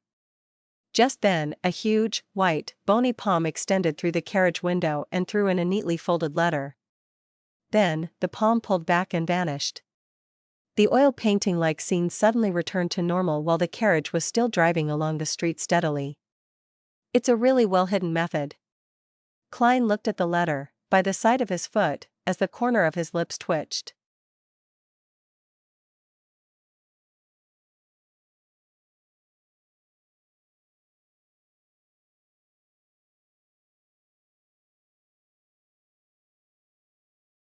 Chapter 187, Azik's Warning. The actions of the messenger shocked Klein for a full 5 seconds before he recovered. He bent over and picked up the letter. Even if Mr. Azik is unable to use a good portion of his abilities as a Beyonder, because of his memory loss, being able to send out such a messenger should make him powerful enough to deal with a Sequence 7 or 6 Beyonder. His heart reflected his shocked and envious expression. He didn't unfold the letter immediately. Instead, he placed the letter into his pocket, together with the slumber charms. The carriage continued forward. When Klein exited the carriage at Daffodil Street, he instinctively looked at the driver, Cesare, only to see his relaxed smile, as if he hadn't noticed anything unusual that had happened. Klein nodded and returned home after observing Cesare with his spirit vision. He looked at the balcony and pipes on the second floor and pondered for a few seconds. He decided to maintain his gentlemanly behavior and not attempt to scale the pipe back into his room. As for his stained clothes, he would take them to the Blackthorn Security Company tomorrow and get a professional to wash them through the police department. That would prevent his clothes from shocking his maid Bella and his sister Melissa. Klein had removed the reverse lock on the front door before he leaped out the window from the second floor. Now, he took advantage of the fact that it was late at night and quietly opened the door to his house, deftly making his way in. After closing and locking the main door, he heaved a sigh of relief. He went up to the second floor with hushed footsteps. Stopping before his locked bedroom, Klein took out a tarot card calmly. He inserted it into the slit of the door and lightly pulled, easily breaking the specialized lock he designed himself. He then entered the room, locked the door, and removed his clothes, before he fully relaxed. "It sure feels like being a thief." Klein laughed as he shook his head. He calmly took out his revolver and placed it under the pillow. After he was finished with all of that, he lit up the gas lamp and sat in front of his desk. He took out the letter and began reading seriously.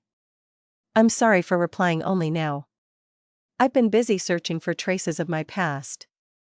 I've also been meeting up with former teachers and students, and those drag on late into the night.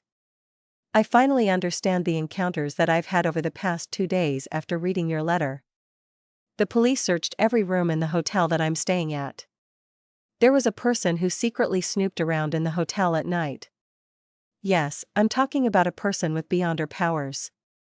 So Rear Admiral Hurricane Kalangos, who's a frequent character in novels and newspapers, has infiltrated Backland and has gone on quite a killing spree. I remember that he's not only wanted by the Lone Kingdom, he's also on the bounty list of the Fasak Empire, the Intis Republic, the Fainapotter Kingdom. So, how much is the bounty?" Klein subconsciously wondered. He didn't get an answer because Azik had switched to mentioning something else. "I find the abilities of a shepherd that you described quite familiar. It's as if I've seen it somewhere, but I cannot remember where. It must be an encounter from one of my past lives. Not being able to recall it makes me very frustrated." Mr. Azik is a little interested in the shepherd.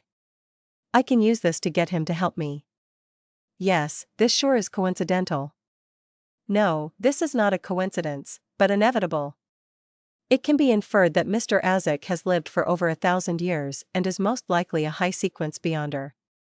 Then, he would most likely have encountered the powers of many different beyonders in his earlier lives. He would also have deeper impressions of those that were more unique.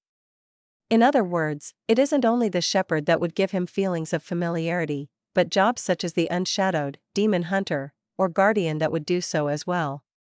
It's highly likely that Mr. Azik would find any mystical item that corresponds to a particular sequence's abilities familiar and have his interest piqued. That's something that can be imagined." Klein was doubtful at first before being enlightened. He was a lot more certain as a result. He shifted his gaze and continued to read the letter. "I've long recalled some parts of the sacrificial ritual you asked about, probably because I have a deeper impression of them. Perhaps I was a priest in one of my more recent lifetimes. I have to remind you and warn you that you have to be very cautious when using sacrificial rituals. You cannot entrust your safety to evil gods or hidden, mysterious existences. They do not have consciences like we do. Also, you have to possess a strong sense of right and wrong, for the evil gods and devils often create seemingly harmless identities for themselves. My opinion is that you cannot sacrifice something whose presence you are not fully aware of, otherwise, your soul could end up being the sacrificial item. In simple terms, evil gods and devils will take on another form, disguising themselves as someone trustworthy. Just like on the internet, an account that claims to be a seemingly adorable chick might be controlled by a huge bloke. He had to be cautious even if they were to meet offline after confirming the person's looks, as the person might just be cross-dresser. Klein didn't disregard Azik's warning just because he was conducting the sacrificial ritual for himself. He nodded in approval. After Azik emphasized a few things he had to look out for, he quickly explained the sacrificial ritual he knew of. First, set up the ritual. Choose the symbols based on which deity or unorthodox mysterious existence you are going to offer a sacrifice to. Use the corresponding herbs and minerals of his or her domain. Of course, you can also make them into holy oils, ointments, scents, and other items in advance. Symbols? Klein froze for a moment. He realized that he, the fool that didn't belong to this era, didn't know what his corresponding symbol was. He thought for a moment, quickly recalling the complex symbol on the back of his chair at the ancient bronze table. It was made up of a pupil-less eye which represented secrecy, and the partial contorted lines which represented change. That should be my symbol, or more accurately, that is what symbolizes me in the world above the gray fog. My domain is much simpler than secrecy, change, good luck. But I cannot be too sure of that, so I'll have to try it out. Even if the symbol is wrong, as long as I get my honorary name right, the target of the sacrifice wouldn't point towards some other entity. The worst thing that could happen is that the ritual would fail. Of that, I'm certain. Klein thought as he rubbed the surface of the paper as he formulated a plan in his heart. His eyes focused on the letter once again, reading the rest of the letter. Second, you need to be clear if the sacrifice needs to happen at a specific time. Then, follow the processes of a normal ritual, until you finish reciting the honorable names and incantations of the ritual. You must remember to use either Jotun, Dragonese, Elvish, or Ancient Hermes. You must use the natural powers in these languages to establish a direct connection with the corresponding entity. You can design the exact incantations to use, but it must include these critical terms: pray, notice, offer, kingdom, gates, and open. Finally, you must use materials that have a certain spirituality quality to create a connection with the natural powers of the incantation. This will allow you to construct a tunnel that connects to the gates of the kingdom where the corresponding entity resides. If the entity is interested, then your sacrifice is complete. This step isn't absolutely necessary. If you can make the corresponding entity very interested in your sacrifice, then he will open the gates to his kingdom for you after you finish reciting the incantations, establishing a stable tunnel on his own accord. Of course, this would often imply danger as the orthodox result is relatively friendly hidden gods rarely do this. Only evil gods or devils would reply to you directly in order to achieve their goals. Materials that have spirituality are not cheap. I wonder if merely reciting the incantations would allow me to open a sacrificial tunnel similar to the door of summoning? I wonder if I could make use of the abilities of the world above the gray fog. Yes, I'll try that first and only get the materials with spirituality from the underground market if I fail. Do I need beyonder ingredients? It should be fine if it possesses a certain amount of spirituality, right? Klein thought about the 300 pounds lying around in his anonymous account. He also thought about the 10+ pounds of savings that he had saved up. Beyonder materials were not completely identical to materials that possessed spirituality. For example, the heart that Hyugen left behind was a beyonder ingredient while the black scales were a material possessing certain amounts of spirituality. After he finished reading Mr. Azik's letter, Klein rubbed his fingers together and ignited a flame of spirituality. He burned the paper to ash and threw it into the rubbish bin. It was already deep into the night and Klein was in no hurry to try the ritual. He intended to first make a plan and go through everything that he needed to take note of before putting it into practice. He had a vague understanding of his shortcomings long ago. He was cautious and rational when it came to things he made plans for, but once the events deviated from his original plans, he would easily consider only the good and disregard the bad when he was forced to be on his toes. A simpler description would be that a rash action of his would easily cause him to court death. Klein extended his palm to cover his face. The next day, Dunn Smith, who had communicated with the mandated punishers and machinery hivemind, started to assign missions. Klein also received his assignment. He was tasked to investigate a number of people who had connections to Lenivis. But because of his suggestion and the policy of the Nighthawks, he didn't have to be responsible for the people he had met previously. Of course, Klein continued with his combat lessons in the afternoon. Nor did Dunn assign him the role of lead investigator. Backlund, Helston Backlund. In a building with a horse stable and garden. Kalangos, who had a unique wide chin and dark green eyes, looked at the unconscious man before him. He took off the man's clothes and wore them. He then leisurely walked in front of the dressing mirror and saw the black glove on his left hand twitch. He saw many contorted lines appearing on its back. A few seconds later, Kalangos saw a thin veil of light envelop his figure. His muscles, skin, and bones began undergoing a strange transformation. Sometime later, he transformed into the unconscious man, completely identical in height, appearance, and demeanor.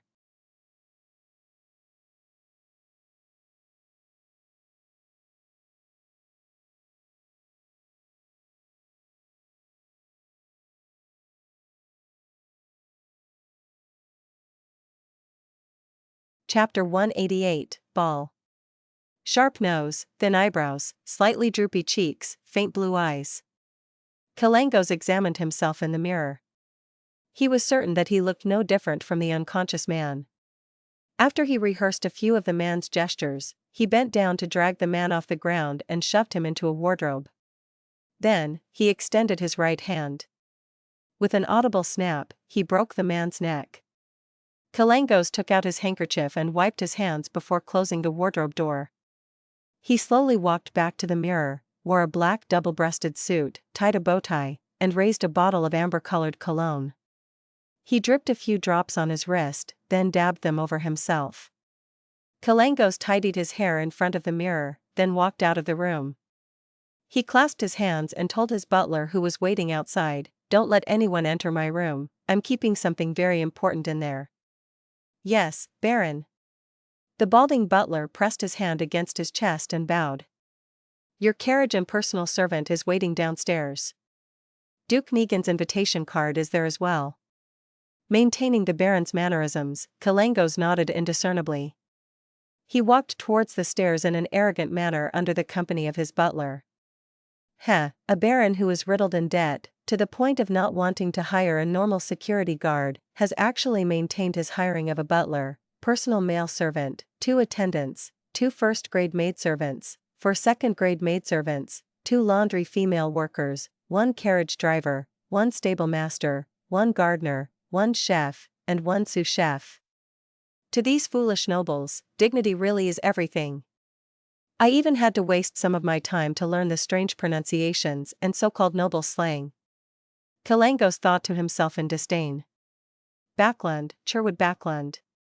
In a particular cramped apartment. Zio Dericha sat cross-legged on a bed and looked at Fur's wall, who was reading a novel with the light from the window. This is so disappointing. Kalangos didn't leave any clues behind. We still haven't figured out what he's trying to do in Backland. They had acted according to their initial plan and lodged a police report. Then, they secretly sent a letter to the local police station and described the strange situation at the crime scene in detail. They also mentioned that the suspect could be Kalangos. The police station responded as they had predicted. The policemen were very careful, and they transferred the case directly to the mandated punishers. After a day's time, the news that Rear Admiral Hurricane had sneaked into Backland was widely spread among all enforcement teams. Zio and Furs also left the place they originally rented and hid to investigate in secret. They didn't want to be brought back to the police station to help with the official investigation. The mandated punishers, Nighthawks, and Machinery Hive Mind were all hostile towards non-official Beyonders. The churches viewed them as potential criminals. Hence, not only were Zio and Furs avoiding the possibility of Kalangos' pursuit, but they were also hiding from the enforcement authorities. If we could discover his purpose so easily, Kalangos would have been buried in a cemetery long ago, and the tombstone would be covered in weeds, Furs replied casually. We need to wait patiently. As long as the authorities continue to take this much interest in him, Kalangos will definitely make a mistake. I've got to say, I'm quite envious of a mystical item that can allow one to change appearances. Zio hugged her knees and looked out the window. I'm just worried that Kalangos will take action soon and then flee from Backland before anyone can respond. If that happens, I don't know when I'll be able to advance to Sequence 8, let alone Sequence 6 or Sequence 5. She paused and muttered as her mind spaced out, I don't know when I'll be able to take back the things that belong to our family. It's been almost a year since I last saw my younger brother. Furs gave her a comforting smile. When you fulfill your wishes, please allow me to write your experiences into a story. It would definitely be an interesting and exciting one. I actually find Miss Audrey very generous. Even if Kalangos escapes, I think she'll still reward us handsomely. We've been busying ourselves for so long after all, and we've even caused Kalangos to appear. I hope so. Sigh, why can't I have any fortuitous encounters? Zio grabbed her shoulder-length blonde hair. Furs frowned and said, in the Beyonder world, fortuitous encounters are usually accompanied with danger. I have yet to figure out what the ravings we hear during the full moon mean, or if they will result in negative changes. Haha, fortuitous encounters without dangers may exist, but they are very, very rare. It's difficult for your wish to be fulfilled, unless we receive the favors from an orthodox deity or the attention of some friendly hidden existence. However, it would be hard for us to tell if it was really an evil god or devil in disguise. Zio sat straight and drew a crimson moon on her chest. May the goddess watch over me.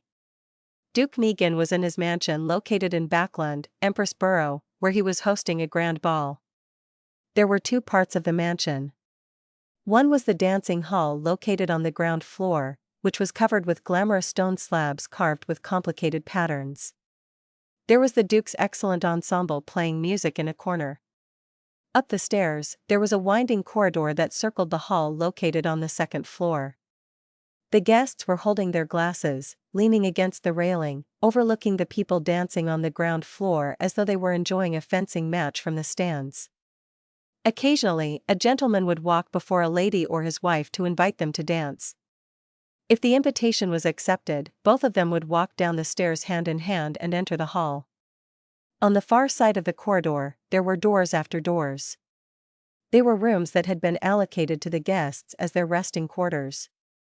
But behind a French door was a corridor, and on both sides of the corridor were various gypsum statues. They were all the ancestors of the Negan family. At the end of the corridor was another hall which could see the ball. Long tables were covered with a variety of delicious food and fine wine, and another ensemble belonging to the Duke was playing relaxing melodies for the guests. In the hall, the guests were gathering in groups. Some were seated and some stood around, chatting about all kinds of matters. Those who wished to get away from the frivolities for a while would go to the attached balconies to overlook the garden and enjoy the crimson moon in the sky. After participating in the opening dance, Audrey Hall stood on the second floor above the dancing hall and stared at the candles on the huge crystal chandeliers hanging from the rooftop in a daze. However, she noticed that many young men were appearing to pump themselves up to come over and invite her for a dance.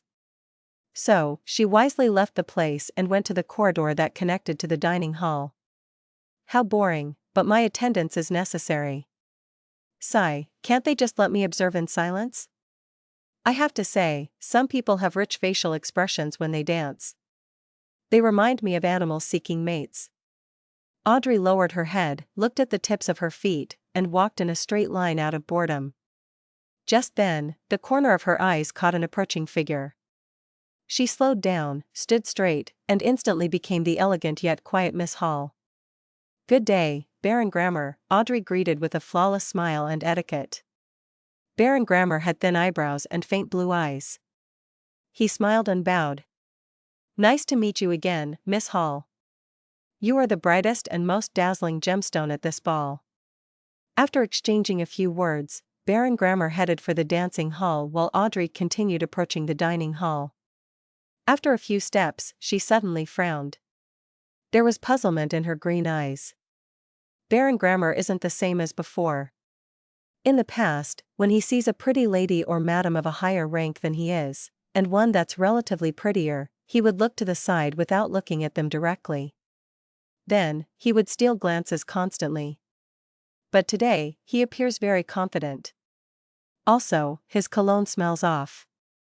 In the numerous parties in the past, his body would emit the final note of the amber cologne fragrance, musky yet faint, not ostentatious yet elegant. In other words, he would spray the cologne a few hours earlier to let the front and middle notes disperse before the gathering. But just now, his cologne was amber in middle note, rich and refined. Audrey slowed down her footsteps. As a spectator who had completely digested her potion, her sensitivity towards details wasn't anything other Beyonders could compare to. Suddenly, she thought of a possibility. Her green crystal clear eyes froze. It couldn't be Kalangos in a disguise, right?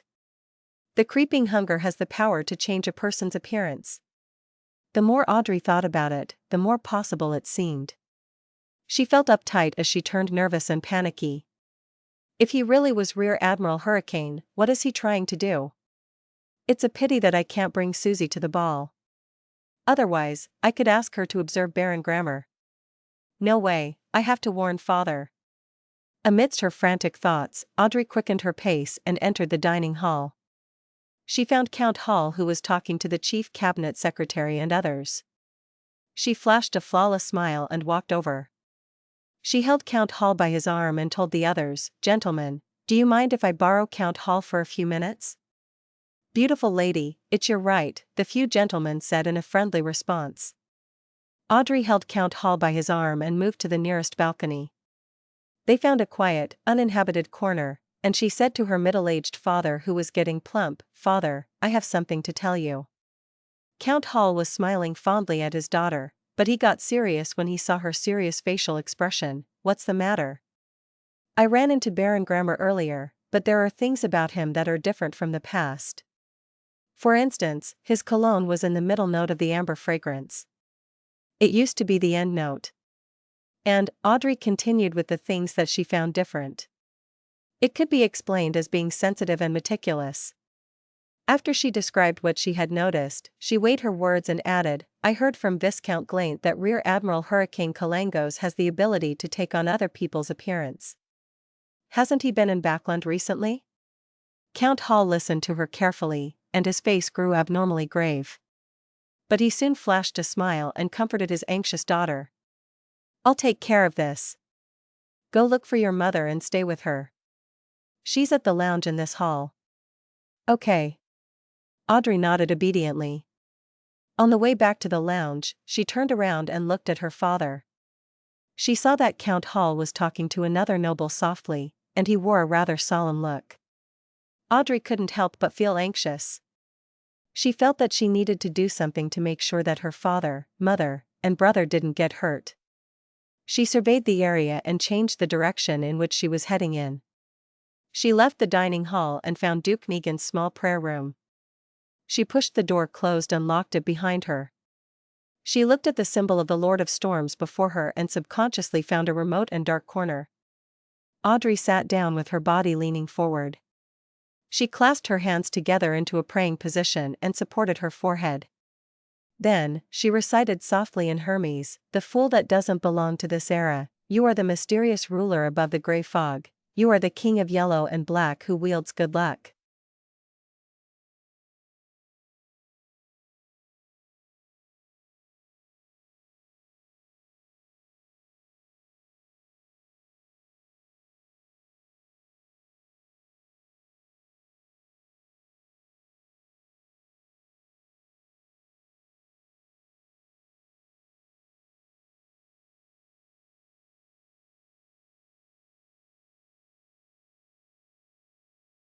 Chapter 189, Prayers and Replies.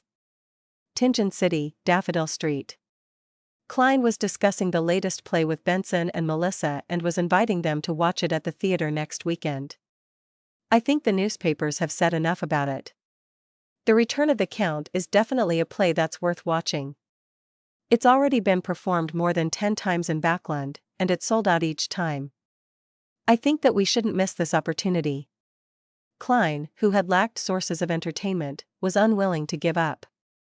After all, he had been an ardent follower of television shows back on Earth.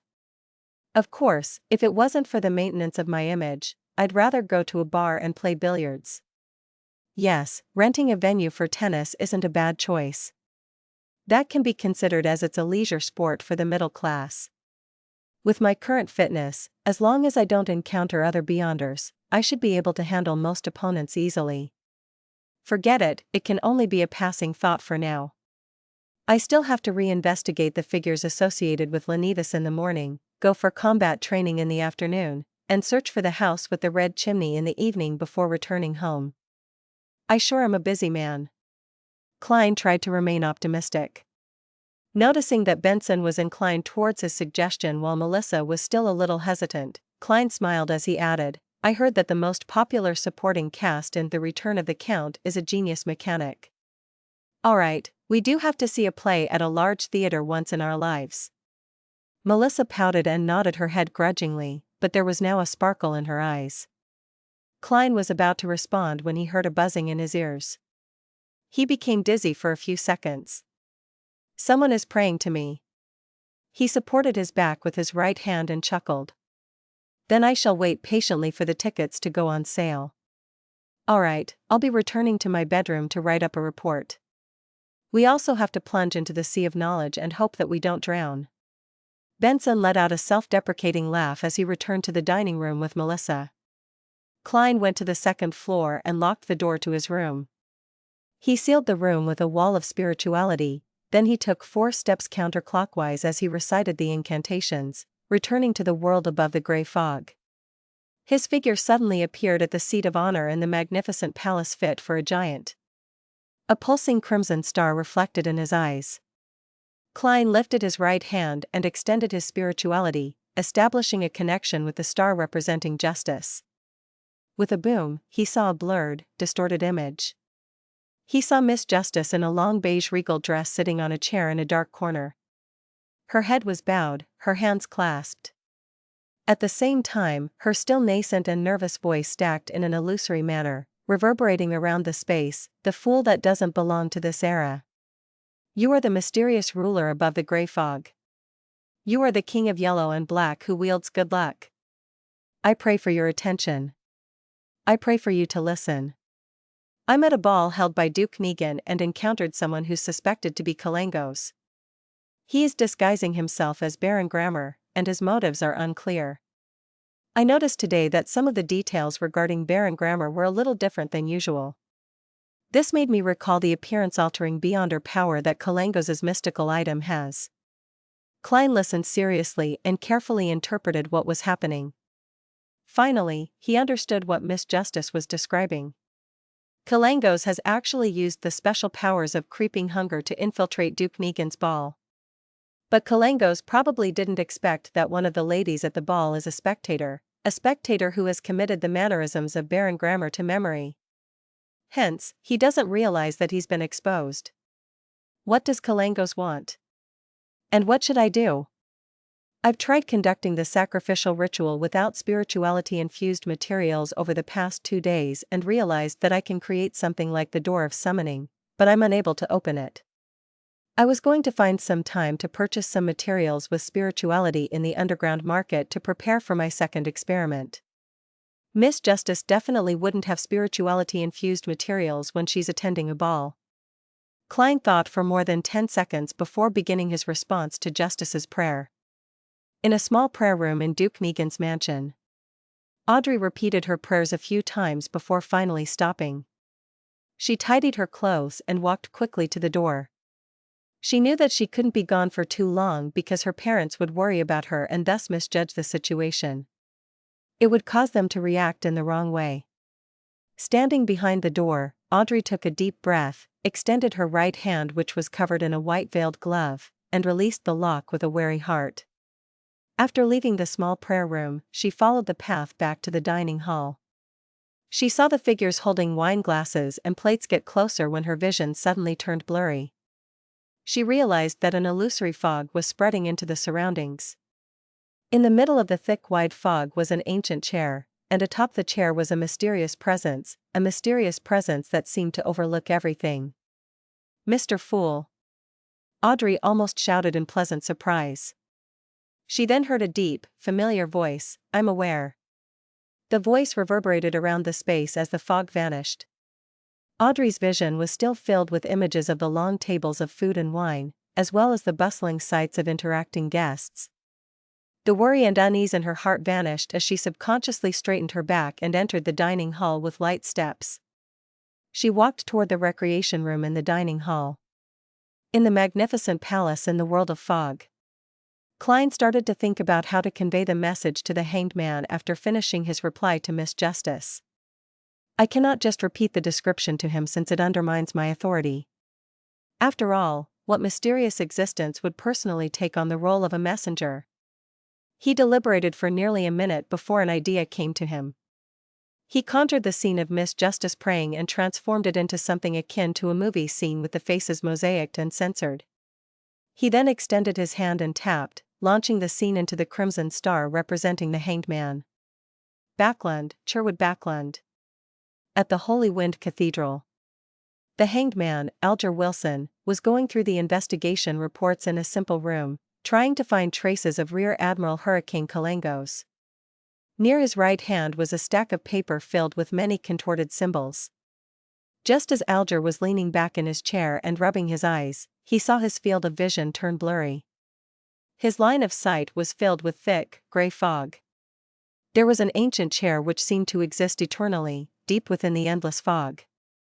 Atop the chair was a faint human figure. Mr. Fool. Just as this thought came to Alger, he saw that another hazy figure in a regal dress within the grayish-white fog. She was in a praying position, repeating, I'm at a ball held by Duke Negan and encountered someone who's suspected to be Kalangos. He is disguising himself as Baron Grammar, and his motives are unclear. I noticed today that some of the details regarding Baron Grammar were a little different than usual. This made me recall the appearance-altering beyonder power that Kalangos' mystical item has. Alger was shocked at first, then let out a look of pleasant surprise. He pressed his palm against his chest and lowered his head. Praise you, Mr. Fool. Everything he saw or heard vanished before he finished his sentence as if nothing had happened. Staring at the desk strewn with Emperor Roselle's diary pages and his investigation reports, Alger's pupils constricted as he realized how powerful the Fool was once again. This was the Holy Wind Cathedral, once the headquarters of the Church of the Lord of Storms. Even though that was history from more than 1,000 years ago, many believers still viewed this place as sacred. But Mr. Fool could still descend upon this space without warning and give a reply. After nearly 20 seconds of silence, Alger gathered his stuff and exited the room. He was going to look for one of the cardinals of the Church of the Lord of Storms, the Archbishop of the Backland Diocese, Spellsinger of God, Ace Snake. For Alger Wilson, being able to kill Rear Admiral Hurricane Kalangos personally was the best course of action, but if he was unable to do that, guaranteeing that he was really dead was also acceptable in his book. After forwarding Miss Justice's description to the hanged man, Klein left the mysterious world above the gray fog and returned to his bedroom. While he was in no hurry to dispel the wall of spirituality, he sat before his desk and took out a piece of paper. He picked up a pen and began his letter. According to an urgent indication from a source, Kalangos has used the abilities of a shepherd to take on the appearance of Baron Grammar and has infiltrated Duke Negan's ball. His motives are unclear as of this moment. Klein wasn't worried that Mr. Azik would be suspicious of him or doubt why someone in Tingen would be so quick to know something that just happened in Backland, for the telegraph existed in this world. I don't know if you would be interested in this, but I thought that I should let you know. Klein quickly ended the letter and folded the piece of paper. He then found the ancient copper whistle, brought it to his mouth, and gave it a hard blow. The gigantic, terrifying, and illusory skeleton messenger appeared once again, still standing at its original spot, not minding that its head was going through the ceiling. Klein fought back the urge to use the abilities of the clown to turn the letter into a flying dagger. He tossed the letter towards the messenger without a fuss. He then blew on the copper whistle once again to end the summoning. Klein collected himself and went through the events in his head once again. This was all he could do for the time being. Although Klein could also make use of the summoning ritual and bring the flaring sun charm directly to Backland, it was too dangerous for him to do so. First, Kalangos was a sequence 6 wind blast and had with him the creeping hunger. Second, it was too troublesome. He had to first bring the flaring sun charm to the world above the gray fog. Third, his image would be affected. Thus, he wisely gave up on this idea. To be honest, the problem is not too serious. Duke Negan is the most influential noble outside of the royal family, a key member behind the Conservative Party. There will be many high-ranking nobles attending the ball today. I have no doubt that there are Beyonders guarding the area. If not for this consideration, there would have been no need for him to infiltrate the place under a disguise. Since Miss Justice noticed him early, the nobles should be prepared. This incident shouldn't blow out of control. I wonder how fast Mr. Azik's messenger is?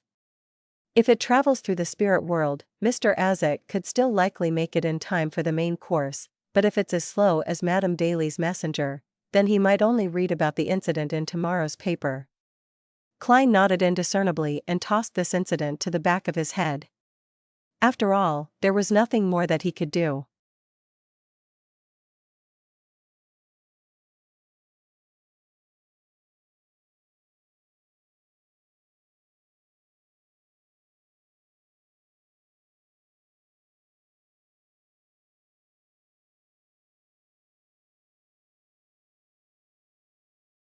Chapter 190, The Assortment of Abilities.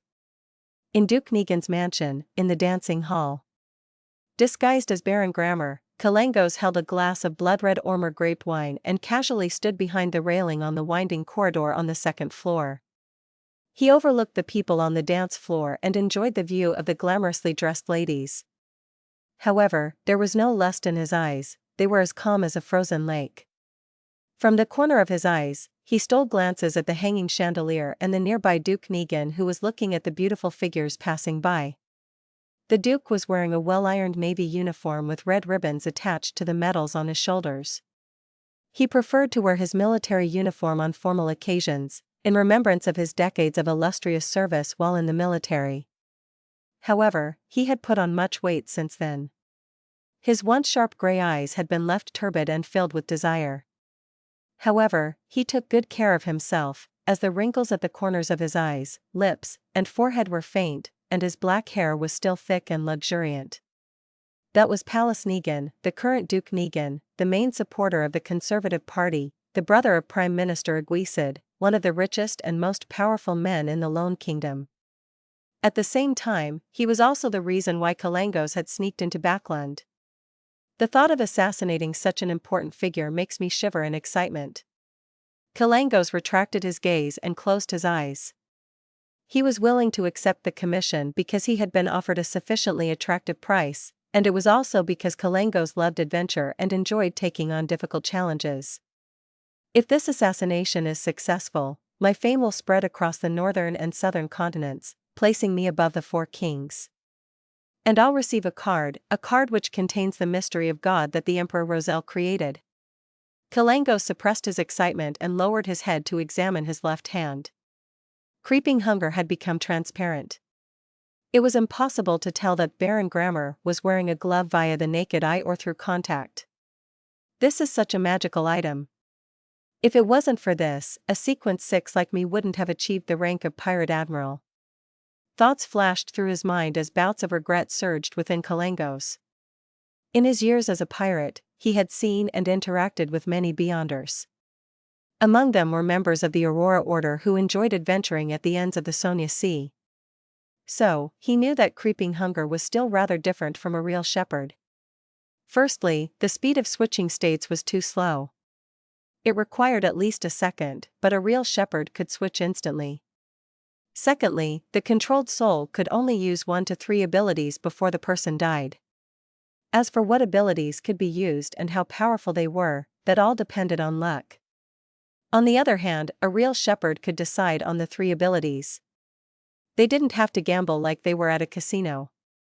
Lastly, creeping hunger could only have 5 souls at the same time, while a real shepherd could have 7.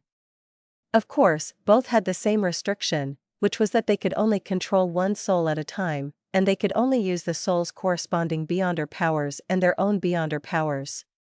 If they wanted to replace one of the souls with a new soul, the procedure would be irreversible. Kalangos went through 7 or 8 years of adjustment and finally settled with 5 souls.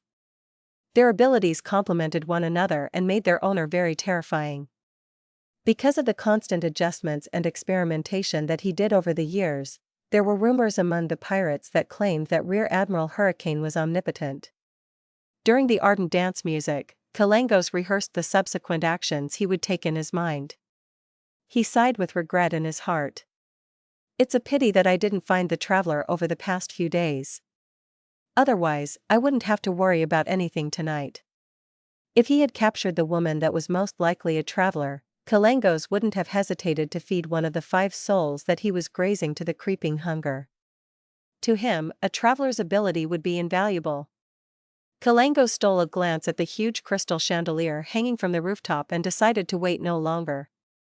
The soul that he controlled currently had only one ability, which was to change his appearance. But it didn't possess any power to fight against other Beyonders.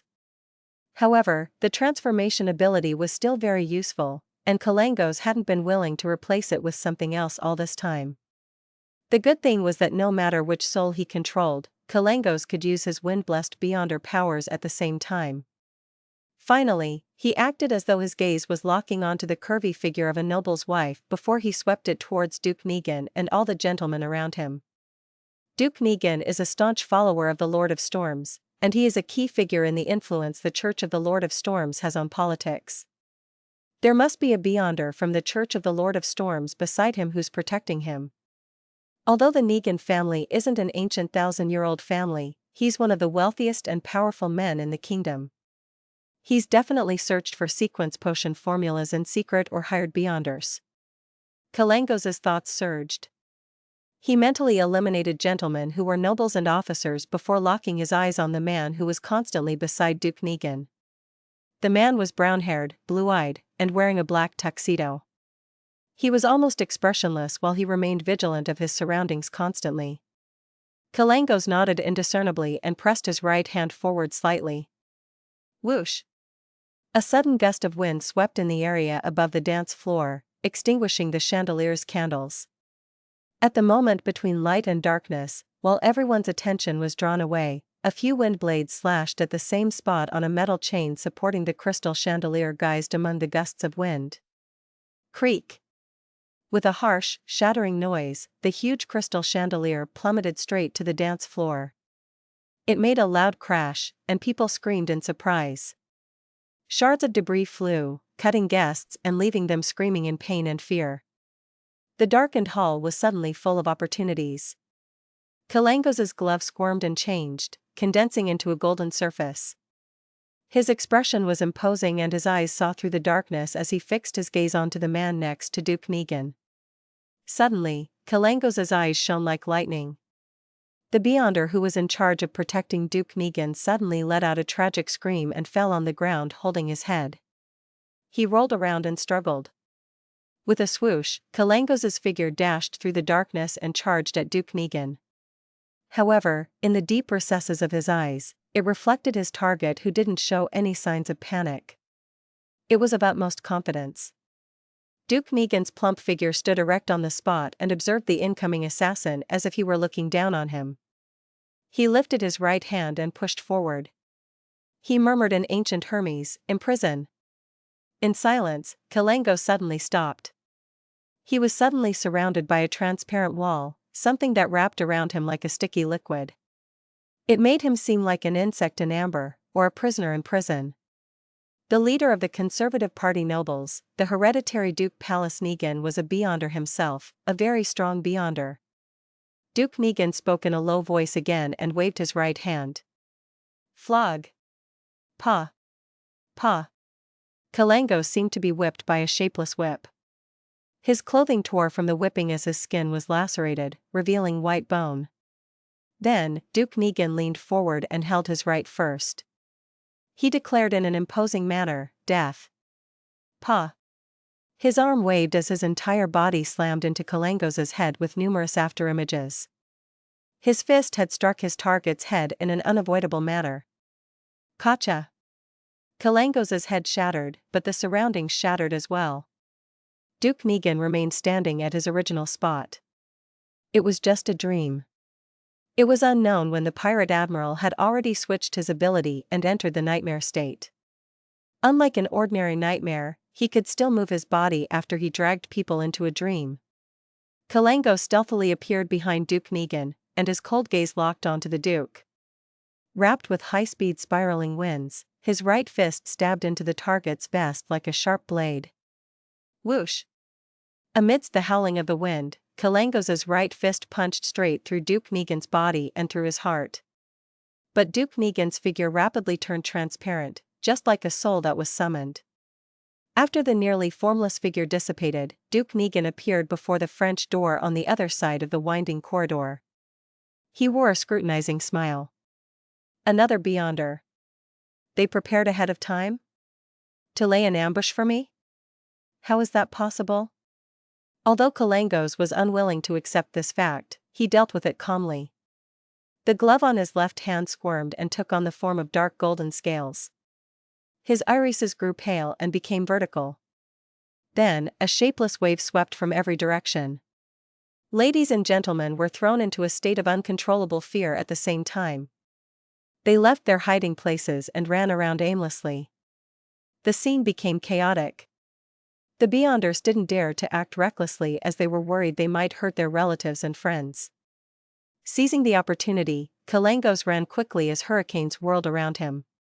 He smashed through one of the resting room doors before smashing through an oriel window. Amidst the shattering sound, he leaped outside and flew a distance away from Duke Negan's mansion with the aid of the wind. The moment he landed, Kalangos immediately ran towards a forest ahead of him. It was a municipal garden, an escape route he had scouted out a while ago. Once he shook off his pursuers, he could change his appearance and blend into the massive population of Backland of more than 5 million people. That was also the reason why he dared to accept such a difficult mission. After a while, there was gale blowing towards Duke Negan's mansion. The Cardinal of the Church of the Lord of Storms, the Archbishop of Backland, Spellsinger of God, Ace Snake brought a few mandated punishers and flew towards the mansion. He couldn't inform the other Beyonders in time. Alger was one of the members that arrived with Archbishop Ace. However, he was in a bad mood because he saw the broken windows and the other Beyonders running out of the mansion. It meant that Rear Admiral Hurricane Kalangos had escaped.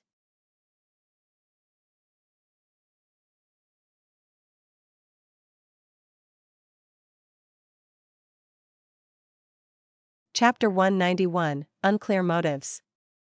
Kalangos lost his pursuers with the help of the wind after crossing a man-made lake. He surveyed his surroundings, intending to create the illusion that he had entered a ditch to escape into the Tussock River before turning to the financial center of Backland, the Hillston Borough. At that moment, his field of vision suddenly blurred. He saw the colors around him saturate in the darkness. The green trees became greener, their red fruits even redder. The dark blackness of the water became darker. Everything appeared to be splashed with pastel paint. Under the sky where the crimson moon was obscured, there were many indescribable, transparent figures, as well as different lustrous splendors that contained mysterious knowledge. Kalangos found himself coming to a halt as he floated in midair. Beneath his feet, dark water continually rose towards him. Under the water were pale white palms, reaching out for him. Not good. Kalangos realized that he had been ambushed. And the ambusher was definitely not weak. A giant humanoid skeleton suddenly appeared before him. The monster was 4 meters tall, and burning in its eye sockets were pitch-black flames. The bones on its body were blurry and illusory. Kalangos gave his enemy an expressionless look as he let out a sneer. At the same time, the glove on his left hand released a radiant light, appearing as if it was cast out of pure gold. Kalangos leaned back and spread his arms wide, as though he was trying to hug the sun. A bolt of pure, burning brilliance descended from the sky, enveloping the giant skeleton. The pastel-like world quaked in response, and the pale hands under the dark water evaporated one by one. This was the Beyonder powers of the Priest of Light. It was a Beyonder power from the Sun Sequence pathway. It was the nemesis of the undead. The radiant pillar of light dissipated, and the pitch-black flames of the giant skeleton instantly extinguished. It then turned transparent as it disintegrated in the air. Before Kalangos had the time to use the abilities of the Priest of Light to dispel the pastel-like world, his expression abruptly turned rigid. He saw another giant skeleton appear to his left. It was also 4 meters tall, its eyes burning with a black flame, identical to the monster from before. Immediately following that, the same skeletal monster appeared around Kalangos, one after another. 1, 2, 3, there were more than 100 of them. More than 100 pairs of burning black flames cast their gaze onto their target at the same time. Underneath him, the dark water surface rose higher, almost coming into contact with Kalangos' feet. Pale white hands extended outward, flailing them around constantly, as though they were grabbing at a life-saving straw. Spread out and pursue him. Try to corner him, instructed the cardinal, Ace Snake. He conjured a typhoon and took to the air, flying toward the direction where Kalangos had fled. Duke Negan and the rest didn't join the ranks of mandated punishers in consideration of their statuses. Instead, they stood at the windows or balconies to observe.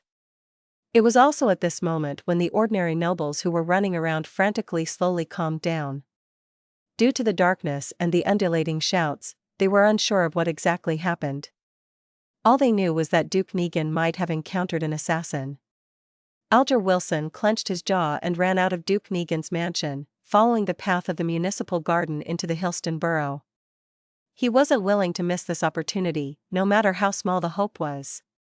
Suddenly, he heard a voice which was carried to him by the wind. There's no need to continue the pursuit. No need to continue the pursuit? The voice of Cardinal Snake. Alger stopped after just running a few steps forward. He turned to look into the sky, puzzled. He saw Cardinal Snake, who was wearing a black robe adorned with many storm symbols, floating above the forest and the man-made lake and staring down.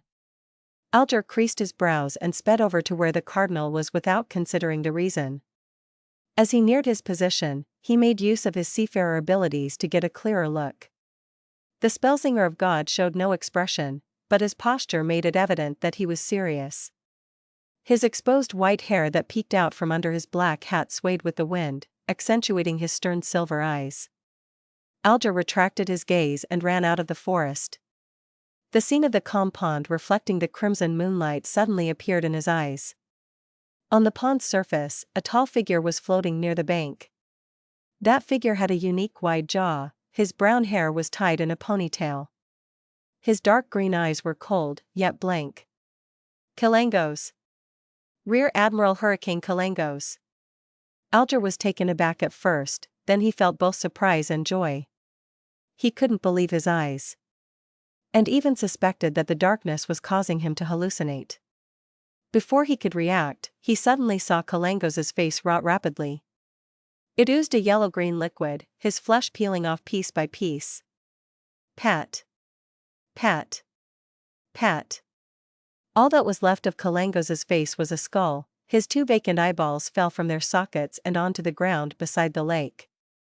Kalangos fell apart completely. His clothes draped over his rotting flesh and white bones and blocked the sparkling radiance. In less than 20 seconds, one of the 7 pirate admirals, Kalangos, had died mysteriously in front of Alger's eyes. This shocking scene was etched deeply into Alger's mind. It made him suspect if he was having a terrifying nightmare. What was happening? Didn't Kalangos escape successfully? Why did he die so simply, yet so mysteriously here? What did he encounter, for him to lose his life in such a short amount of time? He's a Sequence 6 Windblast, the owner of Creeping Hunger. Who did it? What was the motive for killing Kalangos? Just as countless ideas flooded Alger's mind, he heard Spellsinger of God, Ace Snake's charismatic voice. Did you give the information to anyone else? Is there anyone else who knows of this information? Alger quickly calmed down. He glanced at Kalangos' remains and gave an explanation that he had prepared. I reported the information to you the moment I found out about it. He couldn't help but grumble inwardly. If it wasn't for the fact that Ace Snake had gone for a walk along the Tussock River, forcing me to spend time finding him, Kalangos might not have even escaped Duke Negan's mansion. Of course, he didn't dare say this in front of a high-sequence beyonder. He could only respectfully and humbly continue. The personnel who received the information directly even sacrificed himself for it, and no one opened the letter during its transfer. I can vouch for this. But I cannot confirm if there was a leak at the source of this information. Since we could learn of it, others might have too. As Alger spoke, He formulated some guesses about who killed Rear Admiral Hurricane Kalangos. The person or organization who tasked Kalangos to assassinate Duke Negan? Since Kalangos had already successfully escaped and there was no threat of any information leaks, there's no need to kill him. If it were me, I would get Kalangos to lay low and try another assassination attempt when everyone was certain that he had left Backland. Also, Kalangos only trusts himself, so he wouldn't tell his assassination plan to anyone. Duke Negan has been organizing gatherings lately in preparation for his bill proposal in September, so there are abundant opportunities. Other than Kalangos himself, there's no one who can correctly predict when he would strike. Unless that person was a prophet. But that is unlikely. Other factions? Not possible. Miss Justice prayed to Mr. Fool to relay the information the moment she noticed a problem. There was no way another organization could have received the information at the same time. Mr. Fool. Alger was shocked as he thought of a possibility. The person who struck was Mr. Fool's adorer. He happened to be in Backland and thus lent a hand. The more he thought about it, the more Alger felt that this guess was close to the truth. Only the members and subordinates of the Tarot Club could have received the information in time. Only the help of the Fool's adorer could make it seem so mysterious and without motive.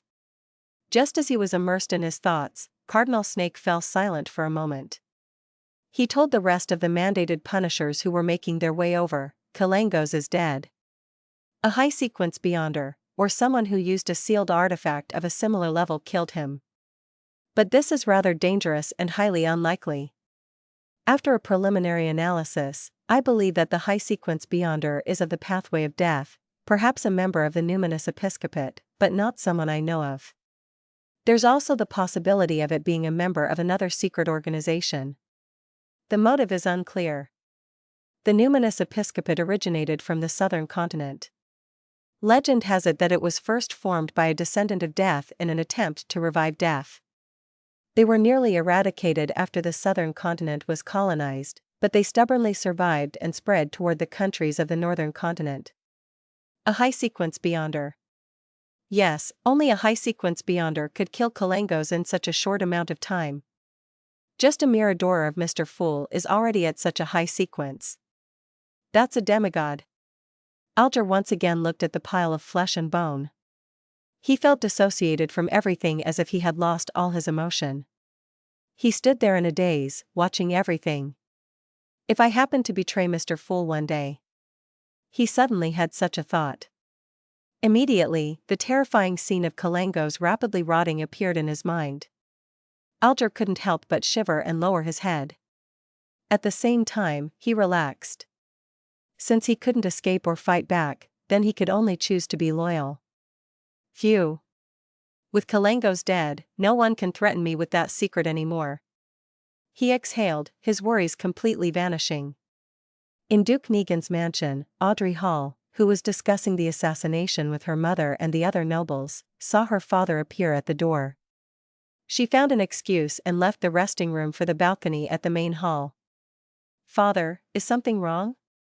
Audrey looked at Count Hall with her green eyes. Her green eyes had come from her mother, not her father. Count Hall smiled. It's been resolved, my child. You need not worry any longer. Did you tell anyone that Baron Grammar was an impostor? No, Audrey shook her head firmly. I only told an almost godlike existence. She added in her heart. She thought for a moment, then explained herself. After I told you, I went to the bathroom, then to where Mother was. You can ask her. I see. Count Hall nodded and didn't say anything else before mentioning, Kalangos is dead. Someone killed him. Who? Audrey was as shocked as she was excited. No idea. We can't even figure out why the murderer killed Kalangos. It's truly incomprehensible. Count Hall paused. Perhaps it's a person or an organization, a secret and powerful organization. Unclear motive. A secret, powerful organization. Could it be Mr. Fool's adorer? It could be our tarot club. Audrey suddenly had an epiphany.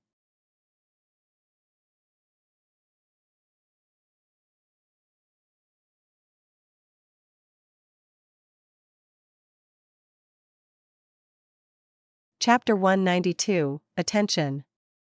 Audrey analyzed many things at once as her mind whirled. Mr. Hanged Man said that Kalangos was a lone wolf who doesn't trust anyone. Only he would know of his own plan. Other than my early discovery of him, there shouldn't have been anyone else who knew he would attempt the assassination tonight. I only told Father and Mr. Fool that I suspected that Kalangos was disguised as Baron Grammar. Although there's a telegram cable in Duke Negan's mansion and he would have been able to send out information in time to ask for help, there's no reason to hide that. Dad's puzzlement implies that the powerful being that killed Kalangos wasn't within their expectations. Combining all of the above, I can almost be certain that the person who killed Kalangos was Mr. Fool's adorer. Plus, only the unique model of the Tarot Club can create such a strange situation with unclear motives. Kalangos was a Sequence 6 Windblast, and he had the magical item, the Creeping Hunger. To be able to quickly kill him without leaving any traces behind, it could only be a high sequence Beyonder known also as demigods, right? Or maybe he used a sealed artifact which possesses immense danger? Regardless of the possibility, it shows that Mr. Fool's adorer is extremely powerful. Mr. Fool lives up to his reputation. Regardless, I certainly provided clues, so Mr. Hanged Man has to carry out his promise and pass me the pituitary gland of a rainbow salamander. This should be our Tarot Club's very first mission, right? One of the 7 pirate admirals, Kalangos, died because of us. Looking at his daughter who seemed excited, Count Hall, who was a handsome man in his youth, coughed lightly and warned his daughter with a mask of solemnity, "Audrey, I know that you're very interested in mysticism, and I normally tolerate it. But you mustn't be involved in this. You can't even ask about it. You will be introduced by the Queen to the Backland social scene events by the end of this year. As an adult, you should clearly know and remember that a terrifying Beyonder, or a powerful, hidden organization, is equivalent to danger. Do you understand that?" "Yes, Father," Audrey replied charmingly. "I was just a little curious." "Curiosity won't do either," Count Hall emphasized, and he couldn't help but let out a helpless smile. "Okay." Audrey nodded obediently. "I understand the whole incident better than you do anyway." She made a silly face in her head.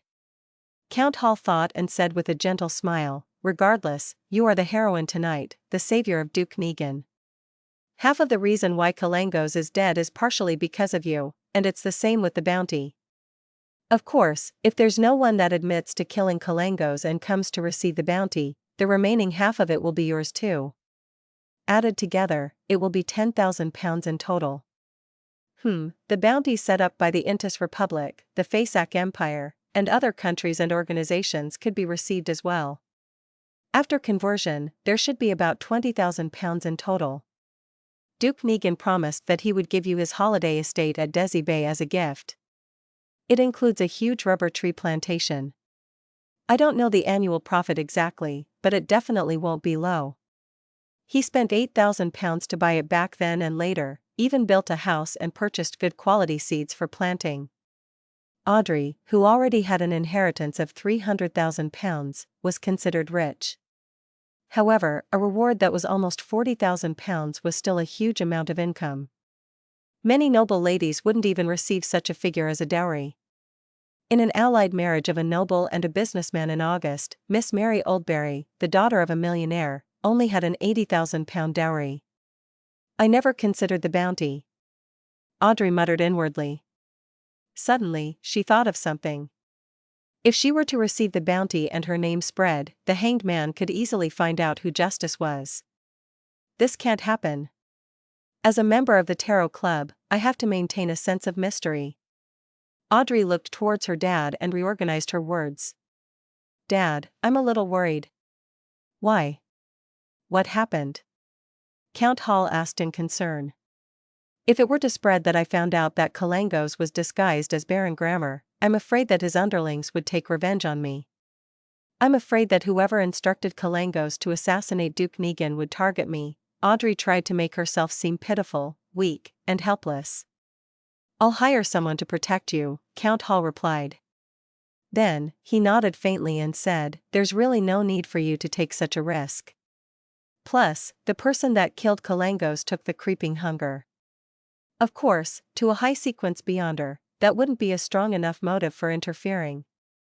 Yes, I'll inform Duke Negan to keep this a secret and tell someone else to receive the bounty on your behalf and compensate you in private. Then, Count Hall smiled and said, "You really are my daughter. You earned £40,000 so easily. This is more than 1/10 of your current wealth." The £300,000 was what he had set aside for her in advance. He would still add in another part when she got married as his daughter's inheritance. "Am I as good as you were?" Audrey happily asked in reply. Count Hall shook his head and laughed. "Much better than I was. The profit from my very first business venture was only £60. Audrey suddenly became extremely thrilled. The satisfaction derived from receiving a £40,000 bounty, getting her father's compliment, causing Kalangos' death, completing an extraordinary task, and the reward of a rainbow salamander's pituitary gland that she was going to get from the hanged man amplified her happiness. "I really want to report this to Mr. Fool to get his reassurance." "No, no way. A powerful, mysterious being killed Kalangos with an unknown motive. There might be someone observing me in secret, looking for clues regarding Kalangos' death. I can't show any hint of abnormality. Pooey. There's nothing abnormal about me to begin with. As long as I don't attempt to recite Mr. Fool's honorary name. If Mr. Fool's adorer was really the murderer, he must have already known the outcome. He wouldn't need me to report it to him. Well, do I need to share the bounty with the adorer? No, no matter what kind of payment method is used to transfer £20,000, it would definitely draw attention. I can't take the risk. Plus, it has always been the hanged man who's been asking for help from Mr. Fool. Technically, he should pay the reward. Yes, after all, he declared that he had many pages of Emperor Roselle's diary. I'll try to gather more pages of the diary to thank Mr. Fool for answering my prayers. He definitely wouldn't be interested in crass money. Audrey quickly determined her next course of action. In Duke Negan's mansion, in a secret study room. The fat and tall Duke sat on a high-backed chair behind a desk. He was smoking a cigar as he looked at the Spellsinger of God, Ace Snake, Prime Minister Iron Negan, and the others opposite him. Based on our current knowledge, we still aren't certain of the identity of the high-sequence beyonder that killed Kalangos. Prime Minister Aguisid Negan had just rushed over from the king's side. Archbishop Snake nodded. We've determined that it wasn't any of the high-sequence beyonders that we're familiar with or the numinous episcopate either. We have sufficient reason to believe that it's a powerful, mysterious beyonder we aren't aware of. Of course, we haven't eliminated the possibility that the person was using a dangerous sealed artifact. Duke Negan held his cigar and said, maybe it wasn't just a high-sequence beyonder. There might be a hidden organization behind that person, a hidden organization that we don't know enough about. Otherwise, they wouldn't be able to lay an ambush for Kalangos so accurately. Yes, perhaps one of the guests at tonight's ball is a member of theirs. His brother, Prime Minister Aguisid stated solemnly, regardless of that possibility, we have to be careful. We have to quickly find out the identity of the high-sequence beyonder, the purpose of his presence in Backland, and why he killed Kalangos.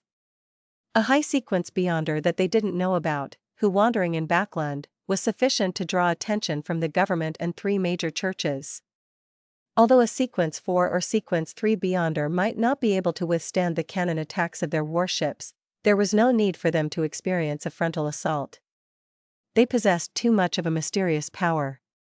Hence, they were existences even more dangerous than ironclad warships. Hence the reason why they were called demigods. Spellsinger of God, Ace Snake stood up and said, let me make some arrangements and get into contact with the Church of the Evernight Goddess, the Church of the God of Steam and Machinery Hivemind. His Majesty will allow the military and the intelligence agencies to cooperate, Prime Minister Aguisid promised. In a hotel in the North Borough of Backland. Azik sat under a gas lamp and looked at the glove before him. The glove was very thin, as though it was made from human skin. It seemed that as long as it was filled with flesh and blood, it would turn into a hand. Azik looked at it for a very long time. His face suddenly contorted in agony and pain as he muttered, I seem to have cooperated with them before. Klein didn't sleep well the entire night because he didn't receive any reports from Justice or the Hanged Man, nor did he receive any reply from Mr. Azik. He kept thinking about the outcome of the incident with Kalangos. It must have been quite a scene if Miss Justice and Mr. Hanged Man didn't dare to contact me recklessly. But why didn't Mr. Azik reply to my letter? Did he not get involved, or was there an accident? Did Kalangos hurt him? Klein extended his hand and covered his mouth as he yawned. He got onto the trackless carriage that headed for Zutland Street. Extra! Extra! Rear Admiral Hurricane Kalangos killed in Backland. Extra! Extra! Rear Admiral Hurricane Kalangos killed in Backland. Just as the carriage was about to set off, Klein suddenly heard the paperboy, which was also one of the Emperor Rosel's inventions. Klein was momentarily stunned as he quickly fished out a penny and bought the Tingen Morning Post. Many passengers made the same choice. He opened the newspaper and quickly read the headline. Pirate Kalangos shot dead by Duke's bodyguard in Backland. Kalangos died? Mr. Azik did it? Klein fell into deep thought and lampooned himself. As the boss behind the scenes, I actually had to find out the outcome from the newspapers.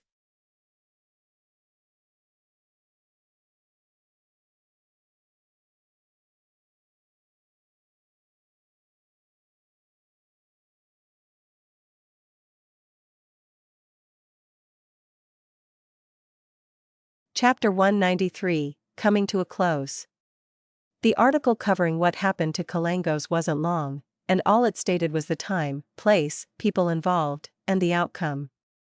As the saying goes, the more succinct the content, the more serious the situation. Something that happened in Backland at 8 or 9 last night is already being reported in Tingen City this morning. The spread of information in this world isn't too slow due to the exceptional contributions of Emperor Rosel.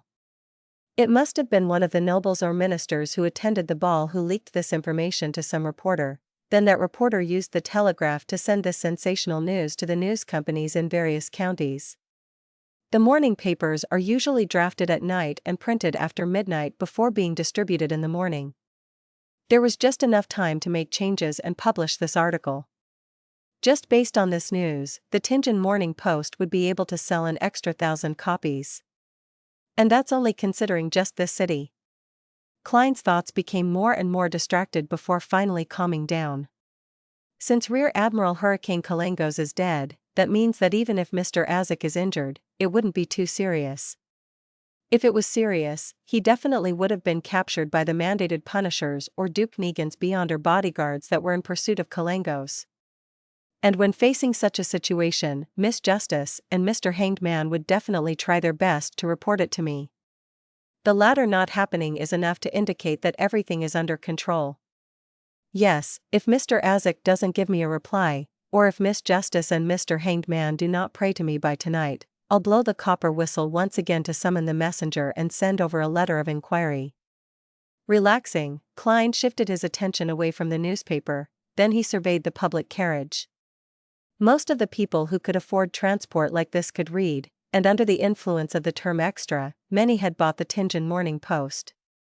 Now, a few of them were quietly discussing the incident. The King of Pirates and the Admirals have been terrorizing the sea routes for a long time. They back off when they see the battleships of the various countries, but they don't pay much regard to merchant ships. Even though Kalangos had only been inducted as one of the 7 pirate admirals for less than a decade, he's the first to be killed by the government. Frankly, I'm curious as to what he was doing in Backland. When a pirate leaves the ocean, death is a foreseeable outcome. Let's hope that there will be a more detailed report in the future. Holy Lord of Storms, I wish to know which of Duke Negan's bodyguards killed Kalangos. His bounty was a full £10,000. £10,000. If I had £10,000, I would immediately quit my job and buy 2 or 3 medium-sized nurseries. I would invest in the shares of some colonizing companies and railroad companies, and receive a stable dividend every year. That's only the bounty of this kingdom. Intus, Fasak, Fainapotter, and some merchant organizations also have bounties for Rear Admiral Hurricane Kalangos. I sure hope that there's a newspaper that will give a full list of the bounties. £10,000? Klein was shocked to hear that. With his already impressive pay, he would have to take 20 years to be able to save up that much money even without eating or drinking. If only. Forget it, there's nothing I can do either. It would be impossible for me to claim the bounty. He folded the newspaper a little dejectedly and looked out the window of the carriage. At this point, he finally concluded that the incident with Rear Admiral Hurricane Kalangos had come to a close. All that was left was to tie up the loose ends, such as the batch of Rozelle's diary that the hanged man had promised him. Backland, Cherwood Borough. Furs Wall and Zio Derry Cha were walking along the street towards the nearest branch of the Varvat Bank. My money seems to disappear without me noticing. Furs sighed. Zio felt the same way. That's right. Luckily, my book, Stormwind Mountain Villa, is rather popular, and there are still royalties being sent to my account. Otherwise, I'd have to find a clinic or a hospital and become a doctor once again. Furs let out a sigh, both in satisfaction and in worry. Zio was silent for a moment before carefully asking, will the investigation of Kalangos affect your status as an author? After all, we could be under the attention of the mandated punishers, Nighthawks, and the rest. No, the only one they would focus on is you. Furs laughed. You were the one who sent someone to make a police report. Same for the one who sent the letter and the one famous among the alleys and gangs of the East Borough. As for me, Furs Wall, I'm still the popular best-selling author. Zio said in a daze, so you've just been accompanying me all this time? Furs stroked her hair and laughed. Don't you find that this was an interesting experience? This experience has provided me with the much-needed inspiration for my work. My next novel will be about a sudden brutal murder. Zio paused, not knowing how to continue the conversation. All she could do was continue walking forward bitterly, forgetting to make a turn until Furs dragged her back. At that moment, they heard a paperboy shout. Extra! Extra! Rear Admiral Hurricane Kalangos killed in Backland. Ah? What? Zio and Furs looked at each other in confusion. They only came to their senses after the paperboy repeated himself multiple times. What? Kalangos is dead? Furs couldn't believe what she was hearing. He's dead. How did he die so suddenly? Zio, who was trying to hide from the prosecution of this merciless pirate, was shocked and dazed. Doesn't this have to follow a normal procedure? First, they find clues to confirm Kalangos' motive, then they would gather powerful beyonders and ambush him. Killing the pirate was the last step. But, Kalangos was killed even though the first step hadn't been completed yet. He died just like that. Furs and Zio exchanged looks as if they were two marble statues. Nearly a minute later, Zio charged towards the paperboy and bought a copy of the Tussock Times. This was one of the 3 most distributed newspapers in the Lone Kingdom. Oh. Kalangos is really dead, killed by Duke Negan's bodyguard. Oh goddess, Negan's bodyguard is, Zio gasped, leaving out a powerful beyonder, that she had wanted to say. Furs looked at her good friend in pity. To think that you would believe everything the newspapers say. Alright, perhaps someone realized Kalangos' motive in advance, and the mandated punishers, Nighthawks, Machinery Hivemind, and the military cooperated and executed a successful ambush. Zio froze and exhaled. We don't need to worry about it any longer. We can go back to our normal lives, but we have to avoid the sphere of influence of that police station from before. She looked at Furs and asked, a little worried, how much do you think Miss Audrey will pay us now? I know that a few £100 wouldn't be too much to her, but we haven't really completed what she asked of us. No, at least we made Kalangos appear on his own accord. The reason he rushed to take action and fall for the ambush was definitely in some part due to our contributions, Furs consoled her. With Miss Audrey's generosity, she'll give us half the reward even if she's not giving us all of it. Let's hope so. Zio took in a deep breath and had an expectant gaze. I wonder who will claim that bounty of £10,000. It sure invites the envy of others. If I had that much money, I'd have become a sequence 7 or 6 long ago, but I missed the opportunity time and time again. Furs also felt a little sorry, but she reminded her friend, Zio, let us not contact Miss Audrey for the time being. Let her contact us on her own accord. There are too many hidden details surrounding the death of Kalangos. Looking for Miss Audrey abruptly could put us in a dangerous situation. Zio first nodded before saying in surprise, how did you know that I was thinking of heading to Empress Borough? Try guessing? Furs laughed in response. After a busy morning, Klein returned to the Blackthorn Security Company. He reported to Dunn Smith, Captain, the people connected to Lenivus that I'm in charge of investigating have no problems. They were merely victims, not associated with any Beyonder incidents. Dunn placed both his elbows on his desk. Then stop that for the time being. We shall place our focus on the more likely suspects after the rest of the members have finished with their investigations. We cannot direct all our manpower onto this incident. We have to guard against other sudden incidents. All right. Klein was about to stand up and head to lunch when he suddenly heard knocking on the door. Please enter, Dunn said in his mellow voice. The handle moved and Roseanne peeked inside. Captain, someone is here with a mission. A mission? This seems to be targeted at the Blackthorn Security Company and not the Nighthawk Squad. So, who mistakenly came to us this time? Klein wondered to himself. Dunn thought for a moment before saying, we can go hear the request out and reject it if it's too troublesome. He arranged his shirt and vest as he walked out of the office. He made his way through the partition and towards the sofa in the receptionist area. Klein and Roseanne followed curiously behind. There were 2 ladies on the sofa, both of them were wearing black hats and dresses without any extra color. One of the ladies was plump and had fair skin.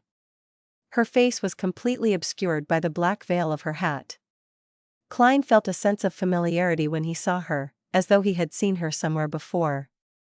Just as he was recalling, he heard the skinnier lady beside her speak. The mission we would like to entrust to you is for you to track and monitor Madame Sharon and find evidence of her crimes. Madame Sharon. Klein suddenly had an epiphany, and recalled where the sense of familiarity came from. The lady that remained silent was the wife of Member of Parliament Maynard, the daughter of the new party's leader. She finds it hard to accept the death of her husband and is unwilling to accept the conclusion the police department came to, so she came to a security company in private to do another investigation? To think that she came directly to us. Klein shook his head and laughed to himself.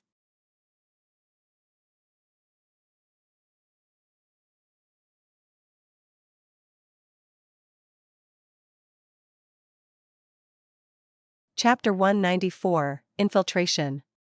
Madame Sharon?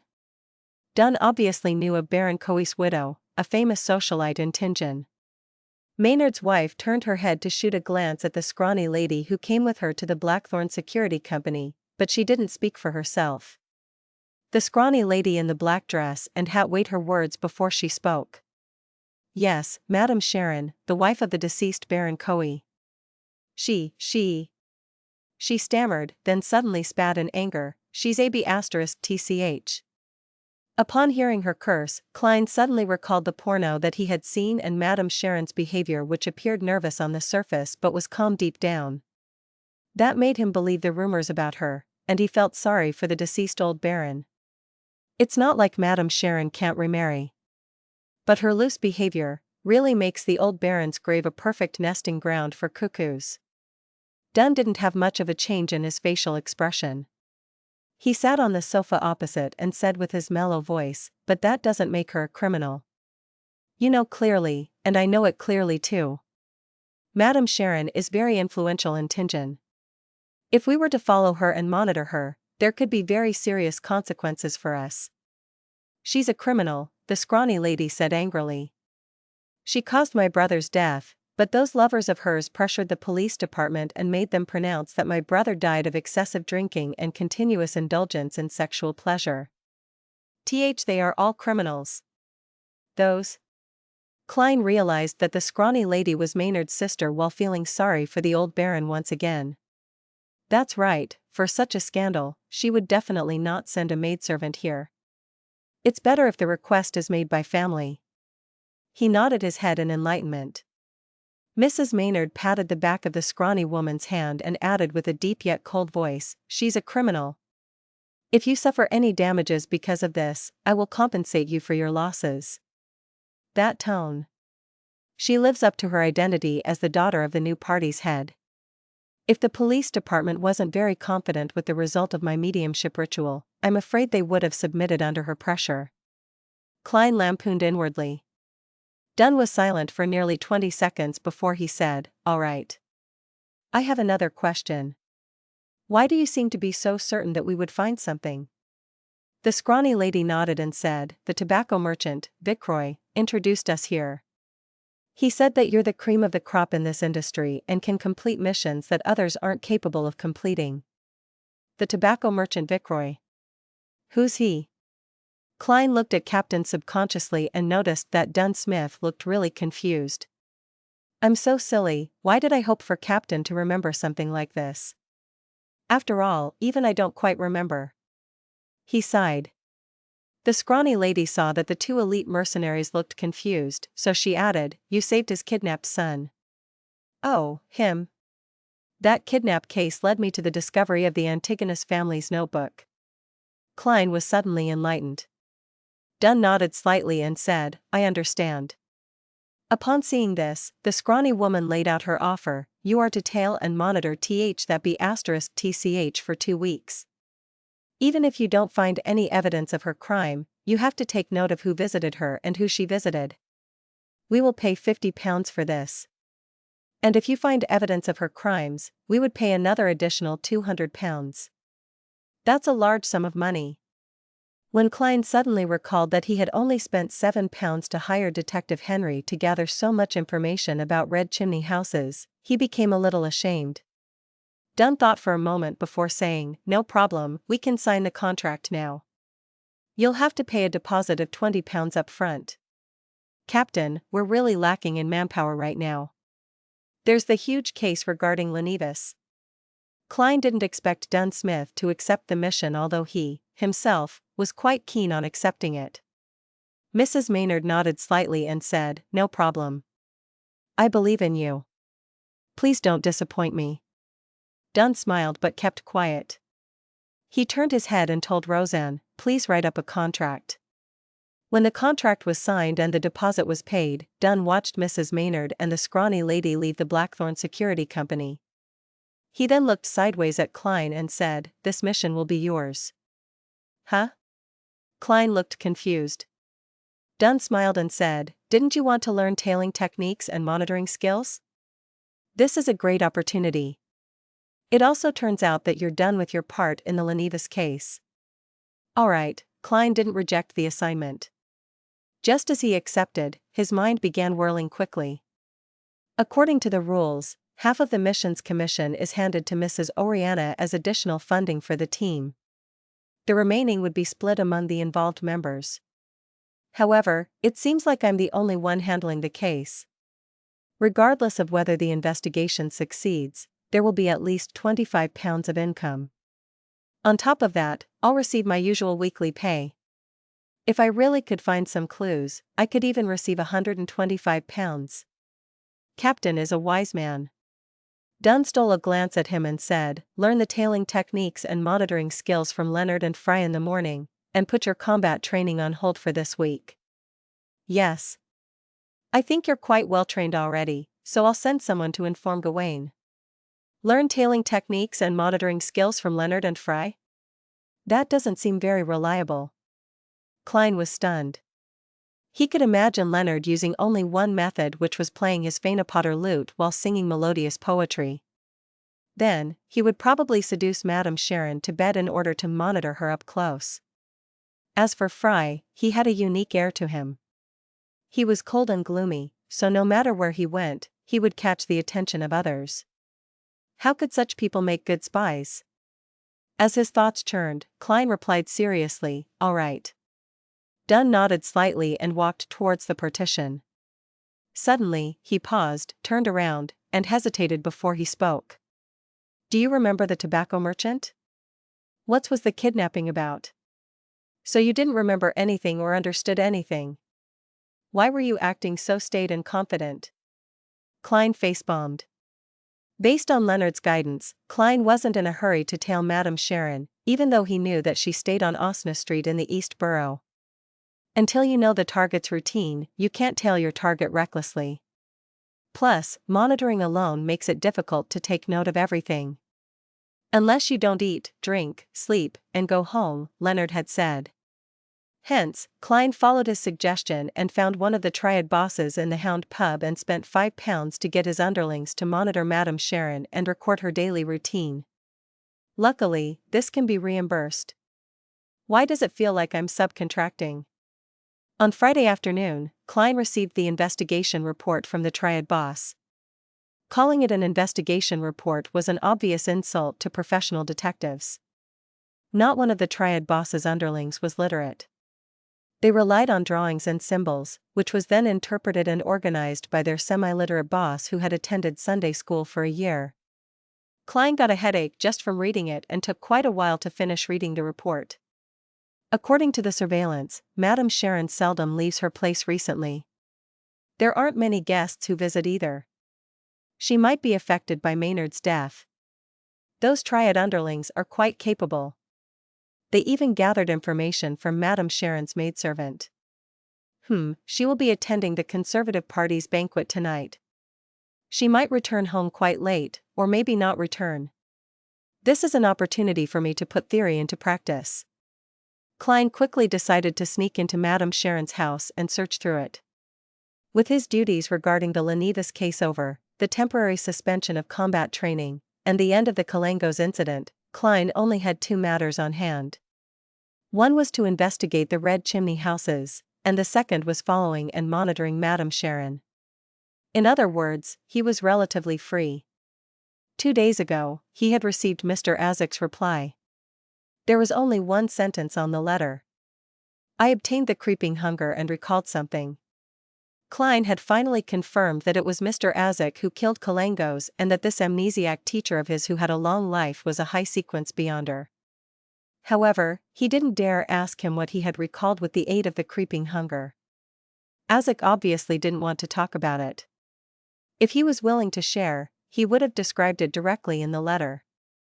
In Klein's reply, he only reminded Mr. Azik that the creeping hunger yearned for the flesh, blood, and soul of living humans. He had to find a safe sealing method. In addition, Justice and the Hanged Man had yet to pray to him, but Klein wasn't worried. He understood that both members were afraid of being monitored, so they didn't recite his name recklessly. Gas street lamps illuminated the straight Osna Street at night while the crimson moon hung high above. Klein, who had sneaked out with the clown's balance and agility, leaped over the outer wall of Madame Sharon's house quietly. Passing through the garden, he arrived by the side of the house. He climbed up the water pipe and slipped onto the balcony on the second floor. Klein had never even climbed a tree successfully when he was young, so it was quite a monumental event. He took out a tarot card from the pocket of his black windbreaker, slotted it into the gap of the balcony door, lifted it lightly, and unlocked the door. The servants are so careless. They didn't use an additional lock. Otherwise, I'd have to try entering by climbing through the window. Klein muttered silently and entered the house. Based on the information provided by the Triad boss, he found Madame Sharon's bedroom easily. He turned the knob and stepped into the room. He closed the door carefully and suddenly smelled a faint fragrance. It reminded him of the fragrance of a woman that caused the blood vessels of other people to swell. Klein felt a little faint, and he even felt his body reacting. He immediately calmed down with cogitation and made a self-deprecating comment, "She's using an aphrodisiac as perfume?"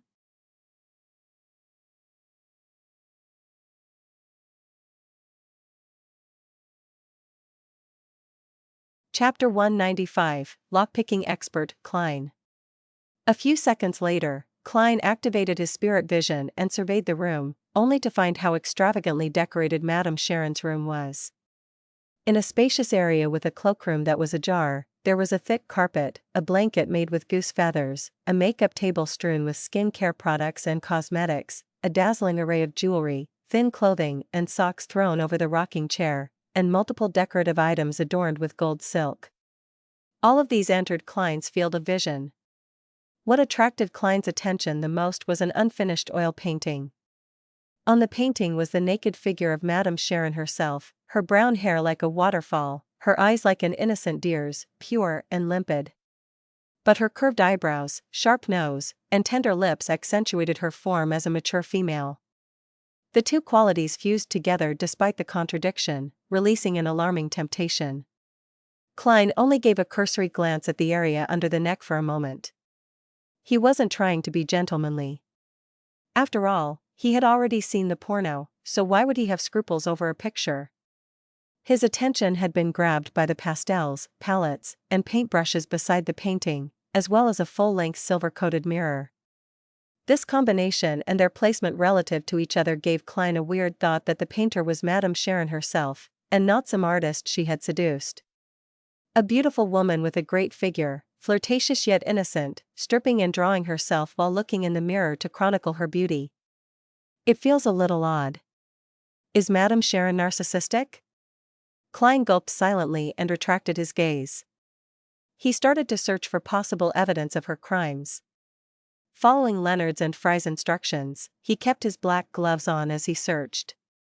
He had to keep the original position of everything in his memory to facilitate putting everything back after he was done. This proved easy for an advanced seer. If he forgot, he could use dream divination to recall the placement easily. Of course, he had performed a divination before he left the house tonight. There was going to be no danger and he would be met with relative success. That's something a good charlatan would do, even if I'm already a clown. Klein lampooned himself. He spent 20 minutes searching Madame Sharon's room, but he didn't find anything noteworthy, nor did he see any light emitted by spirituality. Finally, he stopped before a safe in the corner of the room.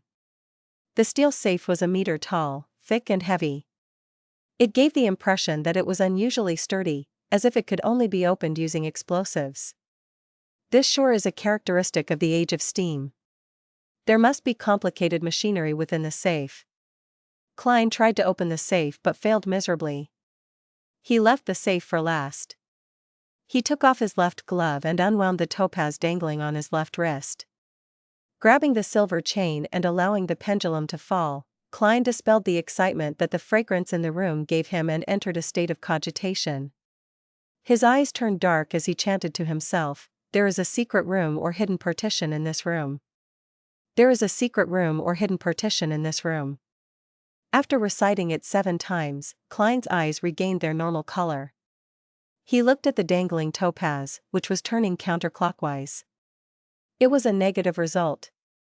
Klein nodded slightly and left Madame Sharon's room.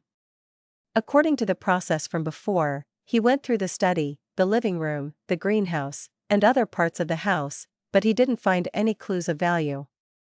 He didn't use dowsing rod seeking since he didn't exactly know what he was looking for. Klein took out his silver pocket watch and gave it a look. He confirmed the time before returning to Madame Sharon's bedroom. Carefully closing the wooden door, Klein took out the silver dagger used for rituals and released his spirituality, allowing it to fuse with the powers of nature and seal the room. He was going to summon himself. He was going to go through the safe using his spirit and check the things inside. "Grandpa doesn't need to know how to lockpick," Klein proclaimed in Mandarin. The process was simple since he was praying to himself. He didn't have to be too particular. Klein took out a candle infused with sandalwood and ignited it using his spirituality. That was going to be his altar. I summon in my name. The fool that doesn't belong to this era, the mysterious ruler above the gray fog, the king of yellow and black who wields good luck. The incantation reverberated around Madame Sharon's bedroom. Klein's spirituality poured out from within him, gently fusing with the candle flame to become a gray, palm-sized veil of light.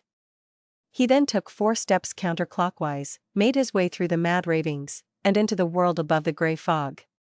He saw the door of summoning appear behind the seat of honor at the ancient long table.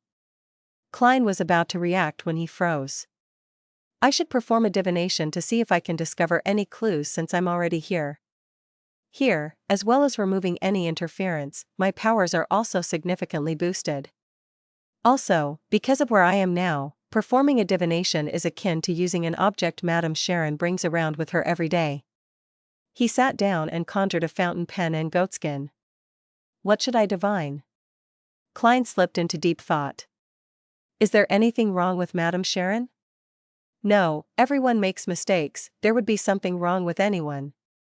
Is Madame Sharon involved in a crime? No, that's not narrow enough either. As a famous socialite tied to the political sphere, it's natural that she would be associated with something dirty yet cannot be convicted for. Also, what is the definition of a crime anyway? The laws of the Lone Kingdom, or the laws of the Intis Republic, or is it up to me to decide? Despite his many thoughts, Klein didn't want to delay it any further. After all, his physical body was still in the real world. Thus, he decided to confirm the past few divinations he did regarding the incident. He picked up the pen and, without writing, he conjured a divination statement on the goatskin before him. John Maynard's death was due to supernatural influences. This was the divination he did when he went to Maynard's house to help the police. The answer he received last time was negative. Grabbing the silver chain, he allowed the topaz pendulum to almost touch the statement on the goatskin. Klein half closed his eyes and silently recited the divination statement. John Maynard's death was due to supernatural influences. John Maynard's death was due to supernatural influences. After repeating it 7 times, he opened his eyes and looked at the pendulum. His pupils constricted suddenly. The topaz pendulum was spinning clockwise. Clockwise meant a positive result. Maynard's death was really due to supernatural influences. Klein stared at the pendulum that was slowing down, his heart churning in turmoil. My divination back then was influenced, disrupted. Madame Sharon is a beyonder, a rather powerful beyonder? Or is there someone backing her, having helped in planning Maynard's death? Did they want to remove a powerful opponent to the seat of mayor, to remove a future House of Commons member of Parliament from the new party? Many thoughts raced through his mind as Klein wrote a new divination statement. Madame Sharon is a beyonder.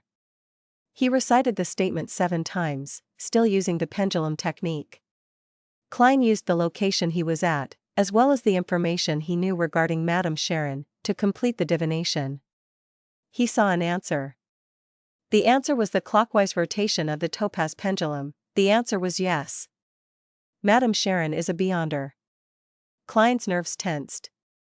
He didn't delay any further, immediately answering his own prayer and pushing open the mysterious door. After a moment of chaos and dizziness, he saw Madame Sharon's bedroom and himself. Klein floated to the front of the heavy safe and extended his right hand. He carefully extended his hand into the safe.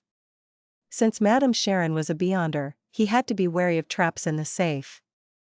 In such a state, where his soul was infused with powers of the mysterious space and his spirituality, Klein no longer needed divination.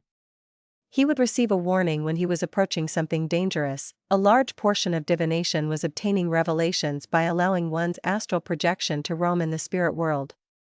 In other words, it was derived from one's spirituality. Klein didn't notice anything unusual when his nearly transparent hand made it through the thick metal door. After sweeping his hand, he leaned forward, plunging his entire spirit into the safe. He saw that the inside of the safe was split into 3 sections. The first was filled with gold bars, thick stacks of cash, and even more precious jewelry. Another layer had sealed documents. Klein blew on them, but he didn't manage to flip them open to look at their contents. Yes, I'll have to try again with Mr. Azik's copper whistle.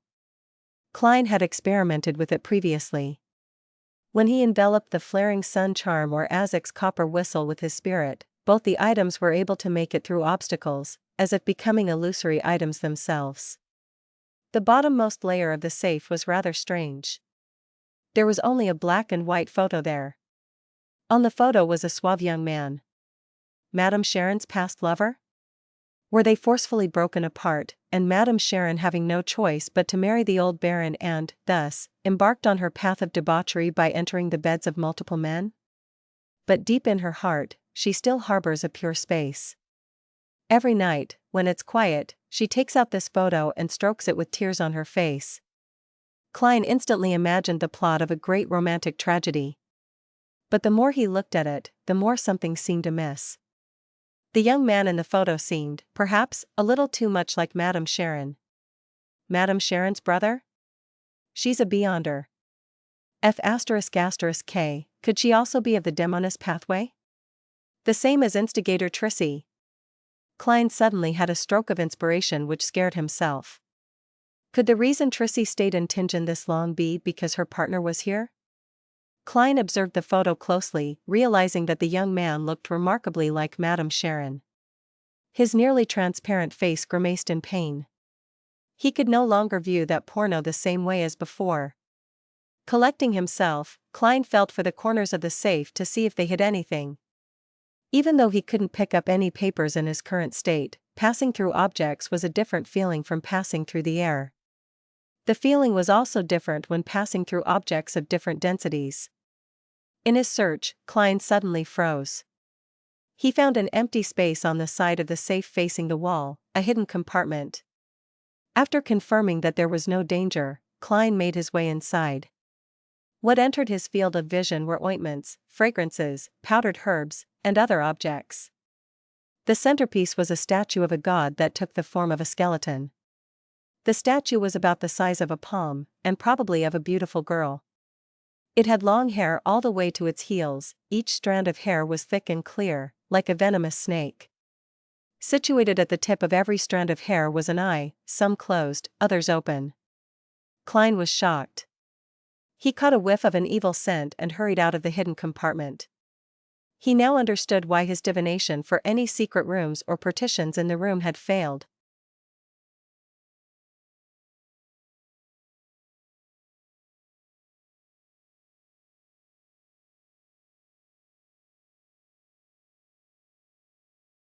Chapter 196, Spirit Medium Mirror. Klein rushed out of the heavy safe in retreat. Only when he realized that everything seemed fine did he calm down. That white bone statue is creepy. Although it isn't dangerous, it gives me the creeps.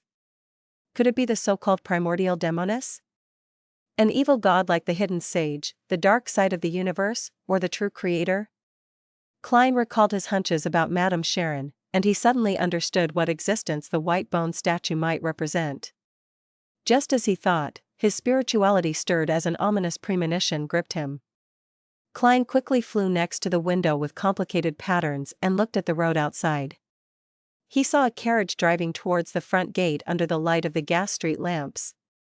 Madame Sharon is back?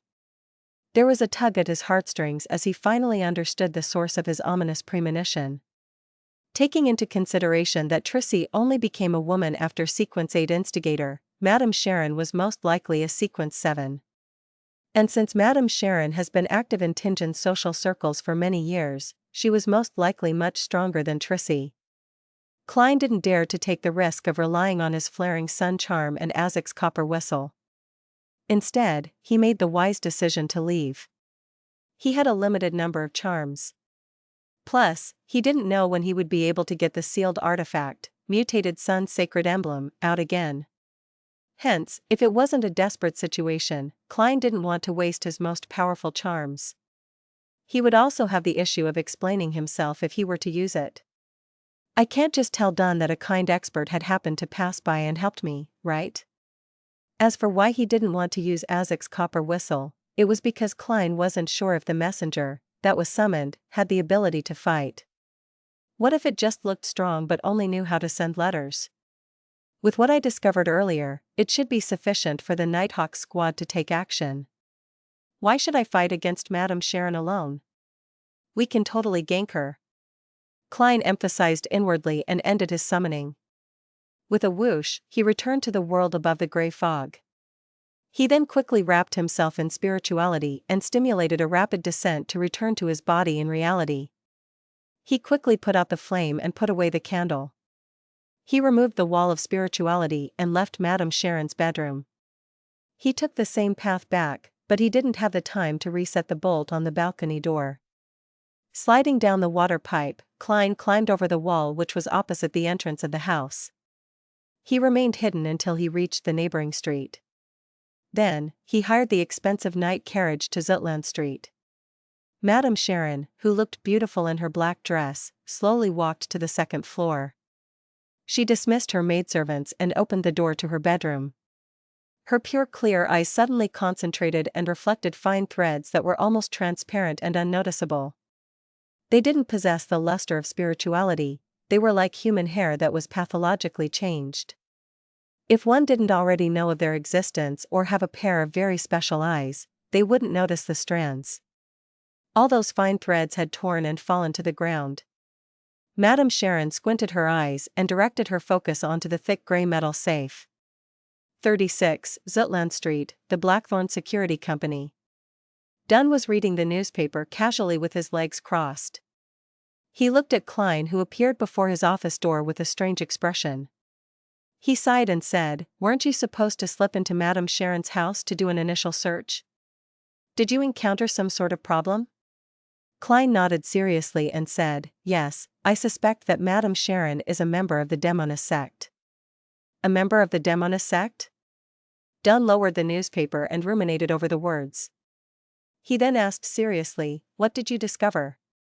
Klein didn't sit down, he leaned his body forward and supported his weight with his hands holding the edge of the work desk. "First, I found a photo. There was a young man in the photo, but he looked very much like Madame Sharon. If he were to change into female clothing, put on makeup, and Photoshop the picture a little, he would look exactly like Madame Sharon." Klein held back his urge to lampoon. "Similar to instigator Trissy?" Dunn's eyes sparkled as he was enlightened. They had previously predicted that Trissy was most likely a member of the Demoness sect. "Yes." Klein nodded with mixed emotions as he continued, "I used divination to discover that Madame Sharon has a white bone statue in a hidden compartment in her safe. It's of an extremely beautiful woman, but her hair is very long, to her ankles. Every single strand is as thick as a venomous snake. On the tips, there were eyes. They looked rather creepy." "Captain, is that the image of the primordial Demoness?" As his security clearance was insufficient, the information about the Demoness sect that he could read was very limited. Dunn recalled and nodded with a serious expression and said, "That's the image of the primordial Demoness. We have to take action immediately and seize control of Madame Sharon." Klein immediately agreed and said, "If Madame Sharon is a mid-sequence beyonder from the Demoness sect, I have to assume that she'll be able to tell that someone had sneaked into her bedroom." Then, he suddenly felt puzzled as he blurted, "Captain, why do the 7 Orthodox gods only have symbols without any actual image, while the evil gods that I'm currently aware of have anthropomorphic appearances? The true creator and the primordial Demoness are examples. Is this one of the differences between Orthodox gods and evil gods? Why would there be such a difference?" Klein added inwardly, but he wisely didn't say it out. "That's one of the differences between Orthodox gods and evil gods." Dunn gave a reassuring answer. Then, he got up and walked towards the clothes rack. He said, "Let's not delay any further, I'm worried that Madame Sharon will run away." Then, Dunn paused. "Go upstairs to get Kenley. With the 3 of us taking action together, we can apply for one sealed artifact. Madame Sharon is very likely higher than a sequence 7 beyonder." "Captain, you're so wise." Klein answered without hesitation, "All right." Then, he asked curiously, "Captain, which sealed artifact are you going to use?" Dunn weighed his words before he answered, 3-0217. As there weren't many sealed artifacts behind Tingen City's Cheney's Gate, Klein quickly remembered what Captain wanted to use. Number, 0217. Name, Spirit Medium's Mirror. Danger grade, 3, considerably dangerous. It has to be used carefully. It can only be requested for operations that require 3 or more people. Security classification, official Nighthawk member or above. Sealed method, store in absolute darkness. Description, the back of the mirror is plated in mercury, the front of the mirror has 3 minor cracks. The very first investigator that looked into the mirror saw a sobbing girl with long hair. Then, he discovered the girl climbing out of the mirror. From many experiments with the artifact, the image that's reflected in the mirror is different most of the time. Even if the same person uses it repeatedly, they would encounter different things of varying danger levels. But they would prioritize dealing with the person who looked at the mirror first. The most dangerous situation is to see oneself in the mirror. If no one looks at the mirror, under the prerequisite of there being light, an image would surface automatically every 3 hours. It doesn't possess any living traits. Remark, the mirror originally belonged to a spirit medium and was a very ordinary mirror until one day the spirit medium committed suicide when looking into it. Indeed, that there aren't many sealed artifacts behind Cheney's gate that can be used in a Beyonder battle. 3-0217 is a good choice. Klein didn't speak further as he immediately ran to the Nighthawk's recreation room to get sleepless Kenley. That night was Royale's turn to be on duty at Cheney's gate. Leonard was off duty, Sikatron was patrolling areas like Raphael Cemetery, and the new member would only arrive on Sunday. Hence, Dunn could only pick from Fry and Kenley. Taking into consideration that Madame Sharon was from the Demoness sect and had little to do with dead spirits, he had opted for the latter. After a few minutes, Dunn returned from the basement. He held the mirror that was tightly wrapped in a thick black cloth. Frankly speaking, if I didn't know beforehand, I wouldn't be able to tell that it's a mirror. None of it is exposed. Klein went forward with the petite-sized Kenley. You're in charge of using sealed artifact 3-0217. Dunn passed the mirror to Kenley. Upon seeing that, Klein suddenly realized that he was a Sequence 8 Beyonder and that he possessed the ability to fight head-on. He couldn't just hide by the side as support. Man, I'm a little nervous. He touched the slumber charms in his pockets and made sure that he was well prepared. The only problem is that in order to make it easier to climb, I'm not bringing my cane. I can borrow Kenley's. He has the mirror in one hand and a gun in the other, that should be sufficient. Amidst Klein's thoughts, the trio arrived downstairs and took a carriage to Osna Street. On their way there, Kenley looked at the sealed artifact 3-0217 in his hands. He sighed from the tension. This is the first time I've been involved in such a dangerous operation. Normally, the Nighthawks wouldn't use any sealed artifacts to deal with Beyonder incidents. When they went to Morristown, they had applied for the mutated Sun Sacred Emblem for preventive purposes. Given how far away Morristown was, it would have taken backup some time to arrive if they needed it. This time, they were almost certain that their target was a mid-sequence Beyonder. Don't worry, perhaps Madame Sharon has already fled, Klein replied with a smile. Honestly, he was just as tense as Kenley. Dunn's eyes turned and looked at him helplessly. Let's try not to let Madame Sharon escape. About 20 minutes later, the three Nighthawks arrived at Osna Street. They saw the garden and Madame Sharon's house in the darkness. The house lay in silence as though nothing had happened. Klein took out the pendulum in his left sleeve and made a quick divination. There's danger inside. There's danger inside. After he recited the statement 7 times, he opened his eyes and saw the topaz pendant spinning clockwise. The amplitude and speed were considered medium level. It meant that there was danger in there. Not very high, but it wasn't very low either.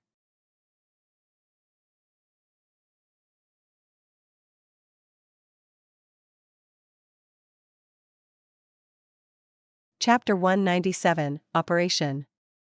There's danger in there. Not very high, but it isn't very low either. This means that Madame Sharon is still in the building. She hasn't fled yet. Klein froze for a moment, quickly realizing the reason. He had entered a unique state by summoning himself to inspect the safe. He hadn't forcefully broken the lock when he was inspecting the secret compartment, nor did he activate any hidden traps. Thus, Madame Sharon wouldn't have discovered that her secret had been exposed. She would only think that there was a break-in, or some private investigator was checking on her to no avail. In such a situation, it was logical that she would continue to stay home. It made logical sense. To lose composure from a tiny matter and overreact wasn't the Madame Sharon whom Klein had come to understand. She was a calm socialite who was capable of acting afraid and pitiful, as well as a beyonder member of the Demoness sect who had kept her identity hidden for many years. If the telephone had been invented, Madame Sharon definitely would have called one of her lovers and complained about the security in Tingen City whilst hinting that it was Madame Maynard. Klein began imagining a melodramatic plot. He told Dunn and Kenley the results of his divination as well as his guess. That's the most reasonable deduction. Dunn pressed down on his hat as he looked at the second floor of Madame Sharon's apartment. There's no need for us to rush in. Why? Kenley, who was holding sealed artifact 3-0217, instinctively asked. He was filled with fear towards the spirit medium mirror in his hands. He was afraid that some unexpected event would arise from the sealed artifact. Dunn wore his black gloves and looked at Klein. Do you still remember what happened when we tried to capture Instigator Trissy? I remember, Klein replied after some thought. She seemed to be able to detect our presence and make the necessary responses, which resulted in her successful escape. I also remember suggesting the use of bombarding the house when the captain asked me how I would deal with the situation. That was the safest, most surefire method. But not this time. We can't use it here as there are many innocent maids in Madame Sharon's house. If we notified them in advance and got them to evacuate, that would definitely catch Madame Sharon's attention. According to Leonard, Trissy could turn invisible. We have to assume that Madame Sharon has that ability too. Klein connected the dots at once. Dunn looked at the crimson moon in the sky and said, Good, your answer is very good. You're rather intuitive in such situations. We cannot approach recklessly and end up alarming Madame Sharon. I'll try dragging her into a dream from a distance. If I'm successful, you and Kenley will go and capture her. Well, you can make the decision of whether to kill her or not. Kill her if you cannot control her. Your safety is of utmost importance. Captain, your line of thought is always so clear at such critical moments. I was just waiting for you to say that. Klein praised in his heart. Over the months, Klein had grasped most of the unique traits of the different beyonder powers of his partners when he was casually chatting with Dunn, Leonard, Fry, and the rest.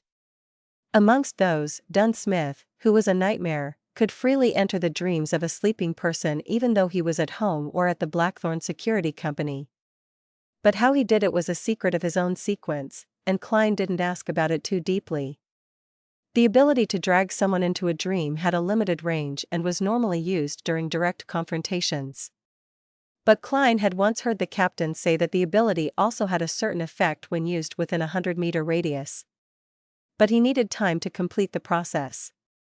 He couldn't do it instantly, for the process was similar to coaxing a child to sleep. At this moment, Dunn was going to drag the distant Madame Sharon into a sleeping state, a little at a time. After completing the first stages of the restraint, he was going to create the most opportunistic conditions for Klein and Kenley.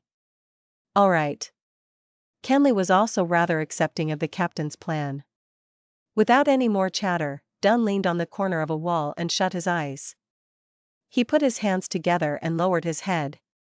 His black windbreaker and silk hat blended into the night. In the opulent bedroom, Madame Sharon was leaning on her comfortable rocking chair, completely naked. Her fair and excellent figure was completely exposed. She sometimes turned her head towards the full-length mirror to admire her charming self. As she looked, her face would flush red as tears welled in her eyes. Her expression emitted a strange tenderness amidst her stupor. The skeletal statue of the goddess was sitting on the table beside her. The thick strands of hair seemed gentle under the warm, pink light. Slowly, the frequency in which Madame Sharon looked into the mirror decreased. Bit by bit, her eyelids couldn't help but droop. Seconds turned into minutes when Klein suddenly recalled something. How was the captain going to notify Kenley and himself after he successfully dragged Madame Sharon into a dream? Madame Sharon would wake up if the captain left his nightmare state, and she would notice that something was off. I wonder if the captain is capable of giving hand signs while dreaming at the same time. Klein looked at the worried Kenley pacing around and intended to discuss this with him in order to distract him. At that moment, his mind turned into a blur. He saw a giant crimson moon, as well as Captain Dunn Smith in his black windbreaker under the moon. There was also the short Kenley, his expression dazed. Klein realized that he too was dreaming. I'd been dragged into a dream by the captain. So that's how he was going to notify us. He wanted to facepalm himself, but could only maintain his trance-like state while saying muddle-headedly, "Captain?" Dunn nodded slightly and said, "Madam Sharon has entered a dream. You can take action now." He then emphasized, "Remember to be careful, and don't be too reckless. We would rather miss the opportunity than take unwarranted risks." Just as he finished his sentence, the world before Klein shattered. His eyes reflected Dunn Smith again. He was still at the corner of the wall, looking down with his hands clenched tightly into fists. On the other side, Kenley, who had stopped pacing about, also opened his eyes. The duo exchanged looks and nodded. Both of them entered a state to execute their operation. Even though this was the first time Kenley was participating in a relatively dangerous mission, he was still more experienced than Klein. He had attended many official missions, so he quickly adjusted his mental state, becoming calm and sharp. Of course, this could also be attributed to the augmentation the knight had on a sleepless. This was also one of the reasons Dunn had chosen Kenley over Fry for this operation. "Let's go."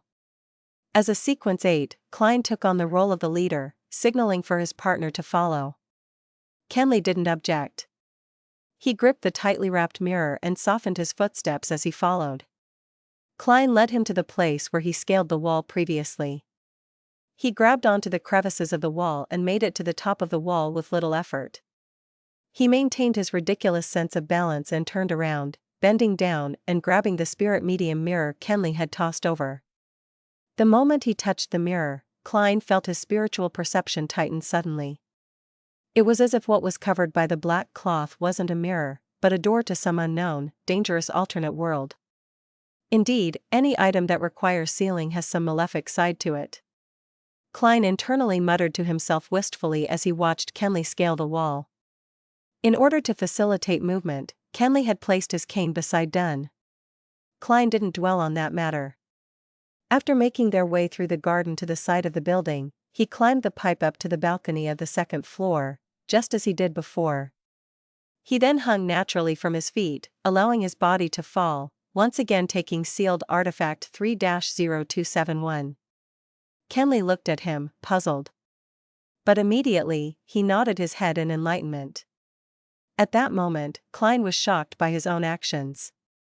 He exerted a force using his waist, and, with the support of his left hand, he easily flipped over. What happened just now?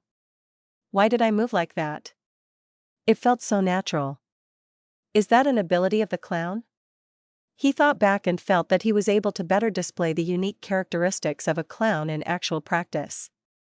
After waiting for Kenley to easily make his way up, Klein handed the spirit medium mirror back to him before pulling open the unlocked door of the balcony. Kenley carefully pulled away the black cloth wrapped around sealed artifact 3-0271. He pointed the object mirror side down, reflecting the tiles on the ground. One of the rules of the spirit medium mirror was not to use it on yourself or your partners.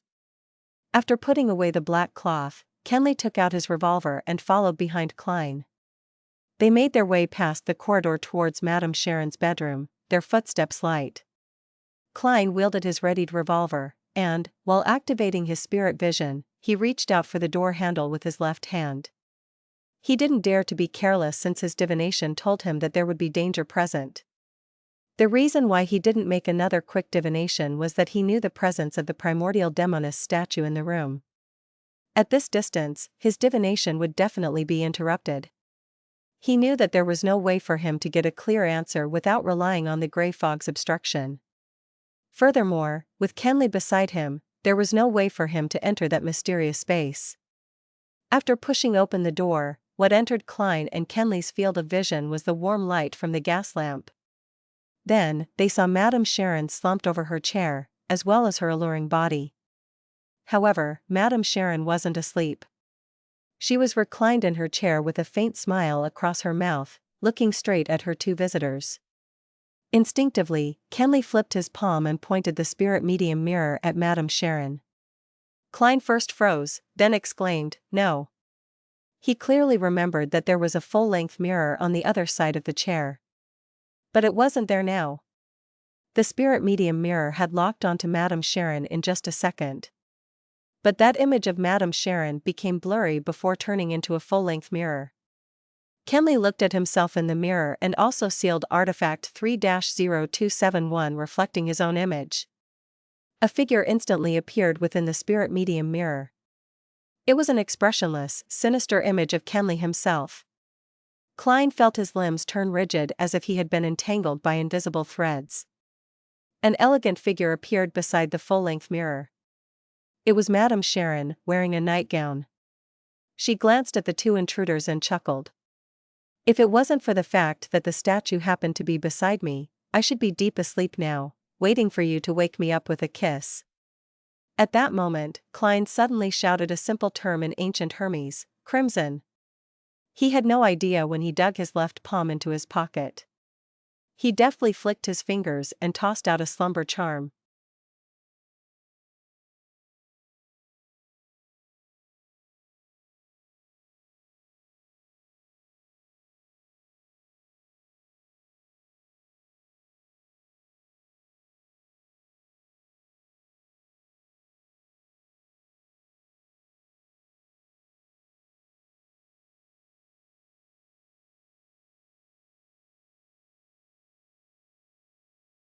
Chapter 198, Appropriating Uniqueness. The silver charm suddenly turned ice-cold, just like a crystal coat with layers of frost. Klein shivered and suddenly became more alert, his fear and agitation temporarily froze.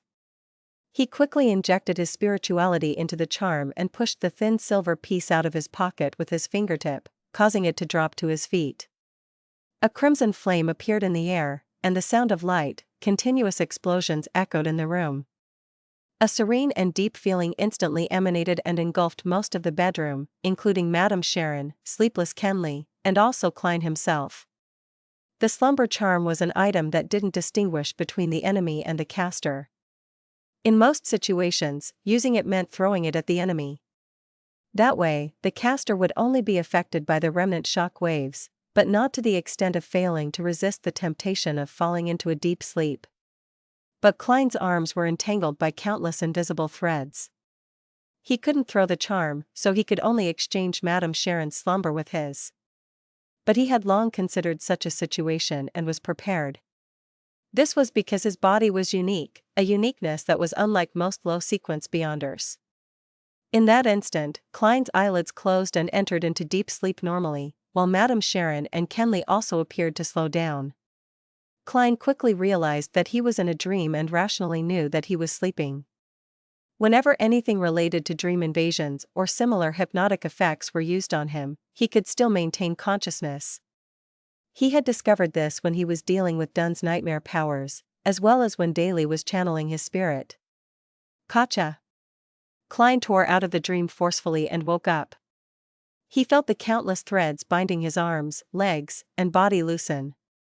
As for Madame Sharon, she had a vacant look, as though she was going to shake off the effect of the slumber charm but had yet to wake up entirely. Kenley was on the ground with the spirit medium mirror flipped upside down nearby, while his revolver had been flung to the door. An opportunity.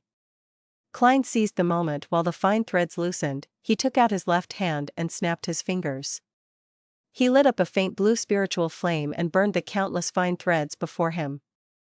At the same time, he picked up his revolver with his right hand and pulled the trigger repeatedly. Bang! Bang! The two silver demon-hunting bullets tore through the barrel and fired towards Madame Sharon. Klein didn't confirm the outcome but bent his knees, exerted strength in his waist, and leaped over to Kenley. Simultaneously, he broke the fine strings that were tied around his body. His earlier shots were mainly to inform the captain that something unexpected had happened inside. They were already fighting and were in need of assistance. Of course, if he could shoot Madame Sharon directly, that'd be the best outcome. However, Klein didn't believe a sequence 7 or 6 Beyonder could be taken care of so easily. There were faint blue flames twirling in the air, dancing across the fine threads in the room. In such a dreamy scenery, the 2 silver demon-hunting bullets struck Madame Sharon's body. Kacha! Kacha! Madame Sharon was in her translucent sleeping robe, and her indistinct body shattered like the crimson moon's reflection in a lake. The full body mirror next to her cracked into pieces, and most of them shattered into about thumbnail-sized chunks while a small amount remained on the frame. They all resembled palms, strangely shaped palms. A substitute? A Beyonder power of the Demoness sequence? The corner of Klein's eyes swept over it as he already rolled next to Kenley. Since the fine strings were all broken by his movement, the faint blue flames didn't spread over. At that moment, Madame Sharon had vanished, but the sleeping Kenley lifted his hands and gripped his neck so tightly that his saliva began flowing out as his tongue protruded. But he didn't seem like he was going to stop. But in Klein's spirit vision, there weren't any abnormal things around. He suddenly recalled the description of sealed artifact 3-0271. The most dangerous situation is when you see yourself. Could it be that Kenley saw his own reflection in sealed artifact 3-0271 through the full body mirror? Klein speculated. He quickly took out another silver charm without having the luxury of time to think about it. It was a triangular-shaped item, a requiem charm. Crimson. Klein said the ancient Hermes word while he instilled his spirituality into the charm and threw it out. Then, he pressed down his left hand and grabbed the spirit medium mirror.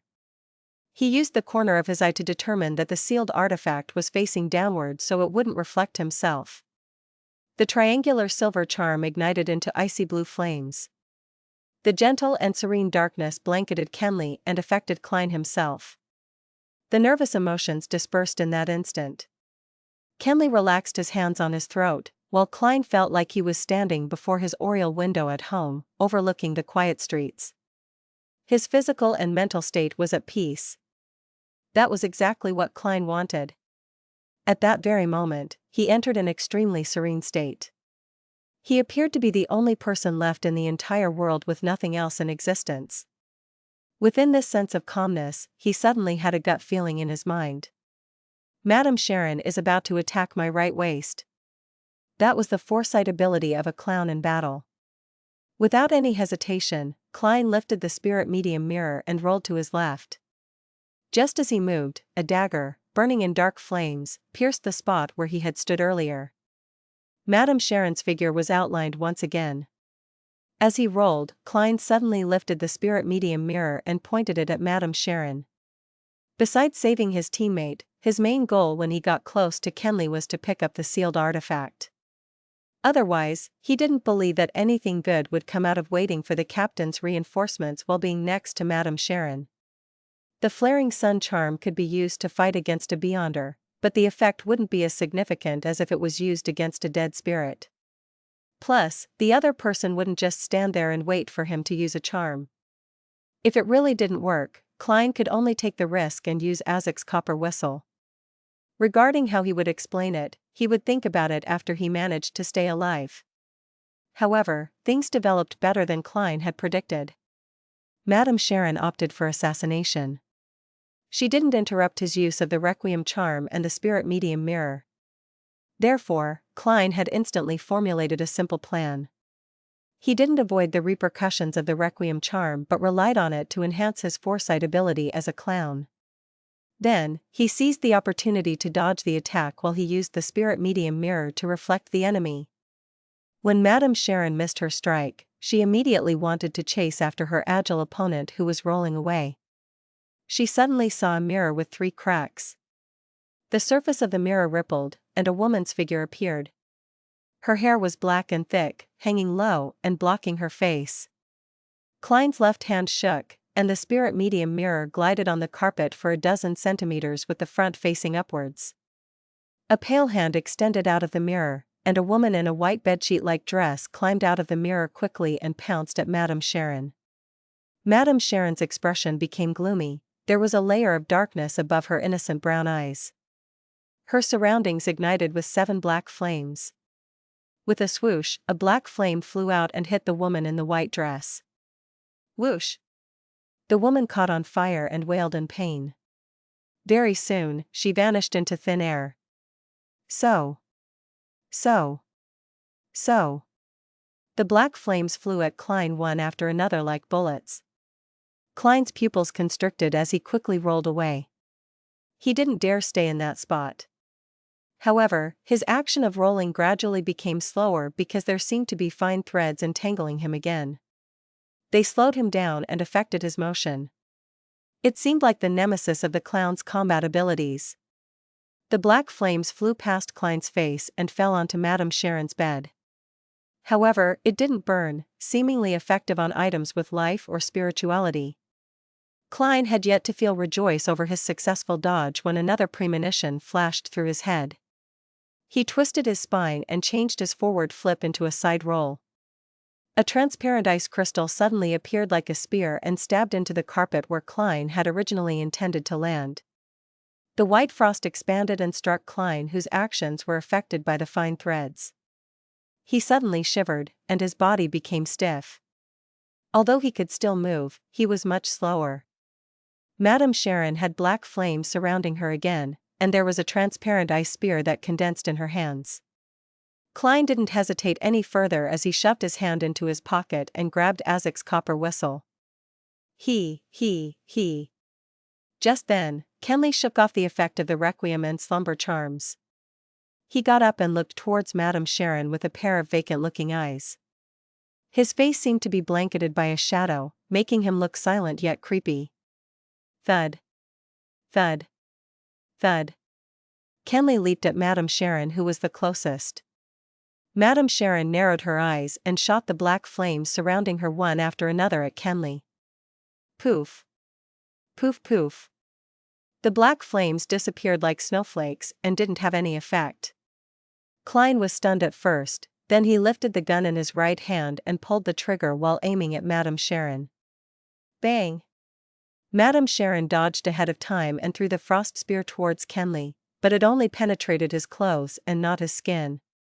Hence, it didn't create a freezing effect. Bang! Klein fired again, and Madame Sharon dodged to the side of the broken full-body mirror and picked up a palm-sized fragment.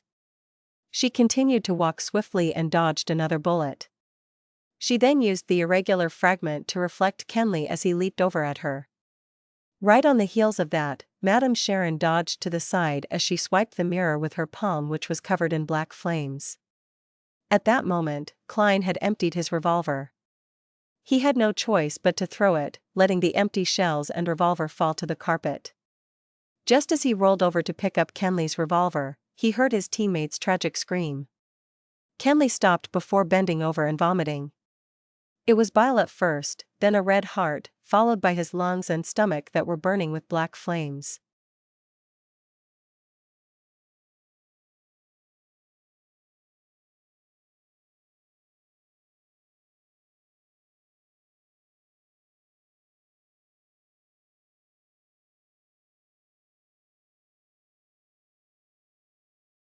Chapter 199, Successful Toss of the Die.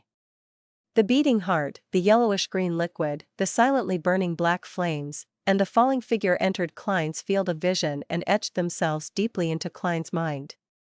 The most dangerous mission he had encountered up to this date had been when he was dealing with Ray Bieber, who was in the midst of digesting. Even such a terrifying and dangerous monster had only resulted in severe injuries to the Beyonders on the mission.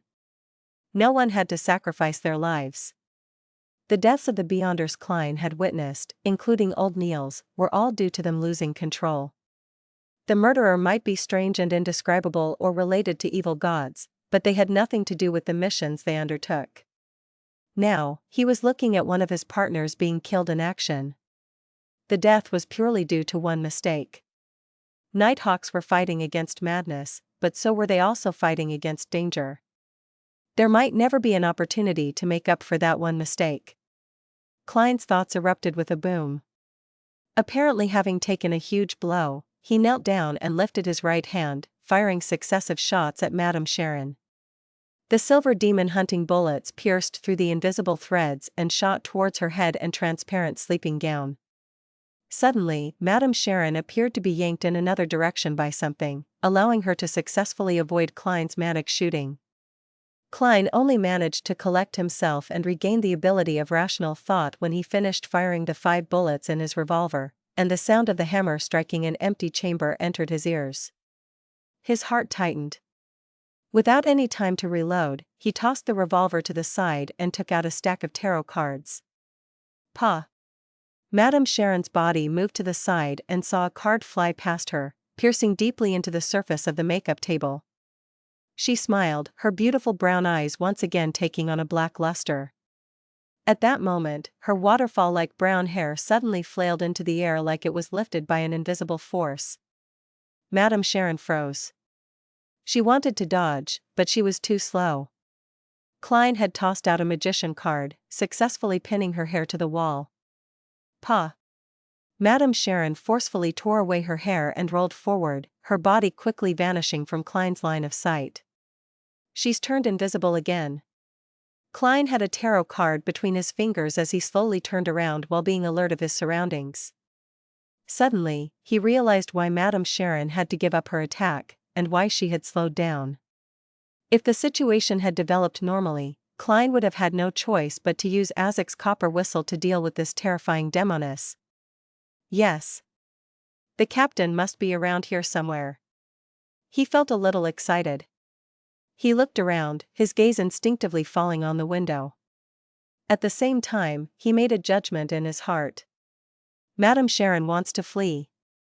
She knew that we still have a partner with the ability to drag her into a dream, but she was unsure if there would be other reinforcements from the Nighthawks, mandated punishers, or machinery hive mind. Even though she's powerful, there's no way that she can wipe out a team of Beyonders on her own. With that thought, Klein flicked his wrist, tossing the tarot card towards the window. Whoosh whoosh whoosh. He threw out 5 cards in succession, 3 sealing the window and the other 2 towards the door. Crack! Thud! Thud! Amidst the sound of shattering glass, 2 tarot cards dug into the ajar bedroom door, one after the other. As he expected, Klein heard the sound of dodging. He once again tossed cards out, making use of his clown's intuition to pinpoint where he should be aiming. The cards pierced through the air and rapidly advanced before drilling themselves into the sturdy wall. However, a figure was quickly outlined in the air. It was none other than the brown-haired Madame Sharon, who was in a translucent sleeping gown. The moment Madame Sharon was exposed, her eyes lost their focus, as though she was falling asleep standing. Captain! Klein scanned his surroundings but was in no hurry to throw his cards. This was because he knew that Madame Sharon would quickly break out of the dream. He had to deal fatal damage in these 2 or 3 seconds, or their opponent would escape. It was easy to escape from a nightmare when there was a huge distance between them. Bending his knees, Klein rolled forward diagonally. He went prone and extended his right hand, grabbing the edge of the spirit medium mirror that was facing upward. He then flicked his wrist before his reflection could appear in the mirror. He tossed sealed artifact 3-0271 towards Madame Sharon, mirror side facing her. Madame Sharon's body trembled. The color of her brown eyes was quickly restored as they once again found their focus. And awakening before her was a crystalline layer of sturdy frost that appeared on the surface of her body. However, she didn't see the card, nor the demon-hunting bullet approaching her. All she saw was a mirror, and that the mirror was reflecting her innocent, yet alluring beauty. That beautiful face in the mirror suddenly became contorted. Wrinkles, gashes of blood, and rotting spots appeared on her face. No! Madame Sharon let out a shrill cry as if she had just witnessed someone she loved die. Her skin quickly took on a green color as yellow pus flowed out the corner of her eyes. After a moment of suffering, a silent black flame burned outward from within Madame Sharon, as if she was trying to expel something. The black flames then condensed into a thick frost, as if it was creating a coffin for an eternal rest. The invisible threads finally took on a color that was visible to the human eye. They enveloped the frost, forming a gigantic cocoon. Thud. Thud. Thud. Sealed artifact 3-0271 fell onto the ground and tumbled before stopping beside Madame Sharon's giant cocoon. At that moment, Dunn broke through the window frame and somersaulted into the room. He caught sight of Kenley, who had stopped breathing, and his expression sank. It was at this moment the cocoon cracked open. The coffin of ice crumbled an inch at a time as black flames turned into specks of light, dissipating into the surroundings. Madame Sharon's skin had regained its normal color. Her eyes showed fatigue, but she seemed normal. Her eyes reflected Klein, who was still sprawled on the ground. She also saw Dunn Smith, his finger pressed on his glabella with his eyes closed. A formless ripple spread outward from Dunn as Madame Sharon's eyelids drooped uncontrollably.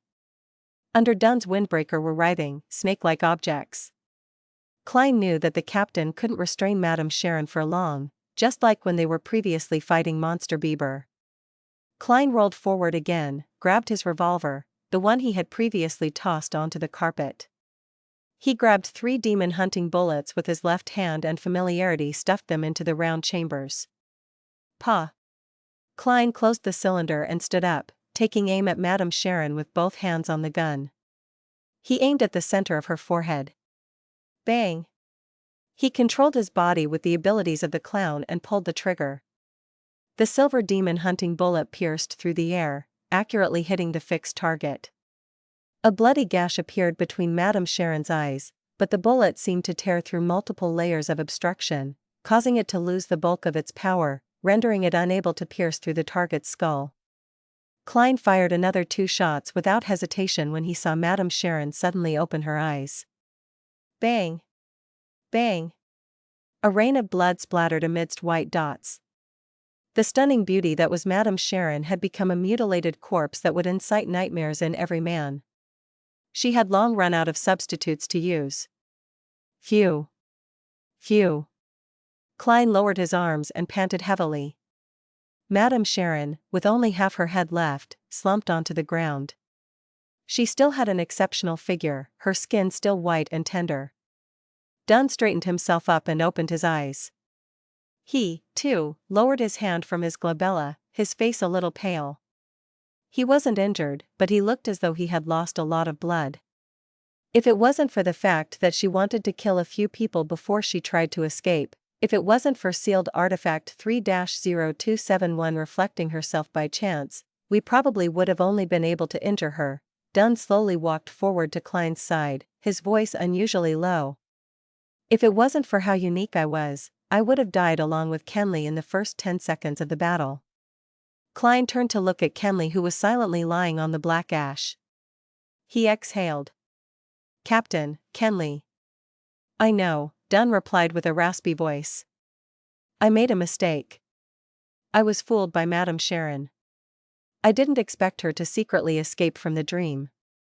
He paused, then he said in a serious tone, "But you have to get used to this. It's normal for Nighthawks to die during missions. Perhaps the next one to die would be me." Klein fell silent, not knowing how to reply. Kenley still had his eyes open, staring blankly at the ceiling. "May the goddess bless you.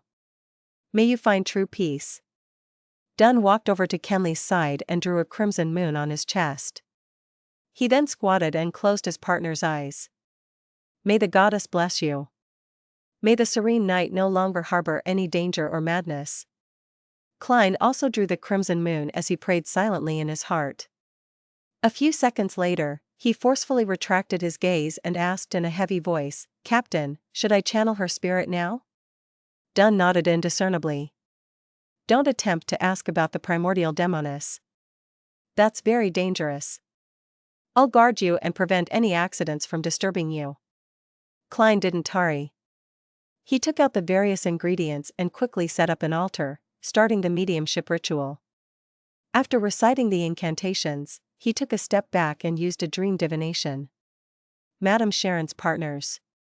Madame Sharon's partners. After reciting the statement 7 times, Klein entered a dream. He saw Madame Sharon's soul within the hazy world. He reached out to the transparent, ethereal soul, and the scene before his eyes changed. It was a night scene. Madame Sharon, who was wearing a long black robe, handed an ancient bronze book over to instigator Trissy. She laughed a little manically after hearing the latter's doubt over the term witch. "Weren't you always curious? Curious about why our upper echelons are all female. So it really was the Demoness sect."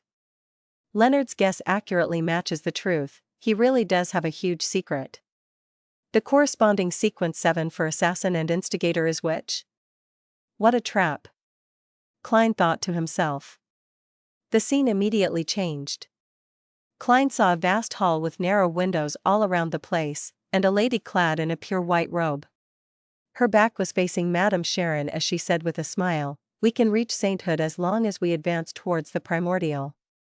We can attain power, attain salvation, and avoid the end of days." Madame Sharon lowered her head and asked curiously, "Why must we become women? Is it because the primordial is a woman? Do women symbolize destruction and calamity?" The lady whose back was facing Madame Sharon answered calmly, "No, men are the same, they are the synonym of war. These are two similar pathways."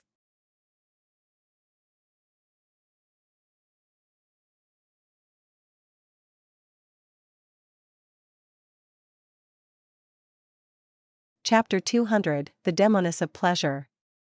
Synonym of war. A similar sequence as the Demoness sequence pathway. Which one would it be? Klein watched the movie-like scene as he recalled the sequence pathways that he knew of. As he was only an official Nighthawk, there was still a lot of information that he couldn't access. He was still in the dark about the names of the mid to high sequences and their corresponding traits. He only knew about the few that he had learned of from the eternal blazing sun, such as the Priest of Light and the Unshadowed, the God of Combat sequence pathway that he found out from the Young Man, Sun, such as Dawn Paladin, Guardian, and Demon Hunter, as well as Spirit Guide and Gatekeeper which he found out from Daly and Dunn. Hence, it was difficult for him to judge which sequence pathway would be a synonym of war. He could only eliminate them one by one, such as the God of Combat sequence pathway which seemed more like individual battles rather than war. Klein thought about it and minimized the scope to 5 options. First, was the Arbiter sequence pathway which the Lone Kingdom's ruler, the Augustus family, and the Fenapotter Kingdom's Castilla family were in control of. But Klein felt that this option was the least likely because the Arbiter's corresponding sequence 8 was Sheriff and sequence 7 was Interrogator, which both seemed to be leaning towards trial and judgment but not towards war. Second, was the 4th epic Solomon Empire's pathway of the Dark Emperor. Its sequence 9's modern name was Lawyer, which was good at discovering and using the flaws and weaknesses of an opponent, while also possessing outstanding eloquence and logical thinking. That was the second lowest possible sequence pathway.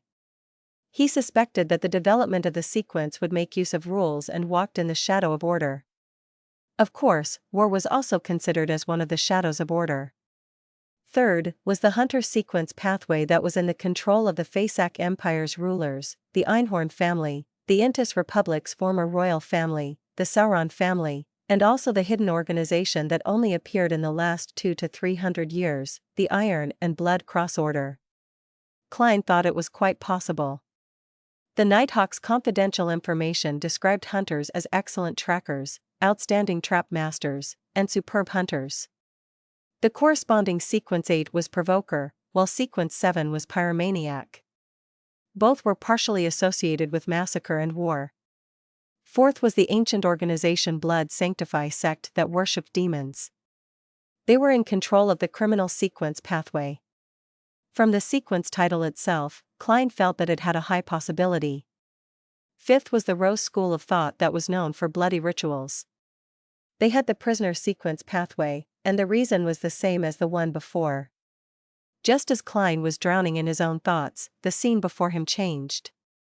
Madame Sharon had just finished showering, and her wet hair hung low. There was a fresh yet seductive charm on her face. I can't see the woman in the white robe that turned Madame Sharon into a demoness. It might be because my psychic ability is still lacking. Klein reined back his thoughts and redirected his attention to what was before his eyes. Madame Sharon flipped her hair, and water droplets glided down her cheeks. She looked towards the man who was waiting on the bed as she giggled and said, "Do you need me to take care of Maynard?" The middle-aged man on the bed creased his eyebrows and shook his head. Not unless you can guarantee that there won't be any traces left behind. But that's impossible. Besides, what means do you have? Looking at the man before him, Klein was taken aback at first before suddenly feeling that it was within expectations. The middle-aged man's photo often appeared on the front page of the Tianjin City Honest paper and other newspapers. He was the current mayor that was looking to be re-elected, a member of Conservative Party. Madame Sharon smiled but didn't delve deeper into the topic. Her robe was halfway up her legs, and she walked gracefully to the side of the bed. The scenery before him changed one after another until Klein saw many members of parliament, businessmen, and civil servants who appeared on the newspaper occasionally. They would either discuss how to receive donations, bribe voters by going around the Campaign Act, or promise protection and solve problems. In the entire development, Madame Sharon acted as a broker. This is actually a documentary, right? Tour the upper circles of Tianjin with Madame Sharon. Well, but why are there so many bed scenes? Many nobles and members of parliament knew that Madame Sharon had many lovers, so why did they look like they couldn't resist the temptation? Was this an ability of Madame Sharon's sequence? Klein watched thoughtfully as he speculated. Through the divination earlier, he was certain that none of the guys in Tianjin's upper circles knew of Madame Sharon's true identity, nor did they collude with her to murder Maynard. In other words, Maynard's death was Madame Sharon's own decision? Why? She had no reason to take the risk. Of course, from Madame Sharon's perspective, she possessed the beyond her power to interfere in divination, and she could also create a sudden death from sexual pleasure and make the death appear natural and accidental. Killing Maynard wasn't something risky that would expose her identity, but she clearly lacks a motive. It doesn't match the risk involved.